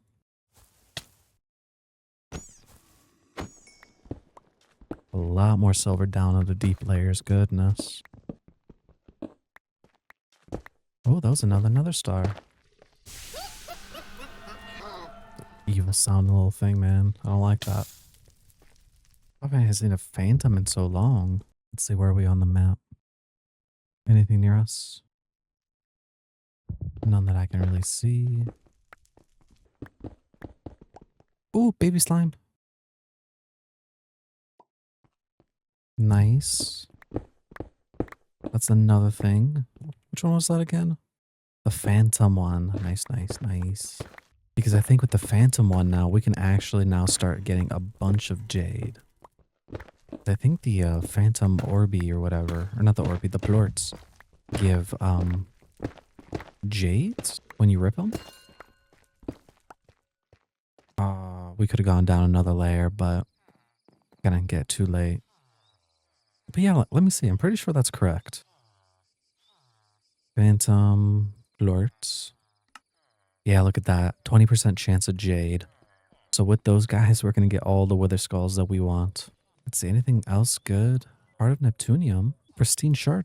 I'm just going to put these slimes in my backpack for now. Just so I will remember about them. And we're just going to do that. Perfect. And then that. And you know what? While it is still winter, we're going to take all these snowballs. And then we're just going to take them. And then we're going to throw them. Because that way we get back our chorus flowers.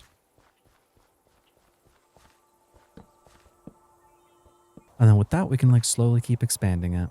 And that'll be the whole goal. All right, that should be good enough.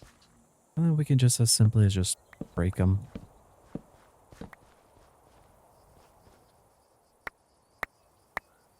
Like, look at that. It just in like those little things.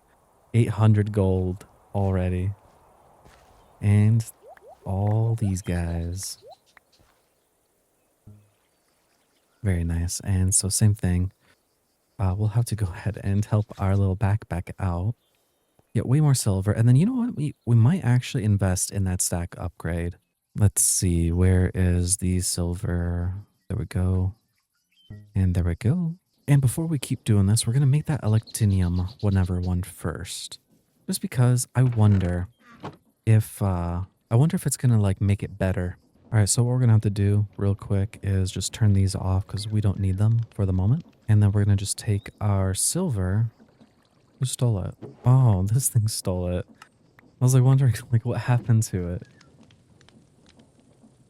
Okay, silver goes in there as well as some gold ingots.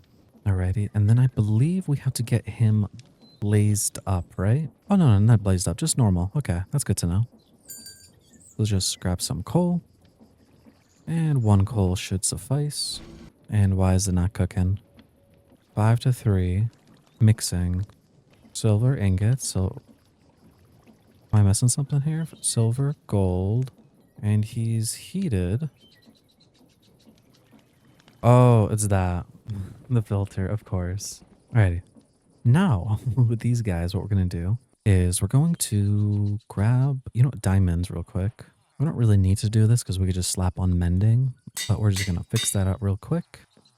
And then we're going to want that electinium, is it template? Yeah, template. And then I think it's as simple as we just do this, this, and that. Bam, there we go. Got fortune. And then we're going to look through our books real quick. We got 7 fortunes, so we'll just grab one of those. And then put this in there. And because this is a separate fortune, guys, so we'll just grab that. And then bam, there we go. Even better fortune. Now I'm hoping, a big hope is this is going to be better.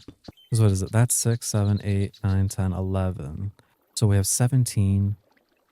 And what do they normally drop? Is it, I mean, fortune has a chance. So maybe we'll have a big chance. Oh, dude, 6. It works. Or was that just a really good one?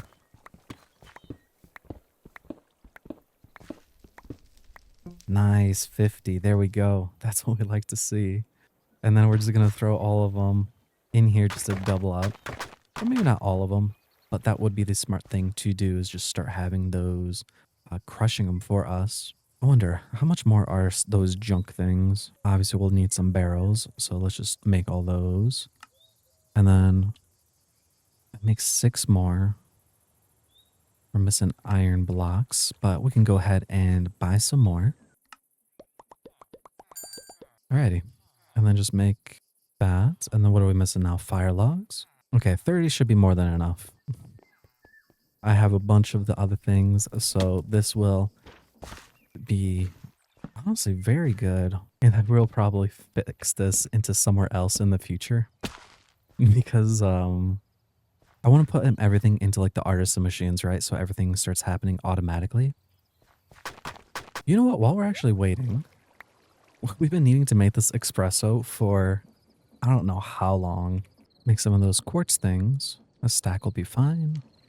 And I think we still have our leftover sandpaper. We do. And let's finish this up. There we go. Some green dye.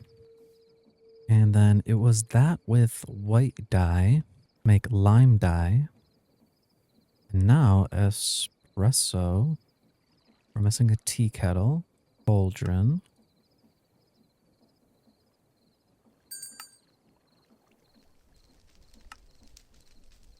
Alrighty. Now that done made.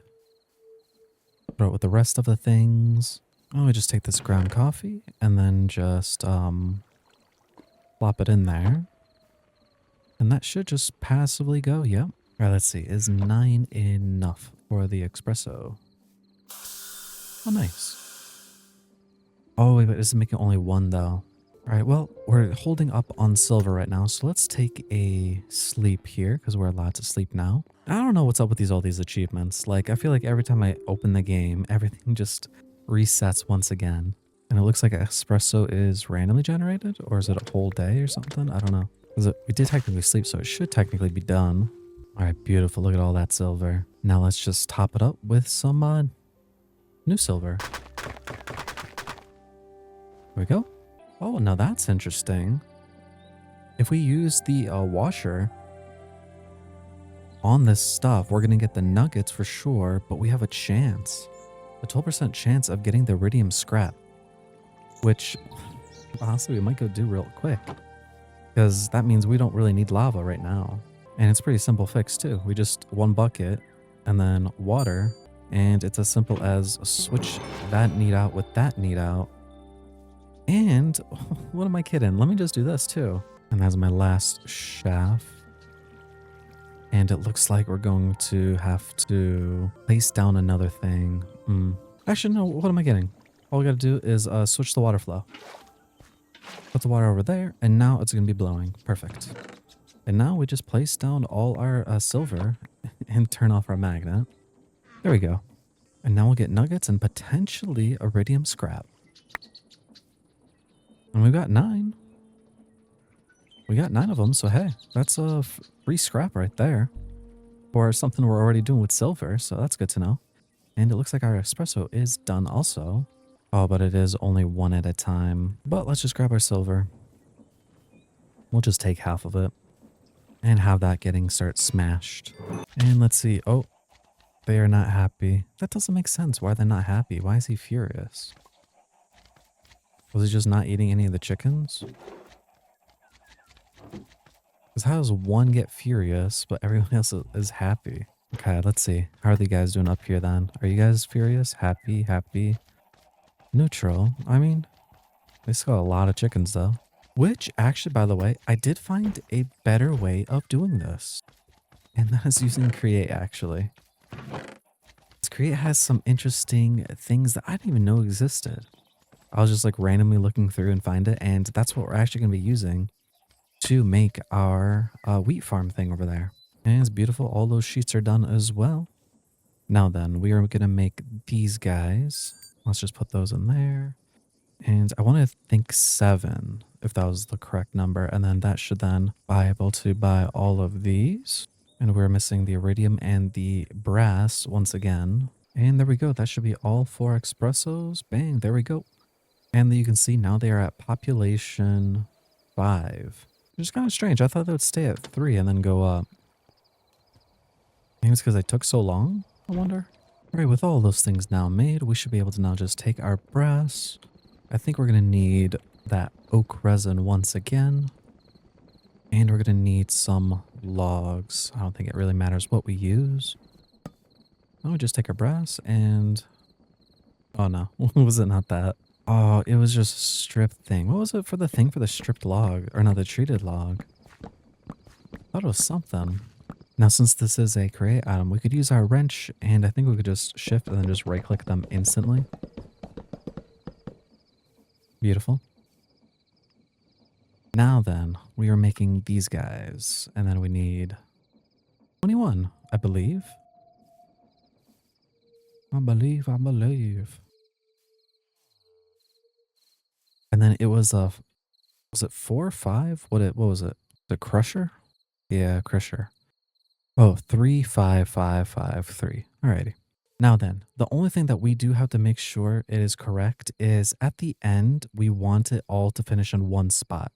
So you can see how these things are all kind of going down. Like that is still going to be fine. But you can see they kind of turning, and that's what we want. But this guy's wrong and this guy's wrong. So we're going to want to right click that so it's pointing there. Right click that so it's pointing there. And then that doesn't really need to point on anything. Going down is fine. Now we just need to hook this up to power. So we'll just make ourselves a water wheel. Take our water, place that down. We're going to take our vertical gearbox and we're just going to place that down like so. And then take our little cog and place that down. And overstress. So we're going to have to add an additional water wheel, which, do we actually have the stuff to make another one? Okay, we do have that. Perfect. Okay. So all we got to do is just go down this guy right here. And hopefully it moves. Let's take that and then do it there. Perfect. Yep, there we go. Now it's all working. Nice and dandy. Now for the crusher now, we're going to need any kind of things in the middle, 4 planks, and then andesite alloys. Let's go ahead and just make some of those, which doesn't look like we have many, so we're gonna have to go get some iron coins from the bank. Stone in the middle, wood, wood, wood, wood, and andesite alloy all around. And there we go. Now it should just slowly build.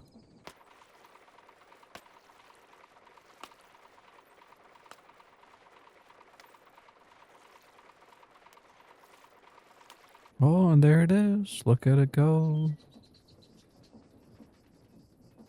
Flops on the floor. Beautiful. Angle built. Bam. Now we're just going to place a shaft down there in the middle. And then we're just going to want to make another vertical gearbox. And then just place one down. Place one down. And then with the crushers there and there. And then make another vertical gearbox with another water wheel. And there we go. It should be automatically working. Now all we got to do is just place things on this side and take them off on this side. And we can just take our obsidian and not place it down. Goodness, I meant to drop it. And then that should then just go and get crushed. It's just taking some time because it's a bit slow. I'm going to go faff around a little bit. So I'm just going to place it on my backpack with the magnet on. And hopefully by the time I'm back, there's going to be some ready. Oh, there you go. And we got some still more obsidian. Let's go ahead and place that out once more.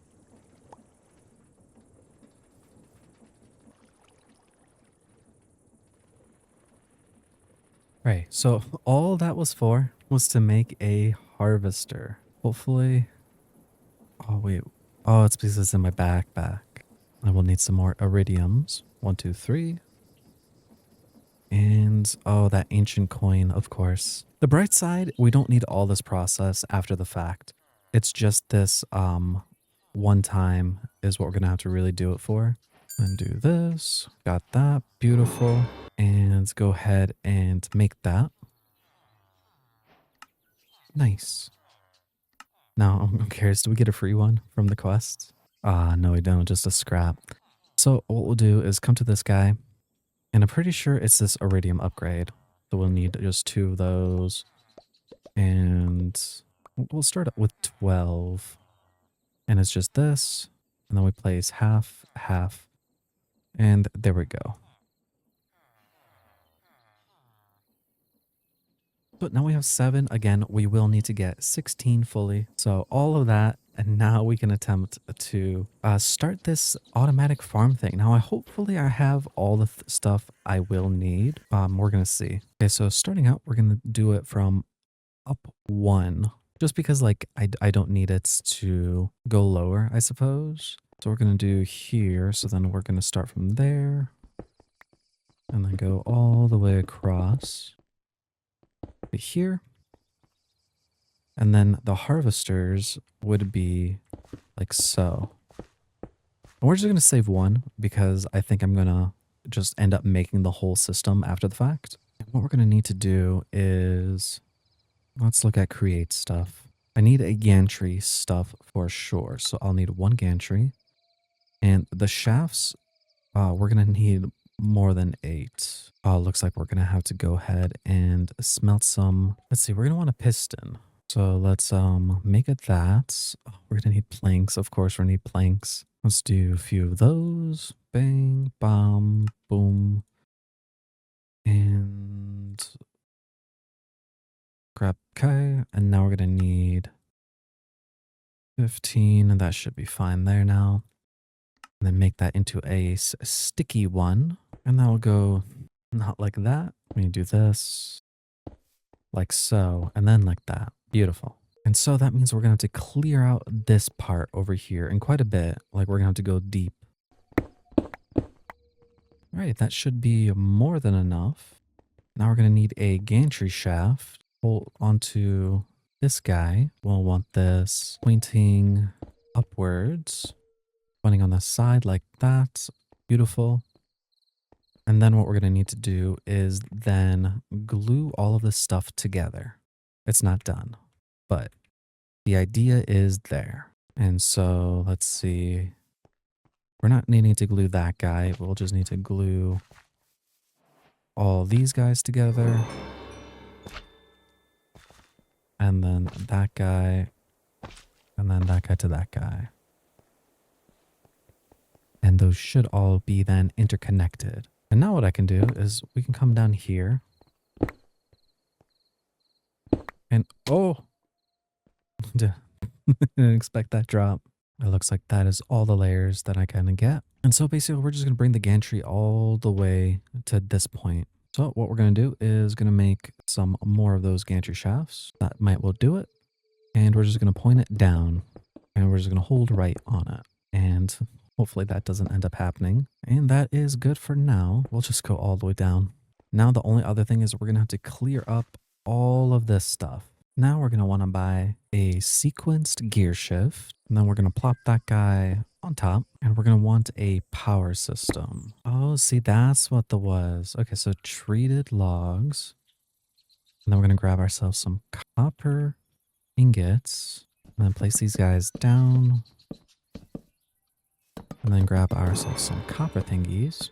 And I'm just going to do this a little bit different. I'm going to make myself a steam engine for this contraption. You don't really need it, but I'm just curious if it will work with it. So we're going to need some campfires. There's 4 campfires and then fluid tanks on top.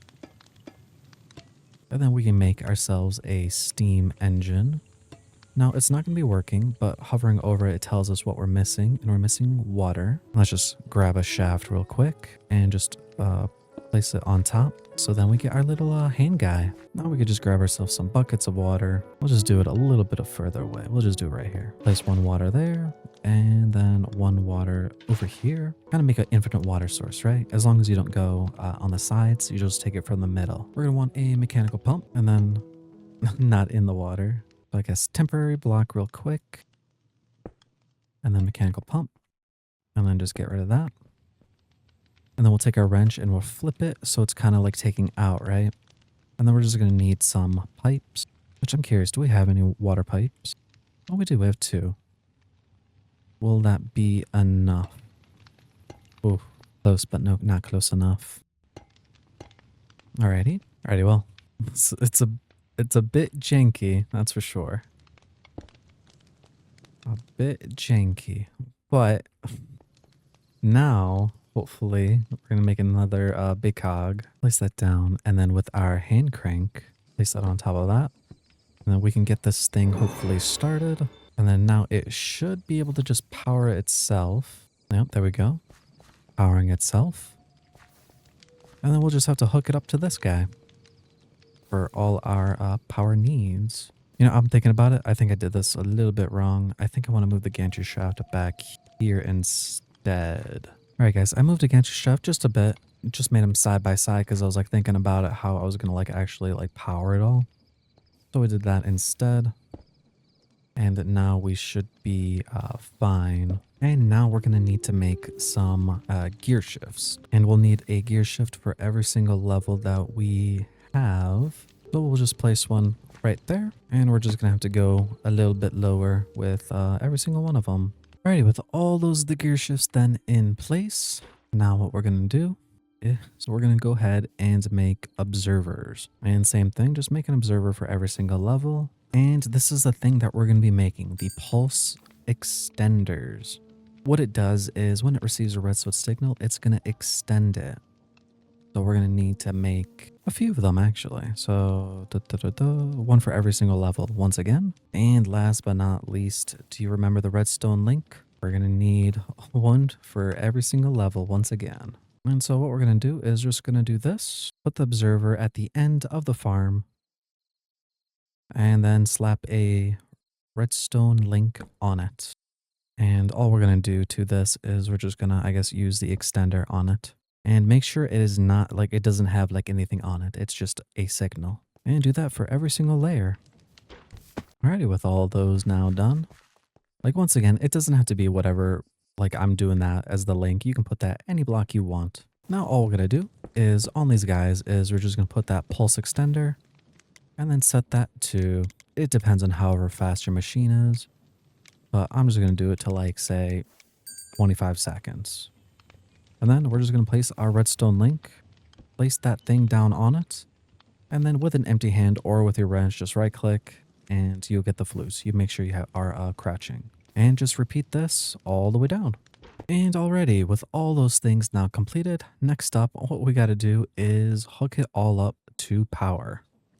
Now we hooked up this guy, so now all we're going to have to do is just kind of go straight down in a line and hook these guys up. The whole thing is we're going to have to figure out the rotation, right? Because some of them we're going to have to put another like cog or whatnot. So I'm going to make my 6-way gearboxes. That's just because I'm lazy and that's the way I like to do things. So that's what I'll be doing. Alrighty, with 26 of them made, all we're going to do is this. We're going to hook up this guy up here to this guy. And for starters, what we're going to do is we got to figure out if this thing's on the going, you know, like the right way. Because like I'm kind of strange. I want to know if it's going to go how I want it. So we're going to have it do this. We're going to have it move 2 blocks. And I'm going to say this is forward, right? So that means I want it to go down. So let's hope the rotation is correct. Now we're just going to need a button.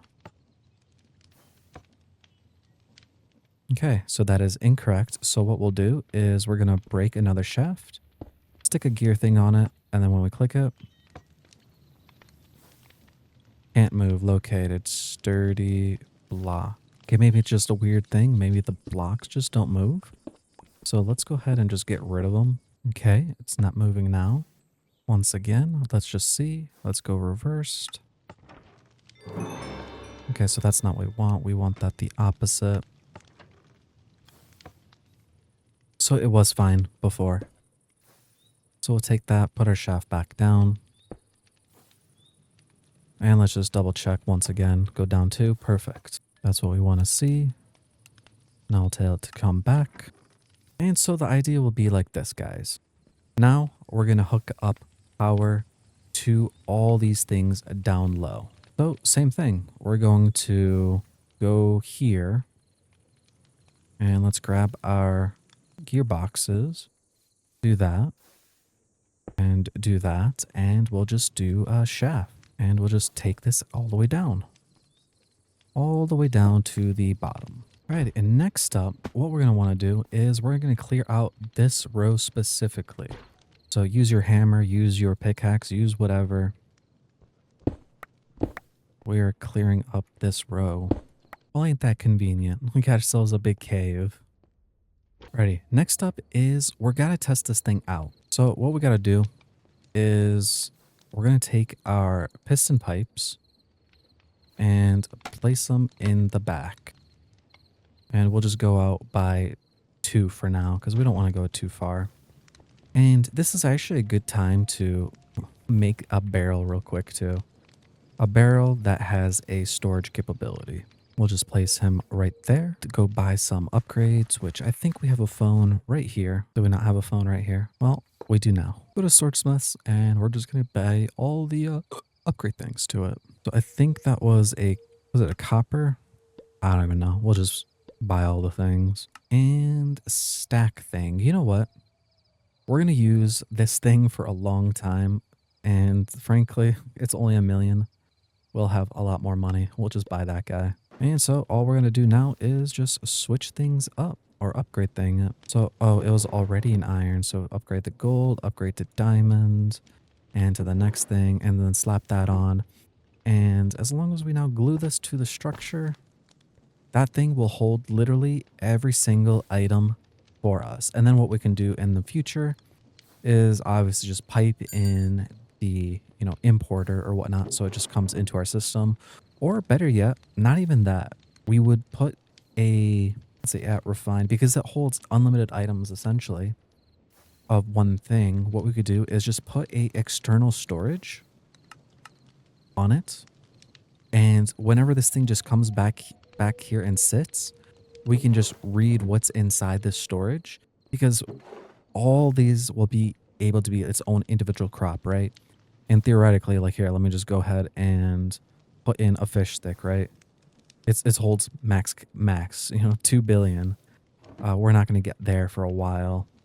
So that should be more than enough storage for now with that. Now all we got to do is set this in a sequence. So we're going to do move 1 forward, and then it's going to await a signal. Technically, I'd rather have a time delay, but let's just do wait 15 seconds or something like that.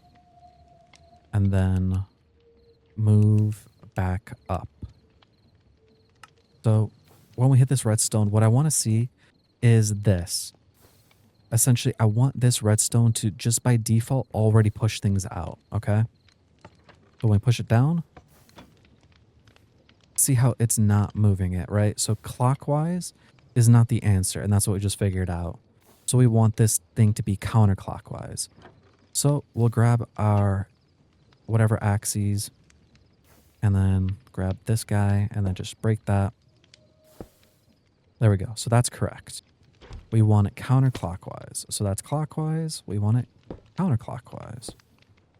And do that for every single one of them. With all this now in play, what we got to do is now extend our pole out. So I think that's level 2, 3, 4, 5, 6, 7, 8, 9, 10, 11, 12. I think it's either 15 or 16. 15 or 16, but we're going to see it right here. What we're going to do now is increase this delay to say 30 seconds, because that is the highest. So what I want to see is when we press this button, this is going to go all the way out.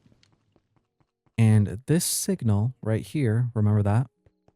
It's going to send a signal to this guy right here. It's going to trigger it. And then when this becomes redstone signal, it's going to retract, wait, and then this guy is going to do its command. Now, there's probably going to be simpler things out there in the future, but I'm not smart enough for that with like the whole gantry. But you can see, even though the whole contraption went invisible for some reason, let's see, does it happen? We're probably gonna have to speed up the system also. Okay, there we go.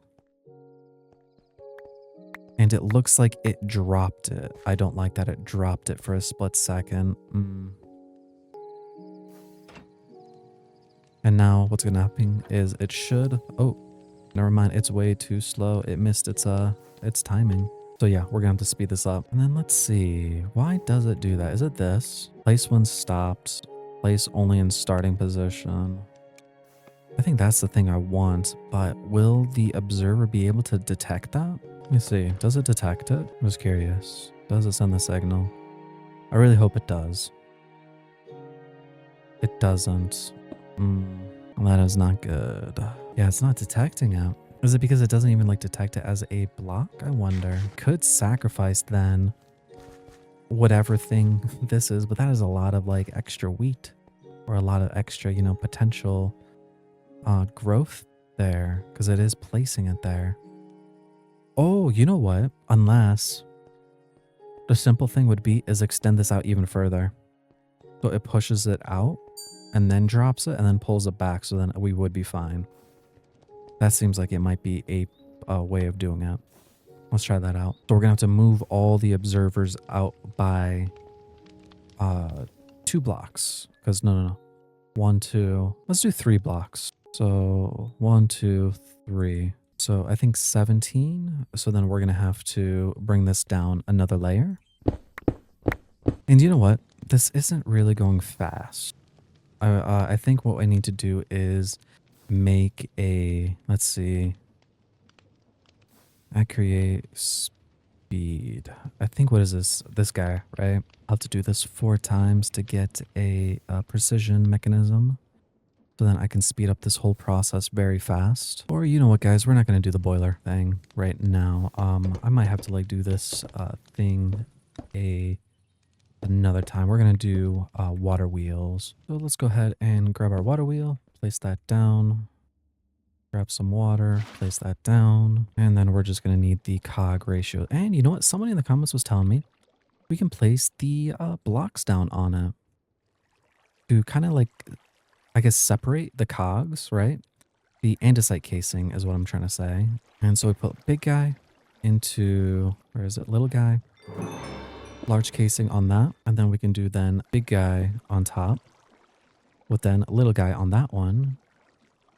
And then same thing. We can put then casing on him with then big guy on him and big guy on you. And that should be kind of top speed right there, I believe.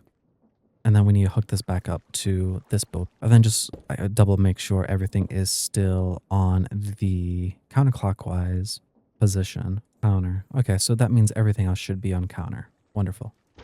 Now, what we got to do is, oh goodness, flying around there, is we're going to have to switch that observer back. We're going to want to move that back by 1 layer. Okay, that.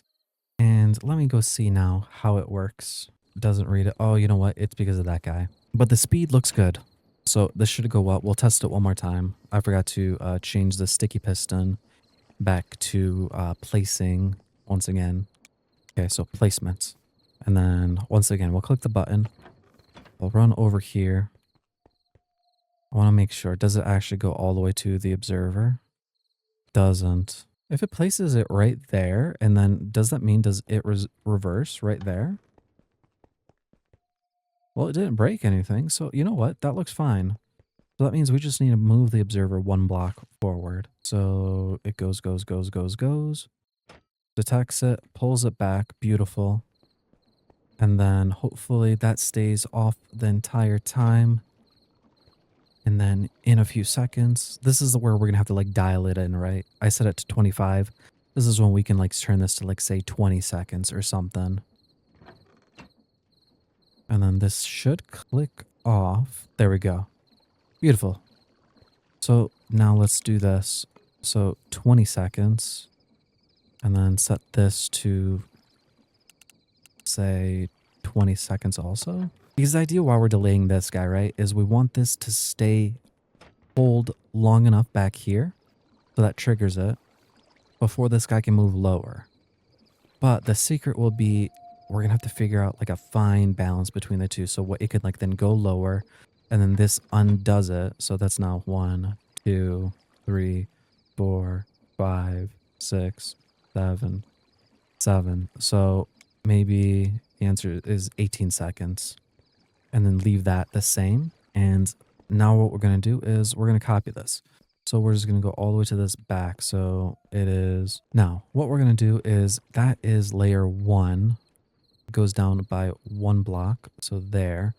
After that, we want it 1, 2, 3, 4. So let's see. 1, 2, 3, 4 this way. And then again, time delay, we'll set it to 20 seconds. And then we want it to move back 5 because it's 1, 4. So 5 is its starting position. So again, what we're going to see is it go out, come back, lower, go out, come back, lower. So bang. Beautiful. Now it comes back. Then we're going to have to see it lower here. And you can see this is linked to it here. So this has to change to 18 seconds also. So you can see harvest, harvest, harvest, harvest. Clicks. Did I not? Oh, wait. Did I not click it? And then why is it not going up? I wonder if I missed it. That might have been too fast for it. So then this has to be delayed, say back to 25 seconds. Let's see. Now that is weird. Why is that not...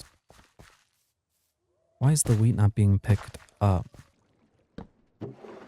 Not one of those weird things where like it doesn't pick it up, does it? Just do this. Okay, so now it does. So like maybe it just wasn't picking it up for some reason? Or it had to have been on the sticky thing for some reason? I don't know. Weird. But now it is collected, as you can see. And let's give this one more whirl.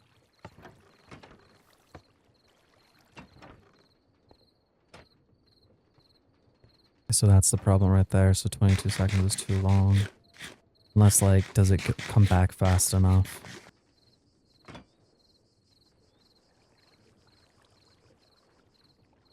Because now we want to see this to come back up. Alrighty. Oh wait, did I tell it to come back up? I didn't tell it to come back up. That's my bad. So maybe it did it did do well in the end. So let's go ahead and fix all those observers now. And let's go ahead and hopefully see if this can work all the way down now. Alrighty, well this is a little bit of a problem. I didn't think about this, but the sequence only has 5 things total. So I'm going to have to figure out a way to see if potentially I can link another sequence gear shift to it. Potentially. We shall see. Okay, so I don't know if this is going to work. What I ended up doing was put redstone links. I put 2 gear shifts and then I separated with an encased chain drive just to see. Maybe that's going to work. So the idea will be... Honestly, I probably don't... Do I even need the encased chain drive there? I don't know. We'll see. But the point will be is hopefully that sequence gear shift will move it. Or wait... I wonder if maybe the sequence gear shifts need to be side by side and then encased drive. Wow, the encased chain drive is on top, right? Potentially. We'll see. So basically, I will then put a what is this? A button right there, and then hopefully what's going to happen is it's going to mow that layer down, get to the 3rd layer, and then it will hit this guy. He's going to delay for 15 seconds and then come back up.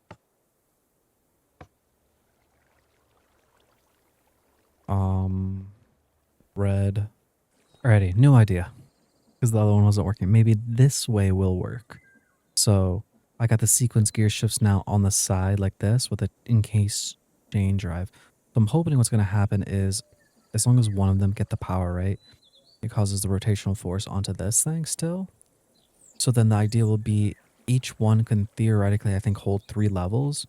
So if, you know, this guy, right, he's supposed to move down by 1, and then time wait, he's supposed to wait 25 seconds, and then he will then move 4, and then he's gonna wait again 25 seconds, and then he'll move down 4 once more, and then sadly I cannot do this anymore.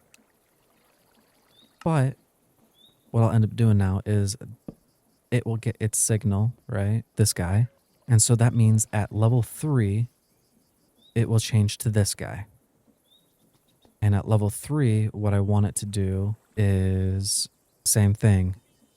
It moved there, so it doesn't have to have a command, really. It has to wait because it's going to be that redstone observer that's going to tell it. So I want this to then say, wait 15 seconds or something, because it will match with the whatever thing. And then it will... You know, I guess proof of concept, we'll just have it move up. Because I just want to see this work. So then the other one was 9, 114, or 144, so 9. So then bring it back. And then this will just be pulse extender. And then we want this to be receive. And then we need to go down to the 3rd level. So that's 1, 2, 3. And then we need to change this guy to pulse extender. And then change this guy to pulse extender. Now, fingers crossed this works, because if it does not, I have no idea. I have no idea what I'm doing with create.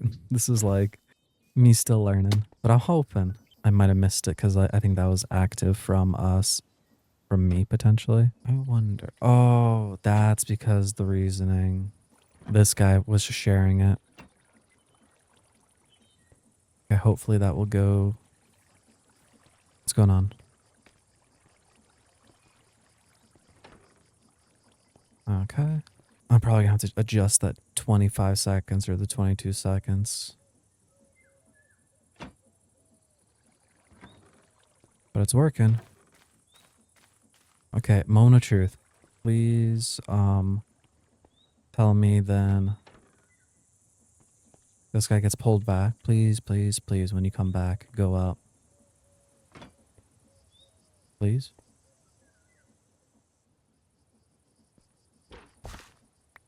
Because it's on. Oh, oh my goodness, yes. Yes, yes, yes, that works. Beautiful. Beautiful, beautiful, beautiful. Look at all the wheat we're getting. So much. I don't even know how many days we've been wasting on this. Okay. So the big problem was right here. I messed that up. So this should not be that to start out. Let me just I'll just take this button or this button right here and we'll change it to button so those because that's what almost screwed us right here.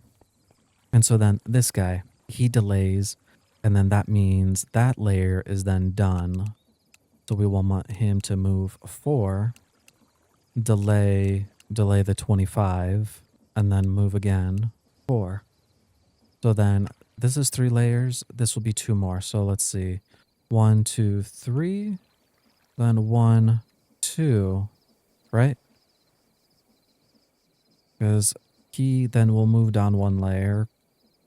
So that'd be that. So this one. So move down 1 layer and then move down 1 layer. And then, okay, so that one will have to change. So then this one will have to give it its unique signal also. So we're going to grab then again the pulse guy, whatever, sure. And then we'll just stick a button on blue. And then we'll just stick that button on blue. And so it mines this layer. It hits that signal. We'll need to tell it to delay, go down, hit this one up, and then come all the way back up. So new redstone link, and then set it to receive. And then it was extender. And it was this button. And how do we end it off again? On that. So then again, so then delay 16. Move 4. Delay 25 seconds. And then move. I need to do some maths here. So this is 9. That's 8. So that's 17. And then this will be then 25. No, whoops. Minus the 4. 21, right? 9 plus 8, 17, 4, 21, reverse. Alrighty. Moment of truth. We got that much. Hopefully everything works. And let's grab that button. Click. We go out. Wonderful, wonderful, wonderful. Hits it. You come back. Okay. Next layer. Okay. This guy is going to go off. Yep. Oh, that does remind me. We got to update these guys to the 22. So it comes back and then goes down. And this is the one that has that different thing. So like this is the one that's going to have to update hopefully. Come on, baby, please work. Nice. Nice. Alrighty, same thing. Let's change that to 22. Ooh. Perfect. And then last but not least, this one. And this is the one that has to bring it home. What? Wait.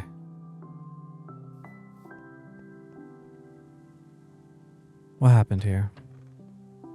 Why'd it go up? I don't know why it didn't go up. Is there something wrong here? Move 4. Let me see. We need to make a gear shift.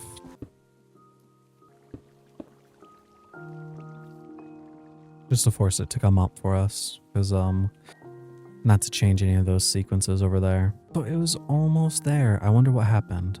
Was it because like I did touch something? Or was the delay too long or too short? Because we know the top layers are fine. Let me see. Did I mess up on this one right here? The smarter thing to do would also be is to hook up every single observer to its own signal. So then like that wouldn't be on or whatnot. We should move down one more time. Oh. And now this is the one that should hit this signal now. Okay. And that signal is to lower it and then come back up. Why did... Huh? Oh my goodness. Is it because is the dumb thing on? Counterclockwise. That shouldn't be it though, right? Counterclockwise, counterclockwise. It's all counterclockwise. What is the reasoning for why it... Huh? Wait, what? Now to the bottom? Am I missing something here? Now what happened? Okay, there's something. I mean, it's like we're almost there. It's just like we don't... We're missing something. Something's happening with this one. I don't understand. Is it because... Is it because of that? No. Let me see. That's moving right. That's moving right. Is it because of that? That's probably what it is. Because it's not moving the correct direction. So we want to hook it up to this one instead. Let me see. Let me just make another sequence gear shift because we're probably gonna need more anyways. Alrighty, and then let's just match it. So 17, 425, and then move 21. And then redstone link. And that it is this guy. And what button are you? Trump. Alrighty. I think that was the problem. Like, please work. Oh my goodness. I was about to fail there. I just like was looking at these. I can turn this into receiver. Now we should be good. It's so funny to me that like it goes invisible too. Just randomly. Okay, so it has 2 more layers. Hopefully. Oh. Okay. The next layer is where it had problems from before. Okay. So as long as this comes back and goes down and not up, it should be correct. Moment of truth. Come on, come on, come on. Go down, please. Oh. Oh. Almost there, almost there. Home stretch. Now, bring it all back. Mr. Zombie, if you screw this for me. Come on. Bring it up. Take us home. Come on.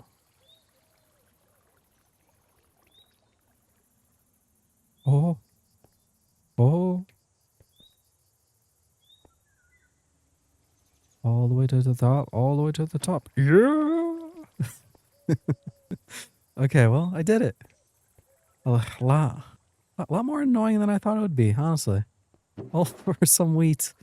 But hey, with that, that means, you know, as long as we kind of remember those little like things where we're going to have to make sure all these cogs are in the right direction and whatnot, we could keep increasing the redstone gear shift or whatnot. But hey, I did it. I had no idea what I was doing, but I did it. So let's see, what do we have here? 1, 2, 3, 4, 5, 6. Let's go make the rest of them because it's 16. We have 7 of them total. All right, good thing I did my quick maths. All right, so bang, bang, bang, bang, bang, bang, bang, bang, bang. Perfect. And I had the one extra just because if I wanted it for somewhere else, that is the reasoning. And then glue. Glue? Glue. Okay. And then we hook all of these guys up now. And once again, then we just tap this boy. Alrighty. Wonderful, wonderful, wonderful. Now, all that's left for us to do is this guy. Because we saw it work, so now we just need this. We're going to want the timer. Now, what this thing does, which I was saying it earlier for like the slime things, is you can set the redstone. Like there you go. It's setting a pulse every 20 ticks. For instance, for our slimes, we can set it to like every minute, every 2 minutes, 3 minutes, all the way up to an hour, right? Every Minecraft day, right? Depending if you sleep or whatnot, right? But it would be every, say, what, 20 minutes is a Minecraft day? Oh, dude, it just, you love it when it works. Gotta love it when it works. But no, the idea will be is then we hook this guy up towards this guy. So we get rid of the button so then we can automate this whole process, right? Where it will trigger this guy maybe every 10 minutes or so. Maybe, no, maybe 10 minutes is too much. Every like 15 minutes or 20 minutes because I don't really normally sleep. But as long as it's on like a cycle, right, of a constant going, whatnot, we should be golden. Now, there will be a problem at a certain point with all these delays. I'll have to fine tune it. And by fine tune it, I just mean like figure out like a better way of doing it. Because again, like the easiest thing would be is figure out some kind of like redstone loop or whatnot where the observer hits it and then it sends a signal telling it to like go low or whatnot. But I can't help but not do that anymore. I'm pooped. I want to be done with this, man. I've been doing wheat for the past however many days. And let's see how much wheat we've gotten. Look at that. We starting to get diamond ones. That's a lot of nice wheat right there. So like I said, we're going to test this out real quick. Just because I want to be sure it does trigger this. I I want to say it will. And then we'll just take this. By default, is it 20 only? I wonder if we can do redstone. Like a redstone dust, and then it triggers that. Okay, it does. Good to know. So let's bump this up to, like I said, 20 minutes. And we'll never have to worry about this for the moment in time. And again, like I said, we can go ahead and then bring in that ME whatever storage interface to read this. And then I will have to obviously force chunk all these things. I did not really do a very good job because it's all 4 of these. But it's one less thing on my mind. But on the bright side, this side's done. And again, the reason why I didn't want to hook it up to the top one is, well, A, it would just kind of look funny, but mainly because of, again, one of the skills here. Where is it? Farming. For the double output. Because the idea is I want to make this whole field, like with the whole mountains and whatnot. I don't have some way of like doing the camera. You know, I could do this. Go God mode. Because I want this whole field right here to just be wheat. Even like with like the weird, you know, steps up, right? I just want to do that. And then when it all encompasses, you know, all the way around, this is the wheat that I'll manually harvest whenever I feel like I want to. Yeah. And so then underground will just be all the automation stuff. And then obviously we can hide all this stuff after because now it actually works. And I guess let me know in the comments down below if there actually was a easier way of doing this. But I'm going to call it here. I spent, I think, almost 4 hours trying to figure this out. It's more than I really wish it would have happened. But anyways, I hope you guys enjoyed. Maybe you learned something, or maybe you're just screaming at your screen at me the whole time. Either way, I'll see you guys in the next one. Thanks for watching. Don't forget to subscribe. Hello, everybody. This is going to be episode 13. And today, what I want to do is fishing stuff. More specifically, go catch all the winter fish. Because we got, I think, 7 more days left for that. And then I will want to do more of the fishing ponds. And I'll automate the fishing ponds. So if that is of interest to you guys, be sure to stick around. So first things first, we'll just take our rod. And if you guys didn't know, you can go ahead and turn off that minigame. Again, I'll link that video down in the description box below. But the beauty of it is you literally just have to, wait for fish like normal. And the one that we're looking for is going to be the triple whirl pleco. Now that's mainly just for me, just because I want the void motor stuff. And having that will just kind of save some times because, like, look at this thing. For the void casing, you need obsidian, that, whatnot. But if I remember the whirl pleco, this guy, you go there, go to the fish ponds. It gives us that void steel that, we don't have to actually make. because it's just obsidian and ender pearls. I figure, it'll just save me some time. And actually, I think the triple Repleco is in the ocean biome. So let's see. Ocean biome's not too far away from us. So we'll go there. Look at that. We got the Aeromano. But for the winter, for the day, I think that's about it. And then we could just actually come right over here to our river biome and hopefully catch some stuff because the triple Pleco is at nighttime. These are the fish I've caught in so far. Ooh, how convenient. It's actually now raining. Maybe we can get lucky. Oh, there's the triple Pleco. Nice. What else was the one I needed in the ocean? The brown truma would be nice. Oh, we got a rainbow trout. Let's see. Dash panel. But we get a prismatic shard at 8, but 1% chance. But you know what? That's passive, a passive thing. Prismatic shards. And we actually do want these river jellies. And because with that, we're going to go ahead and then buy a few of these fish ponds. Oh, there we go. There's the turtle. Now we just need the rain to go away and get that last thing, the copper flame. Actually, is there a way to make river jelly? Fossilized clams have a chance of giving us sunlit pearl, clam, and that. How do you get the clam? Fermentation, shells, small bass, tentacles. That. How do you get this? Oh, the mana crab thing. Okay, so that's a little bit down the line for us. We don't have that. Oh, there we go. That was 11. And then take this thing off because I don't like that little clutter on the side. Well, since we need to have water anyways, I'm just going to do it right here. So what we're going to do, we're going to take this hatchet fish thing, grab some building blocks. And let's just go here. And this is the end. And I want it slightly away from the edge. All right, so we'll want this fishing basket. What are we missing? Do this, fish basket. Iridium, bismuth. Oh, we have plenty of those. Just throw all that in there. And do I have a phone out here? I do. We'll want to go to that fisher. We're going to take our fisher jellies, go to here, and then we're going to buy these fish ponds. And yeah, you can, I think, make it. How much cheaper is a fish pond if I were to make it? Oak resin and neptunium.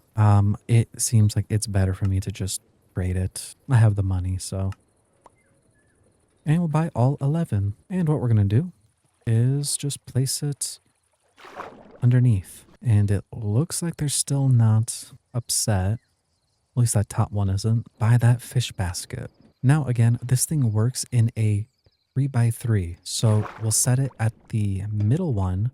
So it will work on that one, and that one. If you guys do have that magnifying glass, again, it's just one copper and a glass. You can then right click it and you'll be able to see, the range at which it will work. And we'll just do the rest for the other sides. There we go. All 9. Now we got to figure out which fish we actually want to put in there. So obviously all right, Mr. Fish. Obviously we'll want ourselves a triple world pleco. Ooh, this star shell gives us the star fruit at the very end, as well as some passive eggs, which again, eggs is not something we're really worried about, but I will do the turtle. So what we'll do is them go in there, and then turtles go down on the bottom. And I'll just go through them slowly just to see which ones I want. And remember, you guys can always hover over the fish, press U on it, and then scroll to the tab, come to the Fishing Society one right here, and it will tell you what it will give you. You don't scratch it again. I don't like it. I'm just going to go on land and make a proper one. The fish pond goes right here. It needs then a 3x4. So 1, 2, 3, 4. So then we can block this part out right here. And then that can go also. So that will be fine. And then it just goes 1. And then 2. For the 3 fishing ponds. And once again, 4 out by 3 wide. And we go down 2. Alrighty, so we are completed. So now we just need to make sure what fish goes into what area. So I'll have the normal fishes behind me, and then the lava fish, I think I'll set them up to be like through the walls. So you can see they are angry currently because there's no water. But we'll fix that here shortly. Alright, so these 6 are going to be lava fish. We're going to want one wither fish to get some of that chance of the nether star would be nice. The lava puffer would be nice for the passive quartz. Obsidian fish would be nice for that passive obsidian. So once we start doing that void stuff, right? So we don't have to go mine that out ourselves. The magma cube. You know, the basalt shards, right? That's good for the skull cavern skip. So we will want that magma cube fish. Alrighty, so with all those things down, now what we're going to do is we're just going to mine down a few. And let's use our hammer just because it's bigger. And so then in the middle, all we're going to do is place our fish basket. Or fish basket pond thing, whatever it is. And next up, all we got to do is get some sparkstone. Throw that on top, like so. And to be fair, we don't really need that many in there. I'm thinking what I will end up doing, or I say I will. I most definitely will. We're going to do this. We're going to get some cables. Actually, no. Before I do that, I'm going to grab water. Make a unlimited water source here. And then we're just going to place water down. And it doesn't have to be exactly perfect. And we're going to have to go get some lava. I really have to make a lava farm. I've been too lazy not to make it. But I think we're going to do that soon. All right, so I don't know what the optimal way of doing this, but I'm just going to do this corner, that corner, that corner, and then that corner. And then it looks like I need one in the middle potentially. One or two. It's that gap that it wants to fill. And then as long as that should fix that. Okay, yeah. Alrighty, that is all fixed. Next, all we gotta do is make ourselves a barrel. I'm gonna take this barrel, come over here and place that down right so. We're gonna go ahead and make ourselves a importer. Click that into there, get some cables, and we connect it. So then the auto depot should work. And I'm thinking all I have to do for up top is now we just need to make a exporter, make a regulator. And I'm thinking all we gotta do is this. Take all this stuff out, take that exporter, place that down on top, export with that regulator inside, sparkstone. And now you're probably seeing the vision, right? Put sparkstone in here, right click it, set it to 64. So it's always gonna try to, for instance, keep 64 in there. So then the idea is we can automate all our things, like our machines, with Sparkstone, but it'll only hold a stack. So let's go ahead and then link this system up to here. And ideally what happens now is we look in here and beautiful, look at this. It's working. So let me see. If I grab this, help it out real quick by throwing in there. It should stop at 64. There we go. And this pond is now officially automated. It will self-fuel as long as we have sparkstone in our bank. And are you hearing the sounds? Right here. All these are complete. Bam, took out. And now if we type in row, look at that. It's slowly depositing into our system. Beautiful. Now, again, if you don't want it to import it into your system, if you're worried about storage, you can always turn that one thing right here, this importer into an external storage. All this external storage does, right, is it's just reading what's in it, but it lets you have access to it. But that is done, and that's all I'm going to do to expand. Like, all I'll have to do is just copy this and go elsewhere. And frankly, having 64 in here is actually too many. We can honestly set that down to 32 because, again, the collection is only 12 a day. It does not need 64 in there constantly. But we can leave that in there actually for a buffer. All right, well, now that's done. River jelly will still be a thing that I do want to keep doing. Let's go ahead and see. Do we get lucky? I really hope we do. Still not lucky, man. That's insane. I'm probably going to change this whole setup right here to the redstone timer instead, because this is a bit of a nuisance. So what we'll do is make that redstone thing timer, place that down. We'll set this to 1 minute. Grab this redstone dust, place that down, and it's a pink plort on top. Okay. We just do redstone link like so, and then take that pink, not pink, we take slimy slime, blort, and I believe it was the red one, and set that to red. Now, so hopefully every minute, or for the sake of it, let's just set that to 10 seconds. Does it switch to 62? Yes, it does. Okay. Set this to 1 minute. That should be fine now. Now, I know you guys said that like the cookies are changing, and I think I have a video idea for the moneymaker for that. I think I might have already posted it. We'll see. But I do want to expand on the slimes just because the slimes are really good for money. Passive even. Very passive. I mean, like, just look at these guys up top, right? They're like living their best life. And we got, what was this, 82,000, 82,000, 70. And then these bitwise, but we don't sell the bitwise. We want those for batteries. Again, we can just find some other Largo. Like, for instance, if we can find a shulking slime, that would be great. Phantom one. I think we actually have the phantom one. They died as beds, but that would be good. Ideally, a minty plort would be good because they also eat monsters, but they don't, I don't think, have a trait, right? Like, no, but yeah, they're not, what's the word I'm thinking of? They're not picky eaters. So it's like, what does it take to make a minty plort? We'll need either a dragon egg and an ender slime or a Gaia spirit ender slime. So we will have to go down into the skull cavern and potentially find a end city like little spot thing. I have not been looking like on the map to see, so we'll probably have to go ahead and just do this real quick. We can pop in, open our map. Okay, so there's one right here.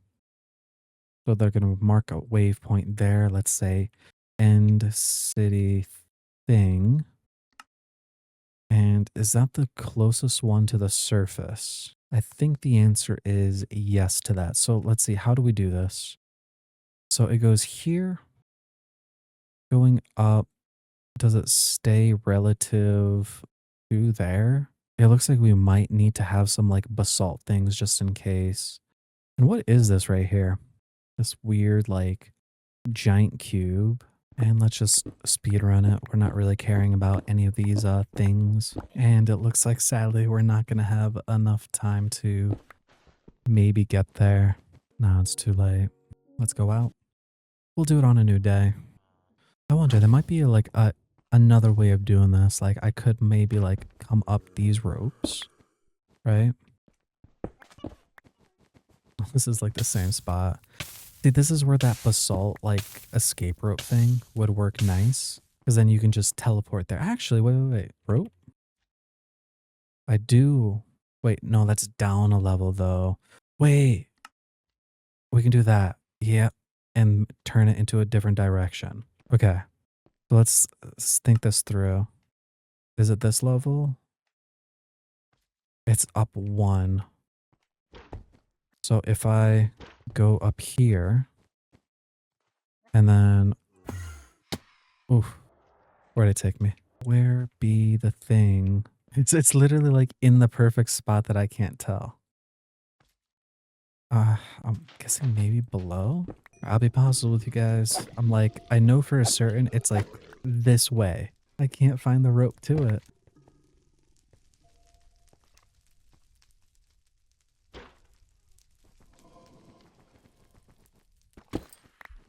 Oh, well, ain't that lucky. All right, let's grab our slime gun. And, oh, you know what? Nice, grab all that stuff. Ooh, there we go, shulking slime. Beautiful, beautiful. Now, for this, pretty sure it's a piston, right? Piston goes like so. Redstone thingy. And then we just do pop. And there we go, dragon egg. Oh, this is so bad. It just took another day, is all. Oh, there's one over here. And then remove that one. And now we're just going to, I guess, just mine around down here. Grab some stuff, you know? Oh, goodness, I died, really. That's fine. I did get what I wanted, though. I got the shulking slime. Too bad there was not an ender slime. I had to just hit those chests a little bit more. potentially get a ender heart or whatnot. But with the shulking slime guy, what we can do with that is make now Orbeez with shulkings, which will turn basically each one of those Orby slimes now. They'll make like 8,000 a day because if we go to adventuring, right, we get 50% more for it. And then if we get all the way down here, 100% more. So that would be even better. And moment of truth once again. Nope. I do want to go ahead and bring a cable from over there to here. So then we can now then have that into our system. So let's go ahead and do that for both of these. And if anything, we might do the same thing for the feeding trough. So the feeding trough would also be hooked up. And to make my life easier, what we'll do is we'll just go from here, because this is basically the start. And that looks good. Now we can do this one of two ways. We can go in a weird diagonal path, or we just go straight here, straight there. So I'm thinking we might just do that. Or we'll just do like big zigzags. There would be a cable somewhere here, because we're trying to find the the honey farm one. Oh, we heard it.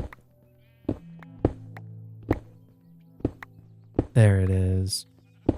So we don't even have to go all the way down over there. We could just drag this cable all the way back. So let's go ahead and do that. Alrighty, we're almost there. Yeah, there we go. Cable secured.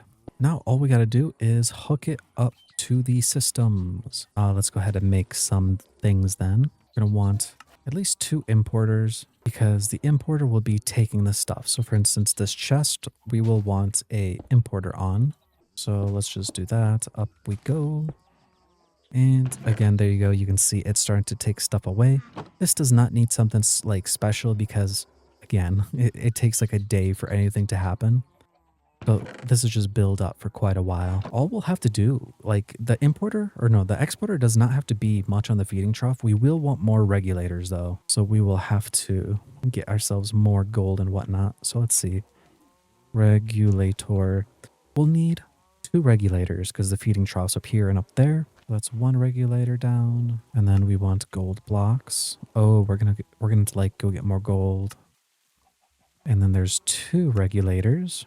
We're just gonna do this in like so. Put a regulator, and then we're just gonna take go in here, just grab a stack, and then just do that. So it says 64, or again, you can just right click plus, plus 64. These don't really go; it just goes to maximum. You can minus things by 10, or just again, I just leave it at 64 because I'm thinking that's gonna be the smart play. That way, let's just take a little bit out. So then when we do this, hook it up. It starts going up and then again. And I don't think it matters about stacks, yeah? Yeah, no, it doesn't matter. It just wants in total 64. So we're going to then just bring this exact same thing, like cable up top to this one. And we'll do the same thing. And same thing with the sparkstone thing. We're going to take out all the sparkstone from it. And we're just going to hook up only... Oh, you know what? Sorry. We're going to need more importers and more things, so we're going to have to go get more gold. Or the exporter, we'll just go into the auto grabber guy, and same thing. We'll put in this there. Type in sparkstone. Drag that over, set that to 64. And then we'll just grab all these out, and then we just bring it down. And then we'll be able to see it. There you go. It goes up. Wonderful. And this way again, this is the best way I'm thinking is so you don't like waste resources, right? You're just putting a stack here, a stack there, a stack here, a stack there. And if you ever need to top up your farms, well, just throw it into your storage system and it will just automatically feed where it needs to go. And you won't have to, micromanage. And there we go, starting to get those truffles, which is going to be beautiful to make that money. Because right here, guys, this is what I was talking about. You go to your fermentation jar. You put 4 truffles, vinegar bottle, salt. You get a truffle oil worth 8,200. Now, don't do anything with that. With that, we can then go into our cooking pot, put that sweet dough, that chocolate spread, if you remember the cookies, and we can make donuts worth 6,200. But that's making 4 of them, so 25,000. and it is a farmer product. So remember 15%. So what does that come out to being like? Almost another 5,000, so almost 30,000 for the truffle oil. So pigs are very good money. It just does take a little bit of time because it's like a 30% chance of getting it, but it is a worthwhile investment for sure. So we'll just grab ourselves that importer and then just bring our cable, and there we go. It's taking it away. So we'll have to go smelt all that gold. But once we have that, then we should have all the stuff to make the regulators. So then all this is technically automated, right? We never have to come back because it will automatically feed, automatically collect, and that will be the beauty of it. And then hopefully we do the same system on like the other stuff, like the slimes, right? I want to do the same thing where all these things, these deployers, or not the deployers, the dispensers, they don't have all these chickens, right? Like it just gets hooked up to the system and it always keeps like a stack of chickens in there for each one instead of me buying, 9 stacks of chickens for each level. All right, so what we wanted to do is smelt all this gold, which we'll just throw in there. And while we're waiting on that, we're going to go ahead and actually just start breaking some. And off we go. You know what? I'm thinking about something right now, and I really wonder if it will work. Because you can see right here, I'm getting earth crystals, frozen geos, and whatnot. Because like it's wintertime right now, right? Mineralogist, depending on what you're mining or where you're mining, right? Like for instance, in the overworld, we get earth crystals. Now, I'm curious if I placed all these gold ores, or like anything that I need to mine in the Nether, would I get myself then the other things I need? Because that would be interesting. Because if that's the case, we can get ourselves like not just earth crystals, but we can get ourselves a blaze powders or blaze rods, because that's also part of like what the thing does. So let me go ahead and try this. Because if that's so, that's going to be something that, I'm going to just be doing in the future then. We're looking out for fire quartz. I have not seen any yet. You know what? Chances are, Chaki's probably thought of it. So he probably made sure it didn't work. Oh wait, no, I just saw it. I just saw an earth crystal. So it does not work. Okay. Because what I mean is by this, right? Like you can mine these things. And let me turn off my magnet. Let me see if I can like find one that like does do it. Right there, we got magma. And then there's some fire quartz right there. I was thinking if we can maybe potentially force that to work in our favor. But that did not happen. Alrighty, please. This ancient thing, man. It doesn't want to give. So we want that regulator. Make this guy. Let's just make a couple. Regulator. What we're missing. This guy. Make a couple. Alrighty. I see a lot of regulators. It's going to be in our future. But then we just go in here, regulator, and type in that feed once again. Right click it, set it to 64, and then take all that out. Bam, there you go. Things are working fine and dandy. And so that is now officially done. And now we have, 1700 in the bank that, wherever it needs to refuel, it can refuel. And last but not least, we're going to have to hook up the sparkstone like this up there also. Make sure the pigs like me because we want more truffles. Bring that cable, exporter, regulator, sparkstone. By the way, make sure when you're dragging these over, don't accidentally grab like the plorts or like the heart. Make sure you're actually grabbing the sparkstone, because I did do that once and I'm like, why is it not working? And it's because I grabbed the spark cap plorts instead of the sparkstone. And then like after I did that, it fixed the problem. Now let's see. Oh, see, look at this. I deposited in the wrong thing, so that would have been annoying to fix. And because the magnet thing, it stole it already. So exporter and regulator. So we want it in this guy up top. Now I think that should deposit it in there. Regulator, this guy. Wonderful, it does work. Alrighty, this thing is officially done. Now obviously, I do want to get like, I guess, better area management, right? Because we have all this extra space, and I wonder what like the optimal like way of like having pigs in there. Because yeah, like this does work, but I wonder if like was it turned off where they get angry or like get upset about space?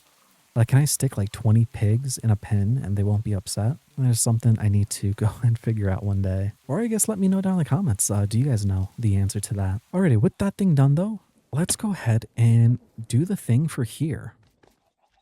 Same thing. We will just need importers though to, take stuff out. Bam.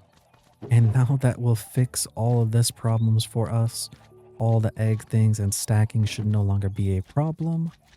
And then what we can do is actually pipe this stuff and make ourselves the slimy heart thing, because the slimy heart thing increases the value by another 50%. So we can do that. So let's do that. Oh, that's because that one's upset. And you guys leave the hole. Now, of course, the prettier look would be to not have it like going up here like so. And the easy thing is, since we have the cable right here, we don't have to like go ahead and underneath and fix all the problem. We can just bust through here and hook it up to the side. Actually, it can't be too straight. It has to be like on this side. And we're going to have the cables running out just because I don't really want to keep breaking all the blocks. I mean, like, I don't mind breaking all the blocks, but since we tried to make it look decent, we'll just leave it like this. Bam, bam. Look in here. Does it work? Beautiful. Now our slimes are automated. Like, automated in the sense of all the stuff when I type in, like plort, right? It will automatically come in here and look at all the Orby plorts we have. 500,000. But we don't just sell it like that. We're going to now make a plort press. Now with that, you can see we turned 20,500 into 30,700. Now remember guys, this is an adventure product. It's not 30,000. 50% more means we get 15,000 more on top.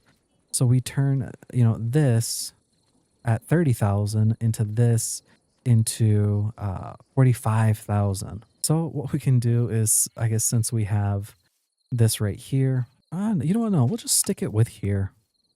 We'll just stick it behind. So we're going to go ahead and make that plort press. So plort press. And like that, we got it. Now, again, we're going to need more exporters. The only thing is this is going to be one that we're going to have to check quite often just because of the nature of what it is.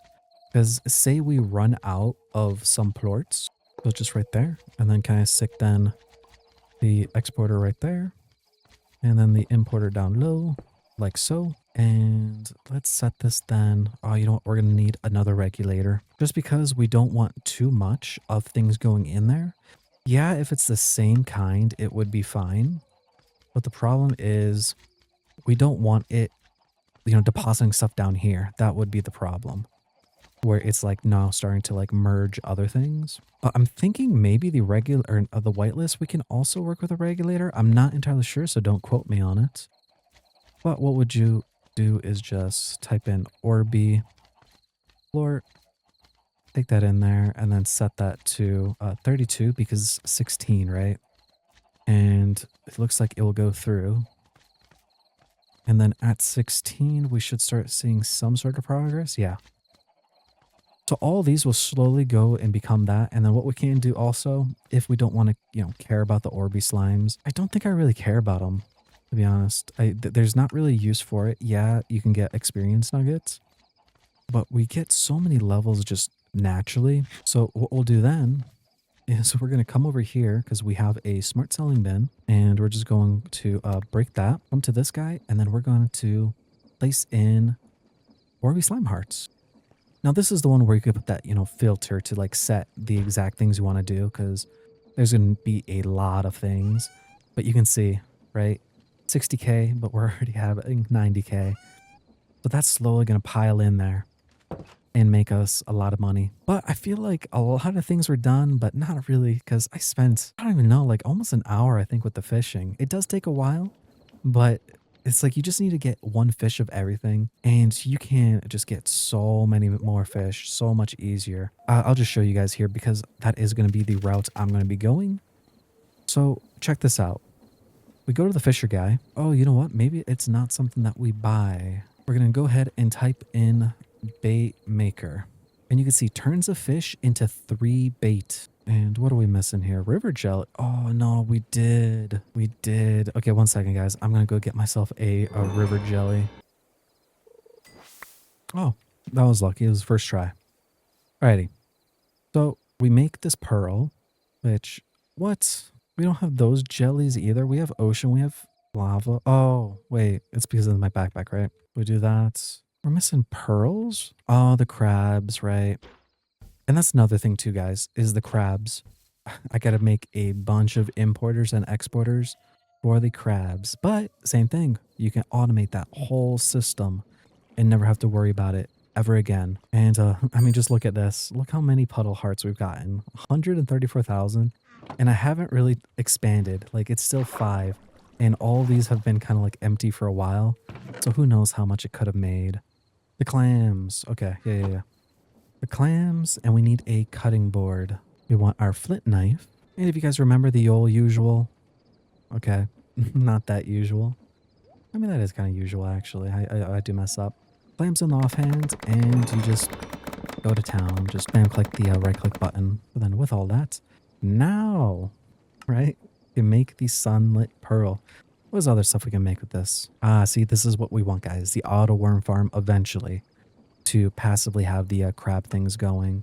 And then we're going to want a seed maker, which more blocks of gold, bait maker, and bam, like so, we have the thing. Now, we just place that down and it works like anything, right? For instance, say mag fish. Any of these fish, for instance, like the magma cube fish is the most expensive one, right? So that's the one we probably want to duplicate. But it could be for anything. For instance, I'll do tropical fish. Why not? Just throw it in there. And it takes it takes a day and you'll get 3 fish bait. Now, what do you do with that fish bait? You put it in the crab trap where like this bait is. You place that. And, oh, perfect. I didn't even know the day was changing. So you just come over here, literally, where'd it go? Take it, put it in the crab thing, like so. And you can see catches fish in any season or location. And funny enough, if you use the lava fish, you don't need the crab trap to be in lava. It will catch like a blaze fish in the water. And just put it in here. So that is something to know.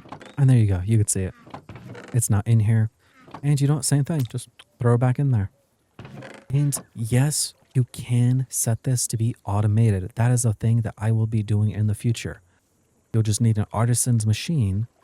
But basically you would have, you know, the fish that you want on top, right? Just artisan machine would deposit it in here. It would take it out, put it in there. And then you just have this loop, right? This constant loop of it gets the fish, it takes the fish, puts it in here, and it just does this revolving cycle. And so like, essentially you'll want like as many bait makers as there are fish. That is what I'm doing, or that's my goal at least. We'll see if I get to that point. But this is not happening today. This is like way down the line.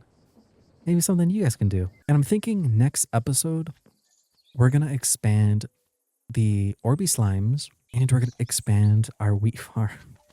Not really our wheat farm per se. We're going to do a row. We're going to add more columns to this for like more specifically, like let's actually look how much wheat we have gotten so far. We've gotten over 2,000 wheat. That's a lot of wheat. But I want to expand this, like kind of go lower, and each level would have a different crop. Like for instance, if we go into here, in JA, type in pound and type in summer, right? We have all these summer crops. Like we got hops, we got the ancient fruit, we got, you know, like random stuff. But yeah, that will be the plan for next time. Hopefully I don't actually break this on accident. It was a pain in the butt for me to set up, but I think I understand it. Now, if you want to, you know, save yourself the hassle of ever bothering to do this, if you finish all the bundles, like all these guys right here, you can save yourself the problem. It's super easy to automate, because what you'll unlock is this guy, the ribbit hut. It does it in a 15 by 15 area, so it fits within a chunk. Yes, you are sacrificing 9 spots, but if you think about it, with all these like sprinklers, we're already sacrificing some stuff.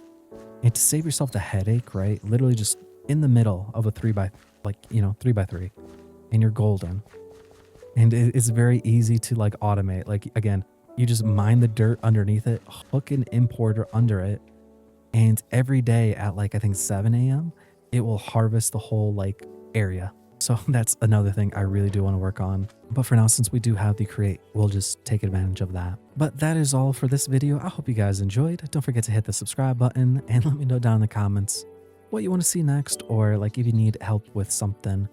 For instance, like this one, I was just doing more fishing stuff because I did see in the comments more people were asking about like fishing like questions. And there was one more question I did see of like the fishing bubbles. Now I'm going to like quickly see if I can find one. But basically the fishing bubbles, when you spot them, is there like this sparkly spot that you find on the ground that you break.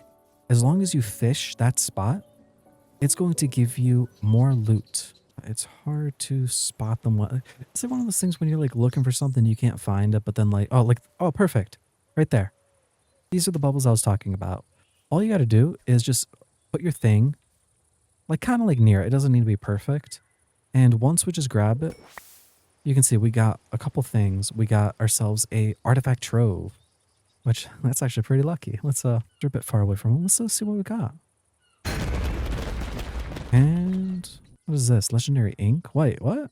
I mean, I guess that makes sense. I thought we would get like some kind of like relic or whatnot. Kind of worthless for me. But already that is all. Thank you all for watching. And I will see you guys next time. Again, be sure to hit the subscribe button.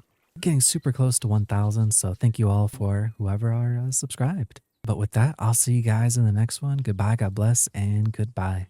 Hello everybody, this is going to be episode 14, and what I want to do today is going to be some like tree stuff and more crop stuff, mainly because this guy right over here, I haven't been able to get my ancient seed in so long, and it dawned to me that I can go ahead and make some greenhouse glass, get more plum tree like fruits, and not have to worry about it. So first things first, we're going to go ahead and make ourselves some greenhouse glass if we have the stuff for it.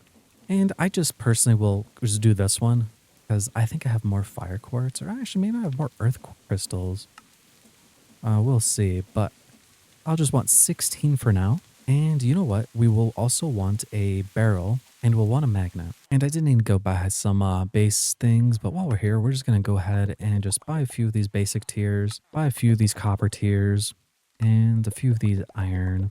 Or you know what? Why not? We'll go to gold as well. But what I do want to go ahead and make, though, is a cornucopia. We have all the stuff to make it. We got to find ourselves a goat. All right, well, note to self. We'll go look for one of those down the line.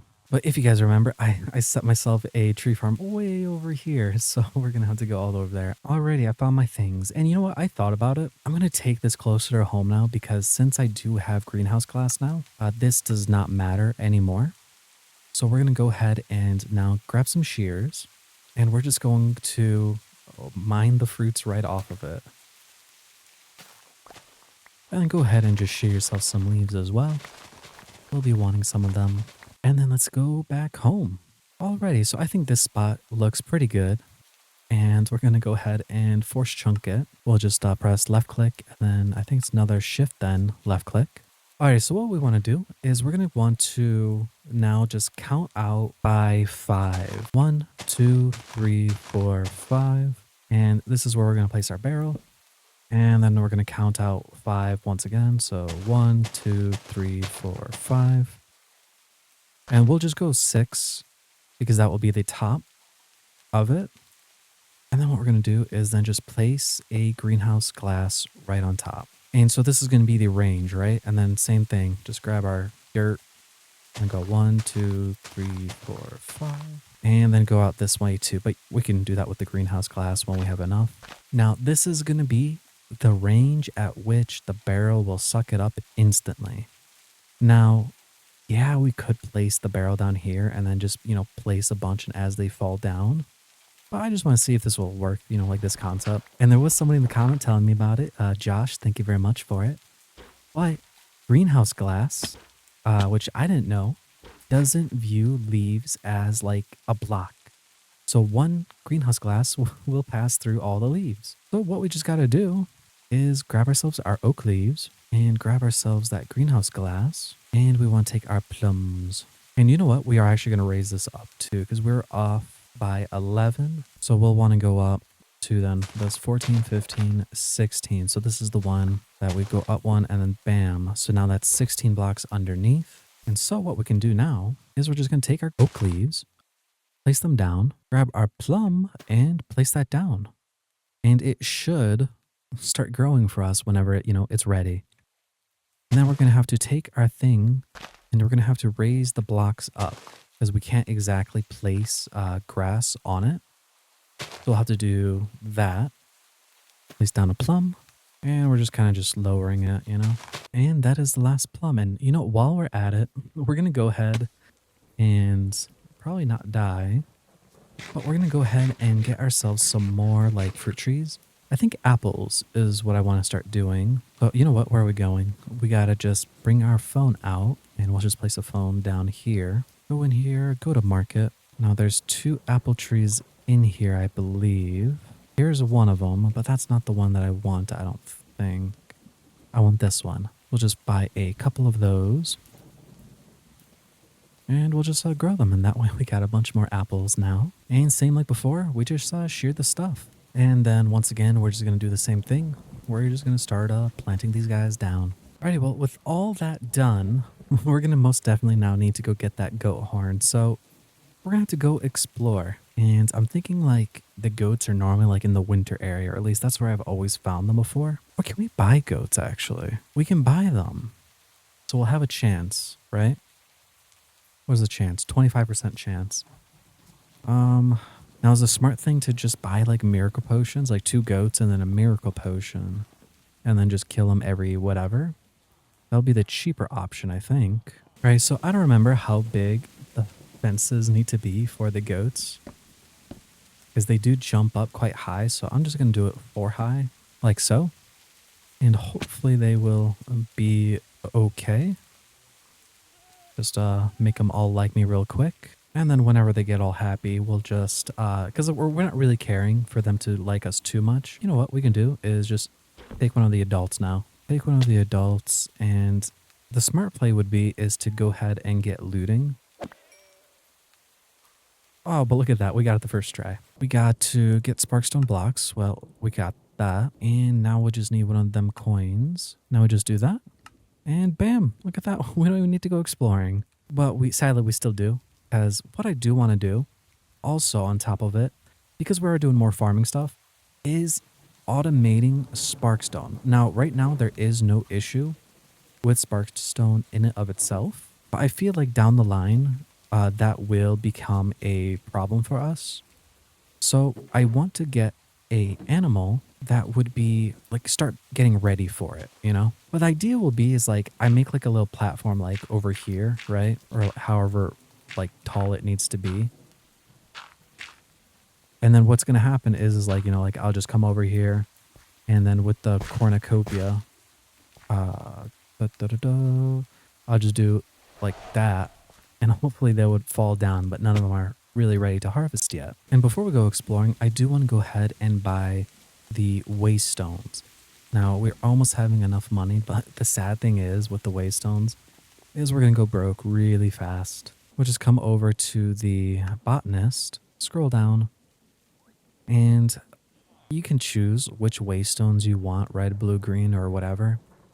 Once you merge them all, they'll become a normal waystone. I'm going to go with purple. I like purple. It's pretty close to blue. Blue and red make purple, I'm pretty sure. So I'll just throw this down and I'll just call it home. Let's see, inventory this, select all. And I am not seeing a... Wait, no, there was one. There was another waystone. Let's go. I thought that went away or something. That makes me so much happier. Oh, that's convenient. We got a Neptunia bait. Granted, I am almost there. Ooh, and a bonefish bait too. And another dragon egg. A lot of good stuff, man. Goodness. We're going to go ahead and throw that Neptunia thing in our fish thingy over here. Just so it starts catching. And then I think since I'm just doing these, I'm just going to keep going with the tropical fish. Why not? tropical fish until I go ahead and get one more maybe like magma fish and then get that start cycling also. But yeah, the big thing will be those seed makers. We're going to have to buy or get more plums and expand these. So I'm going to make maybe a few more seed makers soon. So yeah, we won't worry too much about that.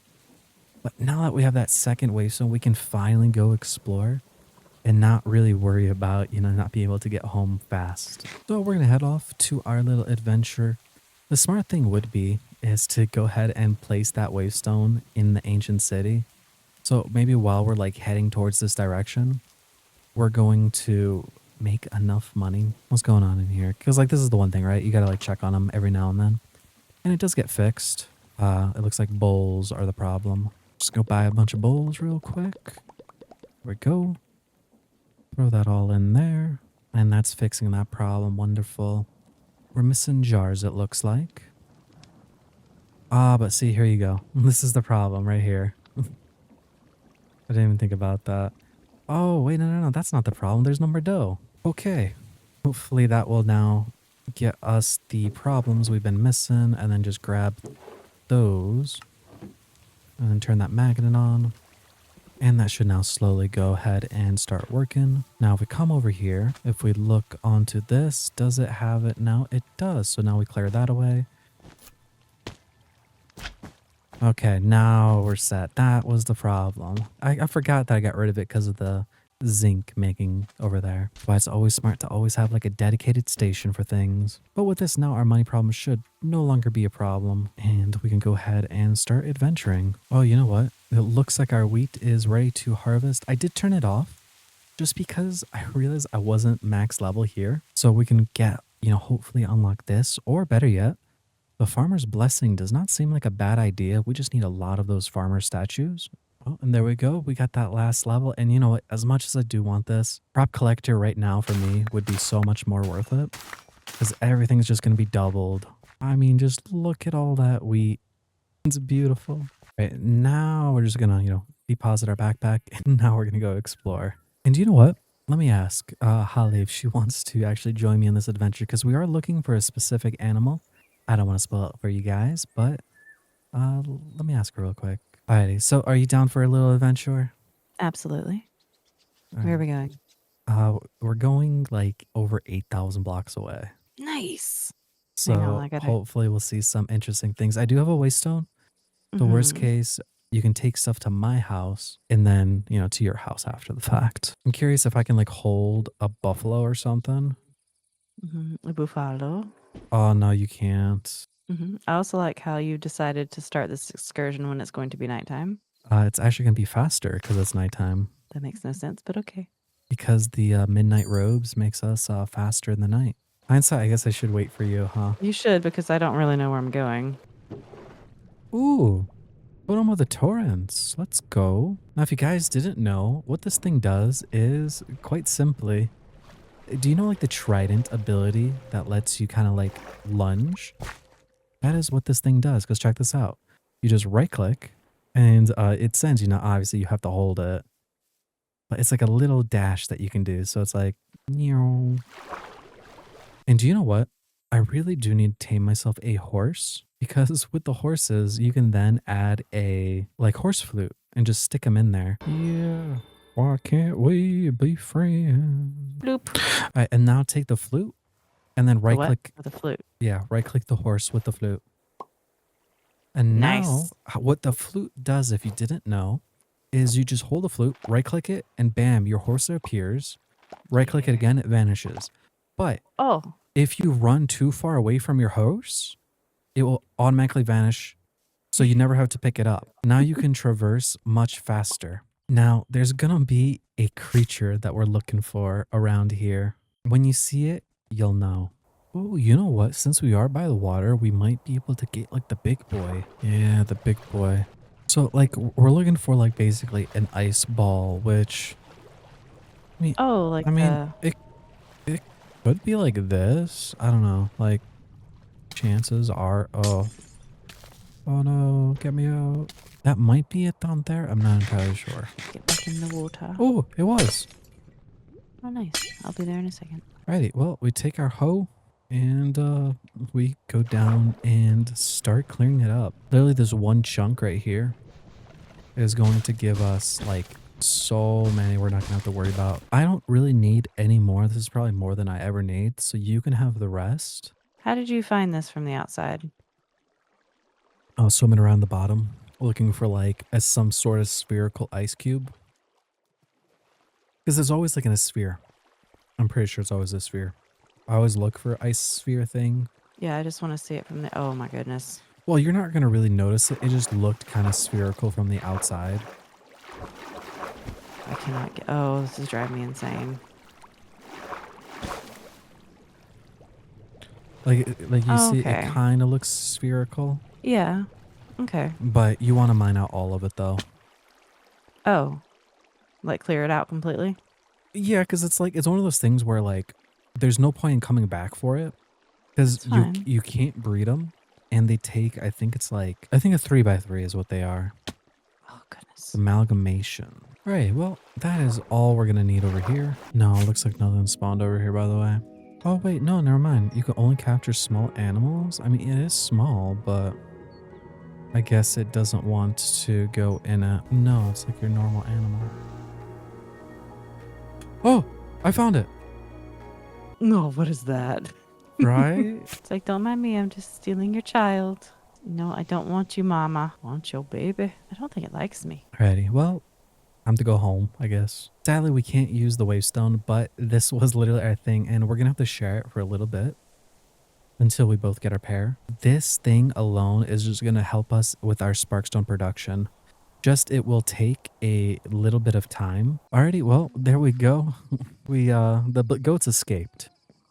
So we're making a little pin for the goats.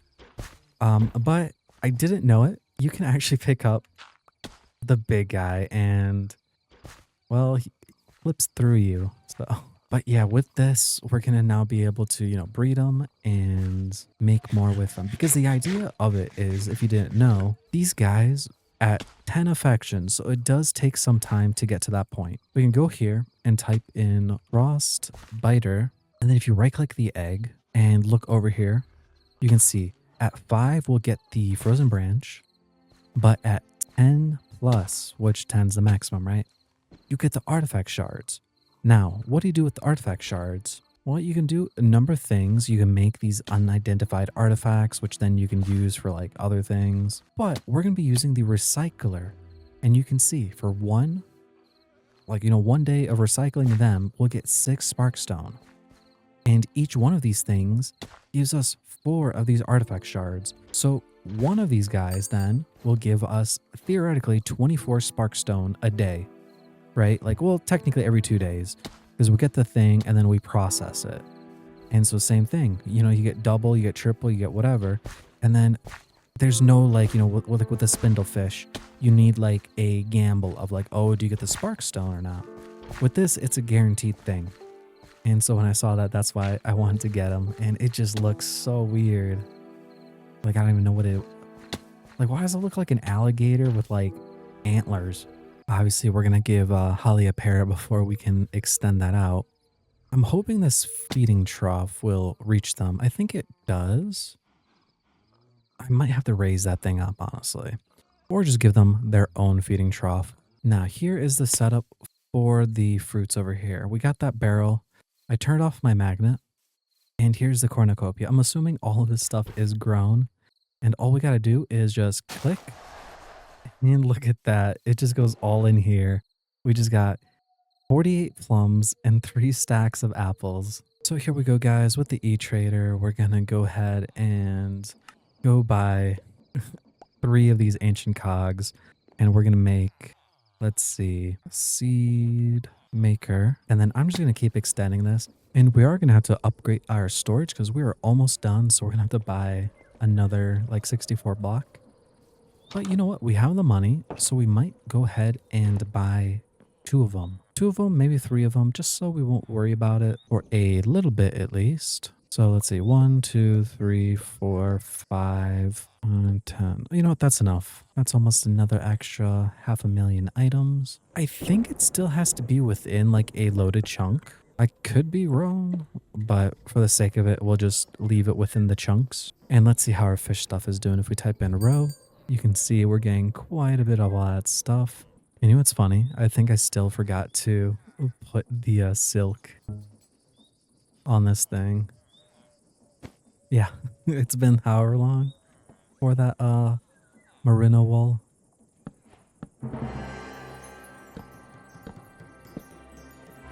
There we go. Quite even actually. We're missing that little spot, but nothing could go down there anyways. And then I think all I gotta do is now just take some bottles and just put them in there. Because what's gonna happen is this apple's gonna mash in here, and then it'll automatically just start taking it and bam into the bottle. Now you can automate this with create as well, but I am too lazy for the moment, so I'm just gonna do this. There you go, mashes, and then you can see it's starting to go. With apple wine, it's pretty funny. It's just same thing, just bottle, apples, and then you'll get the apple wine, but we're gonna need that fermentation barrel. And there we go, fermentation barrel, and we'll just take one only. We're not gonna need many, so we'll just hook it up to over here. Okay, there we go, the front works. That's good to know. If we go in here and then put in that, what happens? Okay, it does not work on that one. We're gonna have to make another exporter. Maybe from the back would work. And then wine. Oh, there we go. The back works. And then last but not least, we're gonna have to figure out once we get that apple juice, if one of those things would work and automatically place it in there for us. Okay, you know what? Maybe on top had to been the wine. So we're gonna have to make a third exporter. Very expensive to automate things, man. I tell ya. So then up here, we'll put the apple wine. Ooh, and it was working.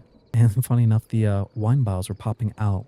Do I want to keep the wine bottles is the thing. I don't think I really care about it, but you know what? We're just going to get ourselves a barrel. We're going to stick a magnet on it.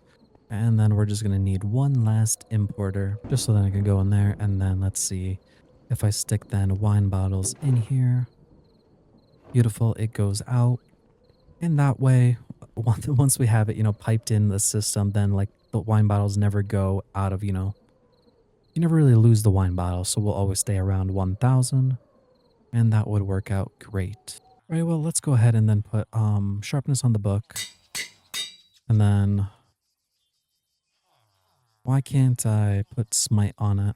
I mean, I guess at least sharpness works. Is it capped on 3 only? Okay, well, strange. But you know what? Better sharpness because at least that does damage to all things more. Let's see. What is it? A stack of... No, not a stack. A chunk is 16 by 16. That's 256. But the sprinklers, that's like 25. So we need like 230 seeds. So maybe 4 stacks of every seed, potentially. Alright, well, that is all the bell peppers. Alrighty, well, corn is done. And that is oat complete. Tomatoes are completed. You know what, guys? I keep filling up my backpack. So what we're going to do is we're just going to invest in the future. We have the money. We have the money. We're going to invest in a stack upgrade, the Omni one from the leather. So basically it's unlimited, like maxed out, like what is it, 2 billion? 2 million, but never have to dealing with it anymore. So look at this, right? We went from this to that. Ghost peppers next. 1, 2, 3, 4. Nice. I think I got them all. All right. So literally the only other summer crop thing that we're missing is just those blueberries and the ancient seed, which we're still not getting lucky with. Alrighty. And that's blueberries done. And this layer will be for those ancient seeds if I ever get any. So far, my luck has not been good. Let's see. Maybe right now will be the moment of truth. We got 8 chances at a 5% chance.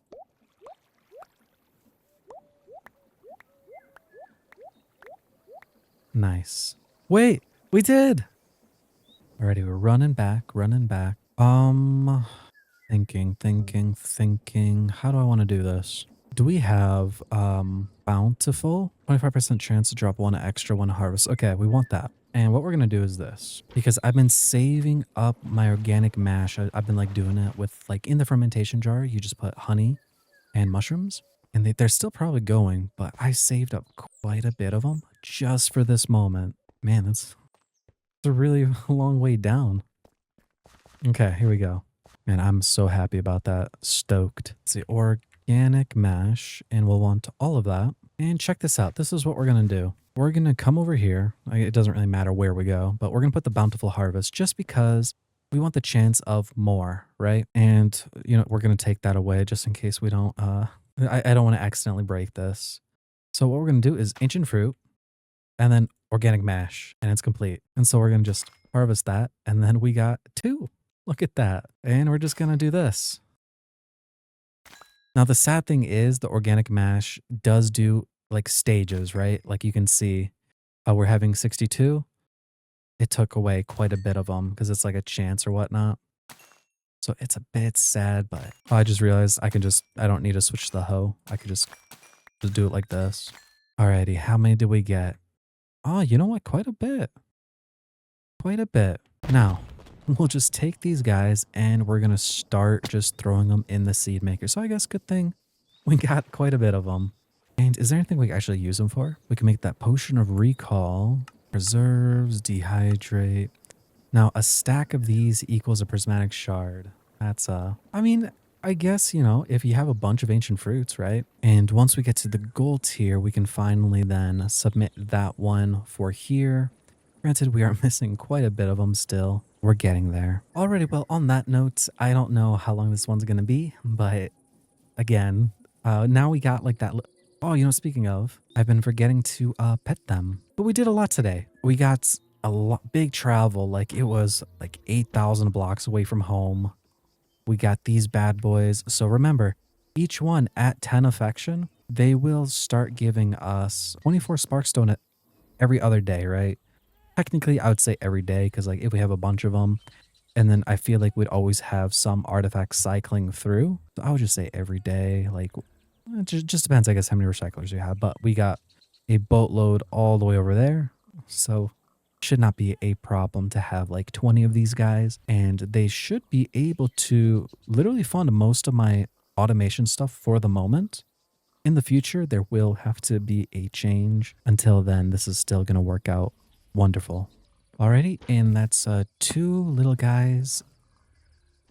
We have now a total of 6.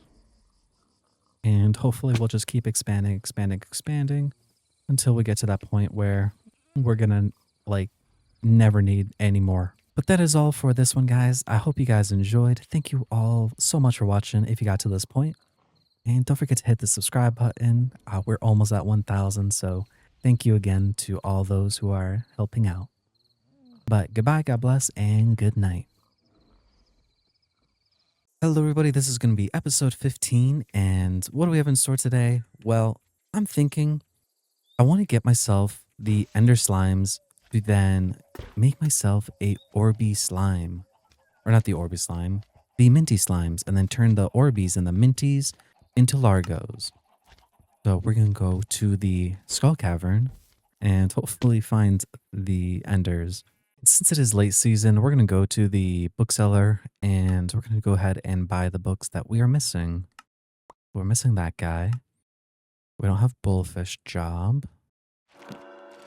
And it does not look like we are missing any of the other ones for now. But, you know, while we have the other ones, actually, let me see. How close are we to leveling those guys up? I think I want to buy some adventure books just to get the 100% more, and that will increase how much money we get from slimes. So we'll just buy a stack right there. Oh, and there we go. Max that thing out. So now we just doubled up our money on our slimes. Wonderful. And we're also going to level up our mining one to get that fortune one would help out quite a bit. So back to that bookseller, buy a couple of these. That's like 1,000 a thing, so we'll just get 26. There we go. And there we go. We unlocked fortune 4 right there. So in total, we should be at like fortune 10 or 9 or something like that. Alrighty, well, back to harvesting.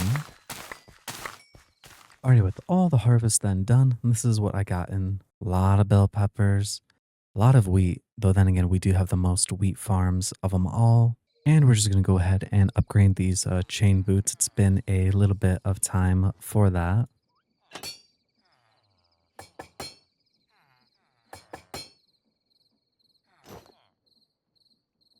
And starting the next day, we're going to go ahead and go to the Skull Cavern and look for those end city things. Hopefully find a end slime. So we could just go by here, go to the cave layers, and just go through it. I think, yeah, this is the one that I already did. And then I marked one out over here. And we're just going to mark this one out as well. They're pretty close by, so hopefully if we can't find one, we can find the other.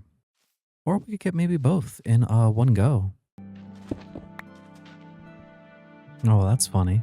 The whole floor just broke. Alrighty, well, it is right there. A couple blocks away. Not sure if we'll be able to get it. So what we're going to do is we're going to get that rope and turn it into this one. A moment of truth.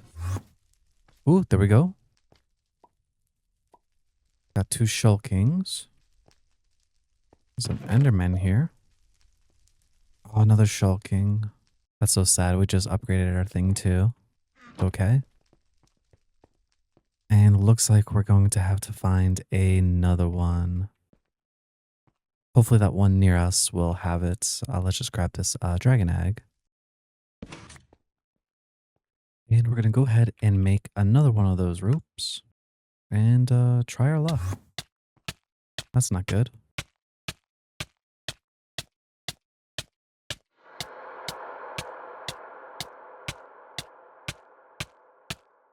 Well, that's unfortunate. You know, funny enough, that's exactly what happened to somebody in the comments. And that's why I don't play the hardcore worlds. For moments like that. Oh. Where'd this guy come from? Nice. We got ourselves an ender slime. Oh, wait. Right here. Look at them all in there. They're just hidden in there.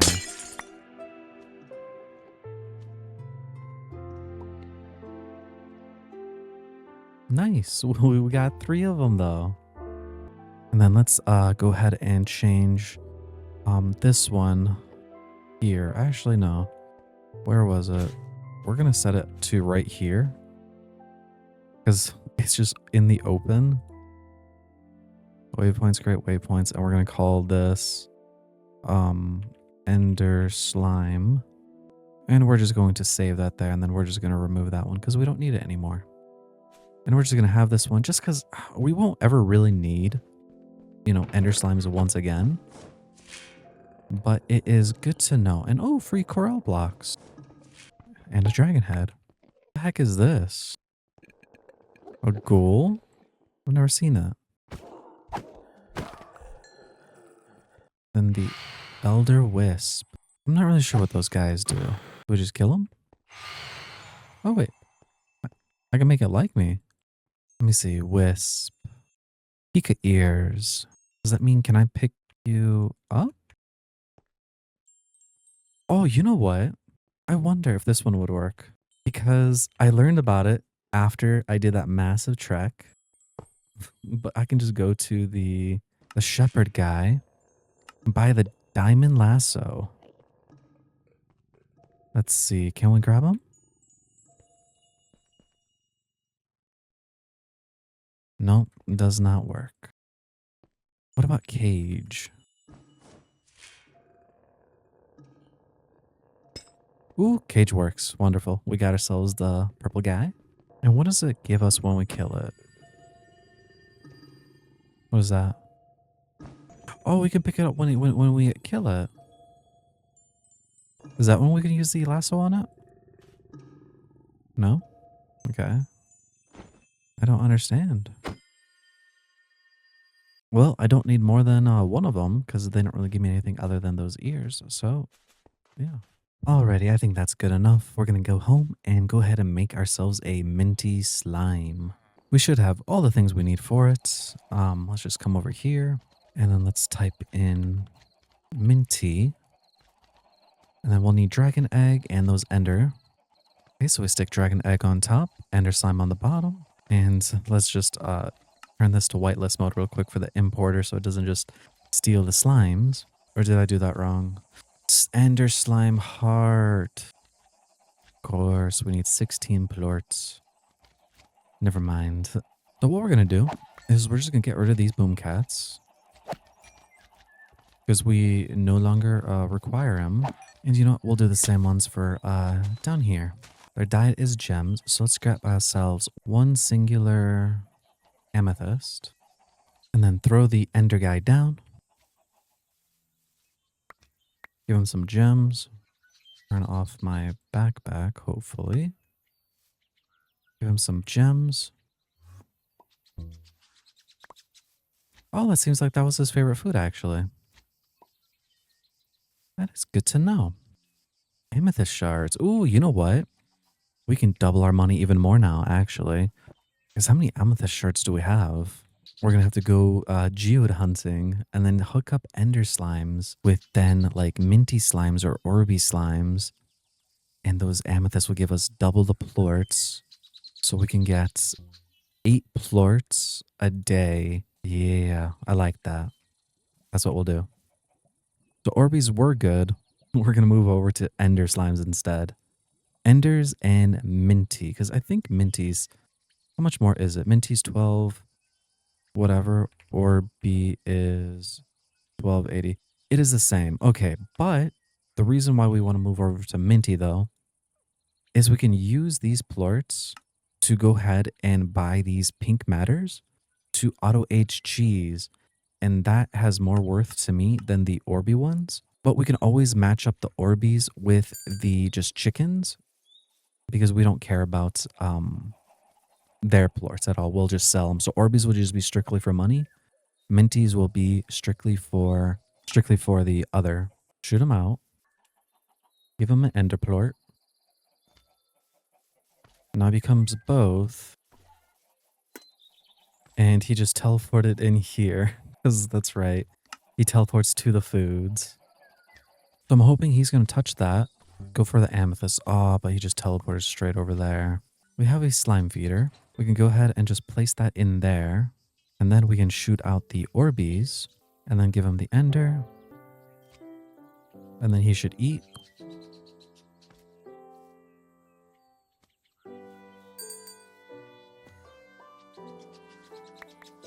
There we go. And look at that. 2 and 2. So we're getting 4,500 right there. Not bad, but we don't need him anymore. So we're just going to kill him off. I can't kill him. The man's too strong. Okay, I had to do it with my fist. Okay. Or is that the smart plan? I could get more enders that way, but the thing is, I want to keep my Orby slimes though. Alright, well, we managed to get 13 so far. Now with these, we can go ahead and then do the Orbeez outside there, and then they'll just teleport in and just eat the chickens. And you know what? While we're going to wait, we're going to go ahead and place these all into a artisan hopper. If you haven't seen that video, it is a very good thing to make. Bam. There we go. And we're going to stick this under the house with everything else, just so we can kind of clear up that space over there, right? To make things look pretty, we just got to bury it. That's all it is. And then we're just going to want this within a chunk thing. Actually, I think most of these chunks are force loaded, correct? Yep. Okay, we need a 7x7 with it in the middle, so it goes out by 3. So we want it a little bit bigger. So 1, 2, 3, 4, 5. Make ourselves a magnifying glass. And I don't have any copper. Goodness. Right now, let's grab ourselves that magnifying glass. And check this out. So it is high enough, and then we just need to go a little bit lower. And I will want to just bring this one more just right over here. Give it a little space all around. Alright, now with this thing now completed, what we're going to want to do is we're going to get ourselves a barrel, which we're going to have to make. And then we're just going to want some upgrade things. And to upgrade them, doesn't need to be too high up there. So barrel underneath, barrel on top. And then we're just going to upgrade them to the sophisticated sides. And then I just want to upgrade them to then the copper and then to the iron. But that's just how I like to do it, just so it has bigger space. Now we're going to grab some cables and we're going to sacrifice this front part right here. So that's what we're going to do. So let's just go ahead and just break that part. And we're going to need exporter, exporter, importer. And exporter goes on top. Exporter goes on the artisan hopper. Importer goes to the barrel on the below. And then we just place the cables from down low. And the reason why we just went down a little bit more is so we're not affecting these two, right?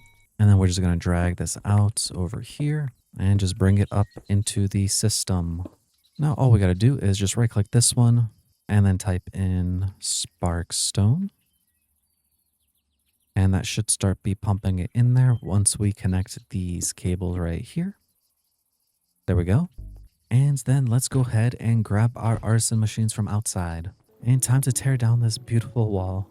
You know, it'd be funny if like it would actually just do like the tree chopper thing. Chop it all down in one go, kind of like the tree felling thing. It'd be funny. What if I just like stuck like a leaf on it? Would it work? Now this does make me want to go get then some wise oak hunting. Because if I ever want to go into botany or botania, the wise oaks would save quite a bit of things. And then we're going to want to do all the recycling machines also. Alrighty, we're going to do our seed makers first. Believe that was the corner. And then we'll just go straight up. And then we're going to place those ancient cogs on it. Okay, with that is done, let me see, what crops do I have? We're going to make a regulator. And we're going to stick it to this top one right here just so we don't flood this barrel. We do not have many gold quality anything, so we're just going to do gold quality wheat. And just place that in there. So then, there we go. It is just doing them passively. Next up, we have a bait maker. And we're not going to load any of these guys up, actually, until we get those minty plorts going. Because I just want to automatically just upgrade them. And so they just become aged right away. Okay, next up will be the tappers. And that was the reason why I wanted that little gap. You can hear it working and its magic. I don't really have a use for them at the moment. It will just be the silver ore. But yeah, no use yet, but those artifact shards also from those guys over there. Just need to show them a little bit more love. And then we can get ourselves our sparkstone generation going. And then we don't have it yet, but we're just going to drag over those raw silver. So we're just going to add that to our favorites. Come to this filter. Put that in there and set that to 64. And then we're just going to type in silver. Grab these guys that we mined from down low. And just place them.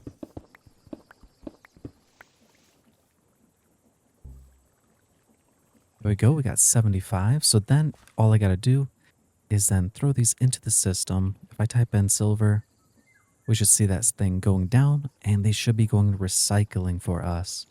And then after a day, we should get then double and we should have crushed raw silver.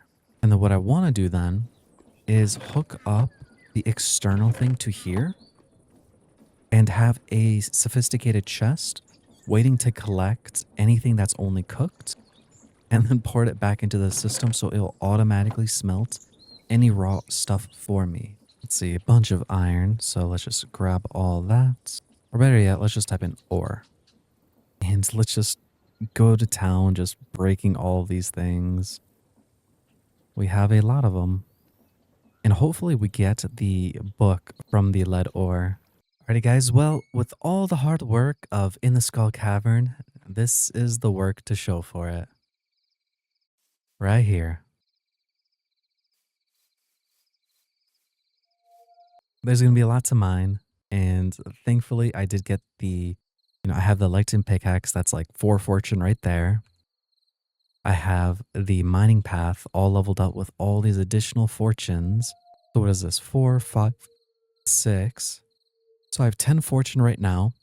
If I wanted to go a little bit further, I could go ahead and make myself the bowl of soul, but frankly, I don't have it, but that would give me fortune 2 for 3 more minutes. But we're just going to go ahead and break this. I did empty out my backpack, And I guess cue mining montage.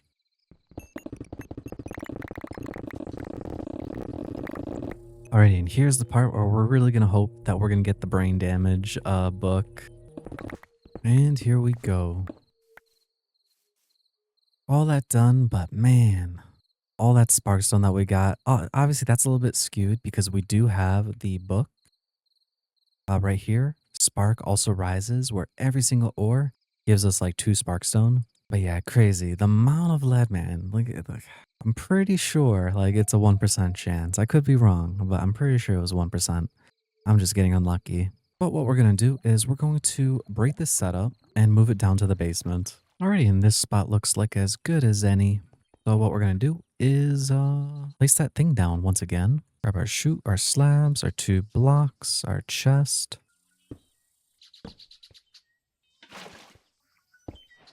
All right, well, see, it's sucking it in, so we just need to move the water the other way. Like so. Wonderful. Then once again, we just do this. Place down that lava bucket. Make our little box. And we can go ahead and make ourselves another barrel. And make another magnet. All right, so how this is going to work is we're going to place down a placeholder block. Place that chute above it. And that barrel once again. And then just to the side of it, right over here. We're going to go ahead and have that one become also a thing. So sophisticated. Like so, and then have that one with a magnet. So we're just going to come in here and then we're just going to turn on the block and we're just going to drag over the raw whatever. Or I guess simpler would be literally just do this.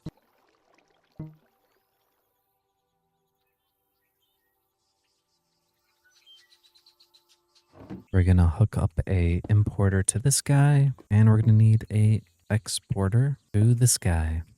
And we're just going to grab our cables like so and hook it up. And just to then test this out, let's go ahead and do this. If I throw this to the floor, nothing happens. Okay, nice.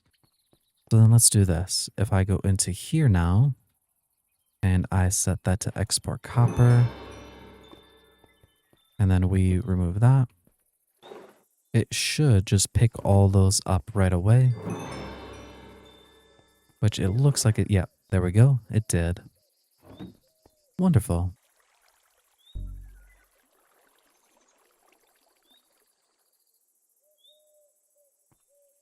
And that covers all of them for me, really. Now we could just go ahead and throw all these things into the system. And hopefully there is no like, what's the word for I'm thinking of? Like the spawn proofing.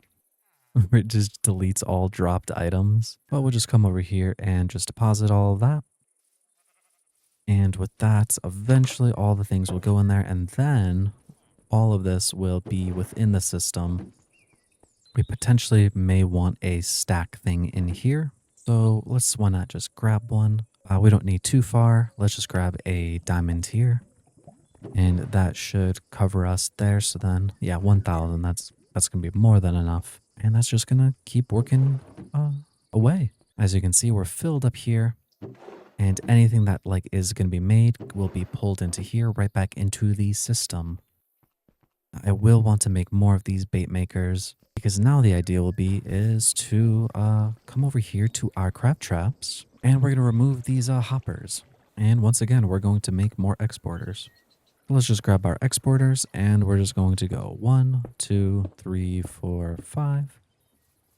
And that's all connected. And then what we're going to do is we're going to want to connect this downstairs to that basement. Just going to place that right there just so I know where it comes from. Remove those hoppers. Or you know what? I lied. We're going to keep those hoppers. And that way the only importer needs to be is in this chest. Exporters need to be on top. Yeah, okay, there we go. I do like that idea better. So hoppers stay. And then we'll just put an importer right there. With a cable. And then all this stuff should be coming now into our system, right? Oh, right. I gotta hook it up first. And we don't need to drag it too far. We're literally just gonna grab it right over here. And look at that, it's already completed. Now then, what we gotta do is find our bait. So we're just gonna do those tropical fishes because I do have them being made. So we'll just stick that in there, put that in there, and it's just passively coming in here. Then the tropical thing is gonna be caught here, and then it's gonna be sent into the bait maker. And it's gonna be this never-ending loop of making those guys. So we'll have to make more bait makers eventually for more fishes.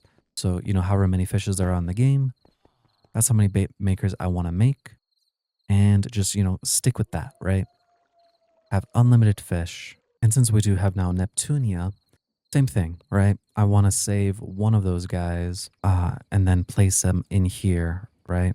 Set that to be 64 too for the other stuff. And so the smart thing would be is actually remove this and set this to like say 2, right? If we have 2 bait makers, only 2 of them will have the tropical fish, and then it'll go do the other ones ideally. It's just I worry if it'll be too fast and it'll restock it and not do the Neptunia. Worst case, what we would just do is just set it to 1, right? 1 tropical fish, 1 Neptunia.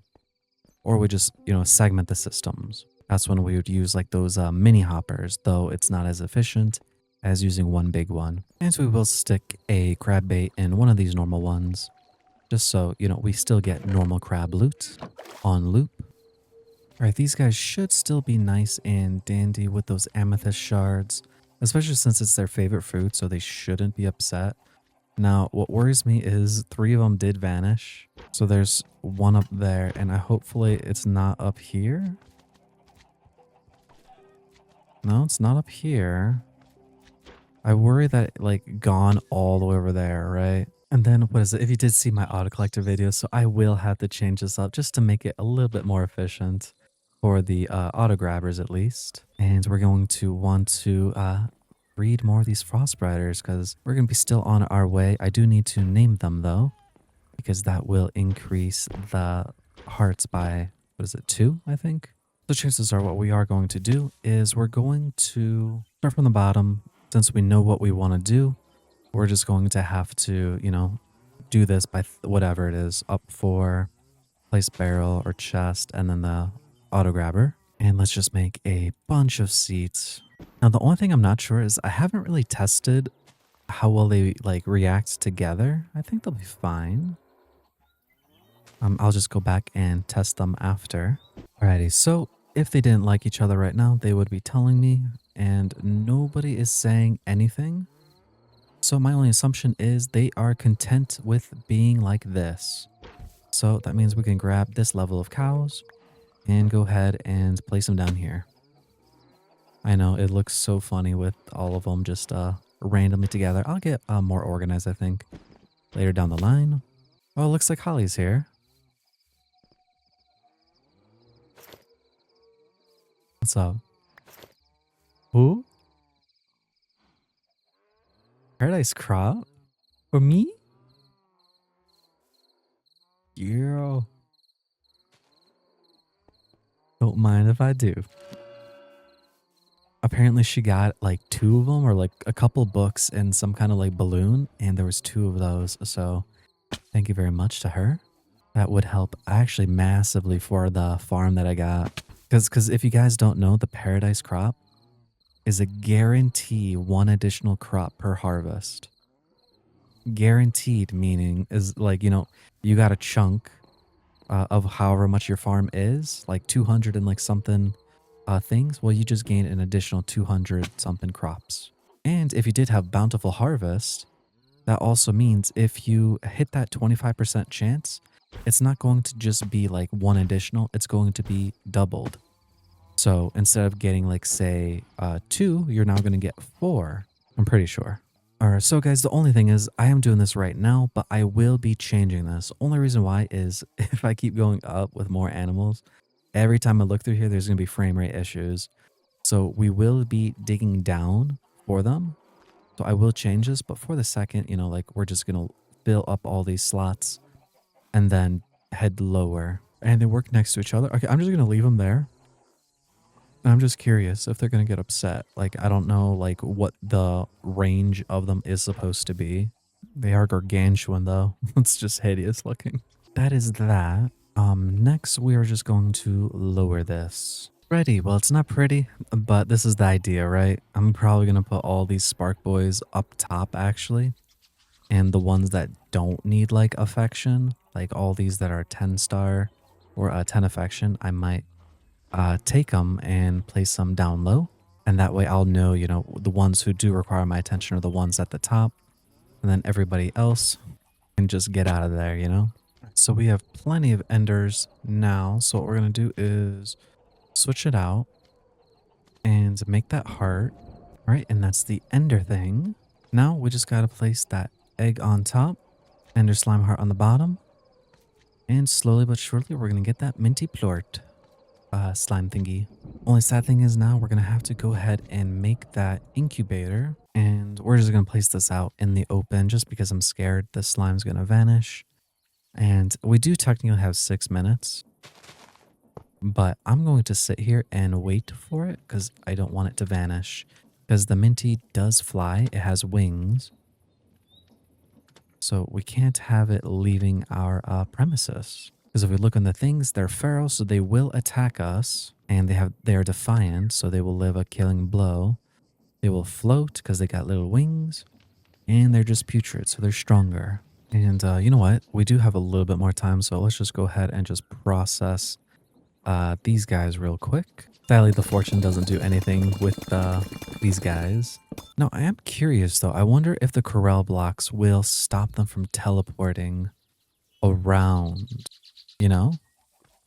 So that might be a thing I want to try out with these guys. And the same idea will be like what I'm doing with the farm over there. I think I want to change this build into maybe something cute looking, and underneath will be slimes, right? Because the idea is I shouldn't have to manage them. Like, I hope they'll stay at, whatever affection they're at, say 9 or like at happy. Oh, and there he is. Look how cute. And you can see he doesn't like me. He wants to attack me. And what we're going to do is give him the ender plorts, but we're going to have to turn off that magnet. And let's see. My magnet's off. Okay, so then let me see if I throw something. Perfect. Now, I really hope he does not die. That would be a tragedy. Okay, shoot him there. Oh, whoops. Shoot him there. And pull him away from the wall. And come to the plorts, buddy. There you go. Okay. Ow. Alrighty. Hopefully he's not going to teleport through there. Oh no, look at him go. He's flying. Okay, well, we're going to go make more of those blocks. And we're just going to add sand to the list. Just to turn them into then glass. Which, you know what? It might be smarter to me to make all those panels instead of the blocks. Alrighty, well, hopefully this will block the teleporting. I'm not entirely sure. Maybe he still teleports and in the thing wasn't actually what it really did. Either way, though, we got ourselves a minty. We already got 4 plorts. So what we can do now is just grab ourselves some enders and throw them in here. Ideally, what I do is... Actually, no, they already ate. All of them ate since they haven't been out, so I'll be fine. I think that's fine. It's really funny to see the difference, like what characteristics it took. They should be fine together, though. If not, like, I mean, I can always just kill him off. And that guy will be fine. And I'll give him my last minty. There we go. Turn that to auto collect. Now, basically, the idea is since they have now their favorite food, right? Per slime, we'll be getting 8 plorts a day. So we're going to get 1280 times 4, which is 5,120, and then 4,096. So every day from these slimes, right? 9,216 per slime. But if you guys remember earlier in the video, we unlocked this one 100% more, right? So per slime right now, they're making now 18,432. But wait, there's more. Do you remember the hearts, right? The hearts give us 50% more. For instance, right here, I'll take that. So Ender, and where is Ender? Right here, 24,576 versus 16,000, right? So realistically, we can then add another 9,000, what is it? Like times it by 3, right? So each slime is giving us 27,648 gold per day, as long as we, turn them into hearts. Because if you remember, right, like that's what I was doing with the Orbeez, right? You can see all these Orbeez things. Like I have 1 million saved up, but remember 100%, right? So this is 2 million worth of gold right here. 2 million. We're just going to have to look out and make more amethyst things as well. Amethyst shards. I believe there is a fish for them. Yeah, the koi fish. So summertime. Oh, you know what? I guess, yeah, it's an early summer. So let's go ahead and catch that koi fish. And there you go. You could see on our radar that we can catch koi. It's in the freshwater, daytime and summer. Ah, so sad. It just became nighttime. And there we go. 14 river jellies, so that should be enough for 14 fishing ponds, though I only really needed 12. Now let's go ahead and get this koi fish. Oh, there we go, koi fish. Now the question is, do we keep fishing for another one, or do we just stop here, get the fishing ponds, and then every single day, I think I could like just take another koi fish out and then just expand like that. I might just do that instead. Now these people should be happy. I don't think they should like teleport out. I think there was 5 to begin with. Let's see it. Minty 22. There we go. That's nice. I would like to get a little bit more so that way I can get one cheese thing every single day. But all we do is go to the e-trader, scroll down, and then right here, pink matter. Now the only thing is with the pink matter though, or you can say when you hover over it, does not carry over the milk quality, right? That's the only caveat. So I guess we can just have it pumping in the milk then. And you know what? I did forget to add in brushed silver into this. And then turn that off in here. You know what, guys? I will start this off the next episode because it's been already 5 hours. So thanks for watching. I'll see you in the next one. Goodbye, God bless, and good night. Hello everybody, this is episode 16, and what we're going to do today is the bundles.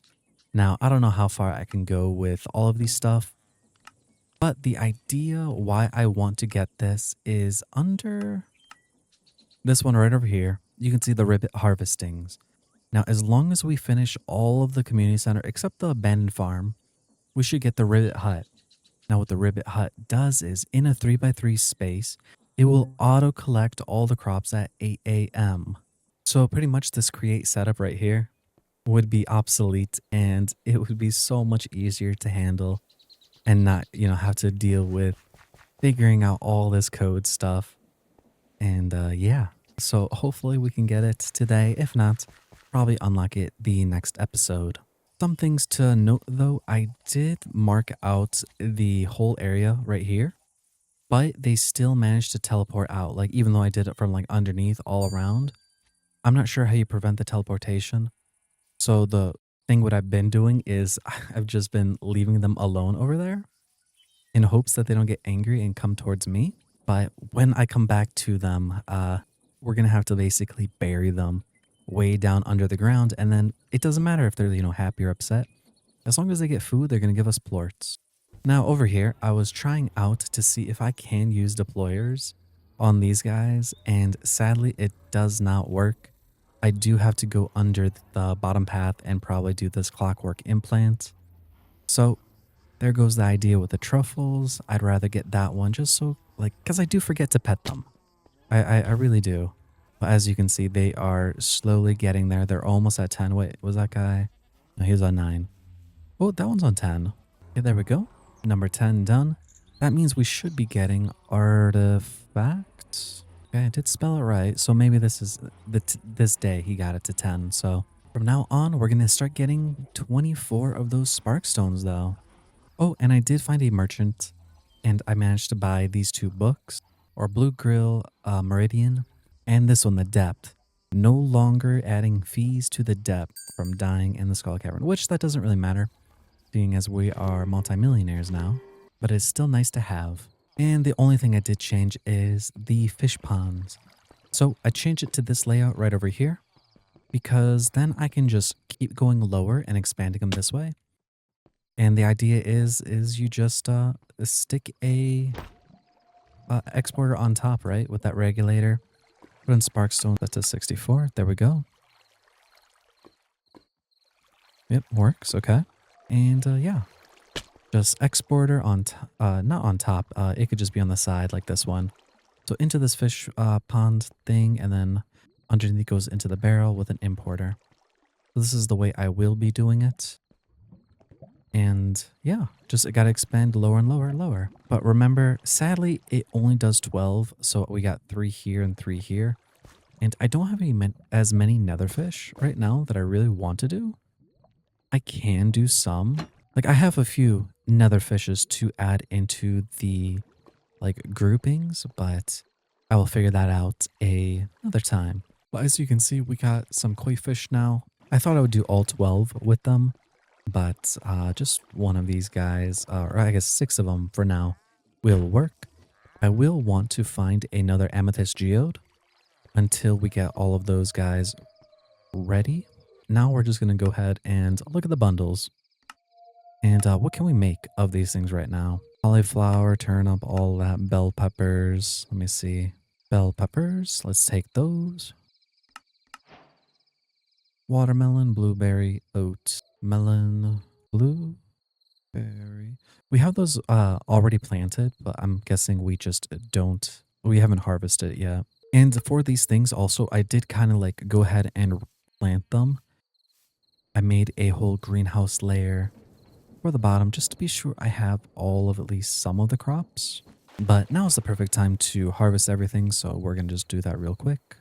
And this is the bottom that I was talking about. I did make a whole layer of the greenhouse class, but it looks like some of them are still not fully grown yet. And we're just going to wait here for a little bit more because I think the strawberries are going to be done here at 6 a.m. Potentially the eggplants, but I think the eggplants maybe have a few more days. But so far, these are all the things we've gotten. Crazy amount of wheat.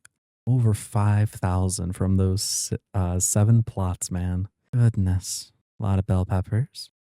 And a lot of ghost peppers for just a 1 layer thing. And since we do have that stack upgrade on the importer itself, it is making quick work of everything in here. So for spring, we need cauliflower and lettuce. So submit those. And all we're missing here is those eggplants, which is going to be ready in these 1 or 2 days. And then for the husbandry thing, we have most of those things. Now, sadly, the quality bundles are going to be the one that probably is going to hold us back because we don't have much cauliflower, nor do we have much eggplants. But the corn and the bell peppers, I believe we do have the ones. Let's see, for the freshwater, we're going to need a carp. We're going to need a beaked herring, a piranha, a gar, and a frosty fin. And there we go. That's the freshwater done. Crab trap thing, we're going to need crab, cluster, shrimp, and the coral fragments. Very nice. Catfish, a sino, brown trout, and duality of... And I think that's all of those. Got myself another fish smoker. The sneep schnorp, my favorite fish.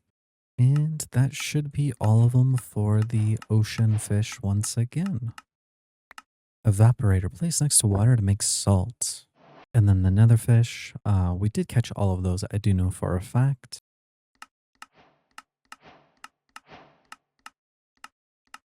And that's all those completed with another free fish pond and a Neptunium infused hook.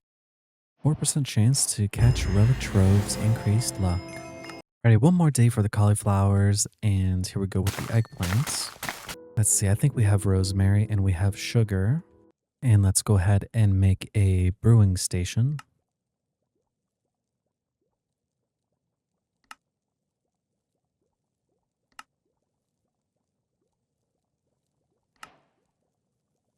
We'll just go straight to copper because I think, yeah, once we complete this, we're going to get that reinforced one. So it does not matter. So we're going to need a silo. We'll just make 2 of them.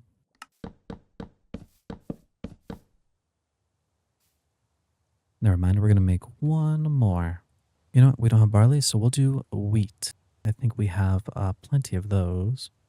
Going to make a unlimited water source real quick.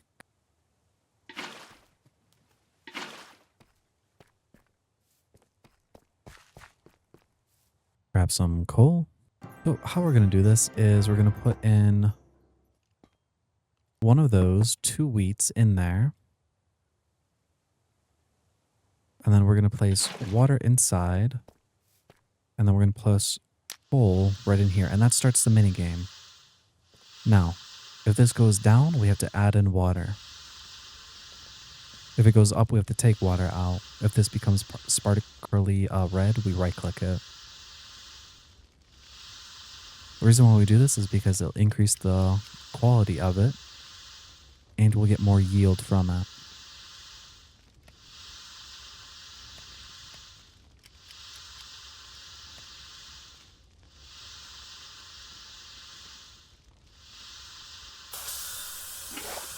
Gotta add that water.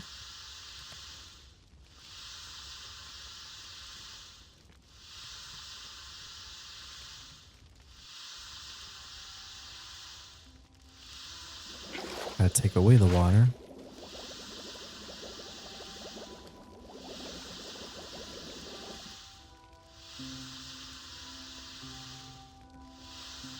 And that's completed. Now we're gonna need mugs, so we'll have to come back and I think it's the farmer. Yep, beer mugs. Just buy a stack.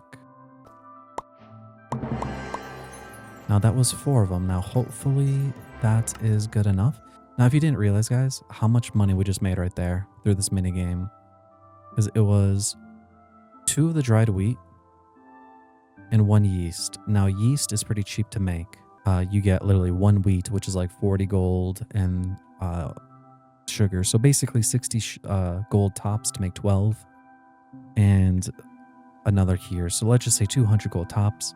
You made 1700 from the Mago-Allen. And since it is an artisan product, if we did have this one for the 80% more, you know, more money in general. Well, let's see. Does that complete it? Submit? It does. Nice. And then over here, I should have that completed now with the rosemary. Complete that. Submit. Very nice. And now we get that reinforced one, which lets us do the last version. Or lets us make all the stuff now. So that is now completed. And we got ourselves some free greenhouse glass. And some other things. So now we're missing just a few more things in here. Alrighty, different changes scenery, winemaking. So what we're going to need is any of these wines. Now, which one would be the easiest? Chorus, red grape juice, chorus fruits. Well, we do have chorus. So let's go ahead and actually knock some of these down with a arrow. Or if you don't have those, snowballs also work. And the only reason why I do this is just to get some back of the fruits itself. Or not the fruits, the flowers itself. But with 14, that is enough to replant everything. So then we can just go ahead and just chop this all down. Force fruits are one of like the really good money makers also. Because it's like right there, we just made 2,000. Not much work, and they just keep growing in general. Like they don't have like on a daily cycle. So for the vine stuff, we're gonna make a great press. Grab ourselves some glass. Grab ourselves 2 deployers. Make ourselves some axes. Now, technically, we do want this one, the fastest one, but for the moment, we're not going to really care about it. So we're going to need a water wheel.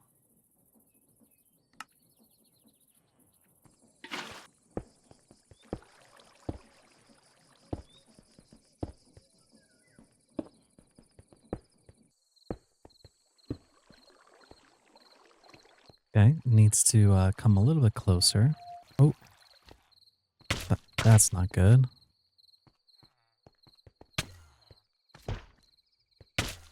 So let's go back to the slime thing. Hopefully he'll teleport back inside.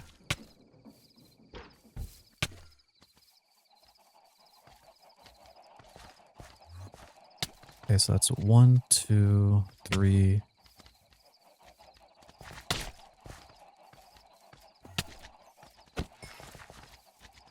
Just punch him real quick just so he's not angry, I guess. But yeah, that is way too close. So we might have to kill them all. For the moment, we're just gonna try and stay away from them. Because we do have a lot of them for now. Like, look at this. We have 300,000 in minty plorts and almost 500,000 in the ender plorts. So we can make way more of them now. So it is not an issue if I do decide to get rid of them. And we just need a exporter. Right on top. Another exporter on top of this one. Grab some cables. Hook them up to the system. And then we place a importer on this guy. I'm going to test this out. I can't remember if I needed a hopper or something underneath. Or if I can just stick with it alone. But we're just going to need the wine bottles. Stick these into the exporter. And that should do all that. But then we need to turn this into whitelist mode. And turn off white bottles. Right? No. Blacklist mode. And white bottles. And then that should be good. Not white bottles, wine bottles. Then over here. Oh, I've been up with my grapes. I've not been doing my grapes. Okay. We're going to have to plant them and start doing those. Let's make a stem. Make some wood. Do that. Make some posts. And then with those posts, we can make some stems. And then we'll just do this. Stem it up like so. That's not what I wanted to place. Like so. Beautiful. Oh, look at that. It's beautiful. It's like I was counting.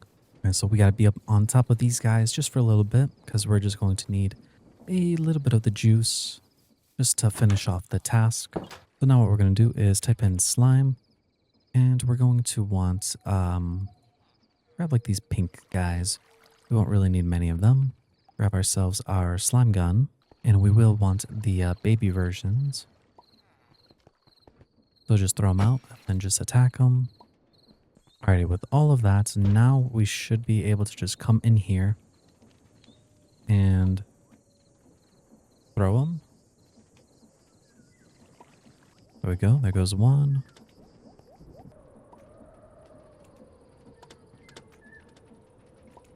Alrighty, and that's all of them in there. So all I have to do is just grab these red Savannah grapes, go into here, place under export, and though it will be very slow, it's slowly putting in those grapes. Remember, this one has to do it like 6 times.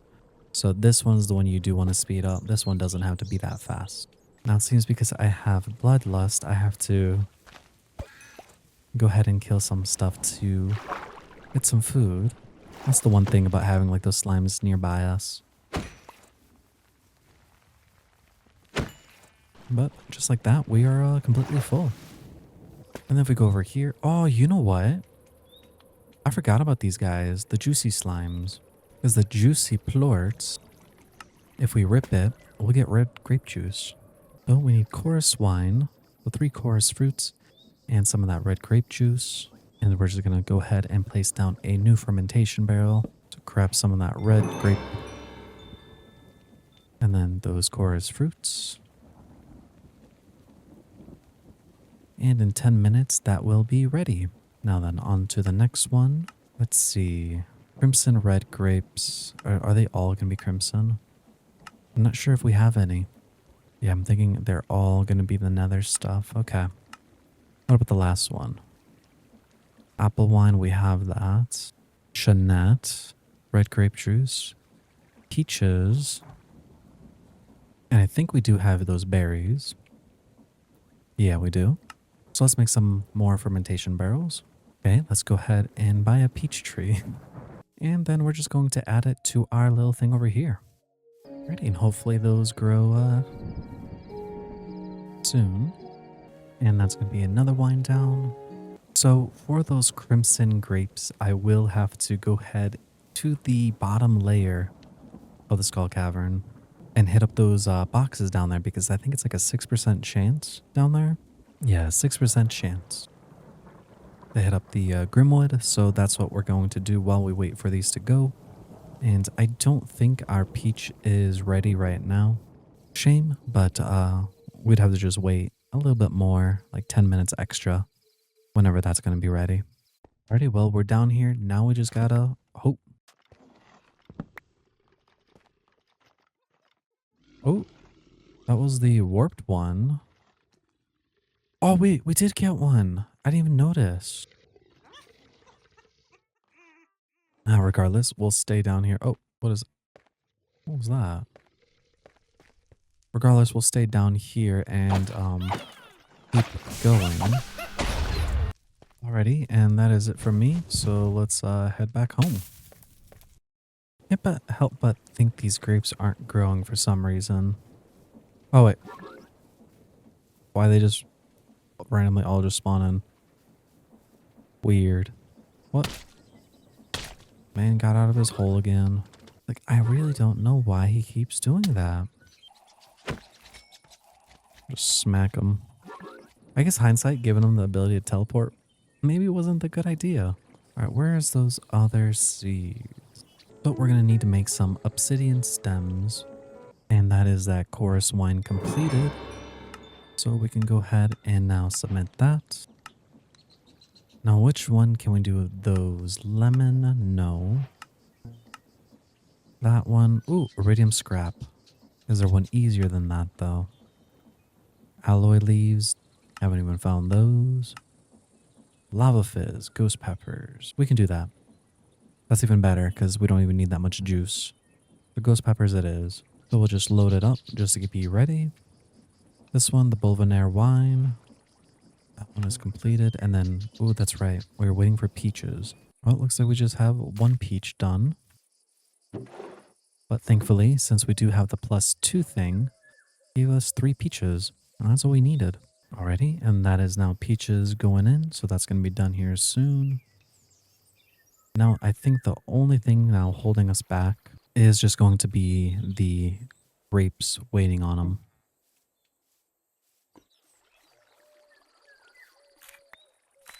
So what we're going to do is, since we got 4, we're going to go ahead and throw these in the seed maker actually.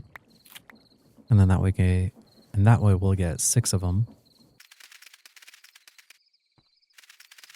And then we're just going to head to sleep. And then we're just going to make a couple more obsidian things. And there they are. The crimson grape seeds. Alrighty. And that is all the 8 ones that we'll need. I think we just need 1 bottle. Alright, so with our spark generators now actually hitting like 10 affection and like some of them are about to be there. If I go into my thing and type in artifact now, you can see we're already at 56 of them. Now, if we go over to it and press U while hovering over it, if we look at recycling, every single one of these things is giving us 6 sparkstone. So we already have 300 sparkstone. And since it's 6 every single day, or 4 artifacts, we're getting 24 of them. Sparkstone per thing, essentially. Granted, the recycler has to, process it. But that's a lot of sparkstone there. All we gotta do is just come over here and then just input the artifact thing. all in there, and then just set it to 64. Just so it's kind of like always wanting to be in there. And it's not going in there because I have it. But now it's going. Just to help it out, we'll just grab all of them and just put it in there. And you can see it at its work. But just with those alone now, it's basically funding our Sparkstone like usage at the moment from all the things. Ah, there we go. We got 2 bottles. So I think it was this one. It was 10 minutes and that will be completed. Oh, we got that Chenet wine. But we can now throw that in here. And I already threw in the white grape juice in there. So also another 10 minutes. And that means the wine will be done. Now, with all that out of the way, let's go ahead and now figure out these fermentation ones. So, beetroots. We're going to need 5 beetroots and salt. There we go. Let's just buy like 4 stacks. And since we need 6, so let's just go ahead and make some more fermentation jars. Alrighty, that was 6 of them. So let's see, salt in each one of them. Beetroot for 1. Lucked out, I got 8. Okay. Some eggs. Some fish. Cod, salmon, or tropical. Well, we have tropical. Overnight oats. So let's see, berries, oat. Do I have any oat? Yep, 1 oat. Berry. 2 of those. Melon slice and apple. And last thing was pumpkin slice. I'm guessing it's just a cutting board and then a pumpkin on it and a knife.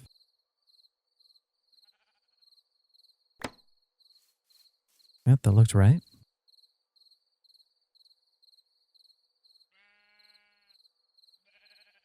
And I think it was a bowl.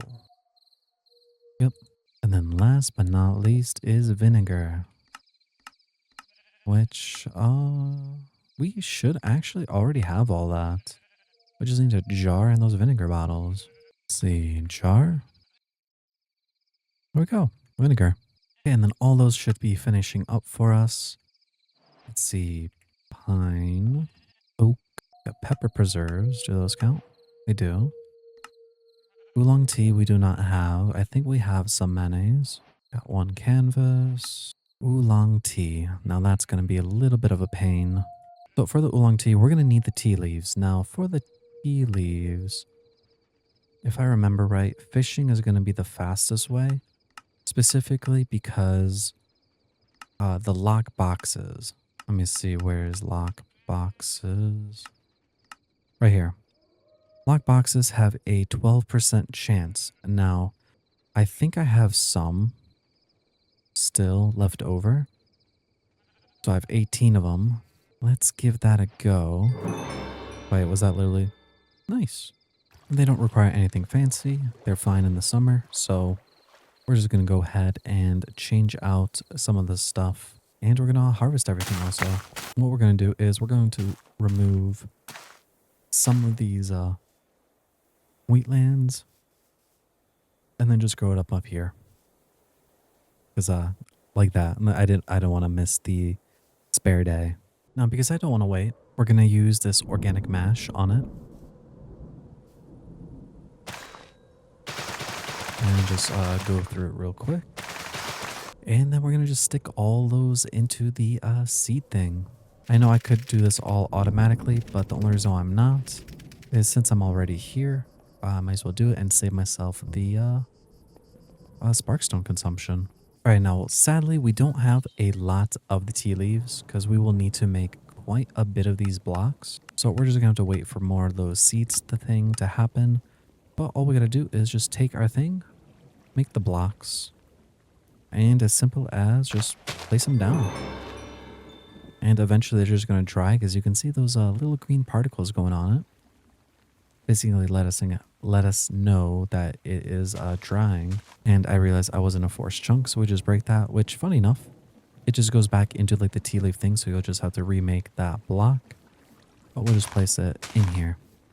And we're going to get ourselves a upgrade for the fluid drawer just because we're still at high level and I want to drain those levels. So we just come to this guy, and since it's pretty cheap, we're just going to go ahead and buy the iridium upgrade, and we'll just buy 4 of them because 4 is the max you can do. And we went from holding 32 buckets to holding 2 million buckets. More than we'll ever need. So while we're waiting, we're going to go ahead and make ourselves a mini fridge. Place that down. And we're just going to put in some cacao thing in there. And a snowball.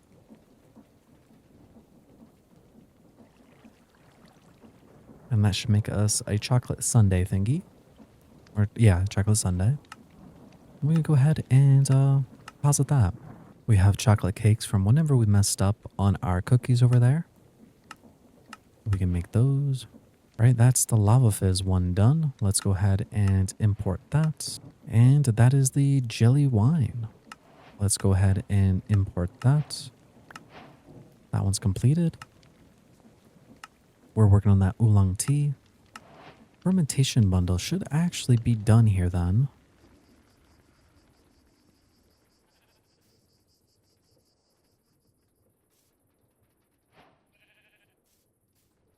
Go see.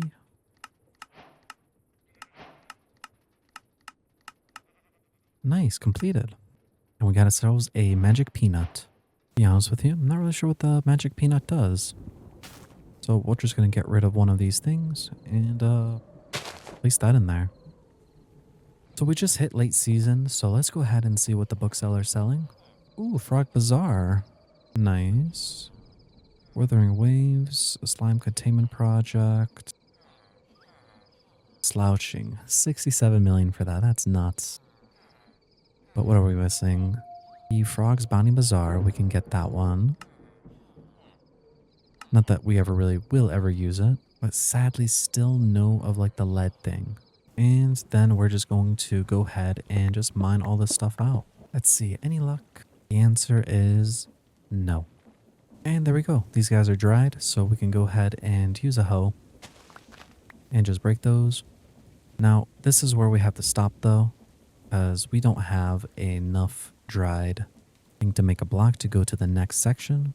But actually, let me see. Do we have our tea yet? Was it a new day? It was not. I'm going to go to sleep here. And we're going to replace our wheat from up here to more tea. Alrighty. We got ourselves a stack of tea leaves now. So we're going to go ahead and just break all these. And it looks like we are like having some kind of like lag. Not entirely sure why. And looks like it's back to normal. Strange. Right, and that should be more than enough tea leaves for the moment. Now every like whatever, how long it takes, eventually we'll have all the stuff to then make that oolong tea. All right, next up we're gonna make this oatmeal with strawberries. And we go ahead and just place all that stuff in there.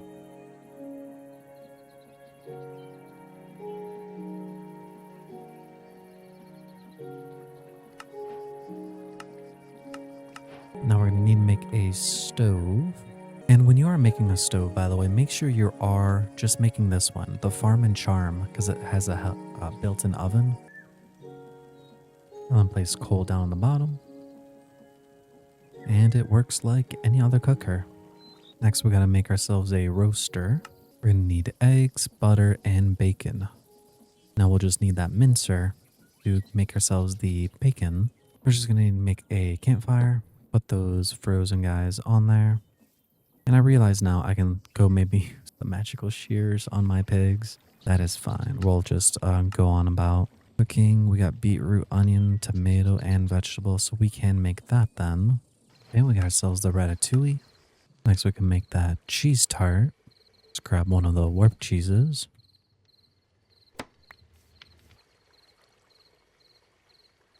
And then that is completed. And then all we're missing is that last one, which is just those bacons, which now we should have in here. Throw that in the mincer. And then that was butter, 2 eggs, and the bacon. And when you do this, make sure you do place it above a stove, that Farm and Charm stove, or the roaster, just so the fire's active there. And then last but not least, we need to just place a bowl. And there we go, bacon and eggs. Now, what was the thing that we actually had to make? Then it's just bread. So we'll just add that to the favorites. And then do this. Bam, completed.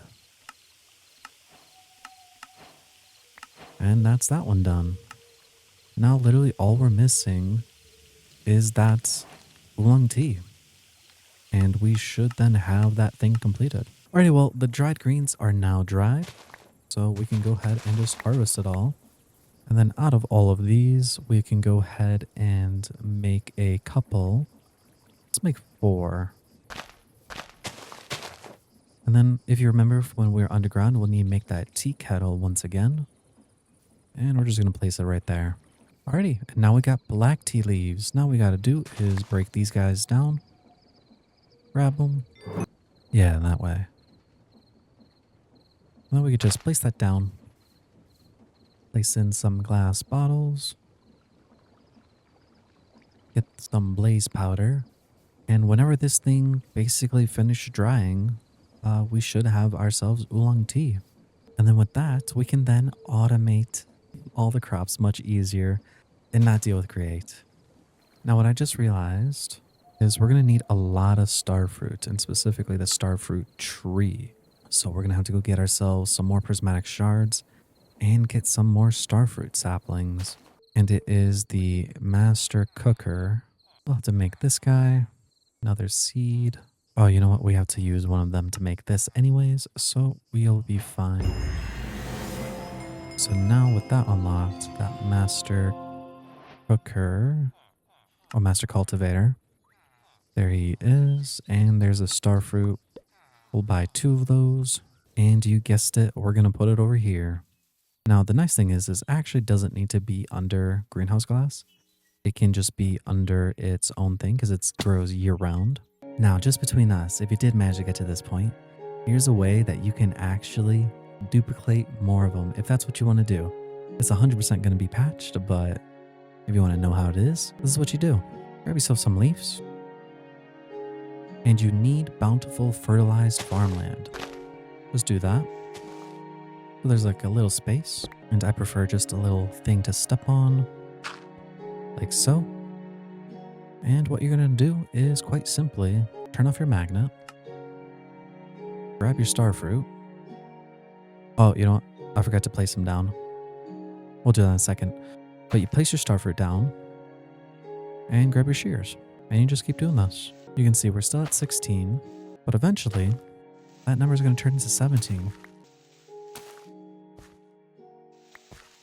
See? Now we got 17.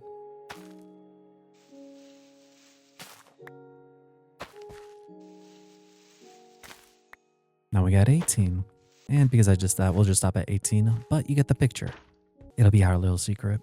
And with that, that's going to be now the waiting game. Whenever these starfruits grow, we'll get ourselves our first ribbit hut. And look at that. It became a oolong tea block. So now we do is just break it. And you can see we get 3 oolong teas. Now all you got to do is place it in there. And I need those blaze thingies. And just like that, we got ourselves oolong tea. So we put this in there, submit, get a random tree sapling. We got a magic mirror, which we don't need because we already have. But the biggest thing is the fact that we can now do the ribbit hut right here. The master botanist. And look at what's right there. 32,700 gold, which is nothing. And then the starfruit, which will take a little bit of time, but again, that is nothing in the grand scheme. The master botanist, ribbit hut. Bam, there we go. And what do we get as a reward? We get 2 ribbit spawns. Okay, let me see. This is the middle of the chunk, roughly. Right here. So that would be 1, This is a 2x2. Oh, sadly, there's no real way of making this even. So we'll just do this. Okay. And then not enough room to place Ribbit Hut. Let's get rid of that. Alrighty. Ribbit Hut placed. Now, the only thing we're going to do is just wait until, I guess, 8 a.m. the next run. Okay, so the door has a entrance thing. I wonder then. I brought a cable over from the home. And then we'll just leave it there because I just want to see it actually harvesting. And then we're going to stick an importer underneath in hopes that that's all that we'll need. Or maybe it doesn't even need to be underneath. Can it just be like anywhere touching it? Alrighty, here we go. 8 a.m.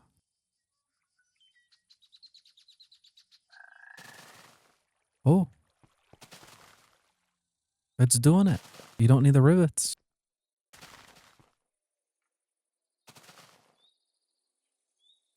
Does it do the whole chunk?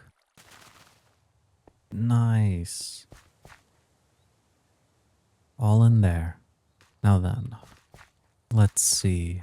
And then just bam. Okay. Doesn't work. Let's try it underneath. Okay, nothing underneath. So I guess it really is maybe the door? I mean, maybe try there. I don't want to see if I can like sacrifice that one. I guess let's get rid of it and test it. I mean, it's just one more, you know, like one less block. Like that doesn't really matter. Okay, that does work though. So we have to sacrifice 10 blocks and yeah, 9 and then 10 to auto export stuff, which is solid, way better than my janky system right here. But that is all for this video, guys. I hope you guys enjoyed. I don't know how long this will be because this was mainly just getting the Ribbit Hut, which thankfully finally have. It's not too bad. And gonna get rid of this whole create contraption, probably do something else with it because there are other things, because I'm not sure how, like, does this harvest everything? Like, would it do like cacaos and like the grapes? Something to think about. I generally don't know because like I'm wondering if it's just like the sunlit crops probably. But I'll go see and figure about that later. But I hope you guys enjoyed and I'll see you in the next one. Goodbye, God bless, and good night. Episode 17. I woke up today thinking we need a winter thing. We live in the summer all this time and we did explore a little bit and we found a small winter area, but I kind of want to go find a genuine like winter area like we have all the way down over here. Ideally closer to us though. Some small changes you may notice. I have 15 million gold now. I have sold most of my hearts and the plorts because of the new update being changed, so I don't want to miss out on my free money. So that's why I did it. Now me and my trusty steed over here are gonna go ahead and explore all the way until we find some nice winter area. While exploring, I found something strange. What is this? It looks so weird. Is this well, obviously it looks like a villager thing. Huh. After days on horseback, chasing after the snowy peaks that we're wanting, we finally found something. Not this one, of course. This one's a bit too tiny for us, but off in the distance, right over there in the horizon, that's where we want to go. But just look how high up we are. Oh, look at that. We found a mine shaft. I headed into the mine shaft looking for a few good finds before the long trek to the snowy mountains. But the moment I turned the last corner, I couldn't believe what I was seeing. A spawner? That's it? Yep, that's all I found down here. I explored every tunnel, every side path, and the only thing that showed up was a single spider spawner. I decided not to break it because hey, you never know when that might come in handy. I gave the horse a rest and used the hook to climb the mountain instead. As I got higher, the mountaintops opened up all around me, leading me straight to the spot where my winter farm will someday be. Which is going to be today, hopefully. So this old frozen over building is where the top of our winter farm will be. It's rough now, and that's got that perfect winter charm. I forgot to mention, but you can come up to this ladder, and there's 3 barrels. The loot's not the greatest, but it's okay. And then right over here, I was already getting ready to dig it underground. There's another barrel hidden there. So 4 barrels on this building, though they're kind of eh. But as you can see, the groundwork is starting, and how I like to do it is if I stick it underground, it looks great because you don't get to see it. And since this is going to be our winter area, we're going to want to place down this phone, and we're going to want to call the botanist. I think purple was the one we're using. I really hope so. And we're just going to place this down. Call this Winter Farm. Okay, thankfully it was. Now for our winter base, we're gonna need a lot of the winter stuff. So let's go through all these seeds real quick and buy a couple of them, all for the winter. There's some barley. We're gonna grab, I think was it 4 stacks or 5? We're gonna grab ourselves some cabbage. Ooh, the tobacco's gonna be expensive, but thankfully it's only a one-time purchase. And surprisingly enough, not many winter plants. Fun fact, everybody, if you didn't know, you can actually crouch and right click and it will do an area of an effect and just hoe that whole area around. Now you are on a cooldown, but the higher your hoe level, so for instance netherite being the best, it has the most range. But doing it the old fashioned way is just as good.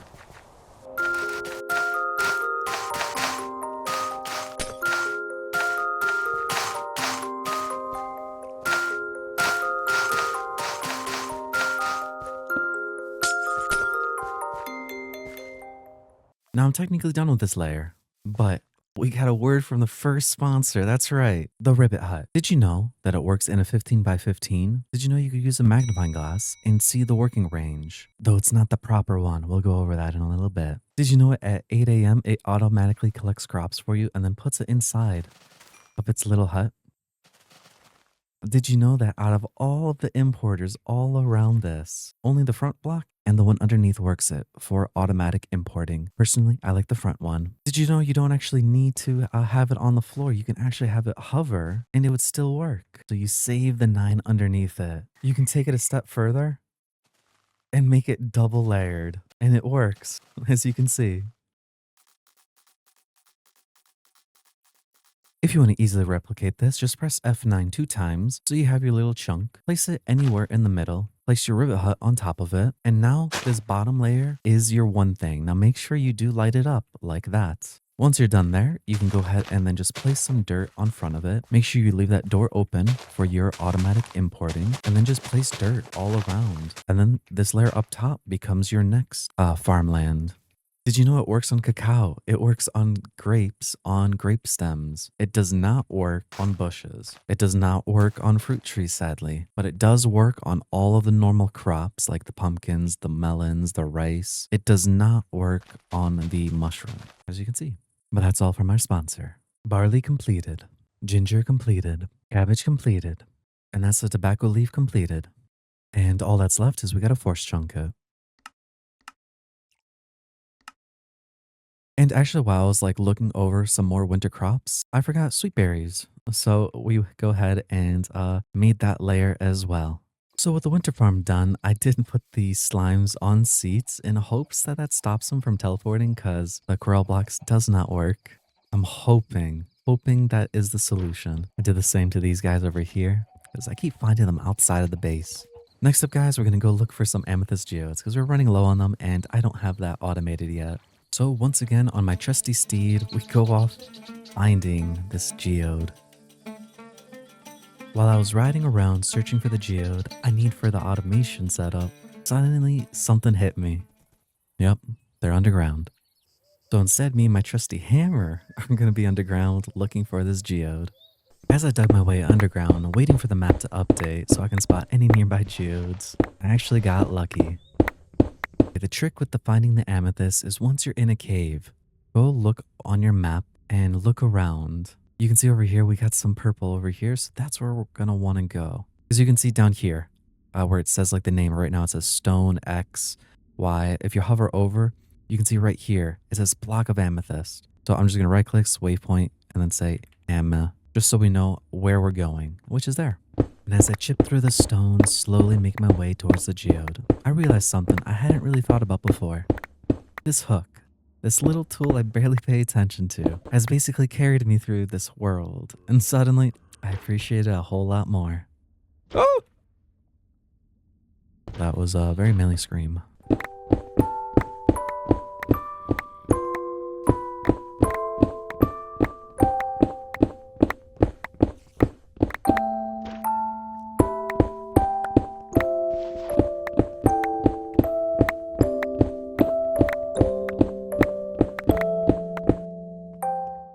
And there it is. It's like it was there on the map. Now, what I want to do differently is we're going to save these budding amethysts. And I'm going to see if I can actually go ahead and take all of them home with me and get that amethyst farm going. You know what? Let's do this instead. So we're going to go ahead and buy this gadget core from the blacksmith. So we're going to go ahead and phone a friend, blacksmith, and we want that build gadget core. There we go. And we're going to take this cut and paste gadget. if I remember how this works. Okay, I don't know how I just did that. It worked. Now we hold G, settings, and let's make this bigger. Now, I want to take this whole thing with me.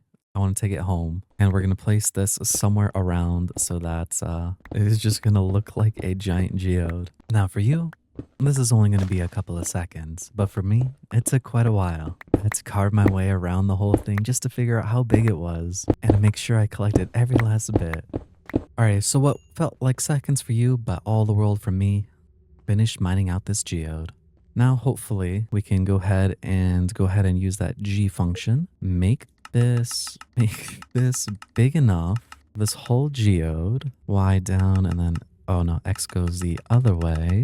What does this look like? Okay, that's all good on that side. We just need to extend this side out a little bit. All right, guys, this looks like this is the whole geode. So now all we got to do, I hope, is hold G, press cut, and then cut. Oh, oh, it's working.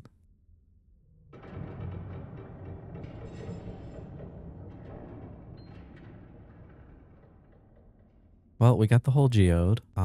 Hopefully I still have it, and we could take this home with me. Oh, the Halloween zombie. If you remember, he can't see me because I have the midnight cloak, this beautiful thing right here, or midnight robe. So, amazing thing. Make sure you guys get one.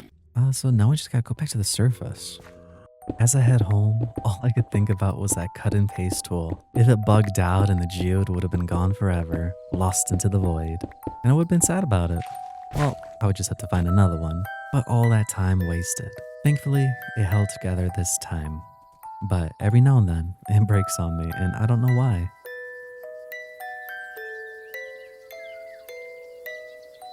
Now, I'm thinking because this is like a wizard's tower, right? It would be interesting maybe have a geode next to it. So like right here may look decent, I hope. Now, let's see. If I do paste, oh, you can see it right there.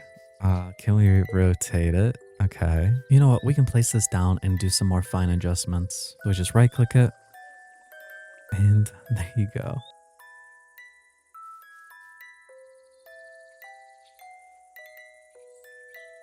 We're gonna do one last cleanup on this geode before moving it to its forever home. Kind of funny, just using that little tool, we can just remove this from the world and take it wherever we want. And now its final resting place will be right beside the wizard's tower. It's gonna look perfect there, almost like it was meant to be there. Oh guys, I didn't know this. You can actually press the anchor button and then you can actually walk around and see. Would have been nice to know. So placing it down, I did not think about the air blocks, it removing them. So I guess if you're going to do this, be careful of your build next to it. But look at that, guys. Does it look weird? I don't know. Next to the wizard's tower. Like off in the distance, you got like the nice starry sky, the wizard's tower, and the geode landing right next to it. I think I need to add a little bit more like fluff around it just so it looks better. So I cleared out the bottom right here because this is where we're going to put our amethyst farm factory. I think it'd be quite fitting if it's just all hidden underneath the amethyst geode. Now what we can do is we're going to come over here to like one of them and we're just going to hopefully, there we go. It's just on the one box. And then we're just going to press cut on it. The reason why we're doing this is because Silk Touch does not work on this. We have to use this builder gadget, or if you have the aged amethyst milk. I'm not sure where it went. I may have lost it into the void. I think I did that wrong. And then why is it all the way down there? Okay, there we go. We had to clear it first. We had to clear the anchor. That was the problem. Okay. Now then, all we gotta do is just place this down. I think right there should be fine. And then we're just gonna clear up all around it. And then let's go ahead and get ourselves some redstone. So we get ourselves some pistons. And we're placing a piston on every side of the amethyst, so whenever we trigger it with redstone, it breaks the shards for us. Now we just grab some redstone, bring this up, and just cover all of this like so. Now we'll just grab ourselves a sophisticated barrel, a magnet. 1, 2, 3, 4, 5. This would be here now. And then 1, 2, 3, 4. So right here. Right there would be the ideal spot that it can reach all the way over there, and then a little bit more extra. Put in that magnet, and then we're going to go ahead and make ourselves a pulse timer. And I don't know what the cycle of this is. I'm just going to set this to 10 minutes. So hopefully by 10 minutes, all of it should work, and actually I was not paying attention.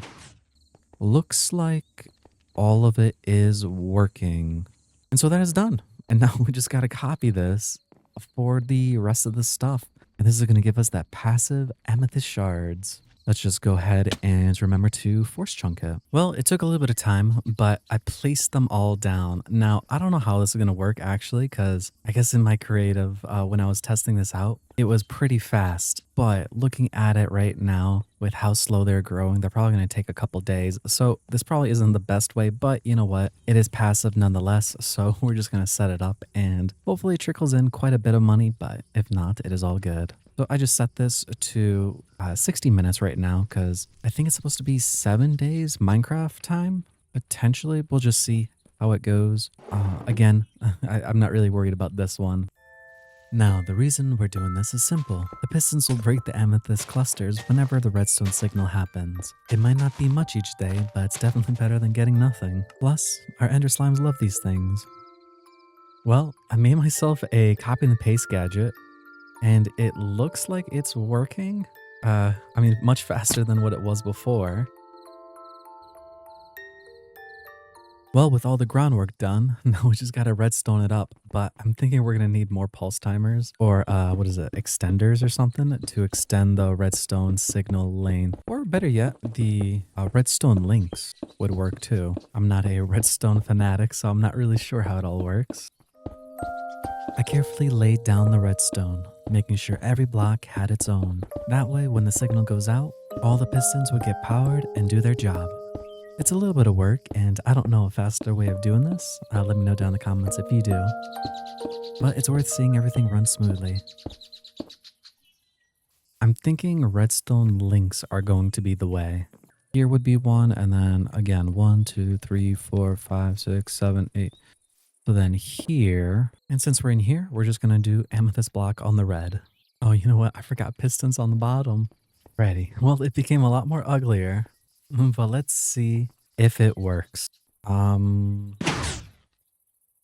click it and everybody's extended, it looks like. Okay, well, it might have been overkill, but hey, it all works and that was the plan. Now, the big thing I'm actually worried about are those corner ones, but I used the cog blocks to bring the power down because of the weird way redstone didn't want to like kind of go in that corner. But I'm glad that worked. And what is it? We got 4, 6, 4. So maybe not the greatest. It's not bad. But this is going to be passively going for us. Oh my goodness. I forgot another one right here. That shouldn't be too bad. All right, and now what we gotta do is just pipe this stuff in over here and just have it imported into the system. Again, this is not a lot, but it's going to be passive, and that was the goal. Funny enough, I'm pretty sure just using my pickaxe alone would probably give me way more. For instance, what is this? Let's take this out. And if I just use my thing on the big clusters, there's one. I did not mean to break that. You know, weirdly enough, sometimes it doesn't work for what I've experienced is the diamond pickaxe. I feel like it gives way more. Yeah, like look at that. Why did it just jump to 16, but the one with built-in fortune and all that does not work? But I mean, just that alone, right? We just got ourselves 348, which is more than enough for my slimes. So if I need to, I might actually go ahead and just break some of these geodes out and like have them so they can grow on all sides. So if I need to, come over here and mine them, I can. For like the roof one, extend it out just a little bit. Oh, there's one hiding behind there. Just exposing them to the air. So maybe not as pretty, but now it's way better. And that's it for this video. Let me know down in the comments if you like the small changes I made to the editing. I'm still learning, but after watching the video back a few times, I actually like the changes I made. I'll admit it did take me a while though. About 8 hours of editing because, well, I'm not the fastest or the greatest. Anyways, if you enjoyed the video, hit that subscribe button and help the number go up. Since we hit 1,000 subscribers before the new year, the next goal is 10,000 for the next year. It seems like a lot, but about 380 days left, and I think that's possible. So thank you so much for watching. Goodbye, God bless, and good night. Hello everybody, this is going to be episode 18. Today I'm going to do things a little bit differently because normally I just kind of like throw random stuff around, right? Like we don't have like our own home. I did not make that, did not make that. Nothing really looks pretty around here, right? So I want to make a bridge at least, and then from there just make that hay field as I want it. And so that's what we're going to do with our trusty saw. Because with this thing, we can go ahead and like look up spruce is what I was thinking about. We can take that, put that in there, and we can make anything we want without having to craft it. Like even like the stripped version, which is nice, which I think I want like a little bit of both, but we'll take some stripped. And I'll want some stairs, some slabs, and some trapdoors, fences, as well as gates. Now we have some deep slate stuff. Grab ourselves a stone cutter for the deep slate. And we're going to make this into some walls. What is the difference between this one and this one? Okay. I think I like the bricked wall better. And that's it for now. So we're going to want to like find and like kind of like make this look somewhat nice. Bear with me. I know I'm not the greatest, but we'll see what we can do. Ideally, we do like kind of like 3 or 5 because odd numbers are like the sweet spot for building. I think I might do 3. So like it'd be like that and like that. Roughly. And let's see. So let's go up by 2 and then 1, 2, 3, 4. And this would be 5. And then what is this? 1, 2, 3, 4, 5. And oh, that's wrong. And then once again, we go about 5.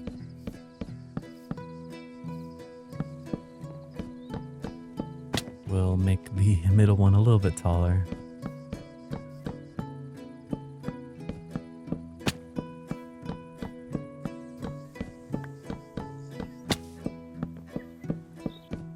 Oh, messed it up, but you know what? We'll just push this back by 2, so then it is even.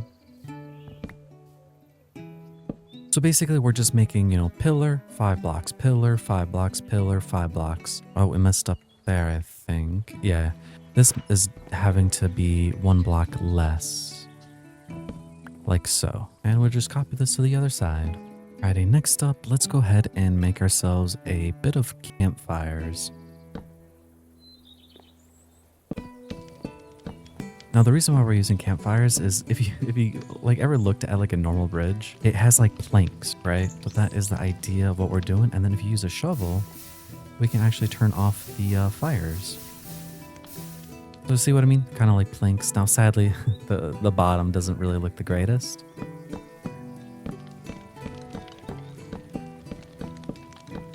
Alright, with that as our groundwork, now we can go ahead and just get rid of our old path because we won't be needing that for now. Or you know what, hindsight, I guess we probably did need it for the teleportation thing, but it'll be fine. And then we're just going to want a little bit of some signposts. And then what is it? We can go ahead and just remove these real quick.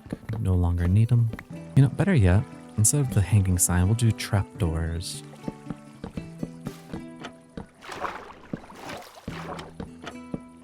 Go ahead and grab some slabs.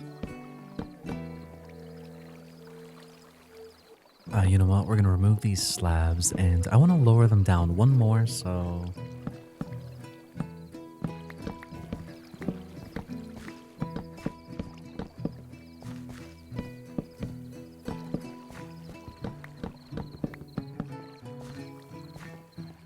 Alrighty. I like that a lot better. It kind of goes up nicely and it doesn't look too weird. I don't know, maybe. Into trapdoors. Into then we remove this layer. Into slabs once again. I mean, it's looking good. Alrighty. I don't like these on the edges here, so we're just going to remove them. Alrighty, next up, let's do a roof.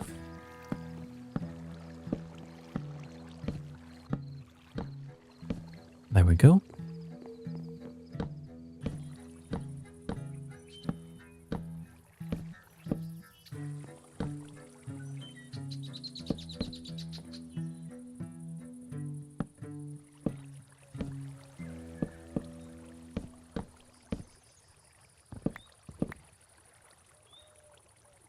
All right, we can grab those campfires again, and we kind of want those patterns to be like that once again. And then to like kind of match that, I think that's deep slate. Oh wait, no, that's terracotta. Never mind. Well, hopefully deep slate slabs will work. Grab ourselves some cut deep slate bricks. It's snowing right now. There we go. Place those down. And then just we go slabs all the way. And then we're going to just change out the middle ones because then it's going to give us a little bit more like, you know, oomph. And then we just kind of copy it. So then back to then bricks and then the campfires. And then we're just do basically this again, going on to over there. It's looking something.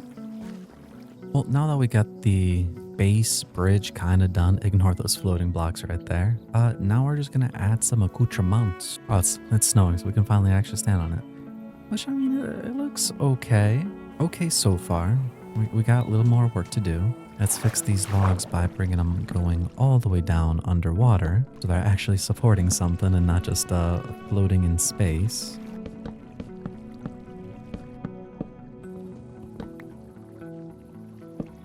Now then, let's go ahead and add some lanterns. Here we can place the deep slates fences right there. We don't need that one there. And then we can add more lantern. There we go. So even without my little gamma thing that I use, it's pretty lit up now. We're gonna do something with this. We're gonna need some chains. And what we'll do is we're gonna place down the wall. We're going to place down a fence and then place a chain and then put a lantern. So it kind of like looks like it's, you know, holding it. And we'll just do that for all the sides. Okay, it's getting there. There's a lot of lanterns though. But you know what? The more light, the better. And you know what? I think what I will want to do is add a bunch of like leaves to it because I do love leaves, foliage or all that kind of stuff in builds normally. Maybe we change out some of the blocks as well. Let's see. Let's grab some gates. And then let's do then not that. Not that. Come on. You can do it. There you go.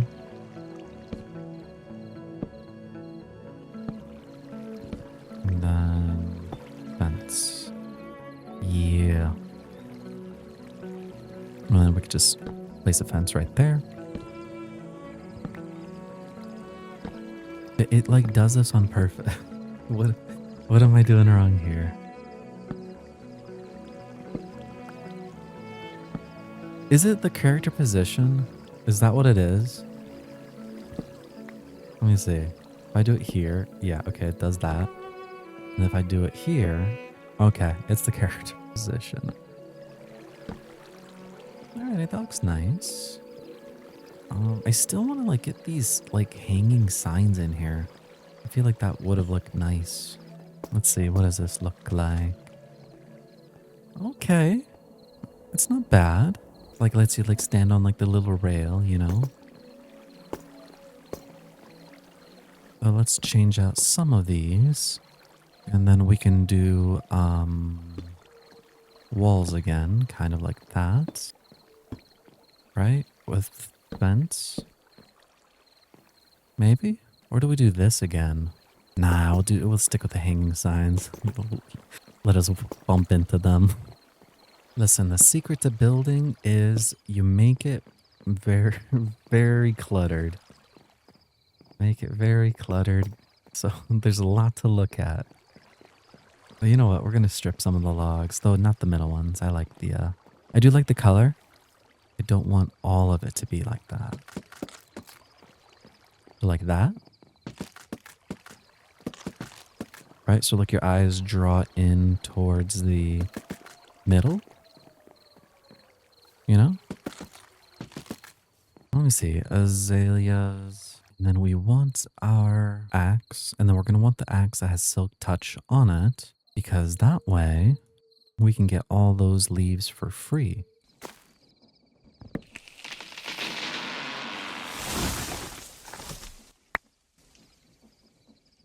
Now then, how do I want to do this? I want to... It's like, even though I did make these little nice things, I don't think I care about them. I think what I want to do is going to be something like add like leaves. Is that leave, and then something like that. And then we bring this down. Let's see. And then I want something like a curve. Have like a floop down there and then like a floop down there. So it looked like a giant M. And have it kind of like wrap around going into like the water. So kind of like that. And then what did I do? I went diagonal and then I went up. And I went straight. And then I went angled. Looks about right. And you know what? We're not going to do those thingies. We'll have that as like the area where the grass kind of like breaks through. Like so. And then we gotta do the same on the other side. You know, I think we need to add something here. Like extend it a little bit more. Maybe we just put some like slabs. Oh wait, 1, 2, 3, 4. 1, 2, 3, 4, 5. Oh no, it's already off. You know, this is an easy fix, I think. Let's see, what did we do over there? We did wall. Wall. Yeah, this needs to go away by 1. So here, right? Because then it would be 3 and then wall. Yeah, okay. Let's increase this back up. Do something like that. You know, it's a bridge, right? Gotta support it. Okay, so it still gets that swoop. It's just a little bit longer. Let me see. Spruce log, trap, door. What does this look like if I do that? Okay. I don't know if I like that. Let me change this.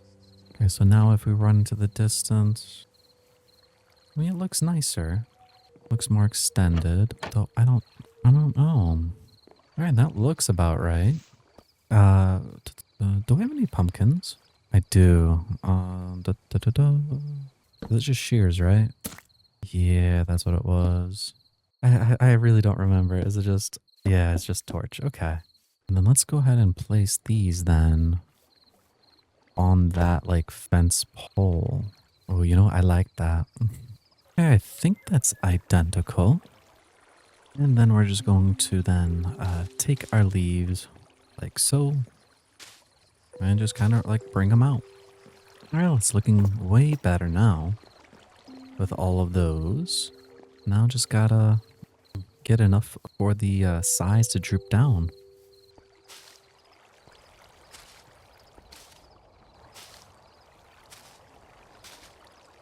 Okay.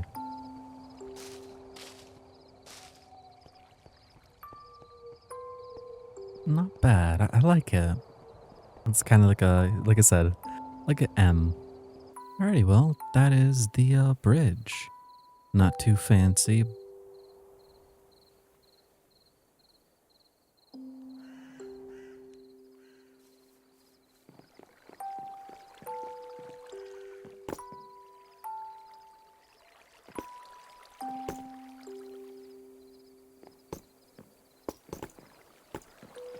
Hey everybody, this video is sponsored by Portable Blueprints. You ever build something fancy and you're like, man, I wish I can do that again but faster, but you don't want to make it again because you're lazy like me? Well, this mod has two things, the scanner and the tablet. So without shaders, this is what it looks like. With shaders, it looks like this. So be sure to turn them off. For instance, I want this whole bridge, right? So we're just going to go ahead and do this. I want it from here, and we're going to go to the other side, and then it goes out to here, roughly, just a little bit taller. We basically just grab our scanner, go from there, and then right click over here. Now, before you do anything, just you can like move off. Now just go ahead and get rid of your placeholder blocks. Once that's done, all you got to do is just right click one more time. Cool bridge I just made. Confirm. And now it was made as a blueprint. Now you can just switch this off. And if you look at the tablet, right, personal, I made some other things. You can see cool bridge I just made. Now, if any of you guys played a little bit of Sunlit Valley and bought yourself any farmhouses or anything like that from the building shop, works the same way. You just right click it, choose get the blueprint, and you got yourself the blueprint. Now I could just right click and bam, I got myself my bridge. And it works the same way. Hold left control and whatever panel you're looking at, for instance, if I look on this one, you can see it's blue. If I move forward on the scroll wheel, it brings it to me. If I push it down, it goes away. Now that we have our blueprint, we can turn on shaders once again. And this right here looks like an area that needs a bridge. We grab our blueprint and press right click.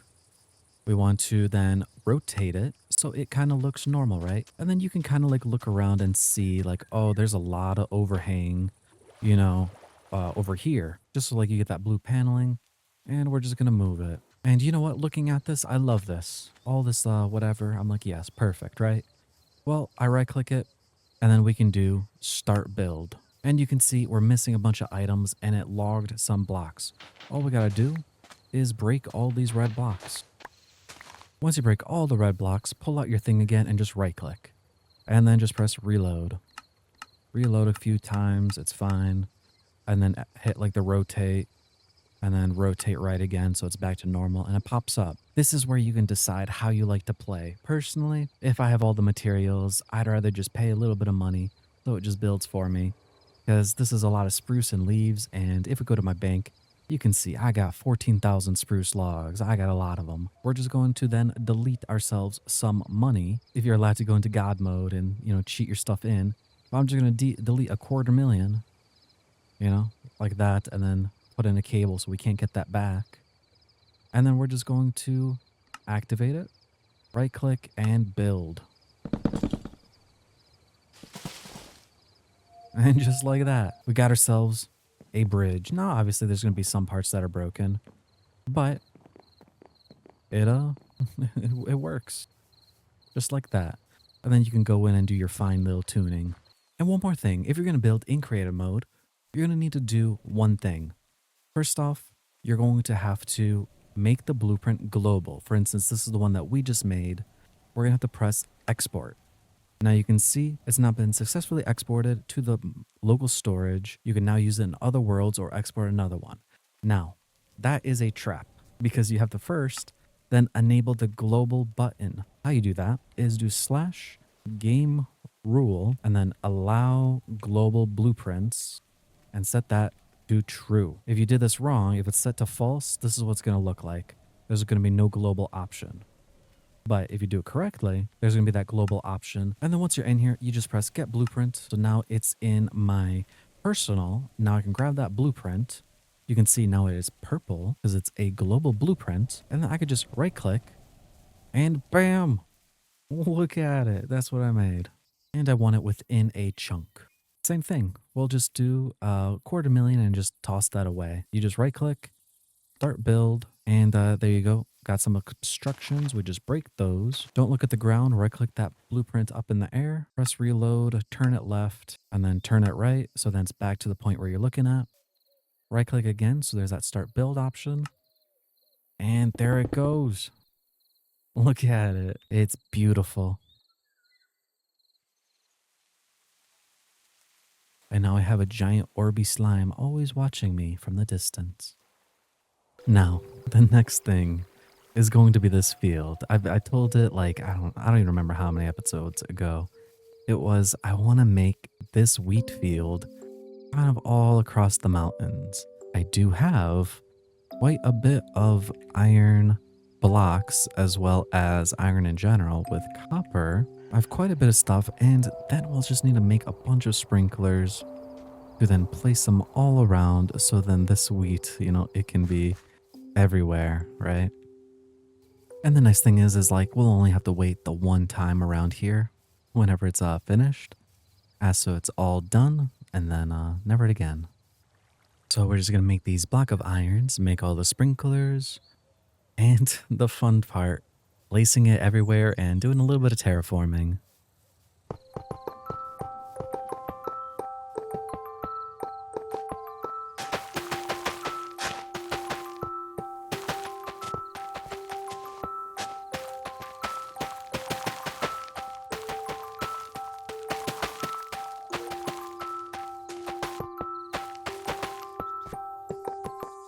And for you, this is gonna go by very fast. For me, I think this was about a 2-hour process of just trying to terraform and placing down these sprinklers with these seeds.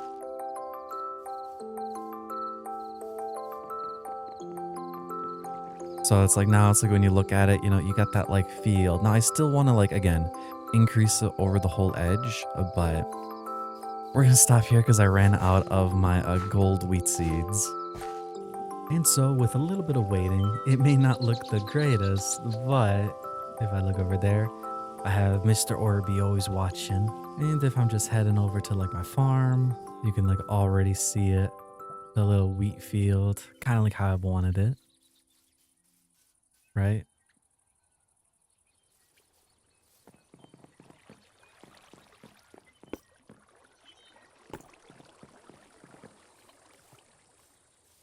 I don't know. Let me down in the comments. Does this look nice or something? Obviously, like I gotta still expand it. If I ever want to like manually harvest these things, right, I can. But chances are I'm just gonna leave this be because again, I have 52,000 wheat. I'm not gonna really need a lot of wheat. And I may move this rabbit hut just so he doesn't like constantly do this field right here. But we'll see about that. But that is it from this video. I hope you guys enjoyed, and I'll see you guys in the next one. Goodbye, God bless, and good night.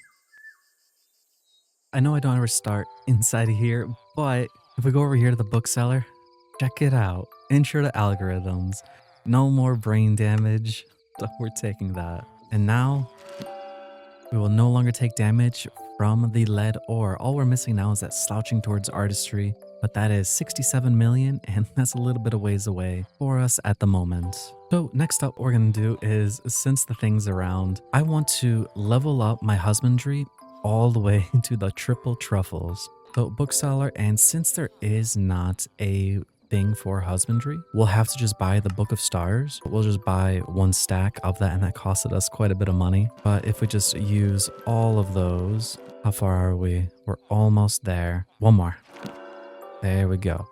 Triple truffles now. But a lot of people have asking about money stuff, and the most easiest one that's honestly been staying around this whole time is truffles. If you got yourselves a bunch of pigs and they like you enough, they will find truffles at a chance. For instance, I don't have many pigs, but I have them at 10 star, you're getting diamond quality, but that does honestly matter. It doesn't need to be a 10 star thing. What that does happen though, instead of it giving you triple, it gives you 6 truffles instead of 3. So that'd be your only, reason why you may want to get them to 10 affection. Without it, it still gives you 3. So right here, 4 affection at a 30% chance. Now, what that means for us though, is how easy it is actually to automate this whole process. For instance, I'm not at this point, but you could just leave like jars like this, but since it takes so long, there is no real point of having exporters, but having the importers down low to just siphon out the oil whenever it's done will do you wonders. But doing diamond truffles does not give you, diamond truffle oil, it just gives you normal, so it does not matter. What can you do with the truffle oil? For instance, we have 500,000 worth or 60 of them, right? Well, if you press U on it, if you have dough, if you have that chocolate spread, we can turn 8,256 into 25,152. So that's right. We basically 3 times our money. Now, if you do have the ancient casket though, you can use the truffle oil to get yourself the inserter. I personally don't care about the ancient casket. I don't like it. But if you did have a bunch of golden clocks, which speed up the day right here, it speeds up the day by 1 at 7 a.m. So for instance, if you had something that took 20 days at first, right? You add this to it, it's just gonna be now 10 days. Like you just keep adding them and it just gets better and better. And theoretically, if you had 19 of these golden clocks, you can finish that in 1 day. So up to you how you want to play. But since our old cookie method, if you guys remember, kind of went away, we're going to now update it to this one. Let's go ahead and set that up. Of course, we're not going to have too much from it, but still. So we'll just go to our exporter, do chocolate spread. We need sweet dough, and we'll need that truffle oil whenever it's done. Take those out. So then when I throw these in there, you can see it's slowly coming in there. And then we're just turning off this machine so it no longer can export these. So then the cookies are just going to sit there. Next thing, we're just going to want to make a crafting bowl, and we're going to want to make that sweet dough. So we'll just need water, sugar, wheat, and eggs. Just right click that all in there and just hold right click until it's done.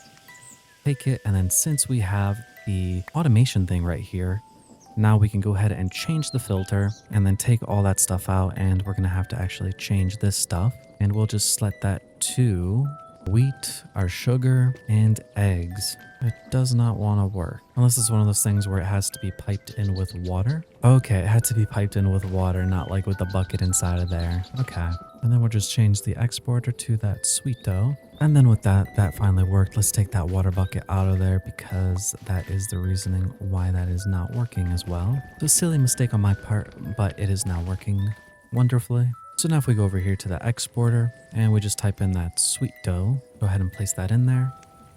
You're gonna see here, let me see. Yeah, we don't need nothing. It should just export without those jars needing. And there you go, look at that.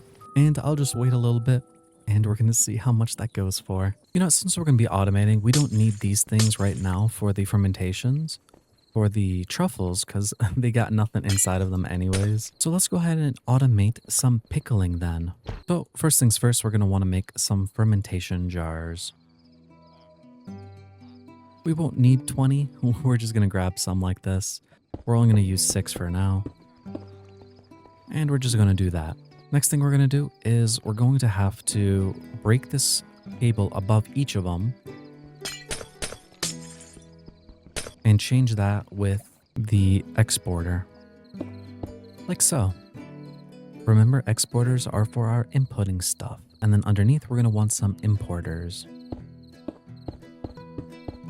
Next thing, we're just gonna look at the stuff that we have. For instance, I know for a fact that we can pickle ghost peppers, and it will take a little bit of time, but as you can see, right, ghost peppers into pickled makes quite a bit more money. So we're just gonna go into here, and we're just going to tell it. We're gonna tell it ghost peppers, and we're gonna tell it salt. Now, that is all we need to do. We're just gonna move that, and then spread the ghost peppers around. And obviously this does help the most when you already have full stock of something, because now whenever it's being used, it's just going to wait until that finished product happens. And we require no bottle whatsoever. We're just gonna get that pickled when it's done, and that's it. If you ever want to, you can always just press the fermentation jar right here, and you can then see all the recipes that you can make with it. Now this does remind me, I forgot to go ahead and go to the winter farm and collect my crops for a while now. So let's go see how they're doing. Oh, it seems like they're gonna be all full. Yep. They probably were not collecting for a while.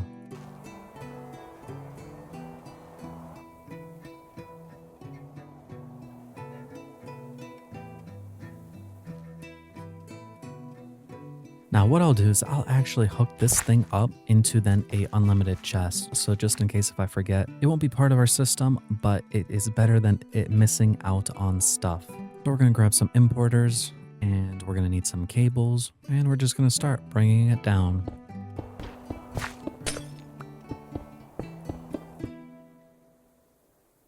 Alrighty, that is completed. Now let's just double check everything is actually connected. Okay, it is. Wonderful. Now, next thing we want to make is going to be this transmitter and receiver. Going to be a little bit expensive, needing that diamond chain, which is almost $1 million. It's like 750 each, as well as we're going to need to get into void steel stuff.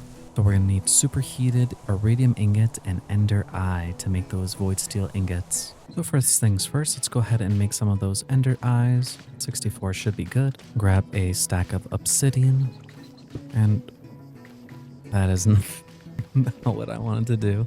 Throw that in there. Throw the eyes in there. Next, we're going to need a blaze cake. Now, blaze cakes are much easier to make now. It's actually as simple as this. If I go ahead and grab a lava bucket, place that right there. Grab my cake, place it on the depot, and you know what? We're going to want a couple of them just in case. So let's just grab more of the cakes. And it's as simple as just turn this.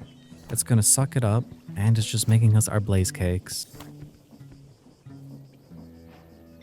We got enough lava to just make 3 of them, but that's enough for now. Next thing we got to do is just have access to our little blaze burner guy and just right click the cake on him. And you can see it's blazed for 150 seconds. Now it looks like I've messed up here. Oh my goodness, it's not obsidian, it's iridium. Iridium. Let's go ahead and just make some of those real quick. Throw all those in there, throw those in there, and there we go. Making those void steel ingots, and then we use those on obsidian. That's what I was thinking of. So now we could just place down some obsidian. And we're just going to wait until this is all completed. While we're waiting on this, let's go ahead and look up that stuff again. Refine that transmitter and whatever. We're going to want to make 2 of these chains. Some more of those iridium coins from our bank. Throw them in there. Make those, and then these. There we go, 6. That should be enough. 1, 2. Okay, we got 2 chains. Next, we're going to need to flatten some of those void steels, and we're going to need polished amethyst. Go ahead and make some sandpaper. Grab some amethyst, and we just hold right click, and we're going to make those polished amethyst. That should be more than enough. Now let's grab some of those, and we're going to want to place some in there. So let's go ahead and just take and put in 9 for now. And then we're just going to right click on here. Not going to lie, I really like how that looks. Might want to build something with that. That looks really nice.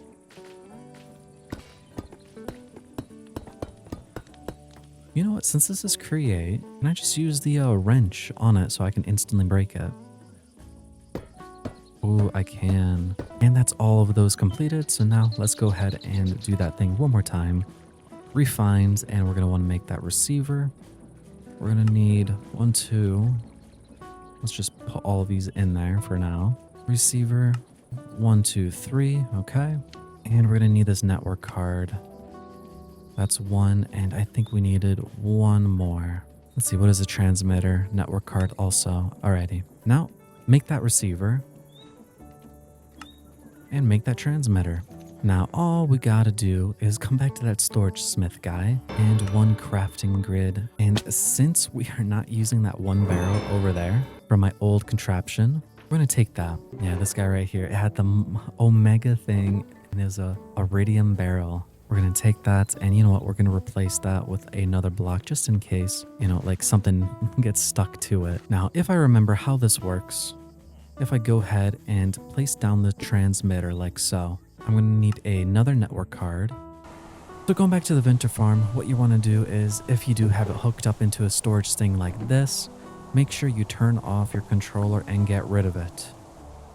Next thing what you want to do is throw down your receiver, right click a network card onto it so it updates the thing. Next we want to go back home to wherever our main system is. And then we're going to go ahead and place a transmitter right here. Go into here, throw in that network card, and then you can see it's transmitting to 3113. Now, if you remember that storage thing, if I type in now ginger, right? I think, yeah, 2100, and you can see it's slowing going up because it's now connected to the farm. So now if I go back to it, what should be happening right now is my whole system, I should be able to access it right here. And there you go. It works. And again, I just got myself that Omni Stack thing where all these things will hold over 2 billion items, so I should not worry about this farm whatsoever, and that's all I'll need here. And you can see in this one day too, I got 86 truffles. So now what I can do is first go to I think it's the farmer, just buy a bunch of salt, just so it's in there. It doesn't matter how expensive it is. There is better ways of doing it. And then we're just going to go to our diamond quality one right here. And we're going to grab a exporter now. And then grab some cables. And then we bring it down like so. Then in here, we set this to then those truffles. So grab that. Put that in there. And then when we throw this in there, you can see it's going to slowly fill this up. And same thing with the salt. Now, again, you'll need to then find a way to do passive vinegar bottles also, which that is going to be a jam and mushrooms. The easiest one I find is just doing the honey bottles. You just, stick it in an apple press and do that, or set yourself up a system like so. Oh, and my bad. Also on the importers, make sure there is no truffles, or just set it to whitelist mode, but it does not need that version. And speaking of, now let's look at that donut. We have 244, that's 1.5 million, guys. We just made 1 million extra from the truffles just by turning them into donuts. And don't forget, with our K ability, from our farming, we get 15% more. So we're gonna get like another like 200 something thousand from this. And looking at my new stuff, guys, I have a lot of artifact shards because of my sniffers. That means I gotta increase how many recyclers I have to increase my sparkstone production. I'm probably gonna make another like hopper, like so, just dedicated to the recycling machines to then, just that be my power bank of sorts. All right, this hole is 1, 2, 3, 4, 5, 6, 7 by 1, 2, 3, 4, 5, 6, 7. So let's just go back into that middle, 1, 2, 3. And then right here, and then it's going to be then 1, 2, 3. And then this is where we're going to want to place that artisan hopper. Grab a couple of those and just deposit them into the system. Alrighty. And that is another artisan hopper down. Go ahead and place it. And this one, again, is going to be just dedicated to specifically just those sparkstone things for the artifacts. Grab our magnifying glass just to double check everything looks correct. Not blocking any of the things, yep. And then what we're gonna do is just change the cabling around. I'm just gonna make some, all these barrels into sophisticated ones real quick.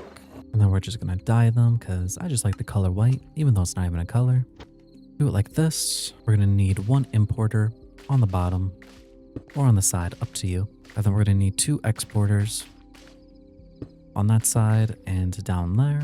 And we're going to change these cablings like so. And then in this one, we're going to want to just put in the artifact shards. Don't care how many goes in there. We just want them all in there. In here does not matter because this is just going to be our sparkstone production machine anyways. So it being full would not matter to us whatsoever. And then again, we're just going to have that to take stuff out.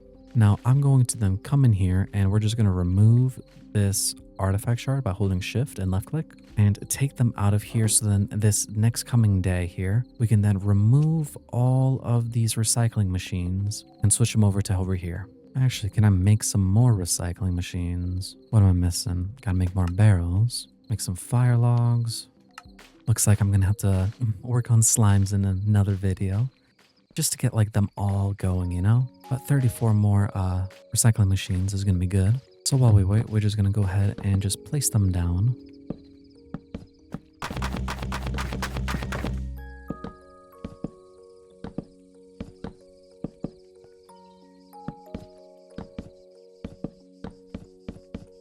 And in 10 more seconds here, I'll be able to collect all of them. Alrighty, that is now all done. Let's see, we got ourselves quite a bit of recycling machines to throw them all back in here. Let me just double check real quick so I can go up all the way to the ceiling. Yeah, I have a lot more machines to make, a lot more to fill these gaps. And we're just going to slap our ribbit hut right here in the middle. Because if I remember, it does work on these cacaos. And that will make this now passive instead of me ever having to touch it again. But we haven't used them in a long time. All right, next thing we're going to do is go into the nether. We're just going to mine a bunch of stuff because if you remember in the mining thing, if you go mineralogist, mining ores have a chance of getting you those crafting materials. So instead of me like looking for those fire quartz, me just mining the quartz in general or gold or the bismuth will get me all the fire quartz I'm going to need. But added bonus, I will also be getting a lot of sparkstone. You know, I just realized my backpack's not cleaned up, so I'm going to go do this real quick and then we're going to come back.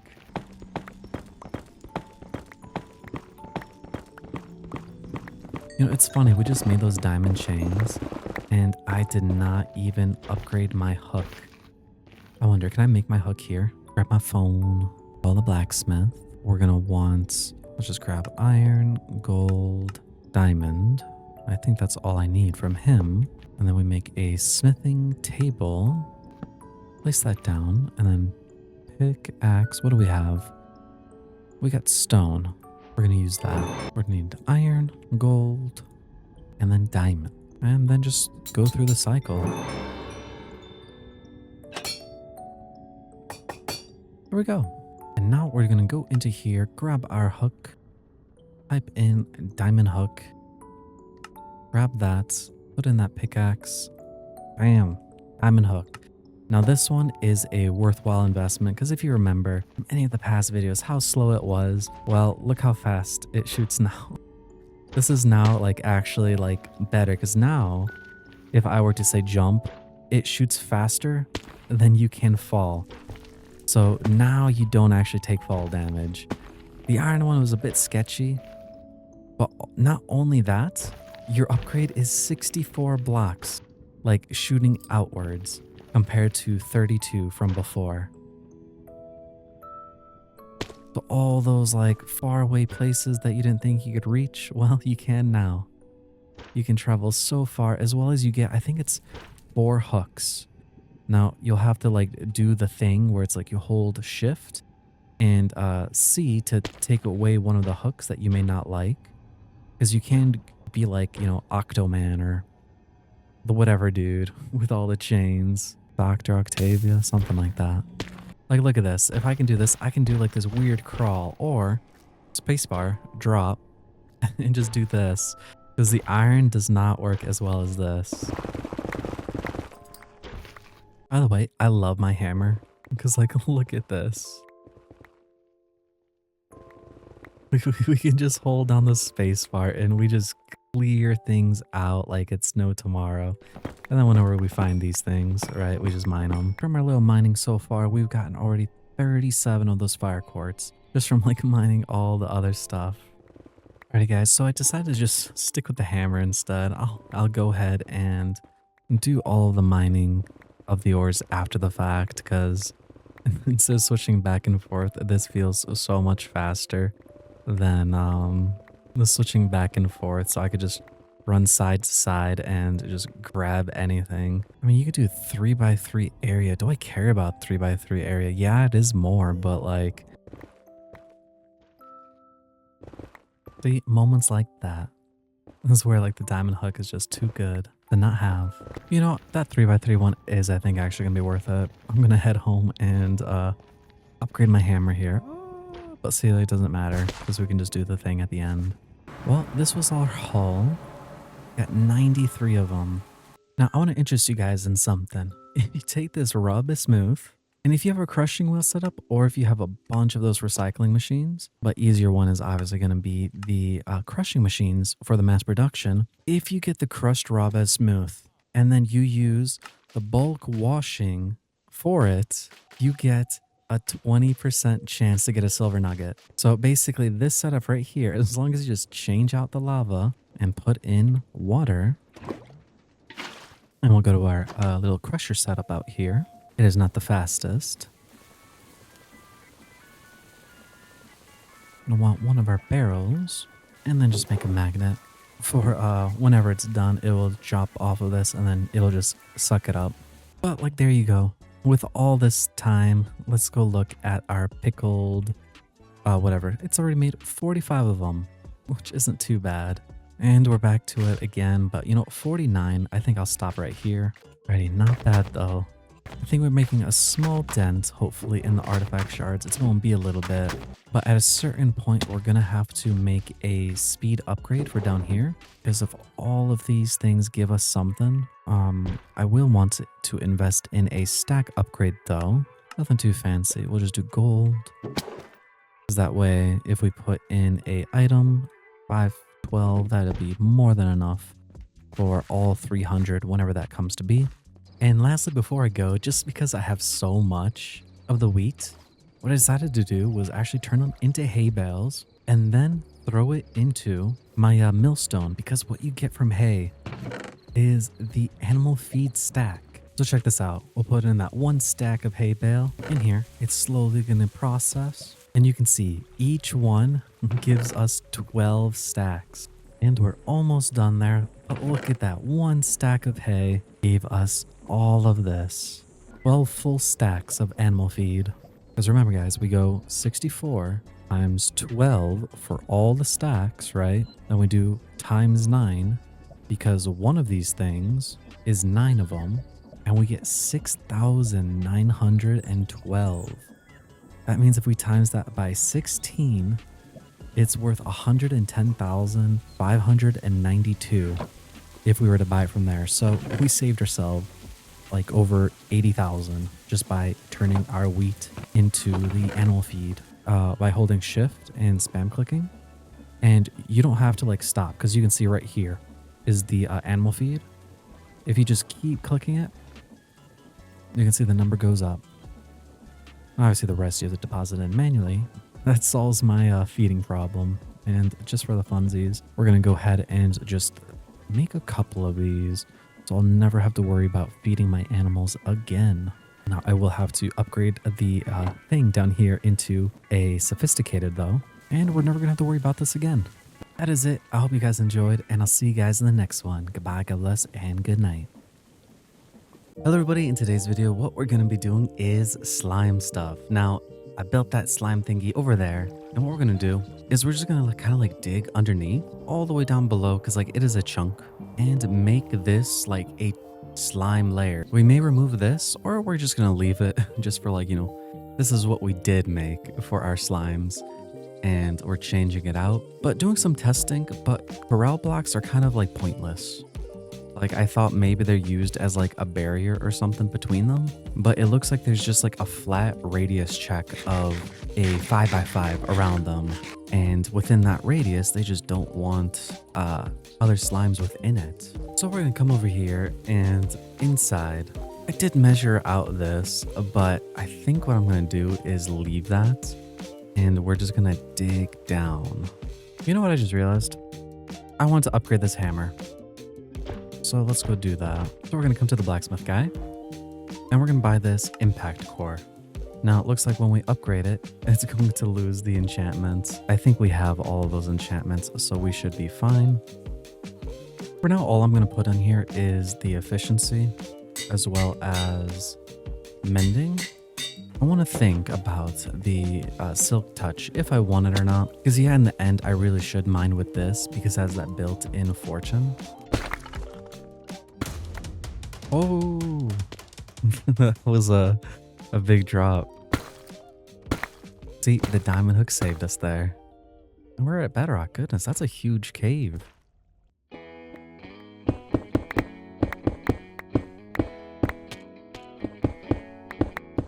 Now, since we're just digging through this entire chunk, I just want to say that this part took a while. A lot of this stuff was honestly just me mining and standing around waiting for things to finish.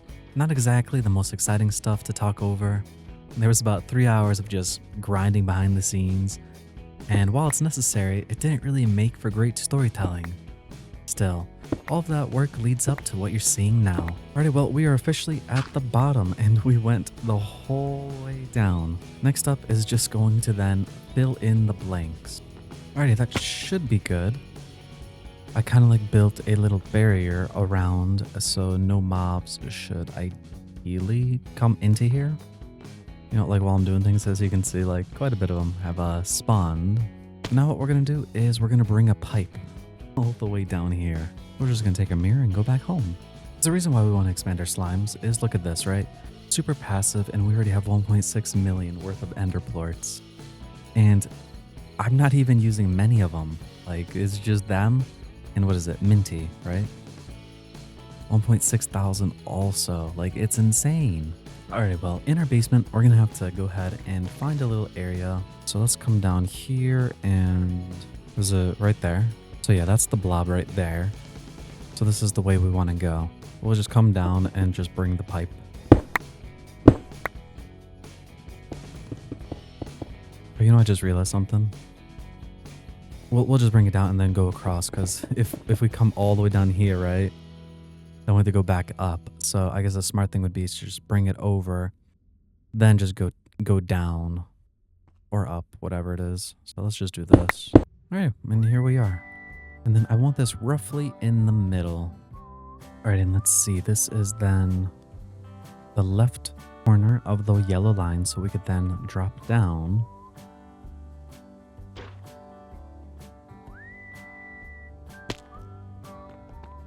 So right here. And just bring this up. Oh, there we go. So the bottom is now connected. Now we just bring this to the top. All right, well, that's the top.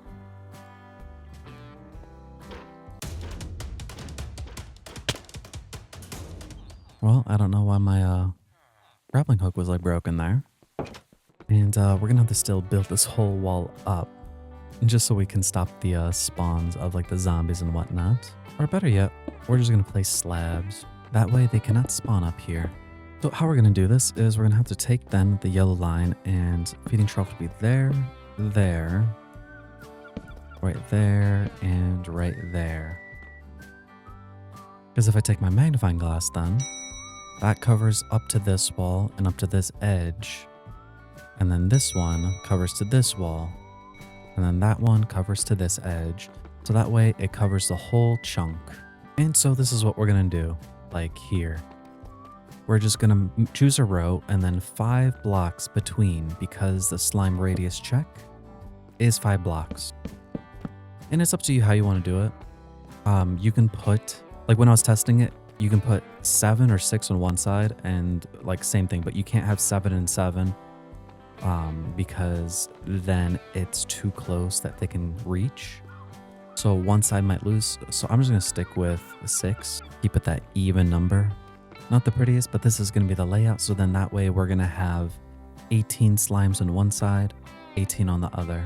Now we just got to import stuff into the feeding troughs. We're going to grab our exporters, place them inside like so, hook them up, and we just go ahead and in each of these put in the amethyst shard or whatever your slime's favorite food is. That way all of them are now getting that. And it's probably going to be overkill. I probably don't need that many amethysts. For me, that will be fine. Now we're going to have to think of the chest location. So because it can do 5 out, so 1, 2, 3, 4, 5. Right there, and then 1, 2, 3, 4. So right there. Gotta make more sophisticated barrels here. And you know what? We're gonna actually put it down 1 more. Just so it has a little overlap for when we go to that gap, because I need to fill that in. But until then, it being out by 1 more wouldn't be the worst idea. And then what we gotta do is we're gonna count up 5 and then place it. So this is 1, 2, 3, 4, 5. And this is where the barrel can actually be. And we're gonna have to make more magnets. Okay, place that in there. And then we can go ahead and just break these. And same thing. 1, 2, 3, 4, 5. Place barrel down. And place a magnet. And up to you, you could leave the blocks. You can get rid of them, since the slimes are only going to be on the sides, so we don't need to really worry about them. Next up, we're going to want importers inside of those barrels. These down here can go away. So importer on the bottom, or it doesn't really matter what side you do it on. And quite simply, you just connect it. And this is done. Now if we put anything in here, There you go. Went away. And so that works. And then in here, we got our amethysts. Next up, we just got to bring down our slimes now. And I just realized I got feeding troughs. Glad I just realized that now. I meant to put in the slime ones. Let's go ahead and do this. Then type in plort and just do our throwaway ones that we don't care about. We'll just use bitwise. There we go. 4 of them. There you go. Amethyst is now feeding into them. Now we can place down our slimy boys. There we go. One's on there and he will be fed eventually from this guy. And then we can go ahead and just throw it in there. But we're going to have to turn off our magnets as well as turn off this magnet. And they're going to turn into the minty boys. There we go. Just don't get close to them because they will take a chunk out of you. And then we can turn that magnet back on. Now is the waiting game. We're just going to have to grab our... Goodness, everything's so loud. We're going to have to wait for the ender slimes to grow. So we're probably going to make more slime incubators. Alrighty, 10 extra incubators should be more than enough. We're going to go ahead and break this.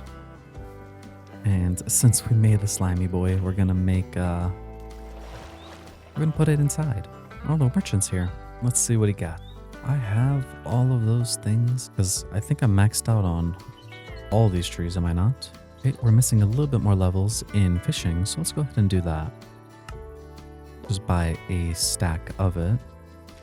And there we go. What we want is, I'm going to do the double fish because that way our smoke fish, right?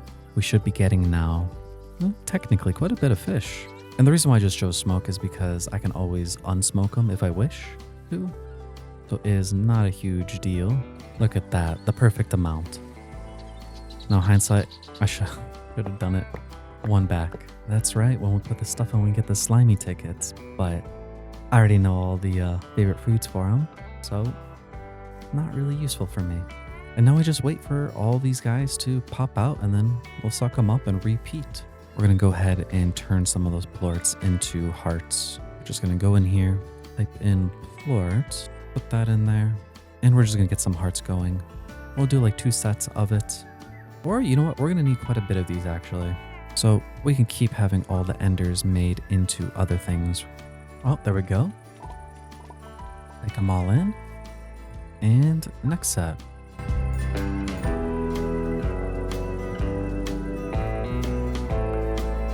Alright, that's the next set done.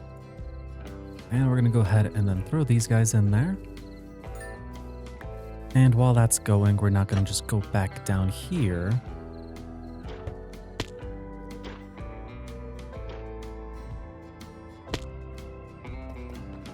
And place them down. And there we go, that's that set done. Took me a little bit, so let's just go back up.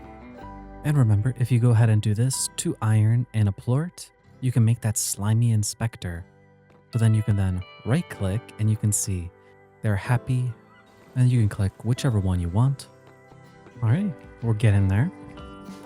And with that set done, we're gonna now wait for our hearts to slowly kind of pick up. Alrighty, they are completed. Now, all we gotta do is turn them all into the minty guys. As you can see, they are still happy. And then if I even go ahead and use that slime checker, you can see they're all squelching around. And so that is 36 of them in an area, which all these, you know, feeders and barrels, that is nothing in the grand scheme of things. Now, all we gotta do though, is just, we're gonna grab 2 blocks, just so visually it's easier to see. But you can go ahead and then just count out like from there. So that's 1, 2, 3, 4, 5. And then right here would be the next layer.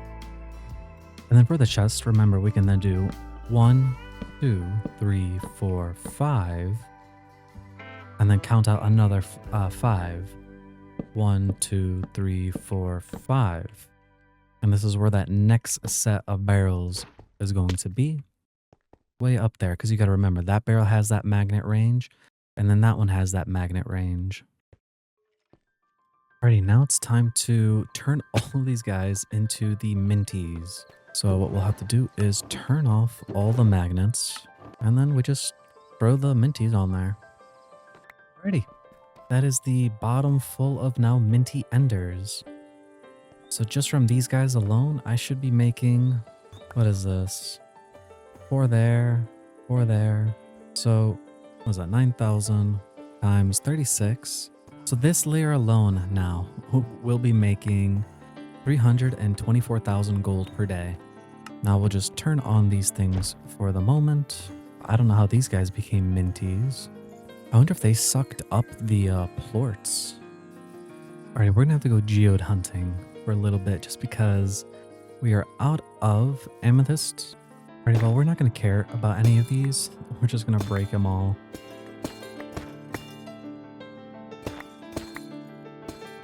Alrighty, and that's quite a bit of blocks of amethyst already. So that should hold us over for a little bit. By the way, for most of you guys, since you're probably like late like me, sometimes your system's not going to work for some reason. So that's why I always leave one cable. Because then all I do is I just break that one cable, put in a new one, and all of a sudden all the systems will work again. See, for these guys, we're going to want bitwise. Go ahead and turn off that magnet. And this is the only annoying part right here. It's like we just built ourselves a tar. Maybe the smart thing to do is to build them higher and then bring them down. Like do this, feed them that.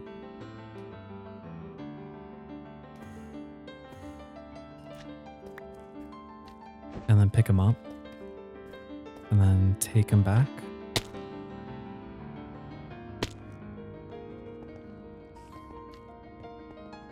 Maybe that's the way we can stop the cars from down here. It was only those two, right? Because you gotta be careful, because if they get loose, they're gonna just go ahead and kill everybody down here. I guess that is the one problem with the ender slimes then. The fact that they can teleport to the things. But it's nice that you can pick them up now.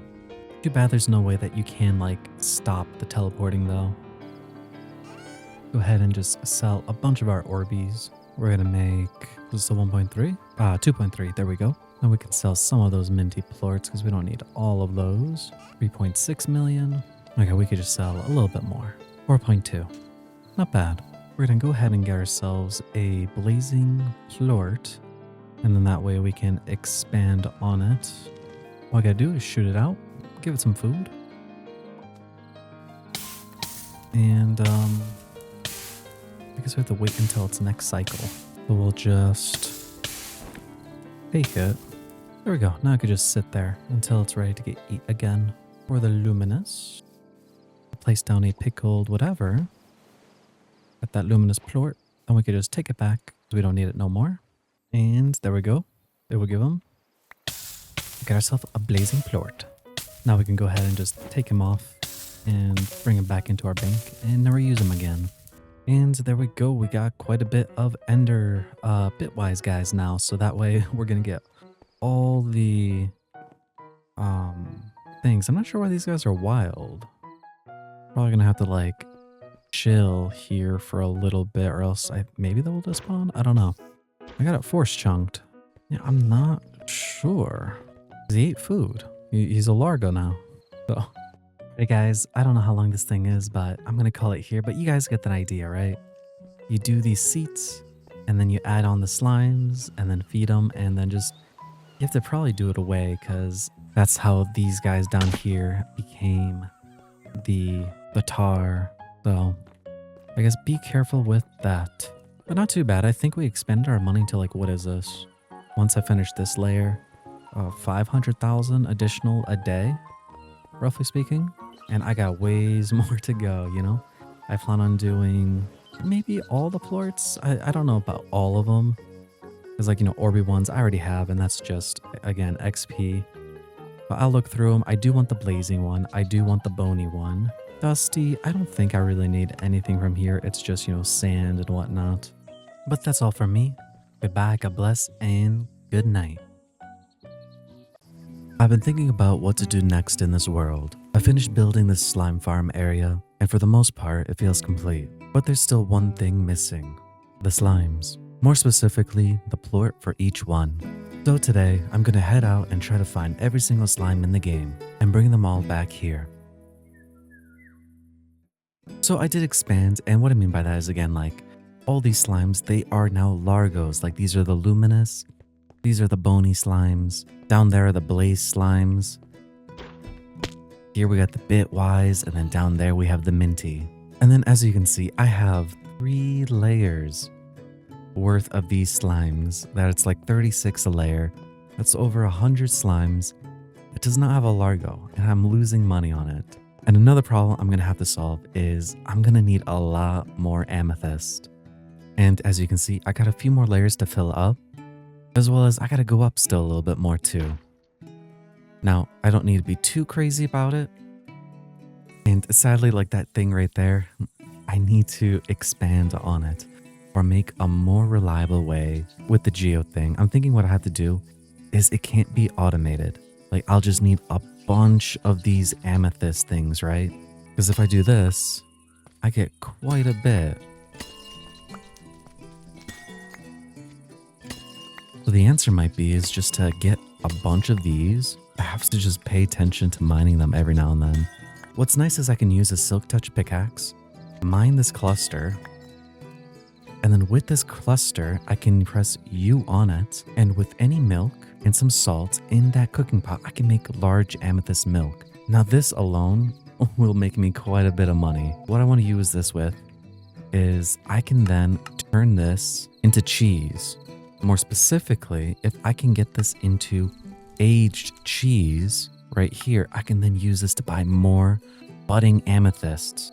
And you can see you can make a lot of money if you have that silk touch pickaxe. Because remember, each one of them, as long as they're fully grown and use the silk touch pickaxe on it, that's 3,000 gold that you can expand on. So let's go ahead and do this. We're gonna come to our cooking pot, grab a salt, grab some milk, and we have a lot of like just milk in general we don't need. And we're gonna go ahead and get our amethyst clusters.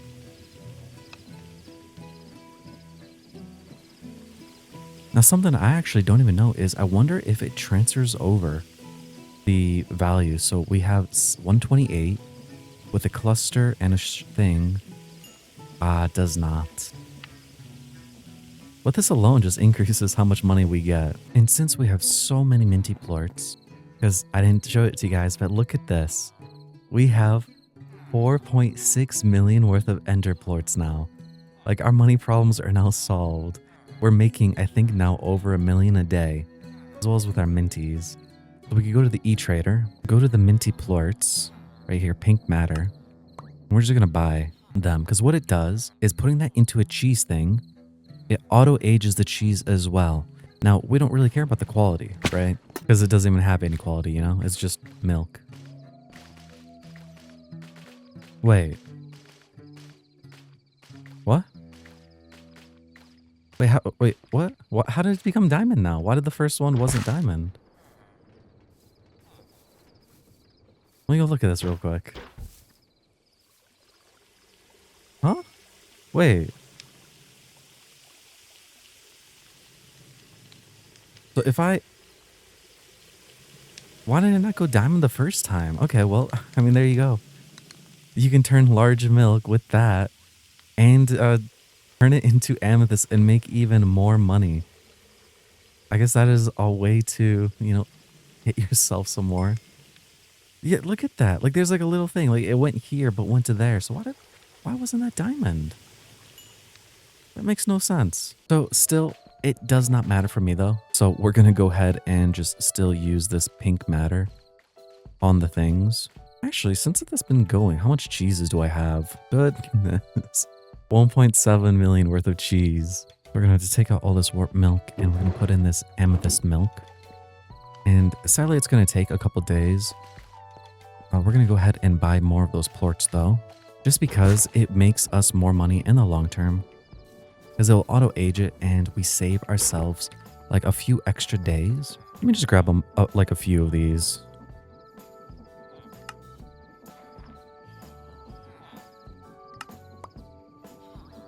There we go, 44.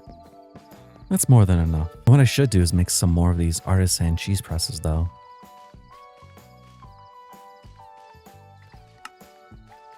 Oh, there we go, 64. That's enough. Alrighty, well that solves most of that stuff for us then. I think what I do want to do is get a few more artisan hoppers for each of the machines, just so they all have their own dedicated area. Though that's going to be a little bit before that happens. But doing this did solve the immediate problem. Hopefully then we're going to get ourselves a lot of amethyst things, and that way we're going to then build a nice farm out of all of it. Time for then the slime stuff. We're going to go ahead and type in slime, and then let's go ahead and just do this. Since we have favorites on this side, we're just going to get rid of like a line, and then we're just going to start adding all of these slimes. And I'm just doing this by hovering over it and just pressing A. And that is all of them. Now I'm just going to go ahead and look through all of them. So weeping, we have that. So then we're just going to go ahead and get rid of it. And that's what we're going to do just through the list. So I lied about, I guess, all the slimes, but I do have a separate video showing how to get all of them. All I'm missing is the all-seeing, the bear slime, the golden slime, mechanic, prisma, spark cat, and the sweet slime. So a few of them are craftable, where we can use like the luminous and the webby, the bear heart, right? Like a few of these are craftables. And I think I got lucky with mine over here as a reward. Let me see, is there any extra rewards? No, I have all the other ones. So we're gonna go ahead and build this webby slime. It takes about 6 minutes to grow in the incubator. Into a little pit stop, but I finally have enough truffles to get in my second truffle thing just going. And it looks like I have quite a bit more. So it looks like I'll be able to expand to another one. Because again, I'm expanding by stacks, guys, right? So for instance, like right here, this is quite a bit of them. So then that means I can then go ahead and like throw all of that in there, right? Because that means my daily is getting quite a bit that I'm not gonna, go through all of these. It only processes, I think it's like every 8 minutes. So there's a lot of Minecraft days and I have a lot of pigs. So I wasn't paying attention and he's not here. And I think he climbed up somewhere, right? Oh, there he is. Okay, let's just suck him out. Okay, there we go. Man was hiding in the corner. Okay, we shoot him out, and then we give him a vegetable, which he likes. Okay. And then we can just suck him back up, and we're going to need a seat. Oh, no. I forgot he can climb. Okay, hopefully he sits in his seat. Okay, there we go. Now we just need to wait and get one plort, and that's all we need. With that one plort, we can then expand our other slimes. You can get angry, we don't care, because again, we just want the plort. And let's see, for the all-seeing, we're going to need luminous, which we do have, and we're going to need a webby. So we're going to need at least 16 more plorts to get the webby. So we're going to have to wait on the all-seeing. For the bear, we're going to have to get the honey blob. So that means an adventure is in order. If you grab your nature's compass, type in birch forest. Wherever that is, that's where you want to go. And make sure you bring a pair of shears, as well as the trusty horse flute. To find the bear slime, I need to travel pretty far out to a birch forest, hoping it has a honey golem. If it does, I can take some of its honey blobs. Traveling like this always reminds me how big the world actually is. Most of the time, I'm focused on getting somewhere. I don't really stop to look around. But right now, we're standing on a mountain, watching the sunrise. Cherry blossom trees below us, and for a moment, it feels like there's nowhere else I need to be.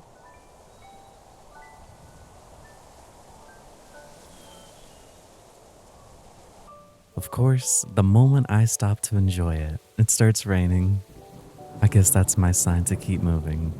Now there's only one problem though that I'm facing. All this stuff on my map that I've already explored will not have any of the new things. So I have to go into like these undiscovered lands all the way over here to potentially find one of the new things. So it looks like I'm traveling again.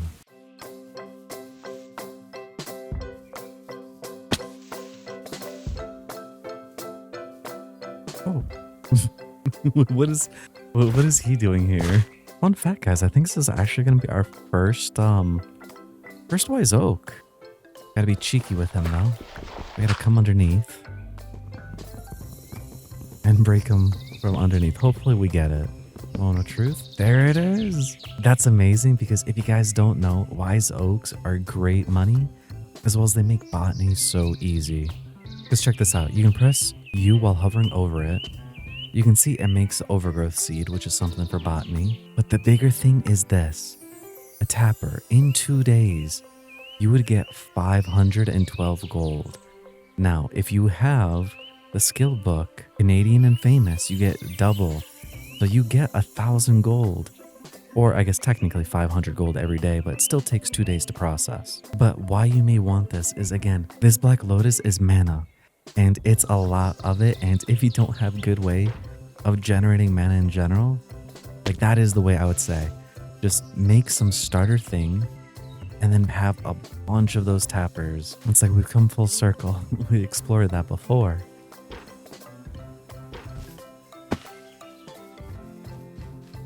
Okay, being a little further away now, let's go see if we can find a new birch forest.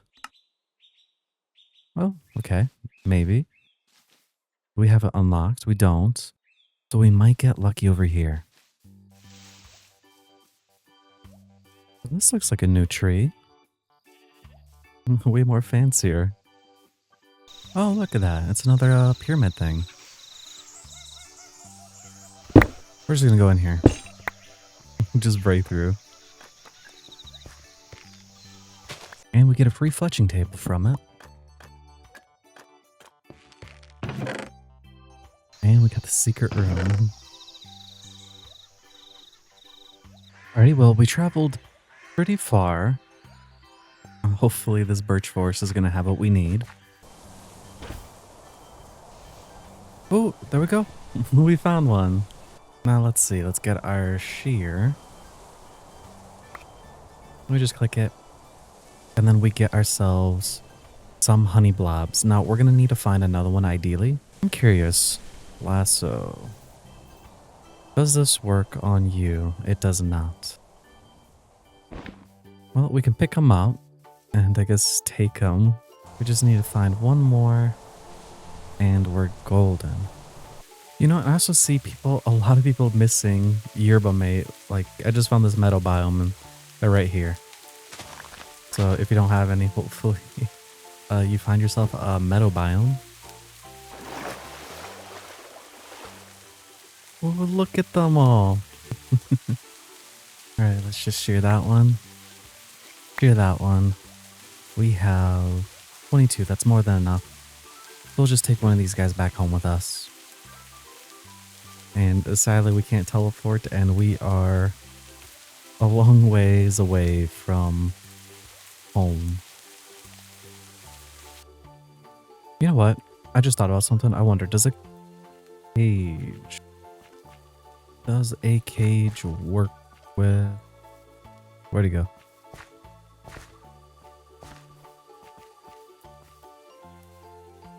The man did not despawn on me. Where'd he go? Zoom in on the map. Oh, he's right there. Trying to hide. He doesn't want to... only small creatures. And there it is. Home. I'm just going to place them over here with our other bees. And then we'll just get an azalea. Just in case for their own bees, they can hop in there. Alright, well, we starved this guy out. Oh no, he wasn't in the worst chunk, of course. So sad. Okay. Well, we can at least wait for a little bit more then. We can take our honey blobs and then we need to put them in a plort press. Here we go. Place them all in there. And then after some time, we're gonna get the little bear heart. And then we can take this guy off the list. Alright, we can throw the bear heart in the slime incubator. And while we're waiting for this, we can actually go ahead and look up the bear stuff. So you can see the diet is honey. It's dominant and friendly. So it's gonna follow nearby players. But the problem will be this. Basically, it's kind of like the picky eater, right? Where it's only gonna ever eat from its own diet when turned into a largo. Now, the bear's favorite food is crystallized honey. Now, we don't have any of that at the moment. I will probably have to go in and make that in the future. But the bright side is the bear likes any of the honey stuff, which we do have some honey bottles, I'm pretty sure. Honey bottles as well as, does he just like, yeah, honeycombs as well. So it'll be a little bit longer before we can expand him. At least we have it. Now, since we're still waiting for the bear guy, what we're going to do is go ahead and see the other craftables. We're going to want the mechanic one because these plorts are amazing for create stuff because you get the andesite alloy, brass, and rose quartz without even like, trying for them. But what we're going to need is an Orby slime heart, which we should have plenty of. Well, we don't have plenty, but we do have the plorts to make it. And then we're going to need the magic bulb. So what we're going to do is we're going to go in here, press A on it, and then go in here and look this up. What are we missing? We can just make that.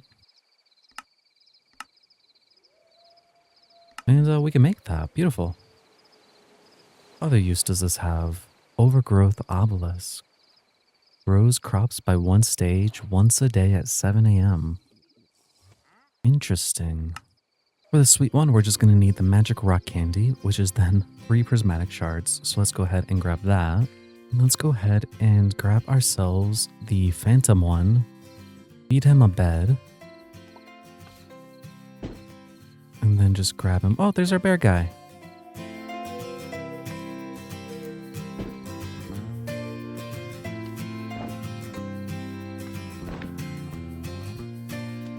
There we go. Look at him. But he's gonna follow us because he's friendly.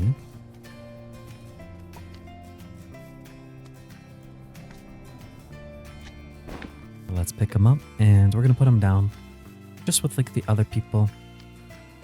And we're just gonna wait until they get ready.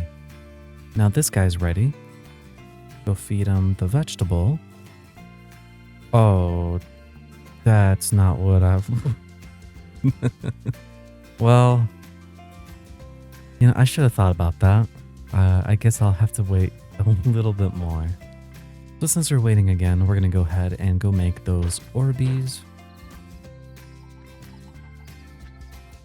Let's go to the barkeep and buy ourselves one of those things. There we go. Now we have that ready. So then we just put the magic rock on the top and slimy heart on the bottom, and then we'll get ourselves the sweet slime. Okay, I gotta turn off this importer real quick. And though I don't really need it, the ancient coin for the golden one, because the golden one's kind of sketchy, because if they get upset, they steal your money.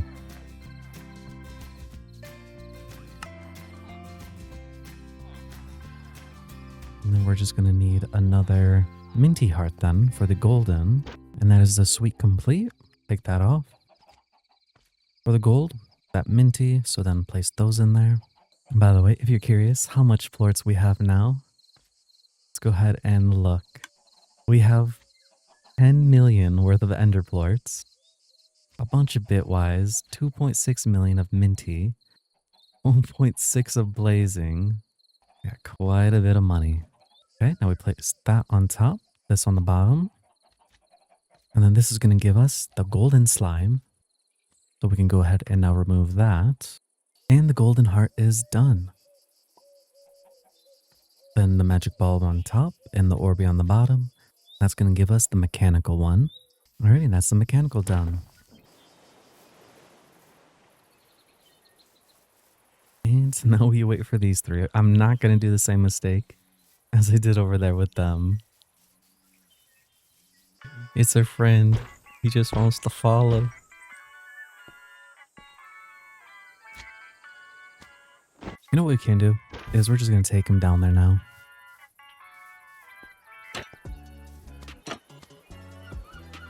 Hey.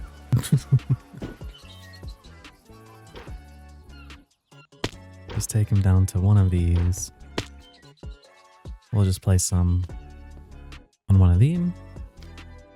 Replace that with honeycombs, and he'll eat whenever he's ready.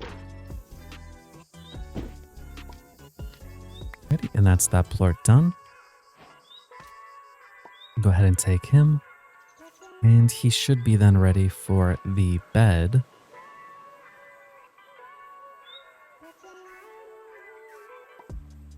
There we go, and that's done. And now we just wait for these guys. Oh, there they are. Alright, sweet slime. They eat fruit, so we can just give them an apple.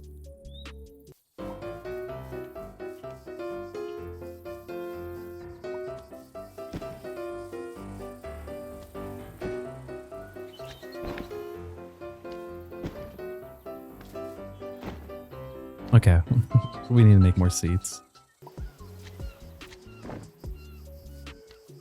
There we go. And now that is seated.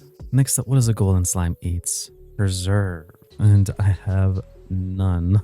Wait, I really have none? Surely I have some. Yeah, ancient roe. Is that not considered preserves? Thought it is. Made in the preserve machine. Guess not. And then the mechanic is ingots, so like iron. Actually, what is this guy's favorite food? I'm curious. We can use a slime ticket, right click on it, and oh, there he goes. It's right there. Wait, did he take it, but we still got it? Oh, it's lead. You're joking. You're not getting lead. You're getting iron. I wonder if that's like a... Can I do this? Oh no. I just gave him the whole stack. I thought I can like... I thought I got a glitch right there. I thought I could get back the slime ticket. I just gave him a stack of iron. Okay, well he's gonna wait there now. Alright, well with them waiting, let's see. What do we actually need with the preserving jars? Like we could just throw some peppers in there. Okay. And it looks like all my koi fish, or most of them, required the plums. Do I have any plums? I do. Okay. This does remind me, I do need to actually invest in more koi fish because of all the ender plorts. And I actually thought about this one too. I know I got mitosis to get more fish retrieved with the hot hands. I'm thinking I might go with the scum collector. So then, as long as I stick a sea biscuit in there, right? I have higher odds of getting amethyst stuff instead. Because how much is a sea biscuit? It's smoked shrimp and sunlit pearl, which doubles the chance of non-roe. How many shrimp do I have? Not a lot. We're probably going to want to expand then our crab cage setup. Let's go ahead and make some more. And then do pearls. 35 crab cages. That should be quite a bit. And that will actually save us in our endeavors. Because what I do want to do in the future is have way more bait makers and each one have its own fish. Like for instance, you can see this is Neptunia, tropical, magma, and so on and so forth. And with those, then I can slowly expand and never have to, worry about fish again. And also while we're on the topic of fish, I did end up making the autoworms and hook them up into the importer. I made myself this setup, though I don't ever think I actually told anyone about it or showed it on video. But basically it's like whenever I need precise components, this is what I just used. Like, you just grab yourself a silver sheet, put it in there, and then it would just go down the list. And make it, and then in here I put the filters of, like the incomplete, the next one. So this one gets deposited, into our system and then right back to it.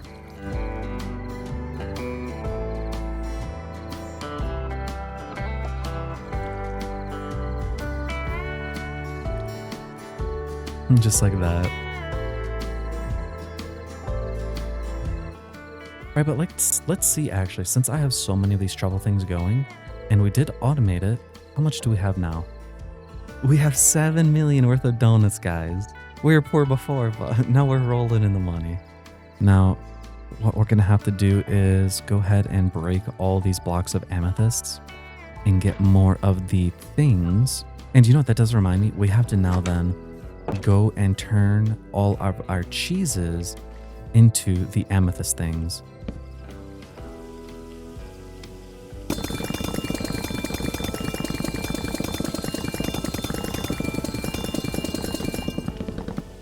Oh, now that is interesting. Maybe I should do this instead of breaking, because it's a 1-to-1 right there. Instead of me manually doing that. Let me see. Compacting drawer. This guy, storage smith. Are you kidding me? I could have saved myself however many long just sitting there breaking that thing. Let me see. Compacting drawer. Buy that, and then we're gonna want some upgrades to it. I'll just buy 2 of those or 3 of those, I guess. We'll just take this downstairs. Not needing it completely yet, but we can just place that there. And if we do that and right click all of that in there, grab ourselves the functional for the configuration tool. And then we want to lock that so it stays like that.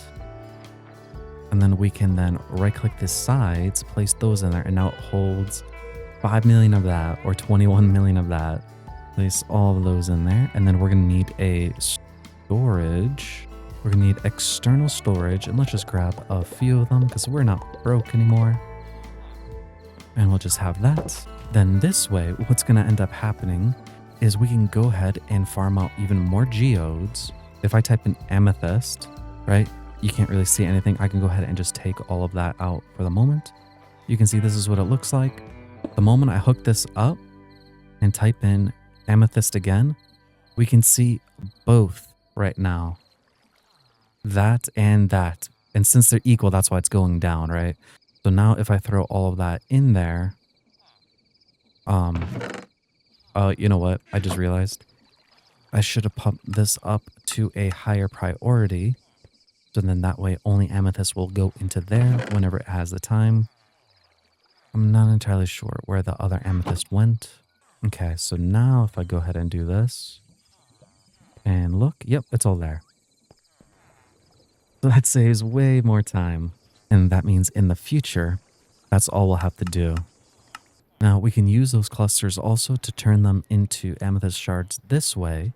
And this isn't actually that correct. But time to then expand this over here. So let's go ahead and just look at our chunks real quick. And we'll just go ahead and add them down the line. And let's go ahead and see if we have any hoppers. We do. And we'll just connect them underneath. Oh, not there. But you know what? Let me take off depth striders and the swimming. So just so I'm not, flying through like crazy. And then we're going to need exporters, and we're going to need to make a lot more of those. And then we're going to go into each one of them, and we're just going to put in crab bait.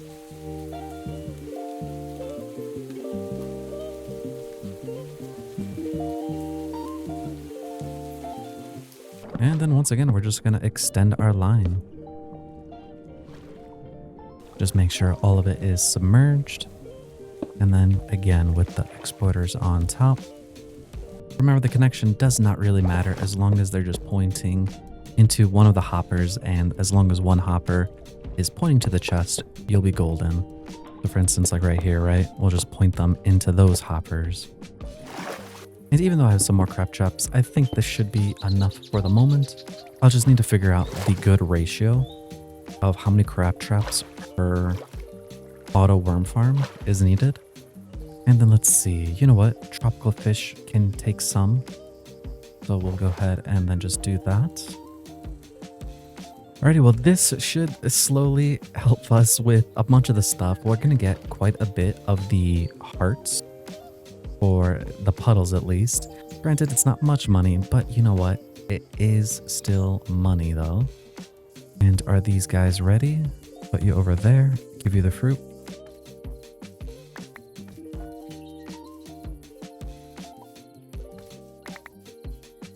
Alrighty, that is done. So let's go ahead and then take you. We can put the sweet one away.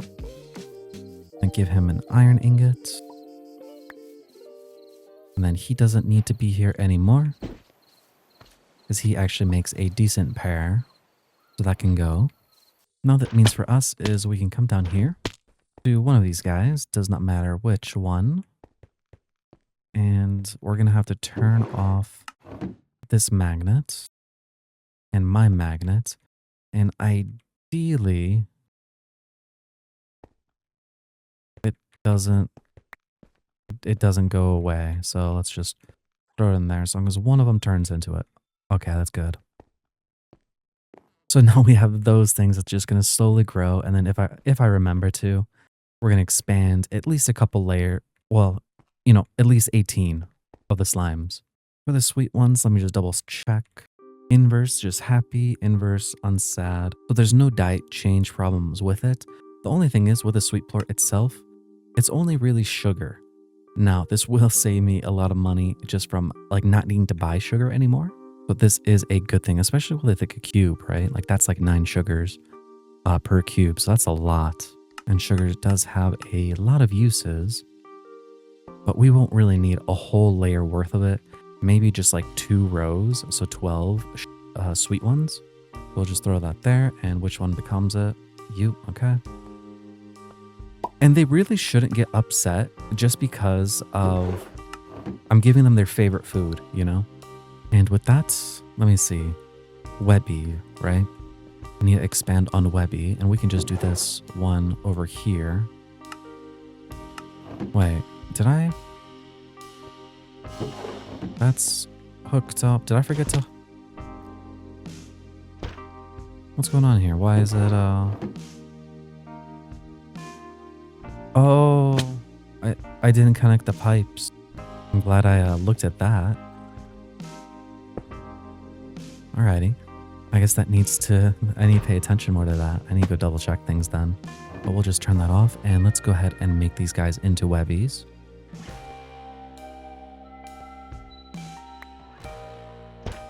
Probably gonna be easier to just drop it from above.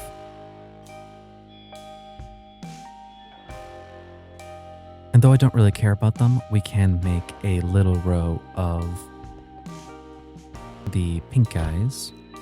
Oh, that does remind me. Let me go turn this magnet back on. Okay. 6 should be more than enough because I don't really care about the pink ones. The pink ones don't really have much use for me. There might be some like weird thing that we could do with the game disc, but with how rare it is, it's not even worth it.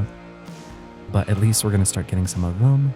We do have quite a bit of Orby ones already, but maybe I'm going to go tear down that whatever tower so we can go ahead and just make an additional like 6 here.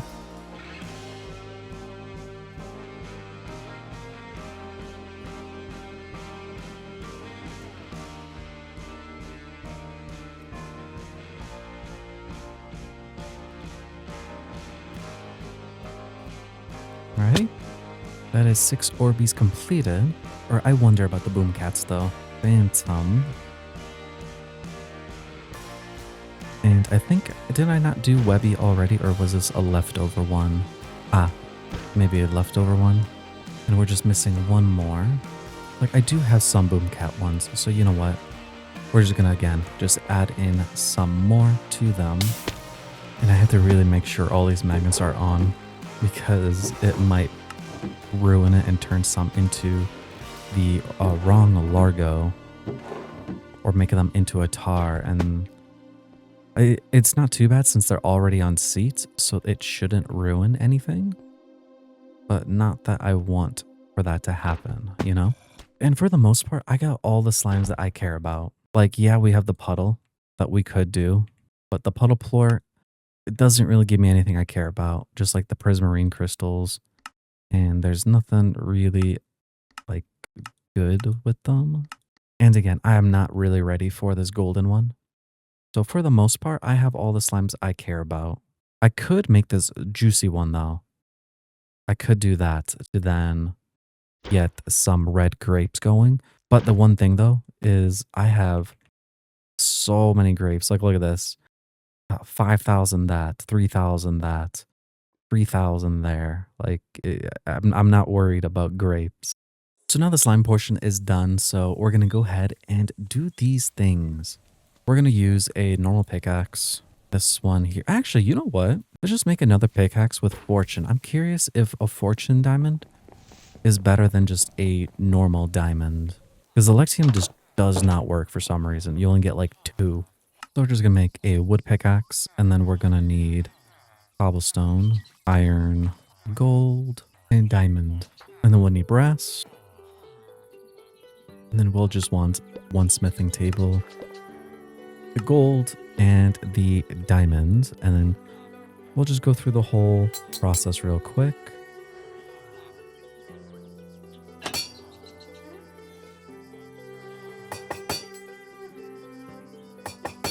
And diamond is secured. And now we need to find a fortune. There we go. And let's go ahead and enchant this real quick. All right, so let me just see from this hull alone, how many do we get from our diamond pickaxe with the fortune? Right. 28. I can't remember if that's good or bad though. That's 24. So if you haven't gathered, it's already pointless to do the grinder with those clusters that you get from the koi fish. You're better off placing it and gathering it, because in the crushing wheel, you only get like 7 or 8. And mining it with a diamond pickaxe gets you like 3 times that. So just from these alone, we've got 700 of them. So then with all those clusters, we can turn into other things. But we're going to take our aged amethyst cheese that we made, and we're going to make more of this. We're going to go to the e-trader, and then right here, budding amethyst. We just got 35 of them. All right, so let me see. We have 25 normal. Okay, I just don't understand it, man. Why did it not do it the first time? All right, throw all that stuff in there for our second set. And what I want to do is we're going to go ahead and change this up. I think right here I'm going to do it. It's not going to look pretty. Plus I'm like thinking, like, I think the sides are considered blocks too, so it can't even be like right here on the edge. It has to be like there, and it's growing there, so it has to be like the iron sprinklers where there's a 2-block gap between them, and then nothing can go there. And then same thing, 2-block gap between those two. But if I do it this way, it should be so much easier to go ahead and mine all of the things. We'll just have to make this into a forced chunk. And then mine underneath. Oh my goodness. Okay, and then we cut it. And then we paste it. Alright, I hate the cut and paste tool. I'm very bad at it. So let's just focus and do this properly. And then just mine all the stuff underneath.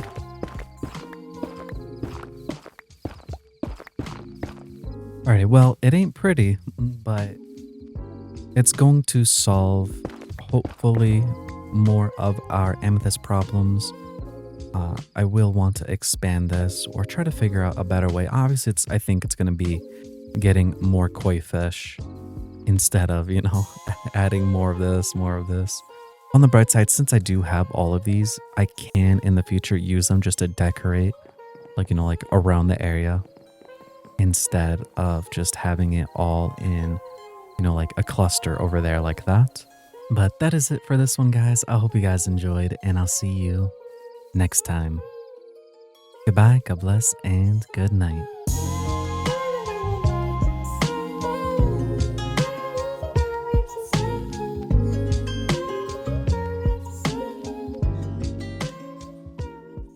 Alrighty, guys. Well, today I think what I want to do is automate some more stuff. For instance, always forget to go do my fruits over here. So chances are what I want to do is get maybe all the fruits in the game, like the trees or whatnot, kind of do something like this and then get enough deployers for every single one of them. So at least I'll have some sort of like, passiveness for the fruits. Let's go to the market. I think I have like certain ones already, but we'll just buy, the lychee, the banana. I think we have peach. Do we not? Yeah, we have the peach already. We don't have cherry. We have apples. We'll want mangoes, oranges. We have plums. We have dragon fruit. I don't think we do. We'll take it. We have star fruit. And then these down here do not worry us. Okay. And then let's go to the master cultivator. Let's see, cherry, plum, dark fruit, star fruit. I guess this is all the trees. I thought there would be more. Let's grab some shears and we're just going to add it to the list. And then we just kind of force them up. And then we break it. All right, that done. Now we got to do the mango, the orange, and the dragon fruit. And you know what this does remind me? I need actually the cinnamon one as well. So I'll go look in that enchanting trader here in a little bit after I finish this set. Then let's see. So I did have one cinnamon I bought, the hazelnut I bought, the lemon, the pawpaw. So I believe that's all of them, is it not? Sap. Oh, we're missing the passion fruit one. And it's only a prize machine reward. So we could get more prize tickets if we have the capitine fish or whatever the heck that's called at 8 population, or prismatic shards into prize tickets, or 10 geodes into prize tickets. It looks like the geodes is probably going to be the more sustainable one, because I'm pretty sure the baker does have a limit on the stuff that you can buy. This sweet cake, how many can I buy? Oh, maybe it doesn't have a limit. No, I guess not. I take that back. For the cinnamon tree, always be sure to like mine the bottom one out, because there's always 3 of them. Alrighty, well, I was spacing out there for a second. But you know what? I want to test out if a deployer with the cornucopia would actually work. And then let's see. Let's just do it up here. Right? Yeah. Water wheel. Grab some water. And then out. So I do it like that. Then we're going to need a wrench. Tap the bottom of it. And then we'll just go here. Okay. If I give it that, what does it do?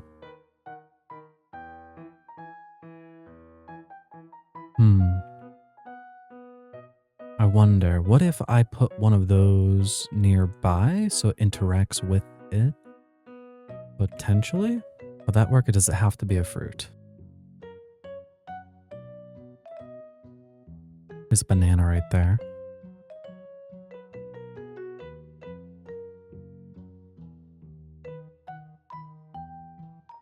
No, it only does it individually. Shame. It could have been so good. I mean, it won't be a problem to just have like a deployer on each one, but like getting a bunch of deployers for each one just sounds awful. Because like, what is that? That'd be like 1 deployer per fruit. So this right here would be like 64 deployers. Does redstone do anything to it? Like other than does it just like stop it? What does it do in attack mode?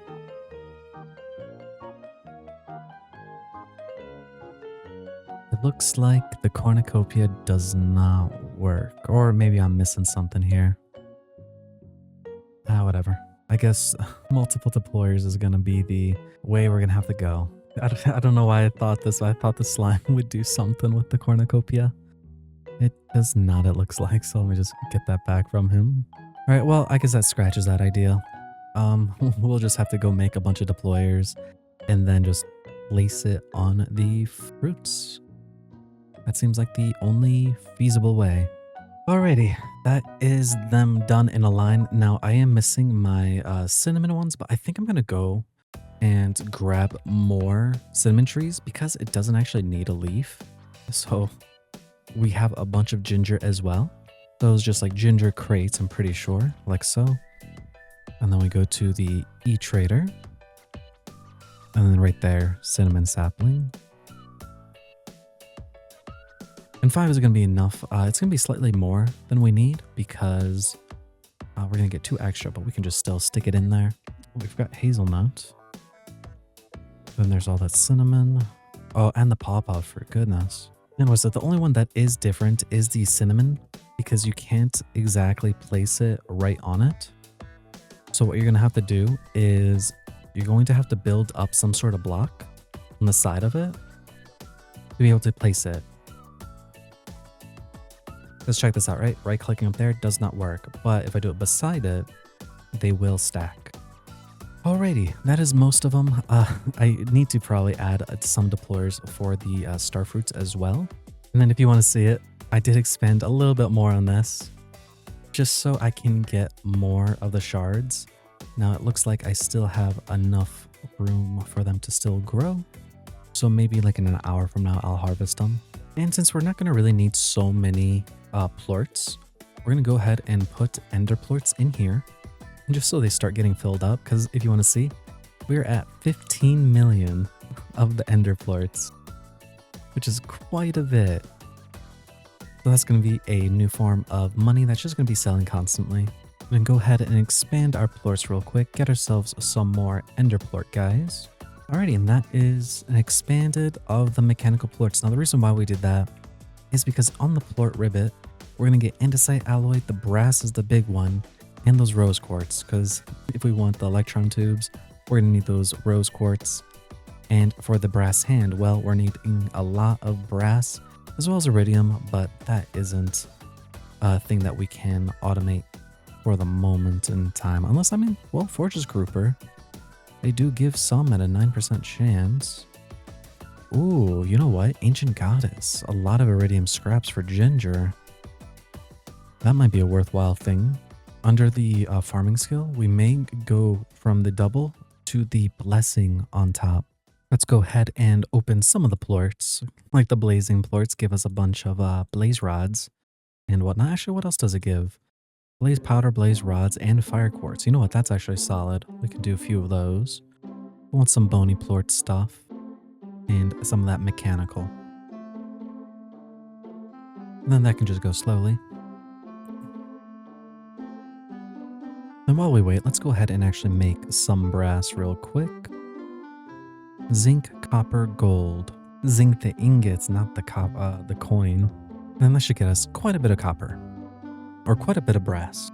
And then for that iridium, let's see if we can check out the goddess statue and see what she's actually selling. Because if you didn't know, the seller guy works in batches. Let's buy a 1,000 or a 1 stack of that. And then we're going to have to go to, okay, and then we want farming. Correct? Yeah, farming for that one. Alrighty, is that enough? Bam, bam, and then bam. Yep, there we go. Now we're going to need a goddess statue. And I remember I did mark out somewhere on the map where the goddess statue was. 591. Let's see, find over there. So we're going to run over there real quick. I'm not sure why I marked it and never grabbed it. Oh, what the?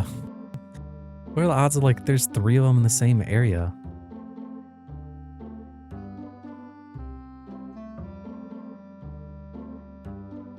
Okay, that caught that one.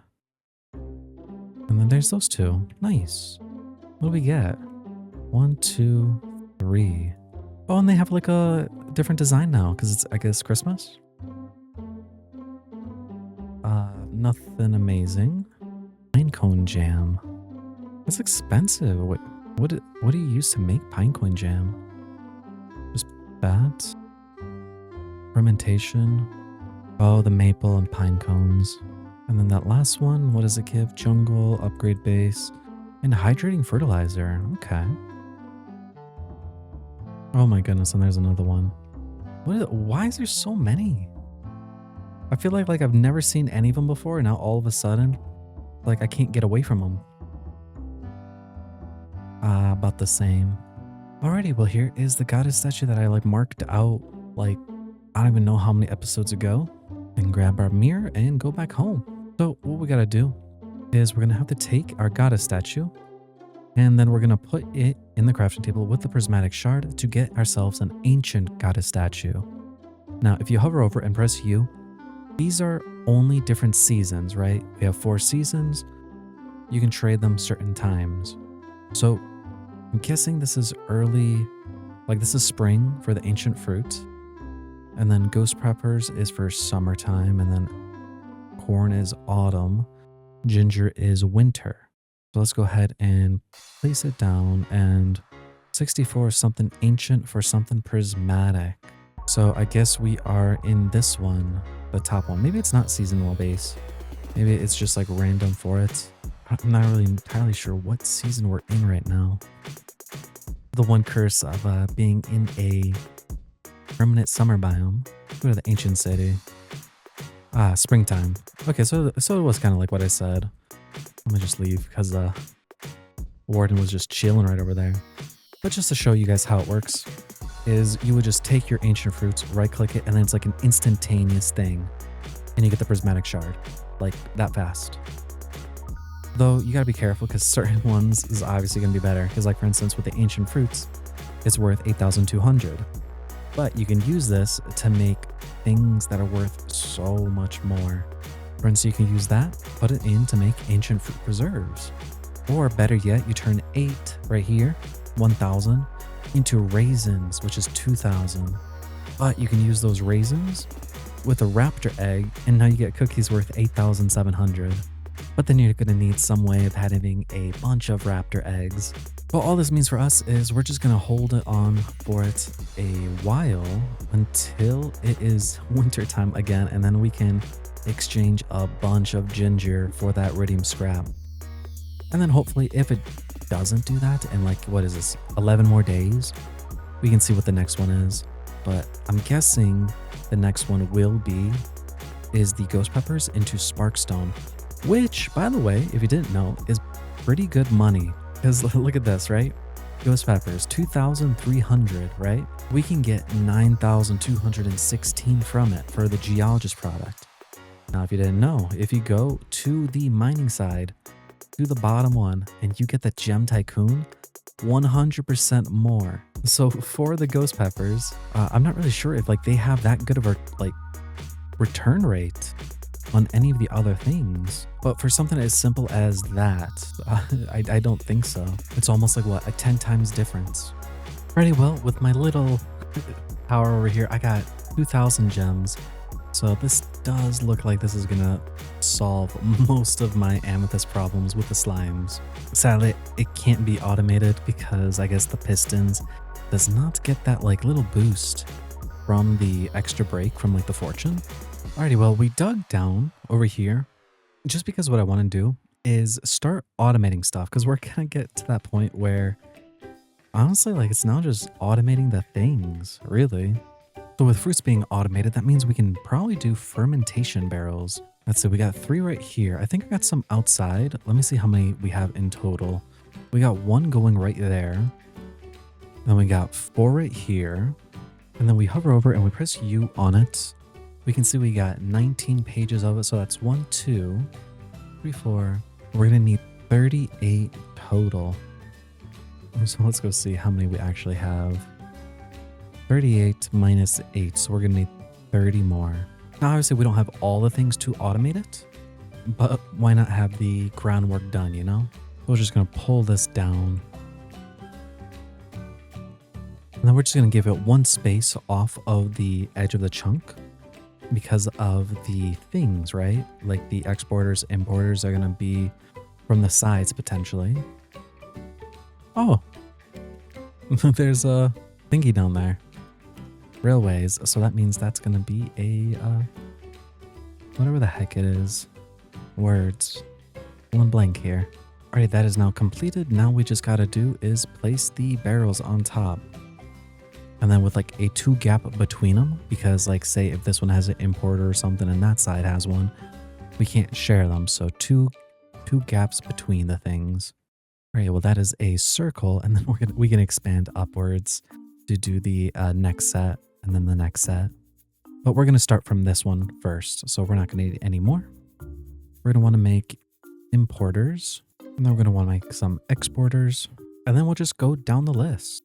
Let's grab one more fermentation, and then let's just look at the U for the recipes, and then the first one. It is blueberries. Let's go ahead and grab ourselves a phone, and then we're going to want to buy wine. I think that's in the farmer guy. That's who it was. And then we just buy a few of those wine bottles. And then let's see. Is it this side? Okay, that works. And then we wanted blueberries. Does this side work for the blueberries as well? Okay, nice. That works as well. And then the top, it wanted white grape juice. So we have a lot of red. You know what? That means we're going to have to make a grape juice setup for each of the grapes. One for red, one for white, one for the 2 nether grapes as well. Alrighty, well that makes all of them work now. Now we're just going to have to set the grapes, set the things, and then the most annoying part will be putting in the baby slimes. Alrighty, well that is the grapes now done. Now we gotta go get ourselves some slimes that are outside the pink ones. Alrighty, and that is the second layer done. Now we just got this last one down here.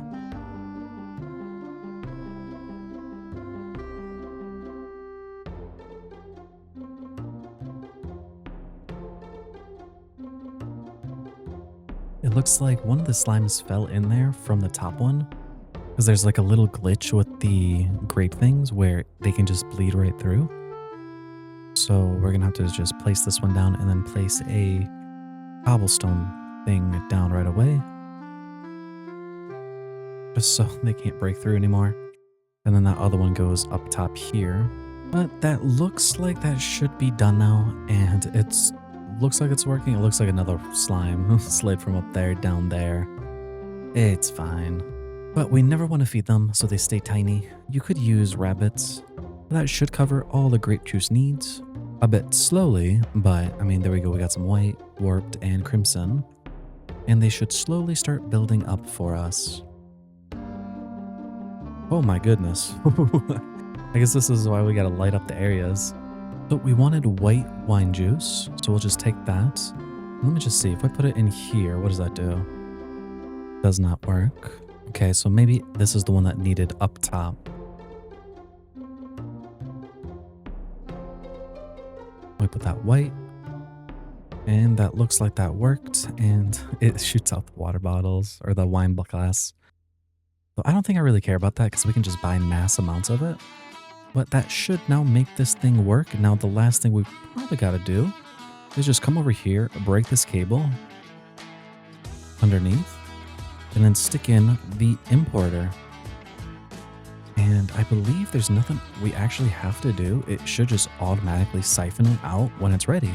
Now the little problem will be is we're going to need to get that buffer, but with it being 9 minutes or 10 minutes per wine thing, it should slowly build up. Okay, well that one's done. Page 1 is done.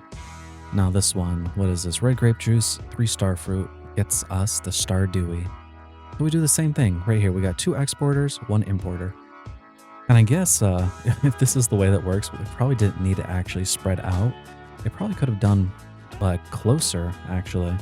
So I guess just 1 space in between would have been more than enough. Normal wine bottles and star fruit, and then that should slowly work for us there. And then we're gonna need red grape juice. We go to the top and put in that red, and that looks like it's crafting. Wonderful. Alrighty, now this one is done. Let's go ahead and make the next thing. Actually, no, this is the one that we won't be able to make. Rabbit's foot and all. Maple syrup though we can do, and that is apple juice. Let's see, maple syrup. Put in that wine bottle. And then up top, we want apple juice. Looks like we have a bunch of apple wine. Actually, wait, is that what this one's making right here? Okay, there's apple juice. There's some more apple juice. Some more. Alrighty, well that then solved the apple juice problem. So then hopefully, yep, there we go. Goes in there. Alrighty, well that is the lineup right now. Gonna have to make more exporters. But let's go ahead and just link everything up right now.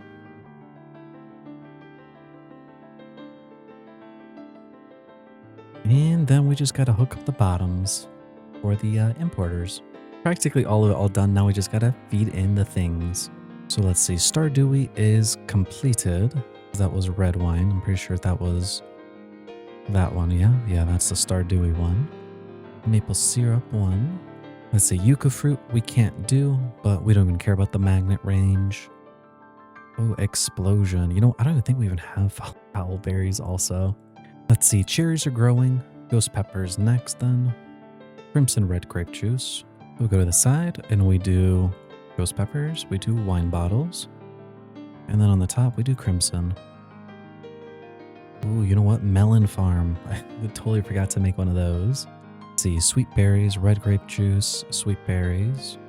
And then this was sweet berries. This was then wine.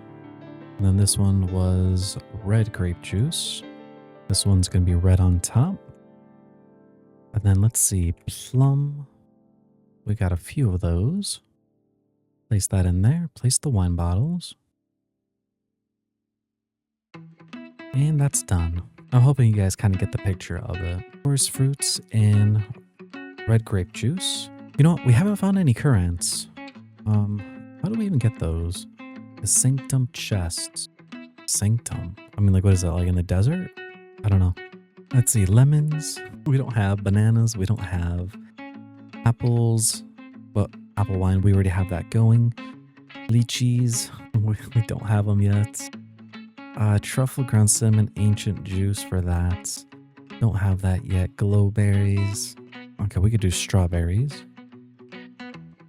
So up here goes red. That goes wine. And then let's see. Strawberry. In it goes.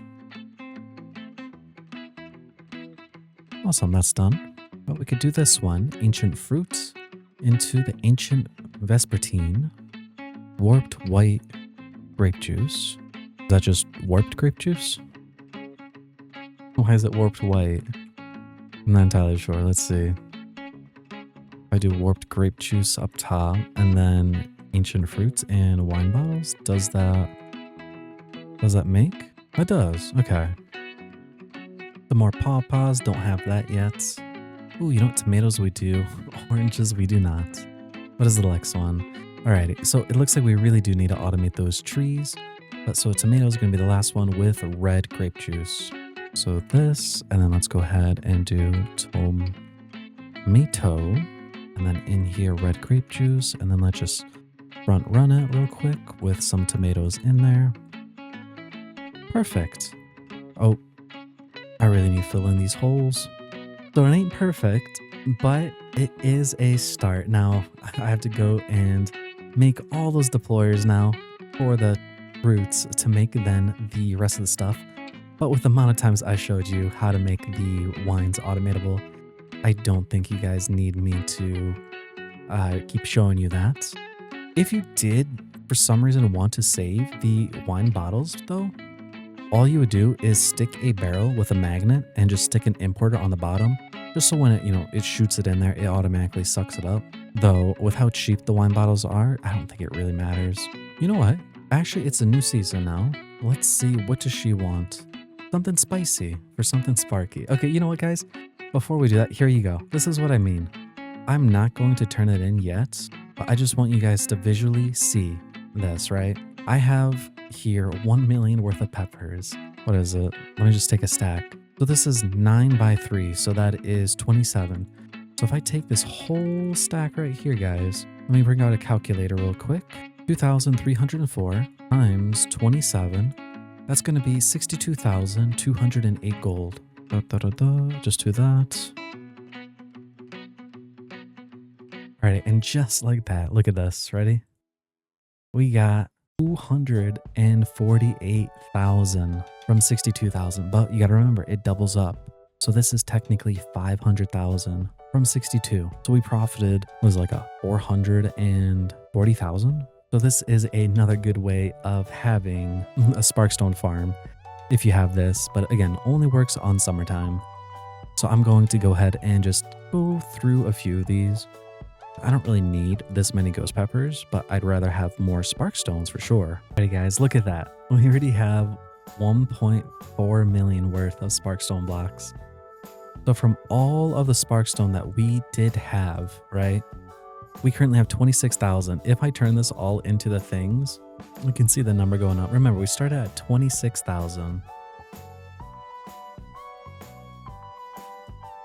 So from a little bit of peppers, guys, we just doubled how much sparkstone we had. So frankly, doing the ghost peppers might be a better way. Because what is it?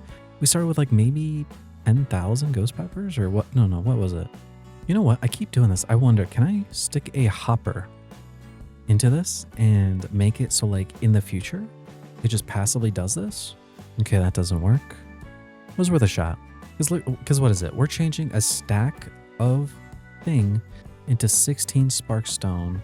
So we're turning one stack into 2 stacks and 16. That's a pretty good investment, guys. And let's see, I do have 21 relics. Let's see what I get.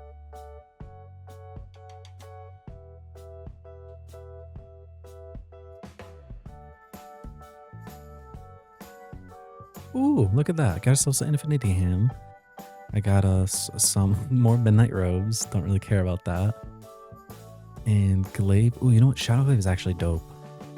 And you know what? Since we do have infinity ham, that does unlock ourselves the ability to finally use the... That unlocks the ability to finally use the diversity stuff. If you guys don't know, I just made a video on it where you can get quite a bit of things. So this book right here, you can read it right on that 1 diversity. But for those who just eat properly, you can get up to 40 and get yourself 10 more hearts, get yourself a little bit stronger, give you armor toughness and speed. Now, the easiest way of doing it is having the infinity hand because it doesn't go down with it. And what we can do then is we can go ahead and look at our prismatic shards. We can just get 3 of them, go to the e-trader, and I don't know why my character did that. Sorry, my bad. Not the e-trader, the barkeep. Buy this magic rock candy, and then because I ate the stuff there, it does not. I'm not hungry right now. But when I can eat this. I'm gonna hit instantly 100 and whatever, 136 food diversity. I'm gonna gain all these buffs right here, and as long as I don't die, it's going to be great. Well, it's not actually a bad roll for a start, almost max. Oh yeah, guys, for sure, this literally solved most of my thing problems. Because look at this, right? I go to my backpack, almost 5,000 from this. And the slimes, like, they eat, what is it? 2 things a day. And I have like however many slimes, like a couple hundred. Maybe like 100 or 200 of them. I think like around 200. And so this covers it massively. And this is going to be our first harvest for the cornucopia for hopefully the new fruits. So what is all the stuff that we can actually do with it? Hazelnut becomes roasted.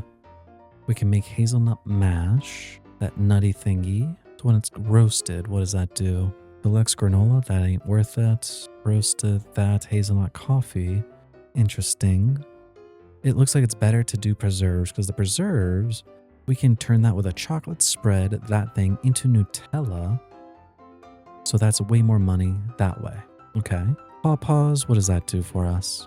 We can make an energy drink. We're already going to go make this nether fizz, which seems quite worth it actually. Can we use the preserves for anything? Negative. What about the dried stuff? Nope. So it looks like the best thing for the pawpaw is just that wine stuff. Cherries, make stuffed thingy, overnight oats, the preserves, the dried, invisible. I don't know, cherries don't look that appealing. Lychees, I remember, weren't that great anyways. Blood orange. Orange, nothing too interesting there. Mango. Same thing, it looks like wine is the better option. Same thing with the lemon.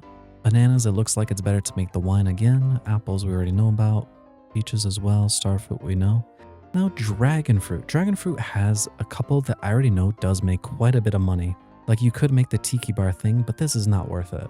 What's actually better to do is stick it into the preserving jar. Let's check this out. We turned 640 into 2000, but we can use these preserves in the stove and use that thing, sweet dough and sugar, to make 9,000 gold from the dragon fruit roll. Now, there is that thing where you can reduce how many inputs it is, so you can lower your total cost for the dragon fruit. But that right there is quite a bit. Now, you got to factor in, right, 3 days. If you have the golden clock, it makes it go a little bit faster. So that is really good for the dragon fruit. Dried, not even worth doing for the dragon fruits. And the wine, same thing. It's not really worth it. You may as well just only use it to make preserves to get these dragon fruit roll. Now with the cinnamon, we can turn it into ground cinnamon. We can still make the bowl of soul. Sadly, the chai tea. You still need the black tea now, but it was amazing. It does not look like this is actually worthwhile for either of them. Like, you could put that aged Starry and sacrifice some milk with that, and that would boost us up. Now, if we did want to fly here, it's not even worthwhile doing this. It's better to just do the beers and make the Haley beer. See, this is the one that I'm probably going to make next time, and make a bunch of them just so I unlock flying then. So I'm not a pleb, running around everywhere. But here we go. We're going to eat this. And goodness, look, look how fast I am. That's insane. But if you look on the bottom left, we got that orange all the way there. So we got now double. And let's go ahead and hit up the skull cavern. I move so fast I can't even go down the hole. And I'm trying to speed run it all the way down to the point where I can get those iridiums. Guys, it is terrifying how fast this is. Like, look at this. Like I can't even guide it really.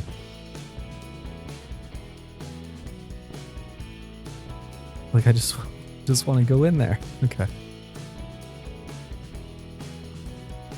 Oh, that's better. You gotta jump. If you jump, you don't run around so fast.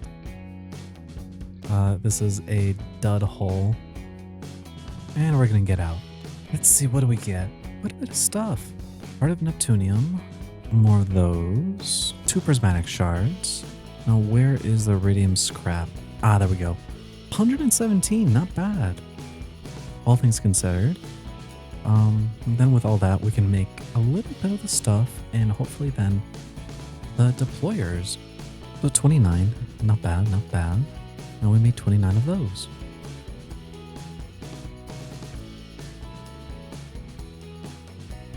Seven deployers. We're just going to place a water wheel right there, and we're probably going to change how this is going to look. But for the moment, this is where it's going to be. Then we're just going to place the deployer. Not like that. And then where's our wrench? Then add water. And that should be constantly just touching that one. And then what we have to do is place a shaft and then just another deployer. Gonna have to finagle to get it the proper way. There we go. Oh, that's easier for going at the same level. We'll stick with that.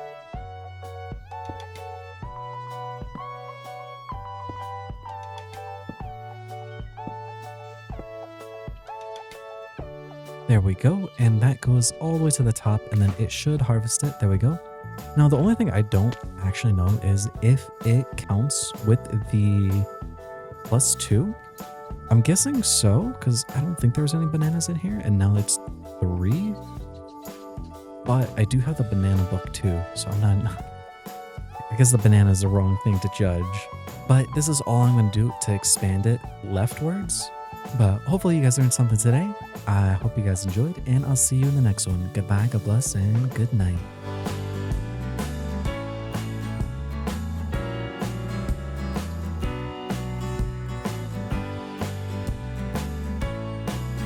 Hello everybody, we're starting down here because if you remember from the other one, we kind of did this with the fermentation setup.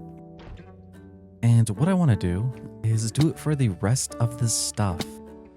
Now this layer, I'm going to do some cooking pots as well as some other things. So we'll see. I kind of marked them out. We got the cake station, though I don't think I'm going to automate much stuff there. But I don't know about the... I want to see if I could do it for like the mini fridge, the tiki bar, the roaster, stove, all those stuff. And I'm going to kind of like segment this because you kind of need, you know, like a couple layers. Like this one, you need room for the top for the cooking pot, and then the sides, they are going to need the importer. And made a little bit of them. So it'd be, you know, working like that. And it's just going to be the same setup. Importer on one side, 2 exporters on the other. And if you stick around, I'm going to show you probably like one of like the best passive moneymakers you can do. And it involves fishing.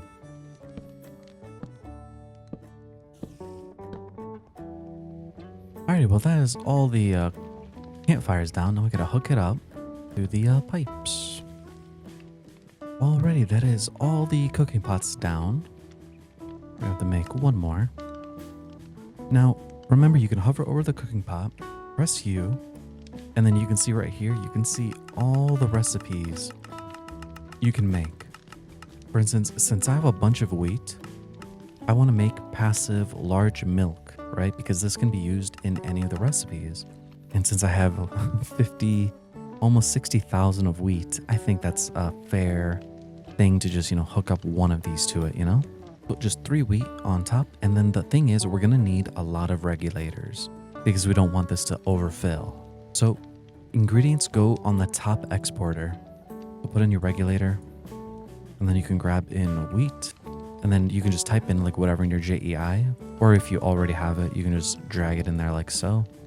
And right now it's set to 1 each, except the problem is it's not going to deposit like this, right? So we're gonna have to deposit this into 64 because what it's gonna do is it's just gonna put all 3 right there. So you have to set that to 64 there, 64, and 64. And I'm just right clicking to set the number. If you don't like the number, you can hold shift, left click, and it goes away. And then if you did want to decrease it, also you just minus it. You can like any of these numbers. But now what should happen is it's going to slowly go up until that point where it's just going to stay at that. And you don't want to overfill because the moment you have 1 extra in here, the recipe does not work. But as you can see, that importer is working fine. And on this time around, right, the exporter on here, you don't need 2 of them because you're not importing anything on the side. That's the only reason why you'd want 2 exporters. You know, one to put in the bowl or the jar. The top one is for the ingredients, and then the importer on the bottom or on the side is for the, you know, taking out of the product. So we can just remove that one. Next, going through these things, I kind of want this sweet berry jam. It looks pretty interesting. 1 sweet berry and 1 sugar. The total would be 20 gold if you were to buy the sugar. You get that sweet berry jam. It is a negative there, but if we put it in the caking station, right, we could get 4 cookies, making almost 200 gold. Or if we just do in a standard craft, if we put bread with a jam, we get 220 gold, which is pretty worthwhile considering you can actually buy one of the breads. So it's kind of passive in that sense, right? Just buy a bunch of one and it'll just work. So 1 sugar, 1 that. Again, we're just going to need a regulator in there though to tell it to not have as many things. And you can see here it is served on jar. So this time on the side, we're going to have to put in the Let's Do Bakery jar on the side. And this one does not need a regulator because it's going to fill here the whole way. So we're fine in that sense. And you can buy more of these jars from the farmer guy. If you guys did get to this point, it shouldn't be too far in the video. This is the best moneymaker right here with the fishing. If you caught yourself 1 nether fish, the magma cube, you have potatoes, eggs, tomatoes, and eggplants already, you know, automated, all that stuff. For 1 fish, you can make 2 of these, right? if you have a bunch of bait makers, all with the magma cube fish, as you can see, I got 303, but I wasn't, dedicating it to them. Every single day when this thing processes, right, it gets me 3 fish. So that is what? Almost 30,000 gold per day just from that. Just be careful not to use your whole supply, just so your, fish baits have some things it can be using for. But we just grab our flint knife, magma cube on the side, and then when we do this, right, you can see we get two of them. Don't make the sushi, not worth it. This one right here, it just uses 1. So we get then, what is that? 8,600 basically, plus the 15% if you do the farmer product.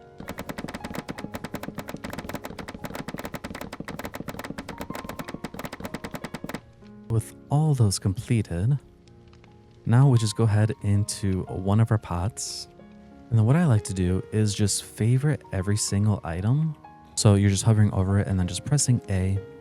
And the reason why I do this is then we can just go to the top right here, put in a regulator, and then just drag it all in there.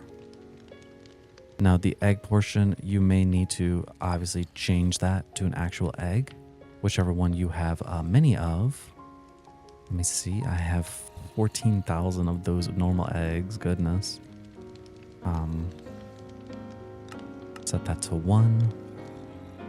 Tomato and eggplant. You can see that as going. Now the only thing is we're gonna have to wait and see. I think, is it a bowl, I believe? Oh no, nothing. Wonderful, even better.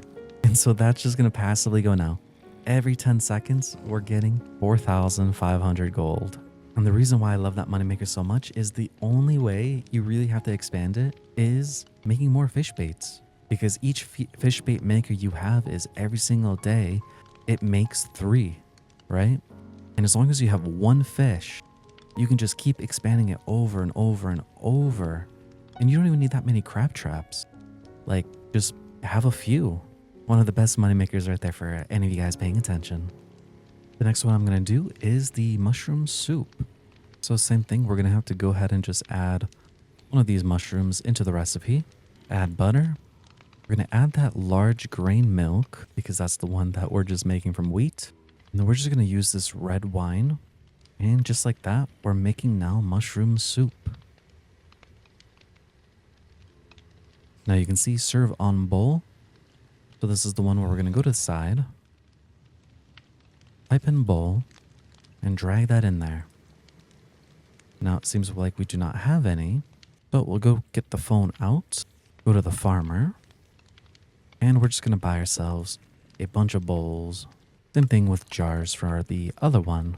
And if we look in here now, it is going in there.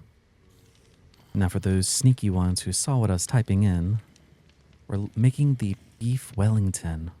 You can see this one is worth also almost 4,000 gold. And we're just needing that mushroom soup.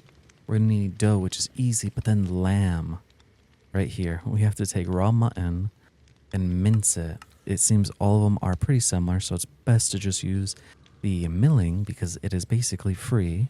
I think that's like the one animal I've been neglecting making many of. I just had my little amounts. So I guess that means we're gonna have to add those guys to the list, some sheep to the list. And I did make this setup right here. Basically how it works is, again, barrel on top, goes into chute, into the milling, chute then goes into a barrel, and then on the side I have importer, and then on top I have the exporter. And then we're just gonna take the raw mutton and drag it in there. And they'll slowly go through there, go into the chute, go into the millstone, into here, straight out it goes. Now we're gonna have to make some more mixing setups because we're gonna need this guy right here. Yeast, flour, and water. And then same thing, we could stick wheat on the top for some flour. Now this is not what we're gonna do. We're not gonna hook this up to the automation thing just because of how fast it goes through. But we'll just grab, like a bit of it and just throw it all in there. And that should be like 9,000 flour. Now to make the Wellington, we're gonna need to have a stove. Now we could just go ahead and make the stove. Place that down and break the side. We're going to place in our importer. Just so when stuff goes in here, it comes out.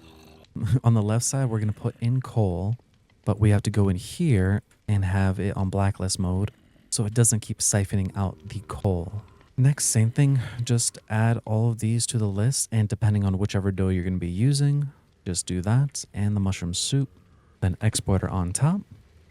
Put in that lamb, the dough, and the mushroom soup. And this does not need a regulator because there's only 3 slots. Now, if you don't have any, then that will become a problem. So you will have to check up on that if it overruns, because you don't want too much mushroom soup or lamb in here if you don't have the dough. So that'd be your only issue. And how we make that dough, the easiest one would be making a mixing setup, the flour, yeast, and water. Now we're going to want to make some yeast passively. So we're going to have to turn one of these cooking pots into making yeast. So it is sugar, water, and wheat, corn, barley, or whatever. So I think I'm going to do barley just because I don't really use it for anything. So same thing, we cupped on the top, drag in the sugar, drag in a water, and then drag in a barley. And then slap in a regulator just so it doesn't go over, because look at this, right? It doesn't work now. But with this, it will make us the yeast now. And then same thing, this side will not need a exporter, so we can take that back.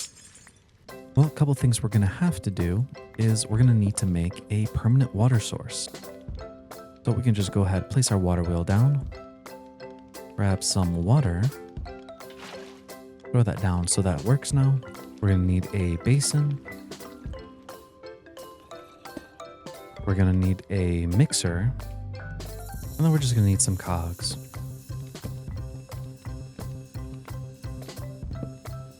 It doesn't need to be the fastest, as long as it just works. Slap in an importer and an exporter.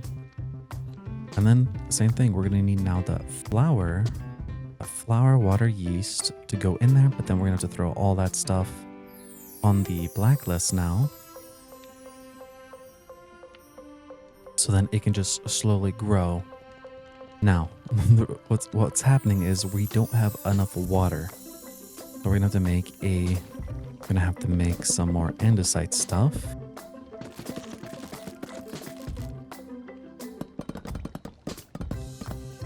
Need a spout. Going to need a mechanical pump. And then we're just going to need to make a unlimited water source. So you can do that by doing 3 blocks and just put a source on one side and then make a water source on the other. So then this one is where the water is going to, take away, and it's going to stay a permanent source. Next, we can just grab our cogs, bring it down. That's the reason why we didn't make this top speed. I'm hoping it's still going to work in case we're going to have to make this into a second thing. But then slap a importer and exporter on this one as well. Bring that over. And then in the exporter, we're going to do empty bucket. And then in here, we're going to tell it to not do that. So then that way, the water bucket gets filled automatically and siphons out. Now this is where it's going to be more beneficial if you have a bunch of buckets like pre-made just in case. So I would just recommend just making at least 30 or more, just so you always have our surplus, because you're never losing a bucket in a recipe. You're just losing the water aspect, so you don't need, tons of it. But this should, perpetually now keep us filled with water. So, those recipes which required it, we will no longer struggle with it, as you can see. Now, during this whole time, we've now made magma 350,000 from the baked magma cube fish, which is not bad at all, seeing as we have 557 more to go. But it seems we have run out of a recipe. Seems like we're running out of potato? Oh, you know what? That makes sense why I ran out of potato. Because I recently made all the things. Oh, who's this? I already have all of those stuff, I'm pretty sure. I'll just buy one of every seed, why not? So here I did expand. And I'll have up to the blueberries, ancient whatever. And then I brought this down lower. So like here is my grape farm. Here is my potato farm. Ah, see, that's what it is. One more day. And I kind of went down low, guys. Like I finished off the rest of the crops for those. So next day, it should harvest all, and then that will continue swimmingly. Swimmingly? Pretty sure that's the saying. Now, I know what you're thinking, right? Why manually cut up all the magma cube fishes yourself? Well, with how fast you catch them, if you were to hook up a deployer to do this, you run in the chance of it taking your fishes before, it goes elsewhere, right? Instead of it going into like the fishing pot or the cooking pot or whatnot. That's the only reason why I would just leave it manual and just let it buffer up. Looks like we're going to need to make a lot of mixer setups though. We're going to have to make butter. Wish we could use this one for a little bit. We'll set it to large goat milk. Not really sure why that's not going. Oh, that's why. The filter. That little pesky thing, man. You always gotta stare at it. Make sure it's all correct. All right, well, with that now completed, we're gonna have to change our butter recipe to the diamond version. I'm curious, does this make this one into a diamond quality?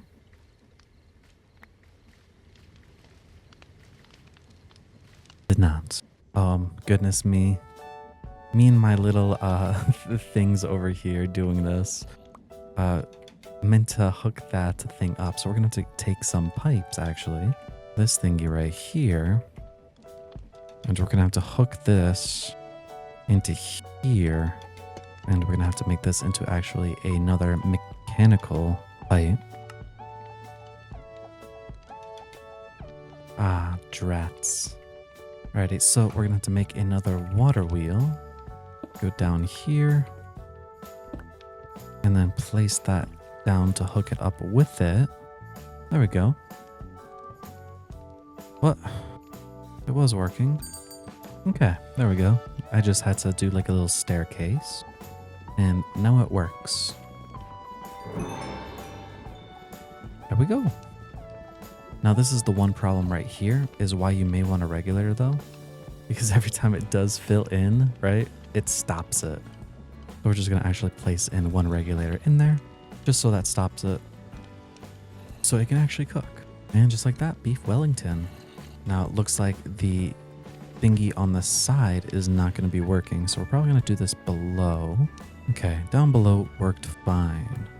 Now I'm curious, if we break that one on the side. Alrighty, so that works even better. Scratch what I said before. Importer on the bottom of the stove, exporter on the side for the coal, and the top one has your ingredients. Now, if you did want to make roaster stuff though, you will have to do it on top of the stove to keep it heated. This one also has some interesting recipes that can make you quite a bit of money, like look at the bolognese. Ooh, oat pancakes. We do have oat, we do have strawberry doughs and all that now. We might make some of those. Raw beef, butter, and a thing potentially. Now this one might be a worthwhile investment too, because check this out, right? That filet steak is right over here. It's one beef and a wine and some butter. So it takes 10 minutes roughly to get that wine. So 2 a day per fermentation. But it lets us then make this guy right here, which same thing. It takes a white wine, but still max 2 a day per fermentation. I mean, still, it's a thing to always look at and to expand into. Now, I do want to make this through the tiki bar, the cacao beans, ice to make this, because there's not really much we really need with cacao, and with how easy it is to get, it just making 28 gold additionally, which is pretty fast. This looks like it's like what? This is like 3 seconds. Let's go ahead and make ourselves a tiki bar. And same thing, we're going to now grab exporters, and we're just testing out to see where things go. So if I throw in cacao beans on the side, it goes in the bottom. So we know this is where we're going to have to throw in the ice. We pull that, then throw it on the top, and then that's where we're going to put in the cacao. Hook them up to the cables, and now that is going. Now it looks like there's that same problem of the ice to cacao ratio. Every time it's filling in, it resets.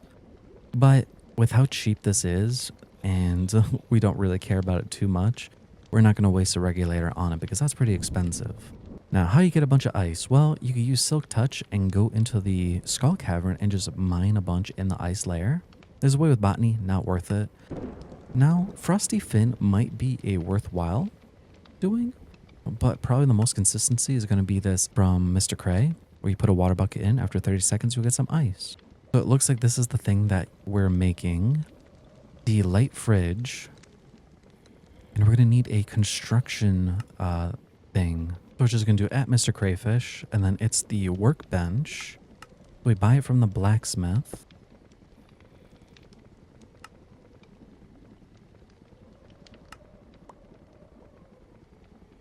Oh goodness, I haven't even looked at that thing. We're already at 34 million. Next up, we're going to need to make this generator. So we just go ahead and make that. They could just be right next to it. Now, we will need to make this wrench right here. And it doesn't need to be this close, but you can kind of see the power nodes, right? So we just right-click that, right-click in there, and now it is connected. Now we have to go into here, and this thing works by coal, or probably any power source as well, but we'll just do coal, throw that all in there, turn it on, and you can see now this thing here is working. Now we're gonna have to go ahead and grab ourselves iron, because I remember seeing iron. Let's type in fridge once again, iron, copper, and a battery. And then what we can do is just turn this off so it's a green check mark, so it just shows the stuff that we can craft. And we're just going to want this light fridge. And then we're just going to place it down like so. And you know what? We are probably going to take this generator and, yeah, no, we'll just leave it. We'll take our wrench, right click it, come down here, and hook up the fridge like so. Now you can see in the freezer section, right? We could put in water right there.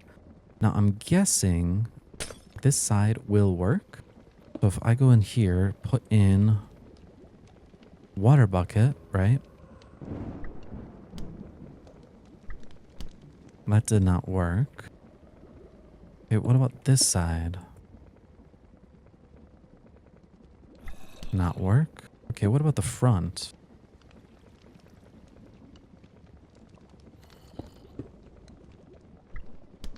Oh, you know what? We don't have any water buckets. That could be it. Okay, so it does work. I just didn't have any water buckets and I wasn't paying attention. So let me see. Which side did it actually work on? Okay, so the side does work. I guess hindsight, always make sure you have the stuff that you're trying to make. And then this is going to become ice. And then we're going to want a importer.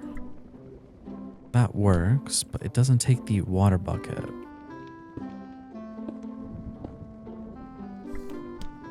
Okay, so that works back there.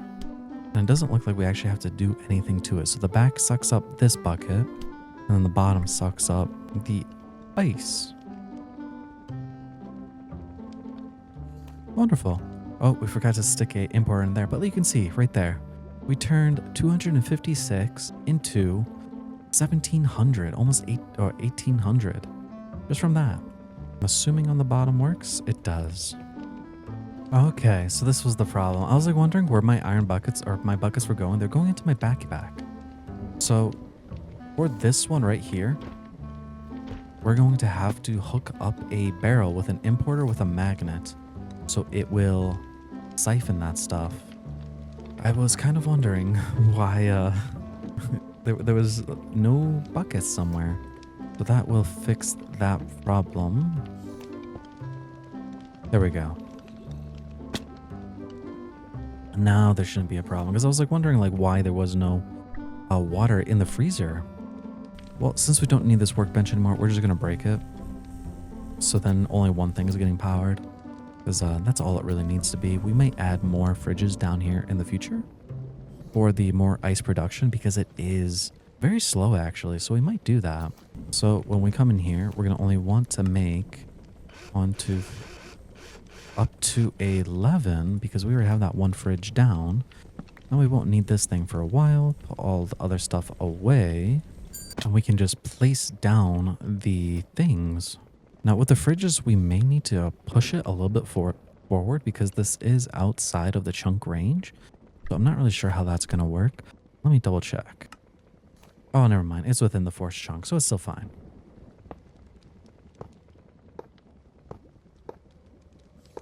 Just do that. And you know what? I'm actually curious. Maybe it doesn't actually need the importer on the bottom. Maybe it only needs it from the back.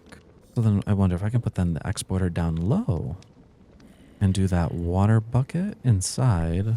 Do I have any water buckets? I do. Okay. So the bottom does not work. Ideally, the front maybe works. So then it won't be too much of an issue. Yeah, that worked. Okay. Now let's go grab power for all of these things. And you know what? We can actually just daisy chain it by like doing this. And you can add more power slots just by just hooking it all up. I don't actually know what the limit is for that thing. I think all it does is just increases your fuel consumption. But if I go into here, turn that on, hopefully what's going to end up happening is it's going to fully cross and then just the back is enough. If so, that'd be great, or else we're going to have to waste 2 importers for both sides. So sad. So we're going to have to waste 2 importers per thing. One on the bottom and then one on the back. And let's go ahead and just link it all up then. And just drag water into each one. And be sure to turn it on. Because might do that. Oh wait, whoops. Wrong section. In here.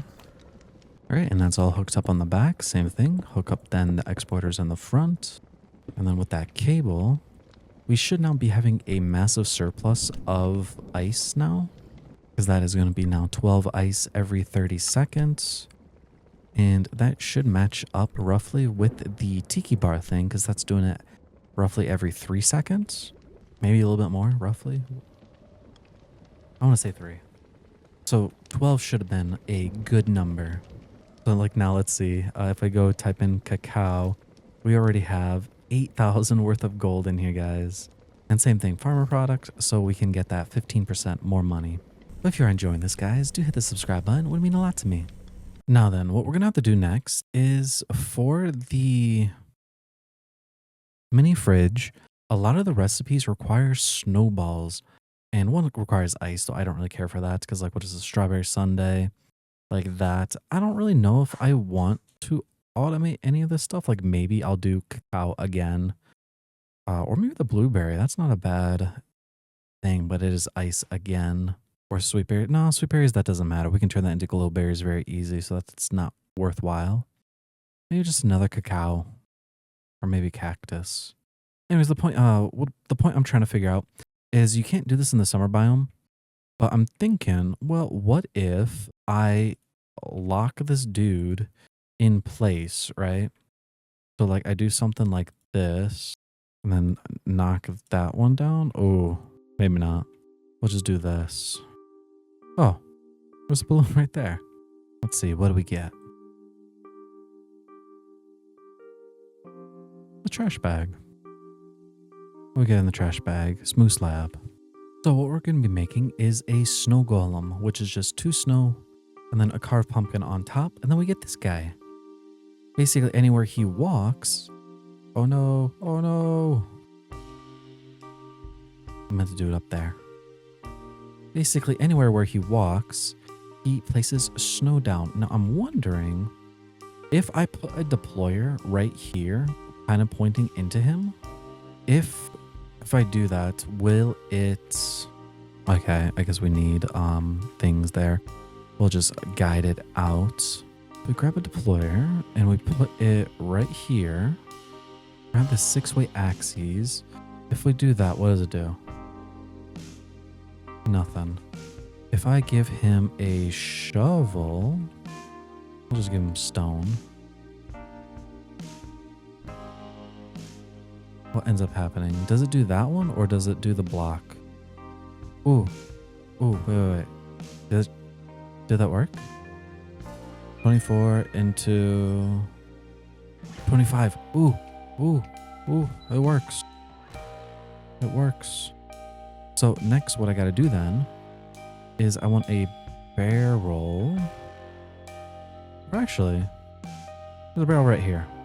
And that is with 1, 2, 3, 4. That is within the range. If I do magnet there, in here, place that in there, and then I turn mine off.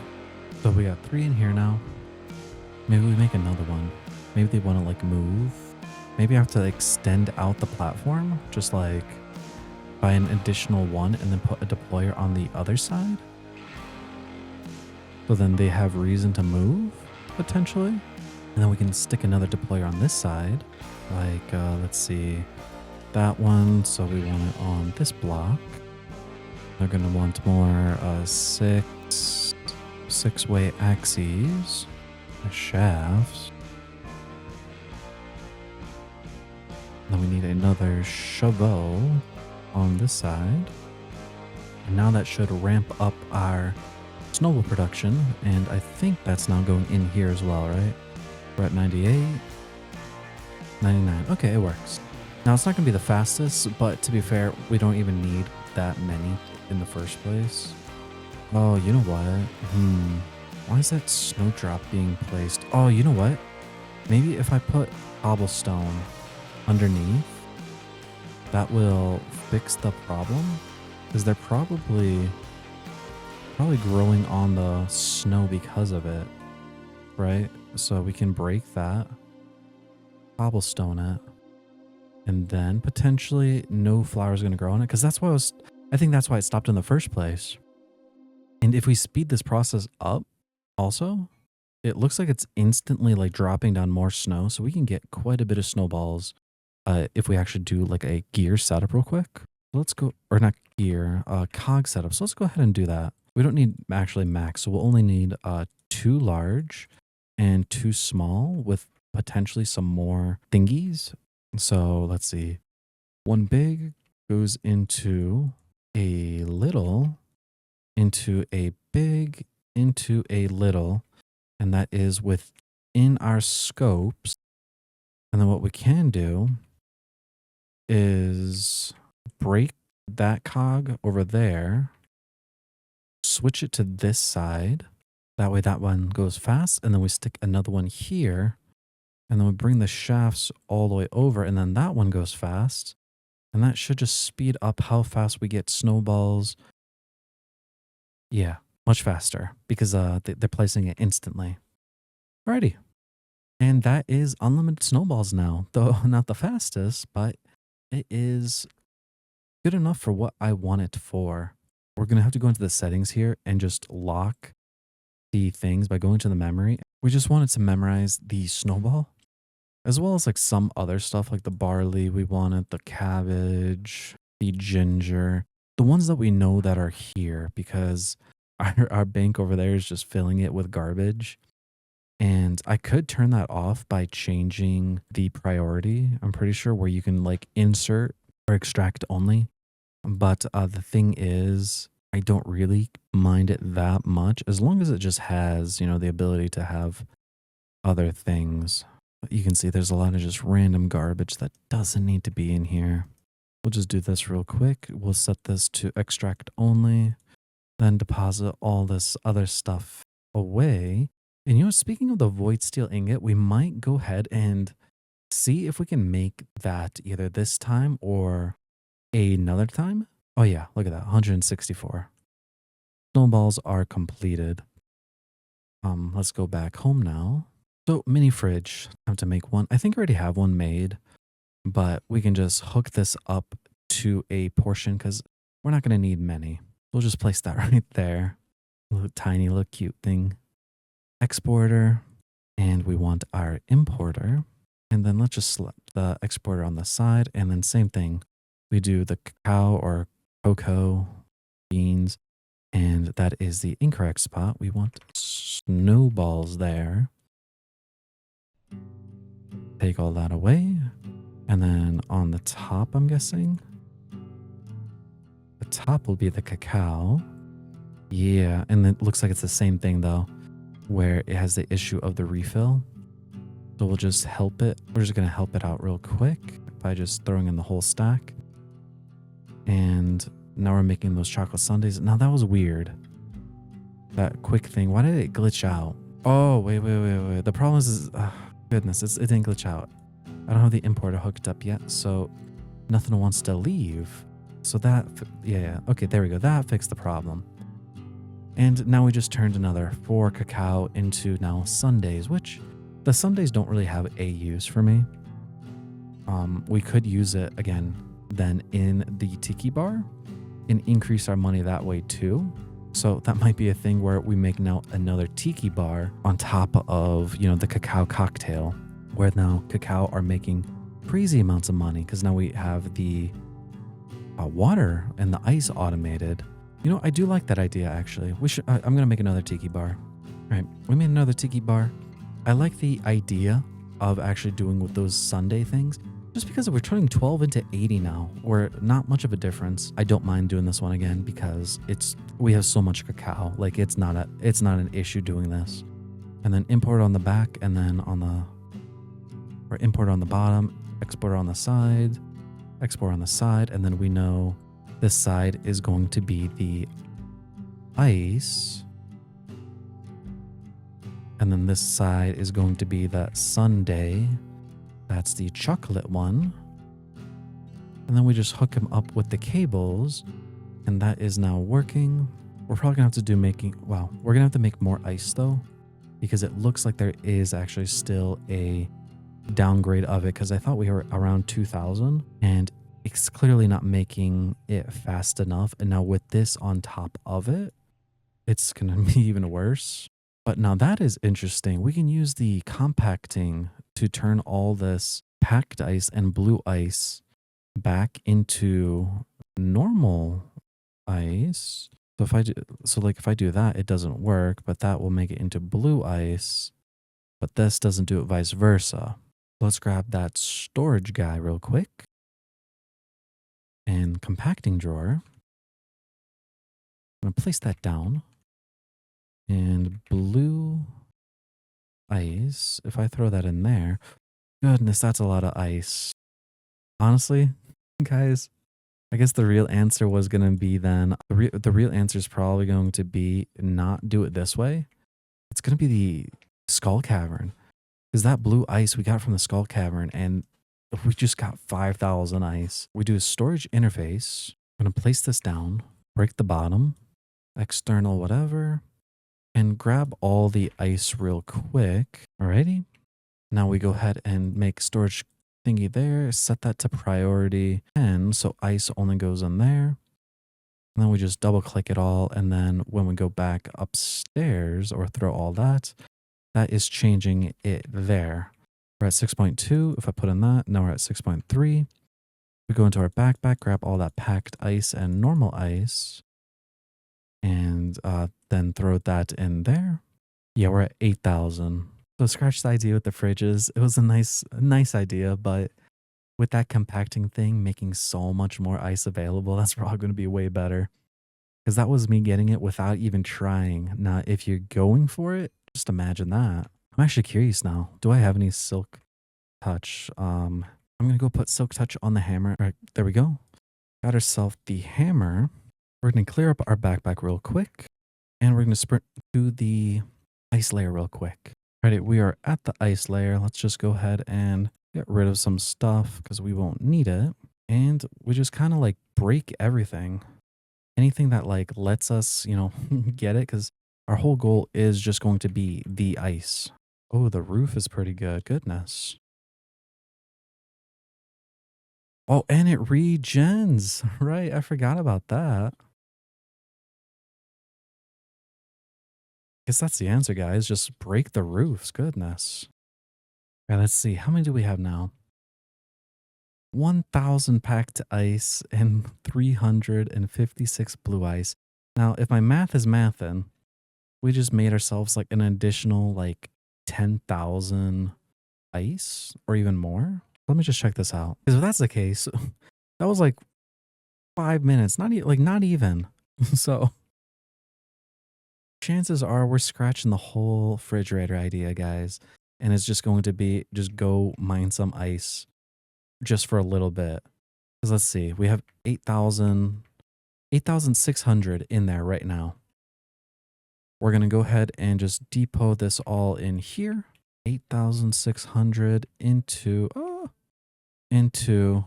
41,000. Guys, ignore the fridges.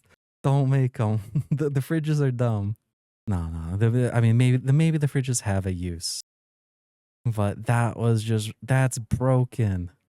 That's so good. I'm never going to have to deal with ice again.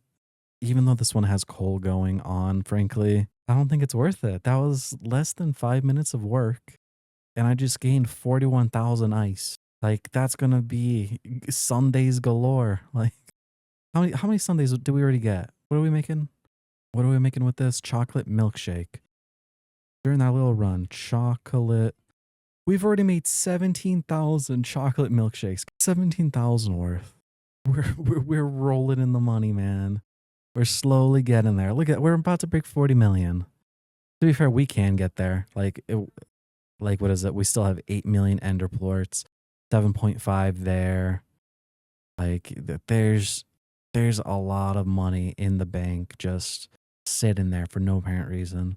Like all this enriched bone meal, that's like money right there. We have 7 million in donuts. Orby things. Crazy, man. Crazy. All right, guys, next we're going to just make the roaster. And we're going to still need an additional oven for this thing to work. Or not the oven, we're going to need the stove. So we'll just place this down. I'll just do it over here. Or no, up there. Nah.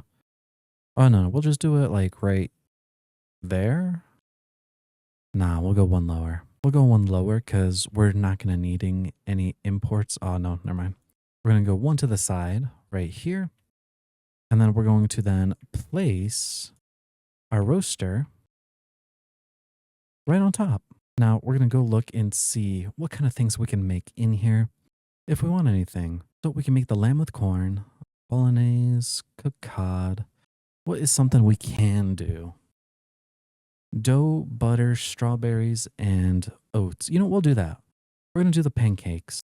So that, and then dough in the roaster. And we're going to have to then set this to exporter.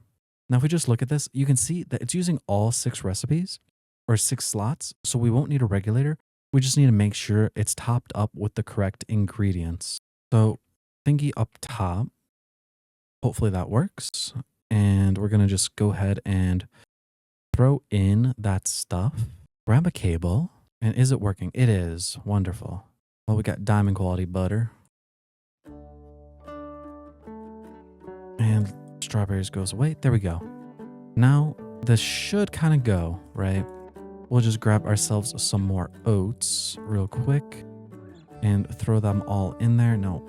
Now, it looks like we are going to need a bowl being imported in one of the sides. But since it is going up there, what we're going to do is this. We're going to just drag a bowl from the top and remove that. And then place bowl. Oh, I have no bowls. That's why. You go through bowls, man. I got to admit, I go through a lot of them. So if we just put half and do that, it should kind of work. Yeah, there you go. You can see kind of like all adding up. So one exporter is going to be enough. Now, when we put our importer, does it break everything? Okay, so we got to tell it to not take bowls because that's what it's sucking up right now. And let's see, does it suck up the pancakes? Okay, it's not sucking up the pancakes. That's not good. What about the front? Does that work?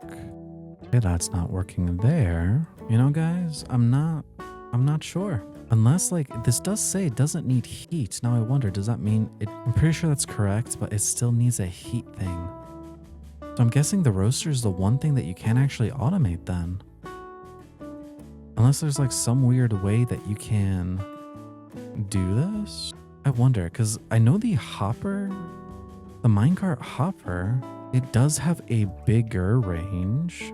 There is no real way of siphoning it out because if it's on every side, I mean, you can deposit stuff in there, but you just can't pull it out. So unless you guys know something down in the comments, do let me know. But from what I'm seeing here, it doesn't work. Like it's on all the sides except the top one, but that's where the exporter needs to be. Almost everything that you can make in this game, you can automate. Roaster does not look like it's one of them.